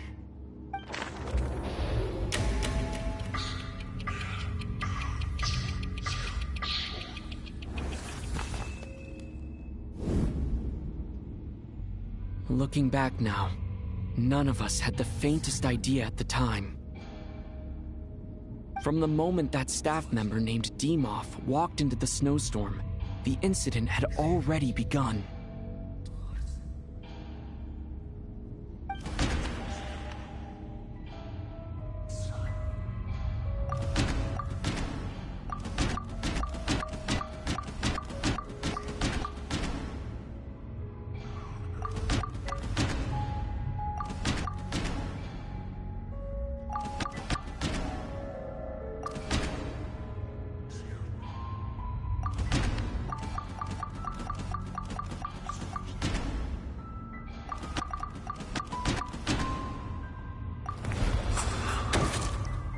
Alosha was the second to walk into the snowstorm after Dimov to investigate.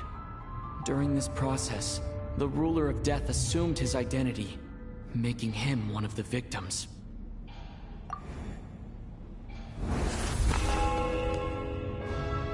During our first night in the theater, everyone was caught up in the novelty of it all. No one could have expected there would be victims the very next morning. Despite all the confusion, and with the help of hindsight, we finally began to realize that something was amiss with the snowstorm.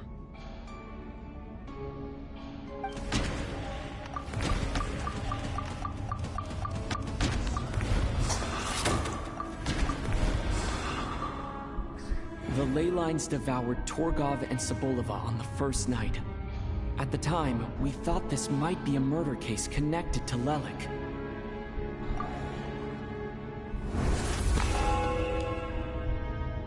Odette and I spoke a lot that night. 3 people were on watch, but in the morning, we discovered that someone had fallen victim all the same.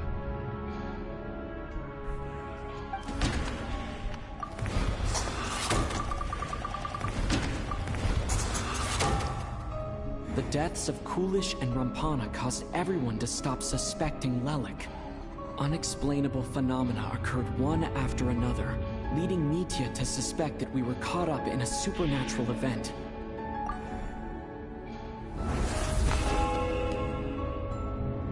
Later, we discovered that there seemed to be an extra person among us, and subsequently discovered the existence of the deceased. Mr. Schramm realized he was the deceased and walked into the snowstorm to return to the ley lines of his own accord. It turns out there really was a dead person among us.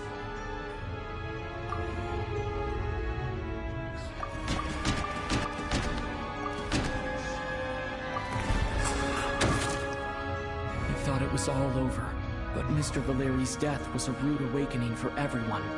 The ley lines consumed him during the night regardless. A lot happened today. Mr. Valeri's death led us to discover the connection between the number of deceased and the number of victims during the night.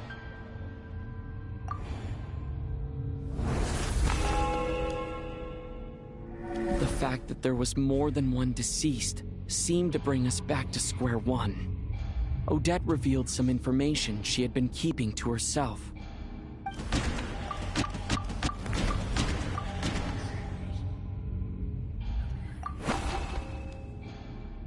Although Mitya did indeed walk into the snowstorm that day, he returned from the ley lines with the help of Vodyanitsa's Requiem. The void in the ley lines hasn't been filled, so let's rule out Mitya for now.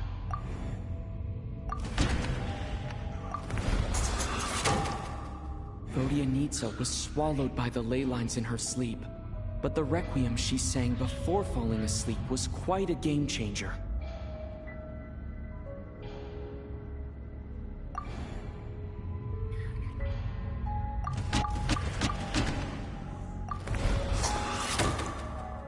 As it happened, Patashka filled the void left by Mitya's return from the ley lines by walking into the snowstorm this morning. The girl I thought was Child's sister Tonya turned out to be another of the theater's deceased. Come to think of it, Patashka was about to walk into the snowstorm at that time. And Renova, unaware that Mitya would return, was concerned that her soul would overflow from the ley lines. That's why she used Alosha's voice to try and persuade her to stay behind. Looking back, I suppose that was an early slip-up on her part.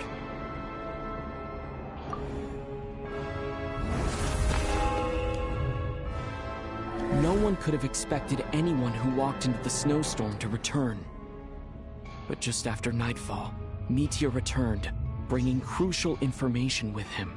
Various truths began to surface, including that all of us were already dead, and that the ruler of death was here among us. Then, after revealing her true form, Renova callously claimed 2 souls.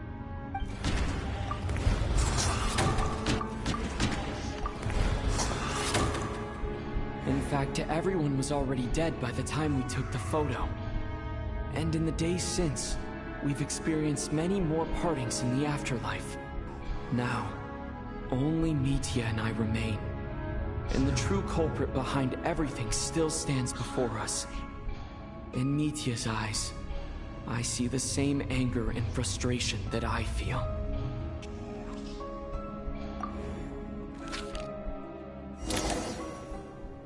That covers everything. It's all clear now. Your work isn't finished here yet, is it? The Traveler and I are still standing here, safe and sound. The Water Imp's song threw things off a little, but it is of no consequence. The ley lines have already anchored your soul, and the first ray of light tomorrow morning will take you back. I, meanwhile, need to review my attitude towards the Water Imp race. So the reunion in the night that Vodyanitsa mentioned, I suppose that was never meant to be a permanent reunion. That just leaves you, Traveler. My power only allows me to temporarily separate your soul from your body. The ley lines of Teyvat would not accept you, and your soul is firmly anchored to your body by your will. For a descender like you, who is not bound by Tevat's rules. Your death can only be brought through the most violent of means, such as directly destroying either your body or soul.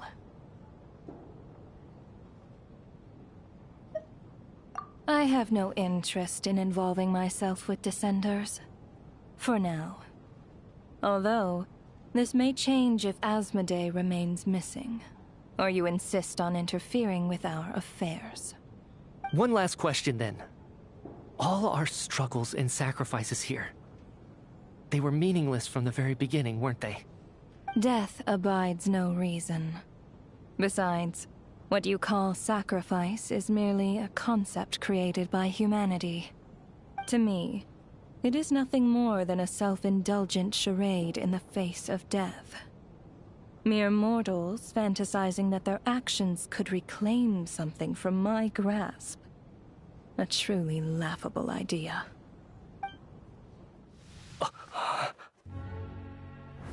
Grim Reaper, you really know how to get on my nerves. I'm not here to ingratiate myself with you.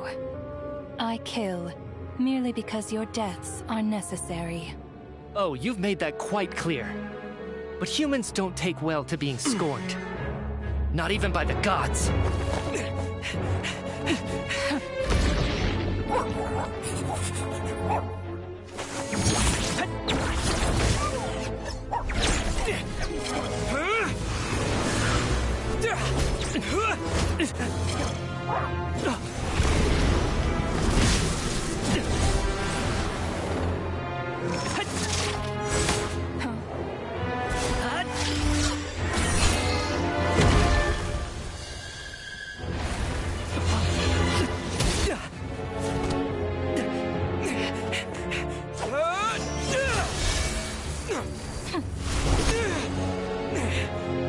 This is futile.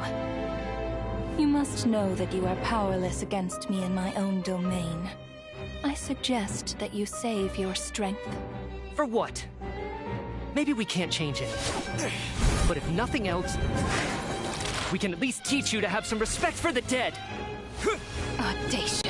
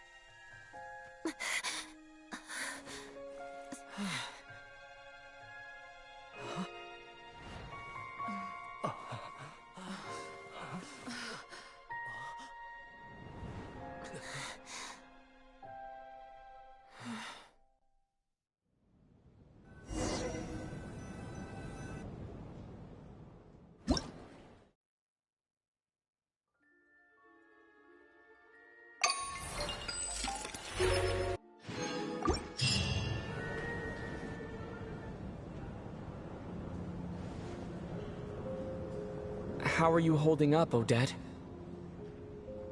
What happened to me? How much do you remember? What do you mean? Is the performance over? I can't seem to recall what happened. Has Odette already forgotten?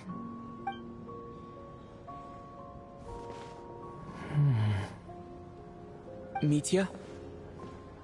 Hmm? Oh, I'm sorry. I guess I spaced out there for a second.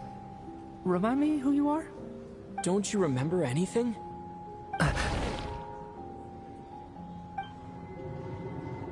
Yeah, I remember now, comrade. Looks like we guessed right. Just like me when Odette found me at the Armory Palace. For some reason, everyone killed by the Ruler of Death eventually came back to life. Just with one catch. They forgot what happened while they were dead. Odette and the others have already forgotten everything. Why were you able to remember this time? Could this be the reason? You said this is the Ruler of Death's symbol, right? I don't see anything there. You don't? Huh. Okay, I guess that makes sense. I carved this into my hand in the afterlife, so it's not visible in the physical world. Does that mean I carved this symbol into my soul? What an unsettling thought. Still, at least I get to remember what happened.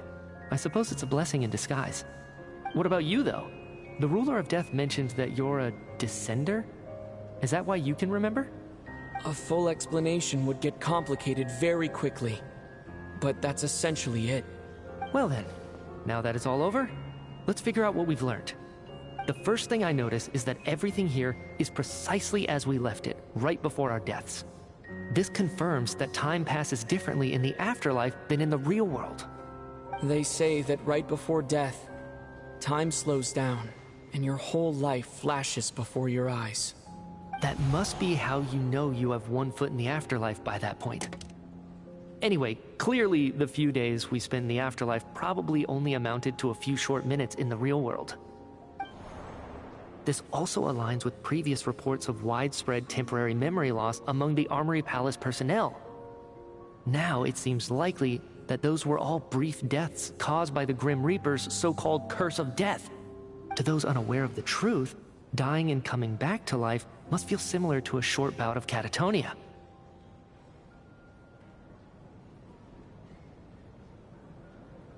This leaves me with a couple big questions. What are the conditions that trigger this so-called curse of death? And why are we resurrected after we die? If nothing else, I think it shows that killing us wasn't her ultimate goal. We still don't know her true reasons for subjecting us to death. Right. This time only got complicated because of the situation with the theater's ley lines. That's why she had to approach it differently. If the previous incidents of amnesia among the researchers are anything to go by, killing us is usually a pretty routine matter.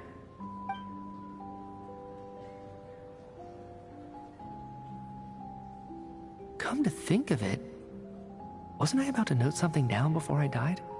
I can't remember what it was, but I think it was something related to my research project. Sorry, Traveler. I'll catch up with you again later. Right now, I have to make a trip back to the Armory Palace. Sir, if I may, no one of your description has ever shown up in my investigations into Mr. Mitya's friends.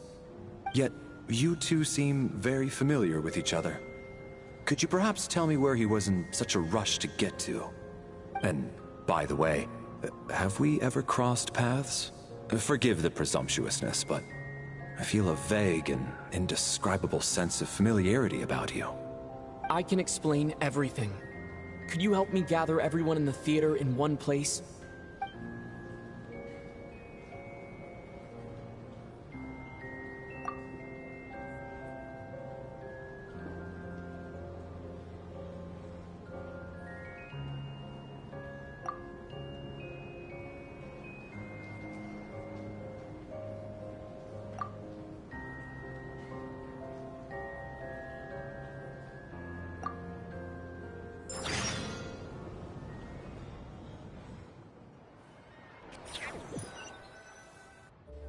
So, Chuganov really is going to shut down the factory. I guess this theater incident actually did us some good after all. So, you said I promised to take you to the Armory Palace while we were in the afterlife, yes? I believe you. I think I even have a vague memory of it. Agreed. Let's check in on her first. The whole reason for our trip to the Armory Palace anyway is to figure out what's going on with her health.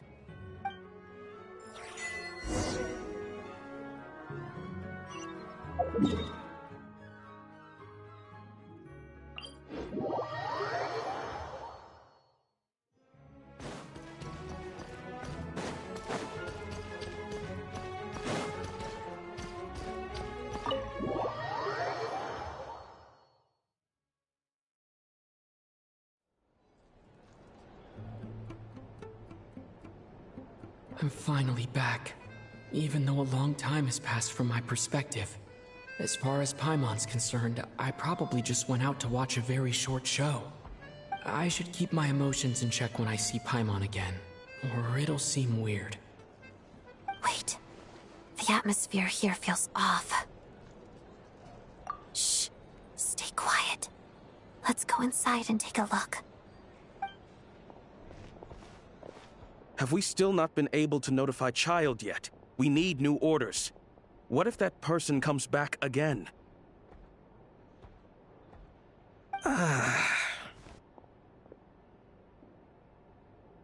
I'm so sorry. Under the circumstances, there was really nothing we could do. Tell me, what happened to Paimon? It was the Jester. He came here in person and escorted Miss Paimon away. He's the director of the Fatui. His authority supersedes all others and cannot be questioned. There was nothing we could do. How long ago did he leave? And what was Paimon's status? It was about an hour ago. Miss Paimon was fast asleep at the time. The Jester simply walked off with her as if it was only natural. I assure you, he absolutely did not use any force. Do you know where they went? The Armory Palace, most likely. Lord Piero, the Jester, has been overseeing the experiments there lately, keeping a close eye on their progress. Everyone in the Fatui has heard about it by now. I'm surprised he came in person. Whatever his reason for taking Paimon, he'll most likely return to the Armory Palace first, which is exactly where we were headed anyway. Then lead the way, Odette. Okay, let's go.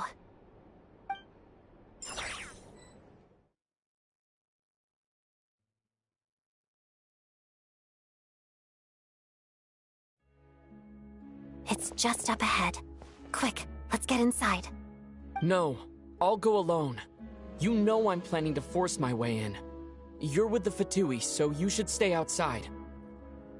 I was hardly planning on taking you through the official channels anyway. I'm here to force my way in, just like you. I may be a Fatus, but I'm also Lelik, enemy of Project Stuja.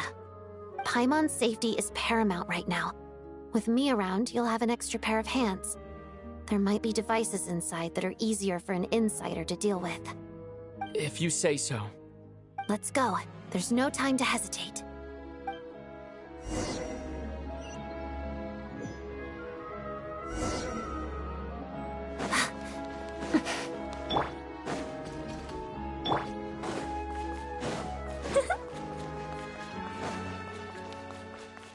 Hey, who are you? This part of the Armory Palace is under restricted access. What do you think you're doing? No questions, please. We're short on time.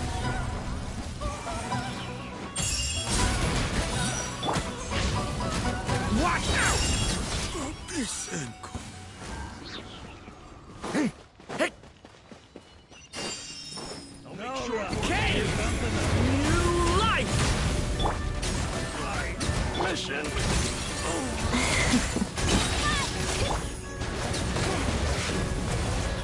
Guard!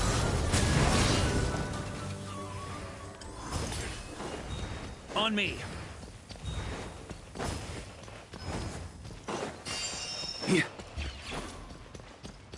Trespass at your peril.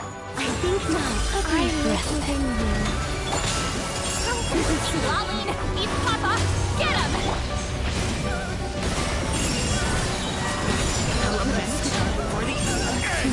Let's begin. Crystalline adjust. Pirouette.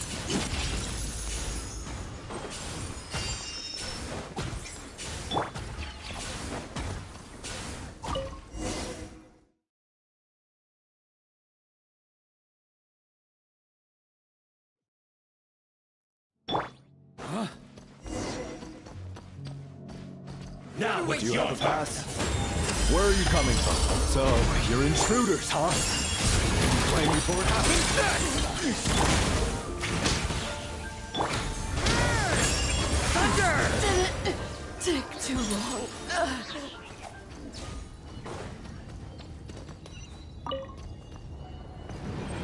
The Armory Palace is hidden this deep in? This place is much bigger than I imagined. They're conducting top-secret research, after all. The deeper it's hidden, the better, is standard Fatui logic.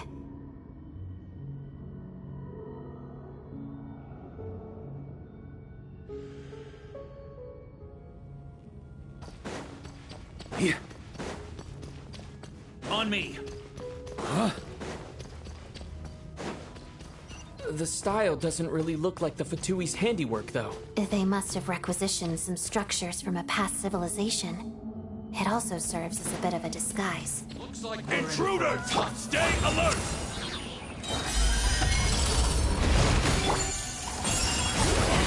Suffer the wrath of Eastling! Walls of the snowflakes.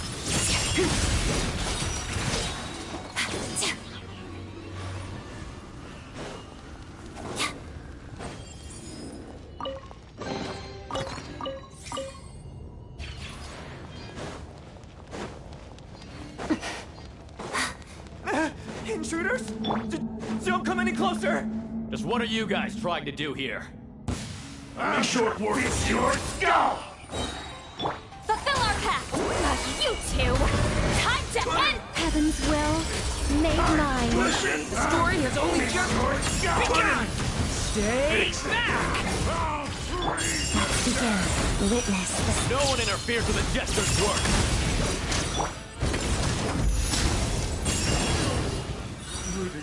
Sure.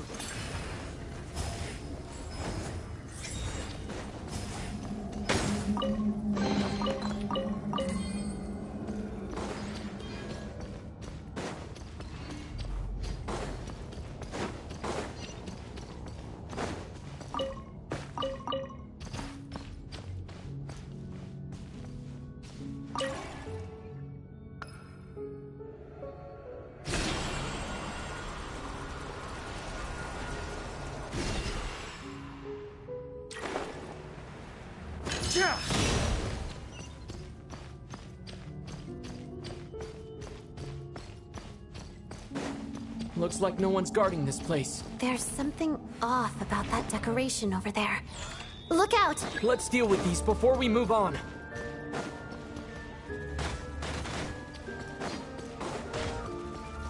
Huh?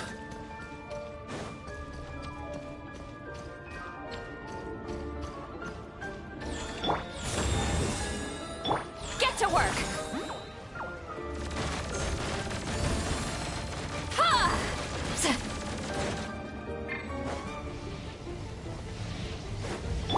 Burn! Thunder!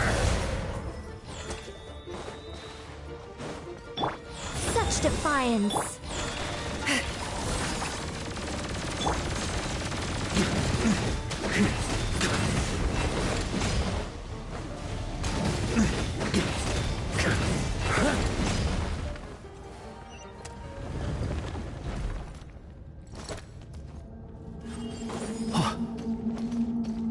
On me.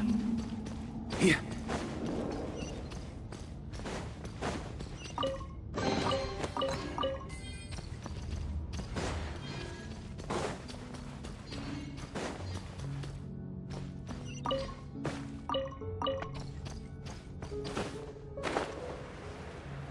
The researchers here probably don't know that we're uninvited guests.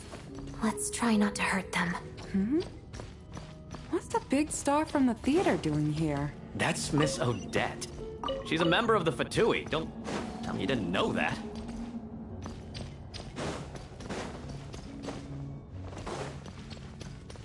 Was the whole reason for Project Stuja to support the research here at the Armory Palace? Just what are the Fatui and the Tsaritsa planning?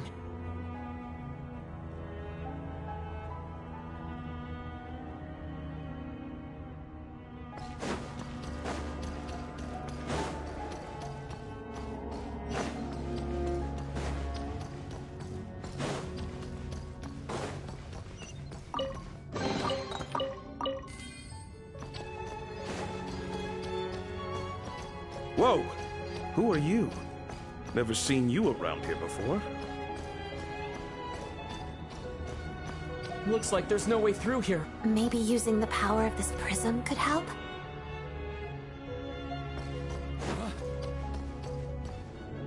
On me!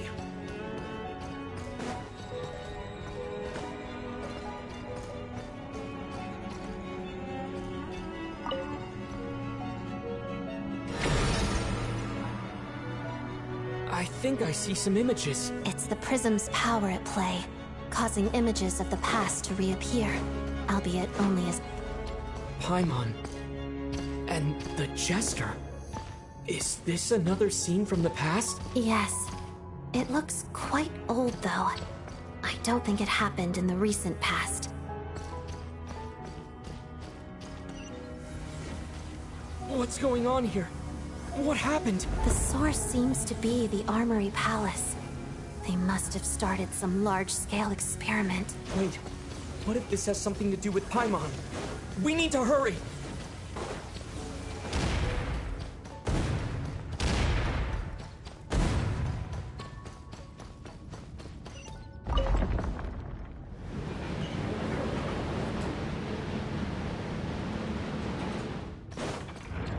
We're almost there. The Armory Palace is just up ahead. Paimon, please be okay. Show no mercy! Eat Lolly! Eat Papa! Get... Leave it to me! The story has only just begun!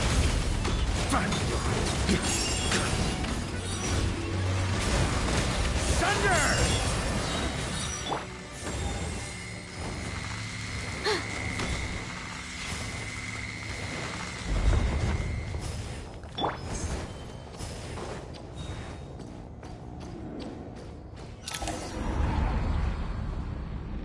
What's going on? Wait, I remember this feeling. It's the curse of death. No, no, not now! Why is the curse of death striking again already?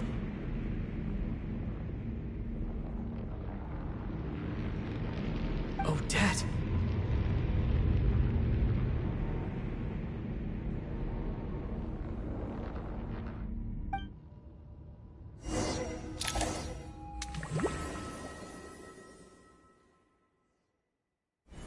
Is this the afterlife again? I need to find a way back to reality. Is that Odette's core Ignis? Could that be what just woke me up?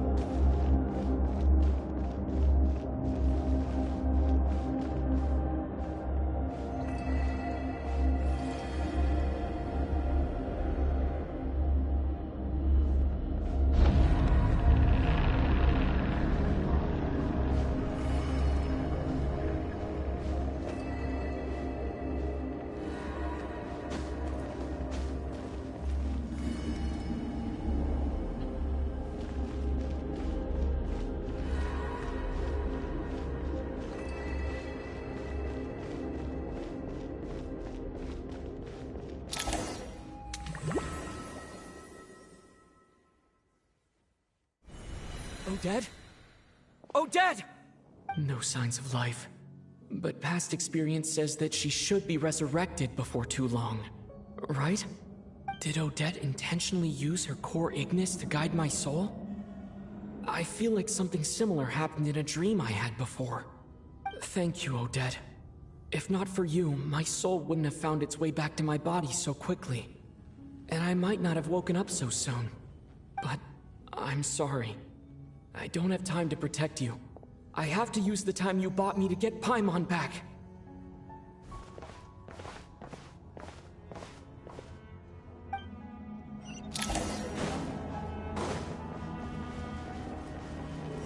Sure enough, everyone here has been affected by the curse of Paimon! Paimon! No, wait. Paimon probably didn't escape Renova's curse either. She won't be able to respond to me right now. I'll have to find her myself.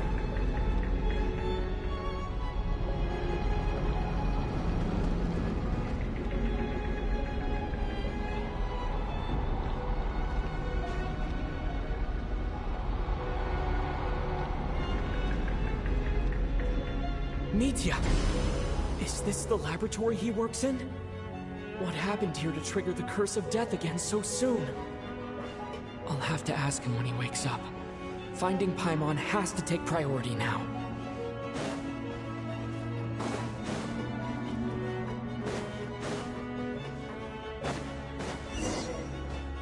Found her! Paimon really is here!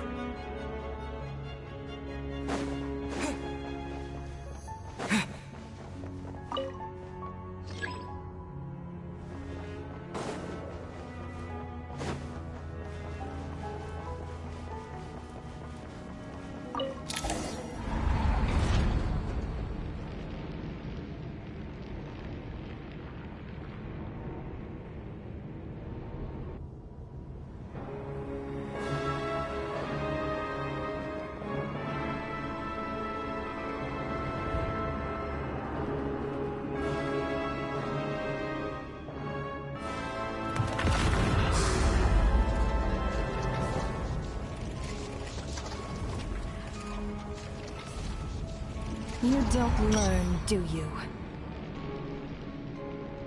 You've already been involved in one mass death, and now you show up at the scene of another. This might have passed for a coincidence the first time, but a second time? Am I to assume you are intentionally interfering in Snezhnaya's affairs? Judging by your expression, it seems that you understand little of what is going on here. In that case, a word to the wise. Do not interfere in Snezhnaya's affairs. A civilization that fails to learn its lesson constantly depletes its own worth. It will one day lose any reason for its existence. And as a Descender, you are perfectly suited to be the lifeline to which a dying civilization might desperately cling. Consider your position carefully. No advice needed. I'll make my own judgments. Suit yourself. When the day of reckoning arrives, not even a Descender can hope to escape unscathed. The time for resurrection fast approaches. The mortals here are not yet worthy to behold my form. So that will be all for today.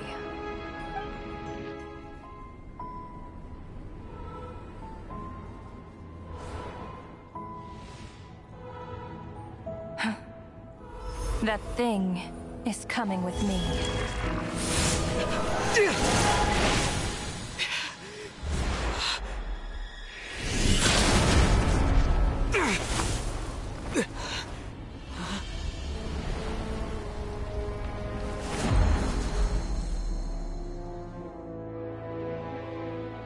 You awoke sooner than I thought.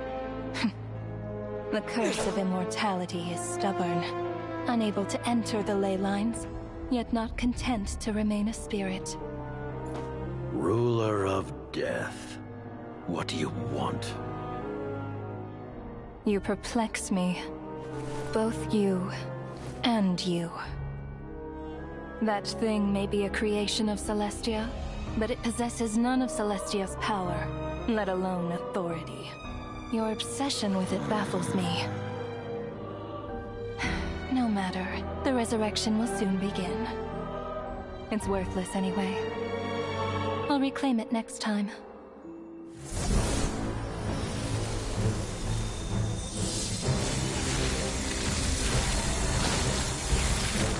Hey, who says there'll be a next time?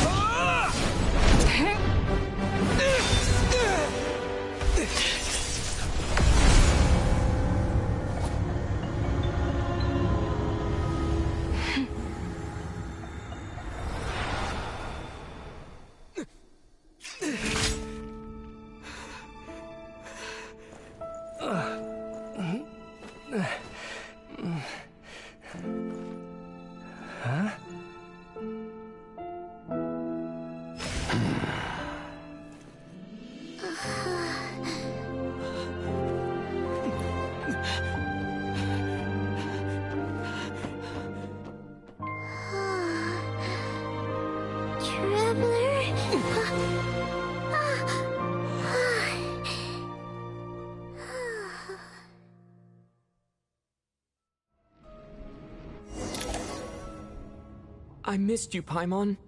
What are you talking about? We haven't even been apart for that long, have we? It was... different this time. You seem to be in pretty good shape. Yeah, Paimon's back in tip-top condition. It's the weirdest thing. Paimon fell asleep earlier, and when she woke up, she found herself here. The Jester and that guy talking to him used some kind of energy on Paimon, and she could kind of feel it canceling out that other thing that was making her feel unwell. So, Mitya helped too? Apologies for leaving in such a hurry at the theater earlier. I was in a rush to verify some theories. Rest assured that your companion is perfectly safe. We reversed the effects that the experimental energy had on her. The Jester specifically instructed me to do so. I suppose this is our first official meeting, Traveler. I could not let Paimon suffer in her condition for a moment longer, and so I simply took her without explanation. I hope you do not mind. But why would a big shot like you care about what happens to Paimon?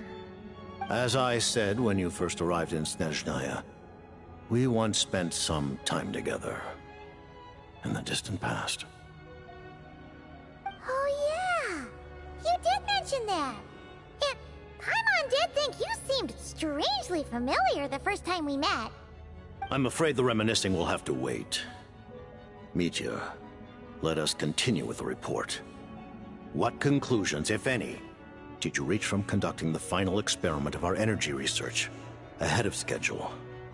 The good news is, my hypothesis regarding the Ruler of Death has been verified. As for the bad news, I recommend we suspend the experiments and Project Mistleton until further notice. Currently, we have no means with which to make a breakthrough. I say this purely as a scientist, guided by reason alone. I will trust your judgment. We shall put the project on hold until the Ruler of Death has been eliminated.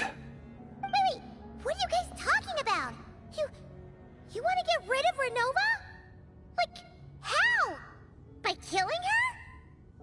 By whatever means necessary, so long as it removes the threat she poses to us. Until then, everything we do will be in vain. After what just happened, I've ascertained Renova's goal.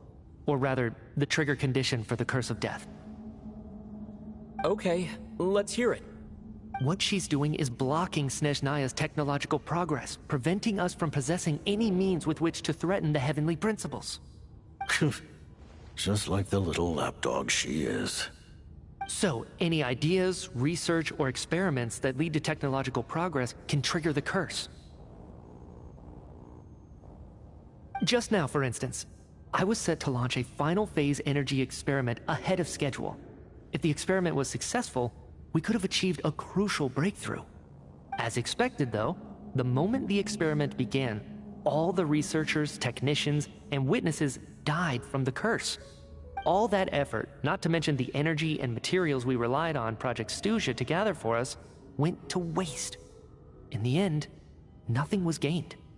Does that mean something similar happened when we were at the theater? That's right. During the performance, I thought of an important breakthrough regarding the experiment, and wound up dragging everyone into this. So the nature of the curse seems to be something like... when moments of technological progress occur, all life in the vicinity is taken away. What a violent method! Of course, that meant the curse was normally limited to the Armory Palace. Since outsiders are forbidden from entering, this mass death phenomenon went unnoticed.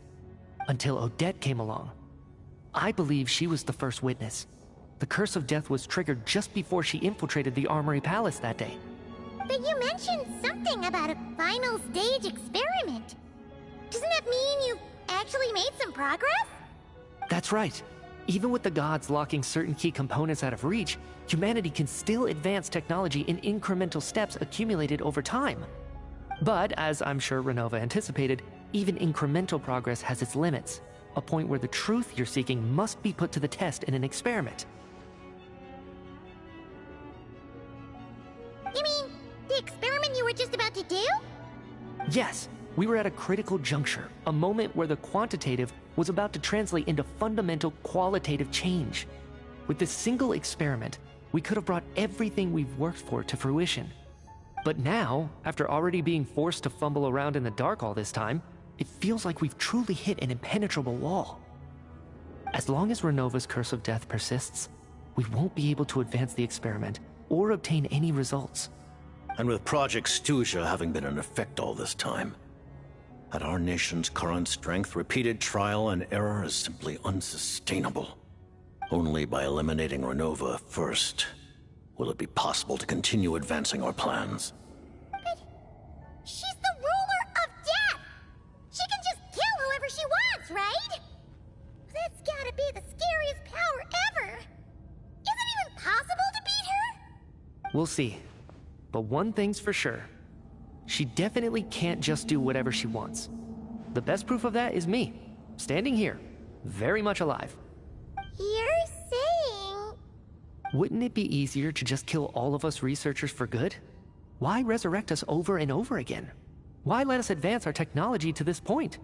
So, you're saying even the ruler of death has limitations we don't know about? Exactly. And I think that's where the key to our breakthrough lies. Regardless, the ruler of death has always been an obstacle we must overcome. Indeed, we must face life, death, time, and space. After all, our goal is the heavenly principles. The Fatui want to challenge the heavenly principles? For a long time, I've had a vague suspicion the Fatui and the Tsaritsa were targeting the heavenly principles. But hearing the Jester admit it is still a shock. No wonder the Tsaritsa's goal has always been kept a secret from the people. What kind of road will that lead Snezhnaya down? In that case... Lord Jester, I would like to request some leave. I'd like some time to organize my thoughts and go over the data. Granted. Get some rest, put the experiment out of your mind, and take care that the Curse of Death doesn't affect any civilians.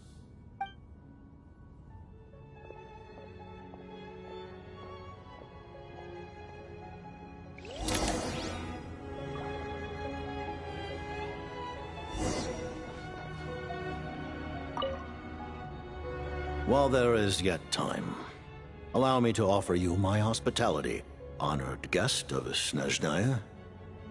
Is there anything you wish to know?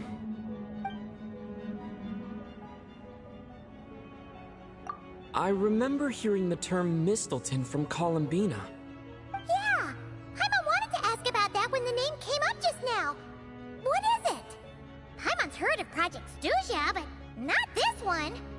As you know, Project Stuja is a series of measures enacted to consolidate our nation's resources, the greater purpose of which is to serve Project Mistleton. Many of the things you have encountered thus far are essentially for the advancement of that project. This includes the Kuvaki Experimental Design Bureau in Notdry. Researching Kuvaki was merely a facade. Its core objective was to use local resources and research findings to build Mistleton itself. And that's a weapon built for the final battle against the Heavenly Principles, isn't it? Huh? How did you know that? I was given some intel, and I made some deductions. Wait. You must mean that thing over there. Oh, Paimon's gotta take a closer look at this thing. Especially after you guys sent so many people to Notdry to work on it. Kuvaki alone will not break through Celestia's defenses, let alone challenge the Heavenly Principles. The Heavenly Principles are no doubt accustomed to combating the power of the Light Realm, and elemental energy is simply the power of the human realm, converted to that form by the Heavenly Principles themselves. Any attempt to use this power against its creator would be a futile endeavor.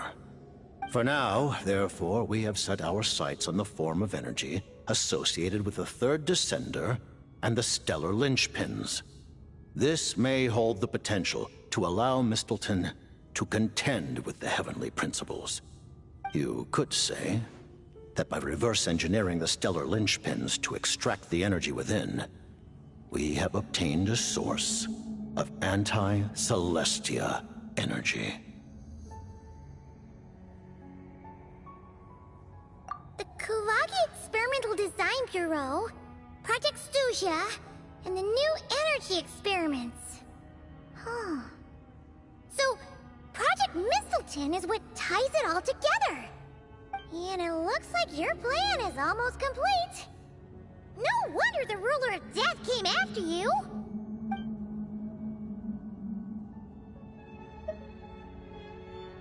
Her Majesty the Tsaritsa has embarked upon an expedition to vanquish a monster. Were it not for this, I imagine she would have been delighted to grant you an audience. Seems like the powers that be in Snezhnaya don't intend to hold my past conflicts with the Fatui against me. The Harbingers have been granted significant autonomy in retrieving the Gnosis. But by the same token, they do not completely represent Snezhnaya's official stance. You read my mind. Speaking of the Gnosis, Paimon's been dying to ask this question since forever. Why exactly does the Tsaritsa want to collect them? Is it something to do with the fight against the Heavenly Principles? The Gnosis will undoubtedly serve as a key bargaining chip when she confronts the Heavenly Principles. Beyond that, you had best ask the Tsaritsa herself. I am not sure if this information is mine to disclose. What do you mean, not sure? Don't you make the rules? You're the highest-ranking Harbinger! Ugh, never mind. Taking on the Heavenly Principles is something most people wouldn't even entertain in their wildest fantasies. Why is the Tsaritsa so fixated on this? In Teyvat today, civilization is nothing but an illusion. Something whose very existence can be negated at any moment. Our civilization may very well be destroyed in the struggle, but as things stand, the Heavenly Principles could choose to negate our existence on a passing whim. And we must not sit back and accept that fate. Only by changing the state of affairs, only by overthrowing the Heavenly Principles, can our civilization truly be said to have taken root. Otherwise, The fate of the people of Khaenri'ah and Hyperborea is a cycle doomed to repeat itself. Accepting potential destruction in return for getting to control your own fate. Furthermore, perhaps this is still somewhat difficult for you to understand. Are you aware that all the rules of this world are made up of curses? Huh? All of them? Paimon knows about the curse of death you mentioned, and the curse of immortality that you and Dainsleif have. Then the birth of the Hilichurls, the rules of Natlan's Ode of Resurrection. Those are curses too? Furina's long life seems to stem from a curse placed on her by Focalors as well. Yes. Even a god's love for humanity is a curse the heavenly principles inflicted upon the gods. What? The Tsaritsa has always had ample reason to hate the heavenly principles. If she can seize their authority, she will reconstruct the entire world, and when that time comes, humanity will be completely liberated from curses and lies. Look forward to it. It will be a world beyond your imagination. Though the ordinary people of Snezhnaya may not understand these details, in this frigid land locked in a ceaseless struggle against the environment, in this nation to which the gods have never shown favor, we all believe that standing in solidarity with the Tsaritsa in our shared struggle will surely usher in a new and better world.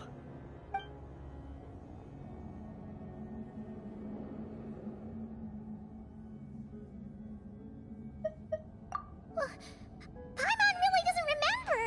He's basically a stranger. You've got to believe Paimon.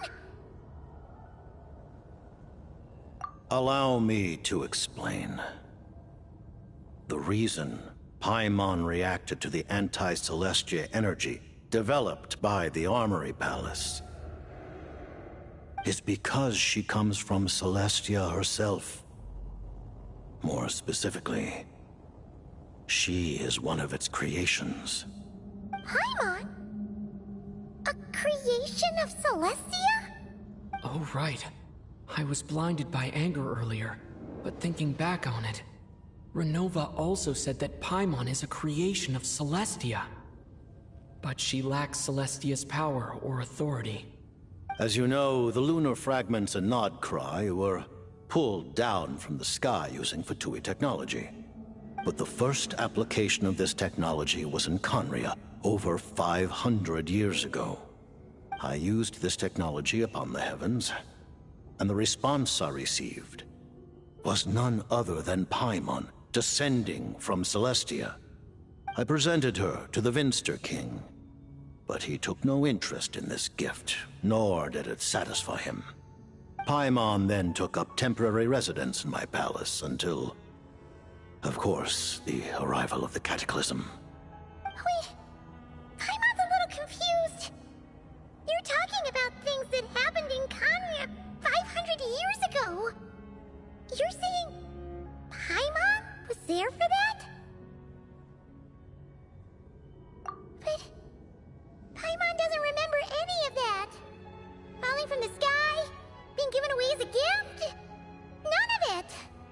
Having lived through the Cataclysm, perhaps you too were burdened with some manner of curse.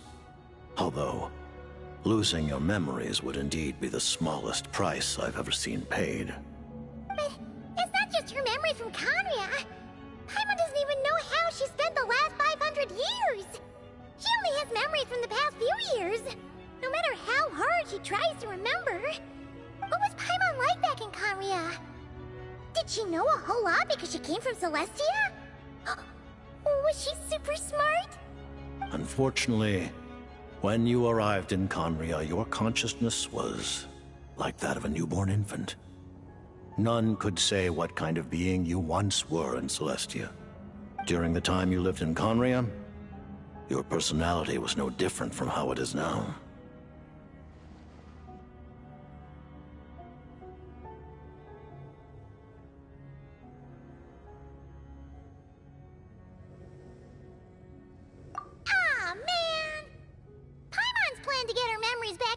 super smart is ruined before it could even start.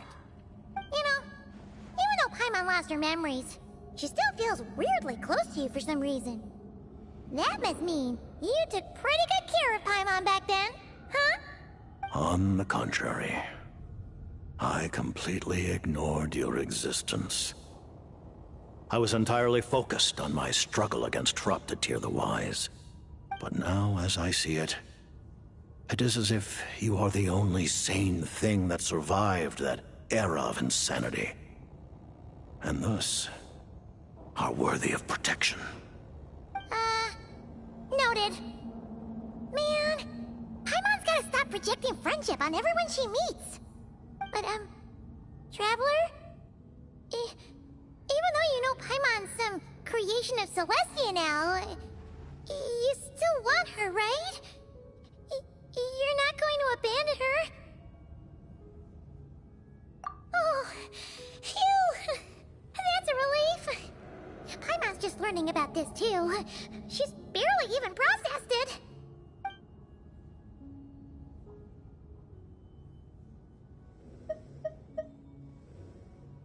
Thank you for telling me so much. I'm a bit surprised, honestly. I didn't expect you to be quite so transparent with me. Given the circumstances, the Fatui need not hide anything from our allies. Allies? To advance Project Mistleton, we must first resolve our issue with the Ruler of Death.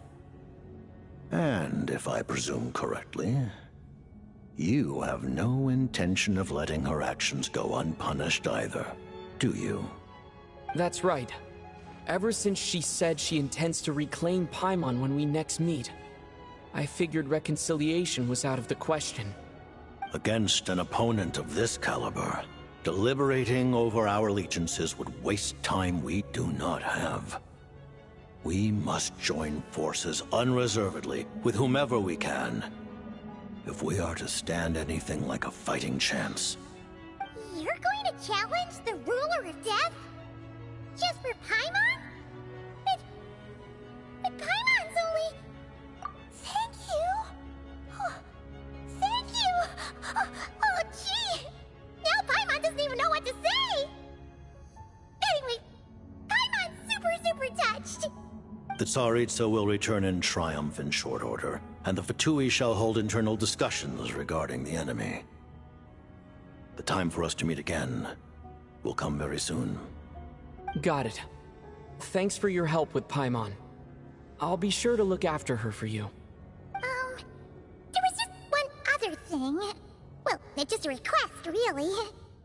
Paimon really wants to see what this Mistleton thingy you're gonna use against the Heavenly Principles looks like.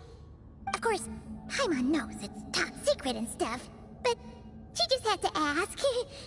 It's okay if the answer's no. Certainly you may.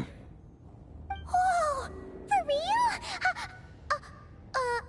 Actually, maybe it's best not to. What if her Nova suddenly pops up again?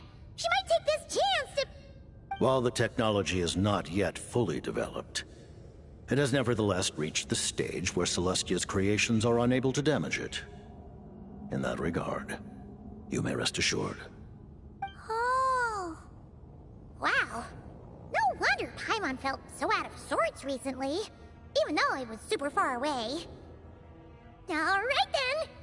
Paimon's ready to take a sneaky peek at this top secret super weapon!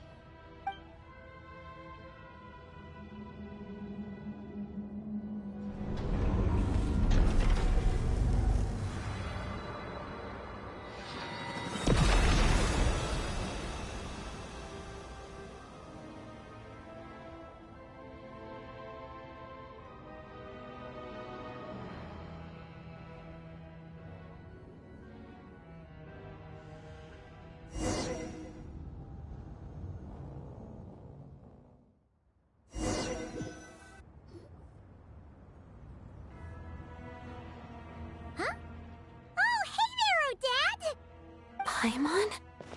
You're okay. Thank goodness. You look well. Have you recovered? Long story short, yep, Paimon's all better. What are you doing here? Were you waiting for us? That's right. When I woke up, I wanted to go in after you, but the guards had woken up as well. It would have been tough to take them on alone, and there was no easy way to sneak past them. So I returned the way I came and waited for you here. It was thanks to you that my soul found its way back to my body so quickly. Thank you. Huh. That actually worked? Nice. I just figured I'd try my luck when that ominous feeling struck me.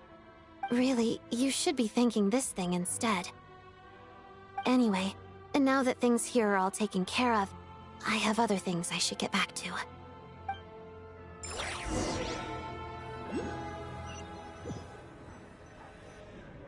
Ah, Director Chuganov, you're back. We just received notice that Project Stuja has been suspended, so we've convened an emergency meeting. This is the preliminary plan. In addition to expanding production capacity, we've also discussed feasible layoff plans to optimize revenue and expenditure structure. Our calculations indicate that the factory's profits will increase by at least 30%. Just give the word, Director. That won't be necessary. Leave the energy for those who need it. Whether they use it just to get by or to run a business, that's up to them. Start preparing to halt production and lay off the staff. Make sure the workers are able to land on their feet and that they are duly compensated. Thank you all for your hard work during this time. Am I hearing you right? Why? After all the tough times we made it through, now is exactly when we should start to turn a profit. I just suddenly don't want to do this anymore. Huh. Does there have to be a reason? Iskra, it's time to rest. Dear esteemed members of the Rokot, given the effects of Lelik's radical actions upon our organization's reputation and social stability, a decision has been made to permanently withdraw this codename from use. Considering that Lelik did what they did for the benefit of the people, the Rokot has nevertheless negotiated with the authorities, ultimately securing a waiver for all penalties due to them. Lelik will be suspended for a period of time. Depending on their future performance, they may be allowed to adopt a new codename and continue acting as part of the Rokot. The purpose of this notice is to remind everyone once again that motives and methods are equally important when one operates in the shadows. Even with Project Stuja's suspension and our interim operational victory, we must guard against complacency and rashness and work to consolidate the progress we have made so far. We act only for the greater glory and solidarity of our nation. May the aurora shine ever on, and the tundra always stand firm. We act only for the greater glory and solidarity of our nation. May the aurora shine ever on, and the tundra always stand firm. Looks like it's finally over. You mean for us? Just thinking out loud. I've never seen the Snezhna Gradvecha so lively before. I never once thought I'd come here. But I understand everything now, Rosaline.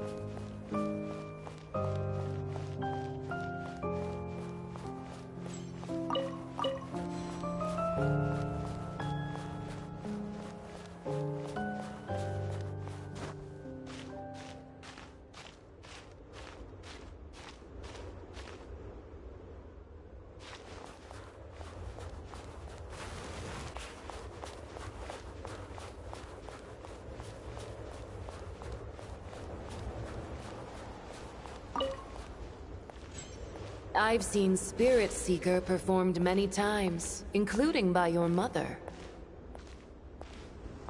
Why do you bring that up all of a sudden?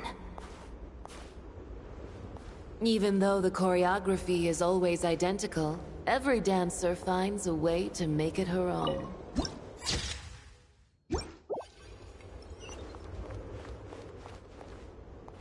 So you actually want to talk to me about ballet?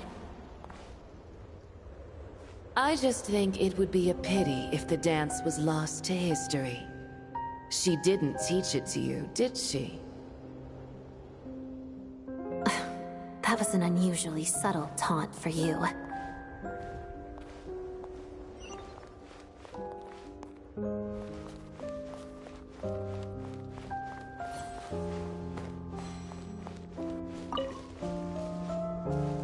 We embraced one another on the snow-swept plains, melting the ruthlessness of time. But when our bodies, in pieces, are cast to the winds, what of our love will remain behind?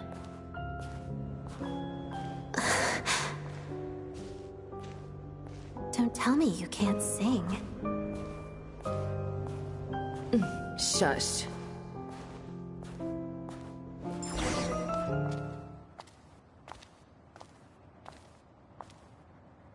I understand her hatred. The Fatui robbed her of the life she should have had. I never opposed her dancing. Yet still I became an enemy of her ballet. I'll just keep my distance. Many despise me. I'm used to it. You're certainly not one to shy away from confrontation. But children, they need a different approach. I'm hardly the most maternal figure. Yet, she is a child. In my experience, while a father commands authority, he must still yield to love. You should tell her what you think about her dancing.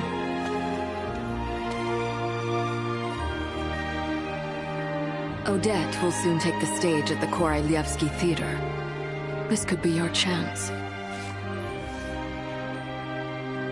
Geonosis secured. It went smoothly. I'll be there. Have them send me an invitation.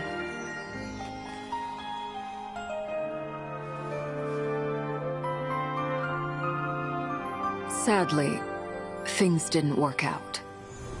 Her final words are inside that block of ice. This? Aren't these for monitoring her subordinates? Not yours. This one isn't her witch's flame, but my two worlds' flames. The two worlds' flames can burn away memories. It was my parting gift to Rosaline.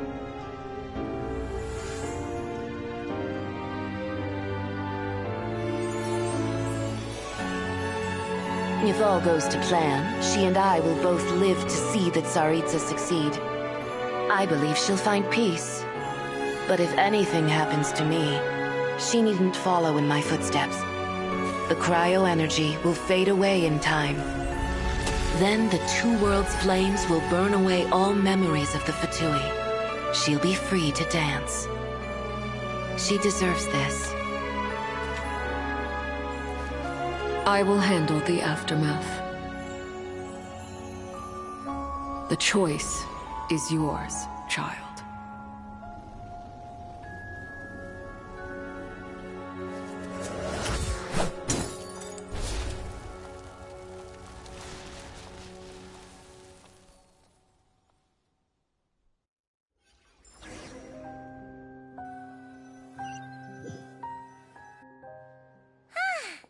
Fresh air at last! Paimon's head isn't spinning anymore, and the fever's all gone. Paimon's finally free to fly again. Oh, it's nice to finally know where Paimon came from, too. It did make Paimon a little nervous at first, but it's such a relief now. Like, who cares if Paimon's a creation of Celestia? She's probably not anyone that important. Probably just the fairy of food and fun or something. And like you said, this doesn't have to change anything between us. You're not gonna just... Hey! Hurry up! Why are you walking so slowly? You've spent the last few days lying in bed and stuffing your face. I didn't think you'd be able to fly this fast. Says who? Paimon's as agile as ever. They don't call her White Floaty for nothing. Paimon originally wanted to check out the bookstores in Snezhnograd, but she's more in the mood for flying around right now, so let's save that for later. Wait, they've got light novels from Yai Publishing House here too. Huh? And this is Paimon's favorite mystery story from Fontaine! Wow! It got a sequel! The local Snezhnayan books look pretty interesting too, but also kinda heavy. Not the easiest things to look around. I thought you were in the mood for flying around. Paimon can read while she flies. Hey! Look at these two dolls! Which do you like better?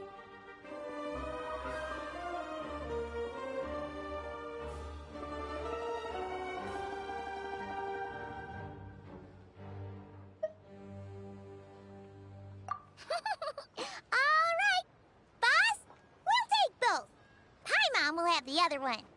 Oh, I thought we were only getting one. All right, fine. I'll pay. There you are. Thanks for visiting. Paimon will grab this and then... Huh? Huh? Huh? How many layers does this thing have? And what are you laughing at? Huh. You knew all along, didn't you? A whole bunch of people are gathered over by the plaza. Hey, look! That looks like Tartaglia! Hey, Tartaglia! I know that voice. Of course. If it isn't Paimon and my old comrade. You're looking well, Paimon. All better? Yeah! The jester knew I was wrong and fixed Paimon right up! Thanks for sending someone to keep Paimon safe, too. Oh, yeah. About that. That was... kind of embarrassing. Who could have known that our director would go looking for you in person? So sorry for the misunderstanding. Oh, right. Let me introduce you. This is my little sister, Tonya. Hello, Tonya! Hello. Firstly, I'm really sorry about my brother.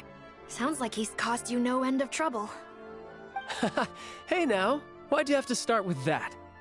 Not that it isn't true, of course. So she's the real Tonya. She said you two didn't manage to meet up at the theater. She waited ages for me, and when I didn't show, she got a little worried and went outside. I know, right? He didn't bother to say a word to me. I searched up and down the city for him, and he only told me about it when I finally caught him at the gates of Glupov. I've been rushed off my feet lately, so I didn't get the chance to go home. I just figured the Traveler would fill you in when he got there. Well, the snow was bad, and you're never late. So I was really worried about you. How was I supposed to know that you'd stood me up? I'm sorry, Tonya. I really am. I'll make it up to you somehow. Just... please don't tell Mom and Dad. Although the mix-up led to a series of misunderstandings, it's probably for the best that the real Tonya didn't get caught up in that mess. Besides, it's obvious that Tartaglia isn't usually one to break a promise. He only gave his ticket to me because he had to look into Lelik.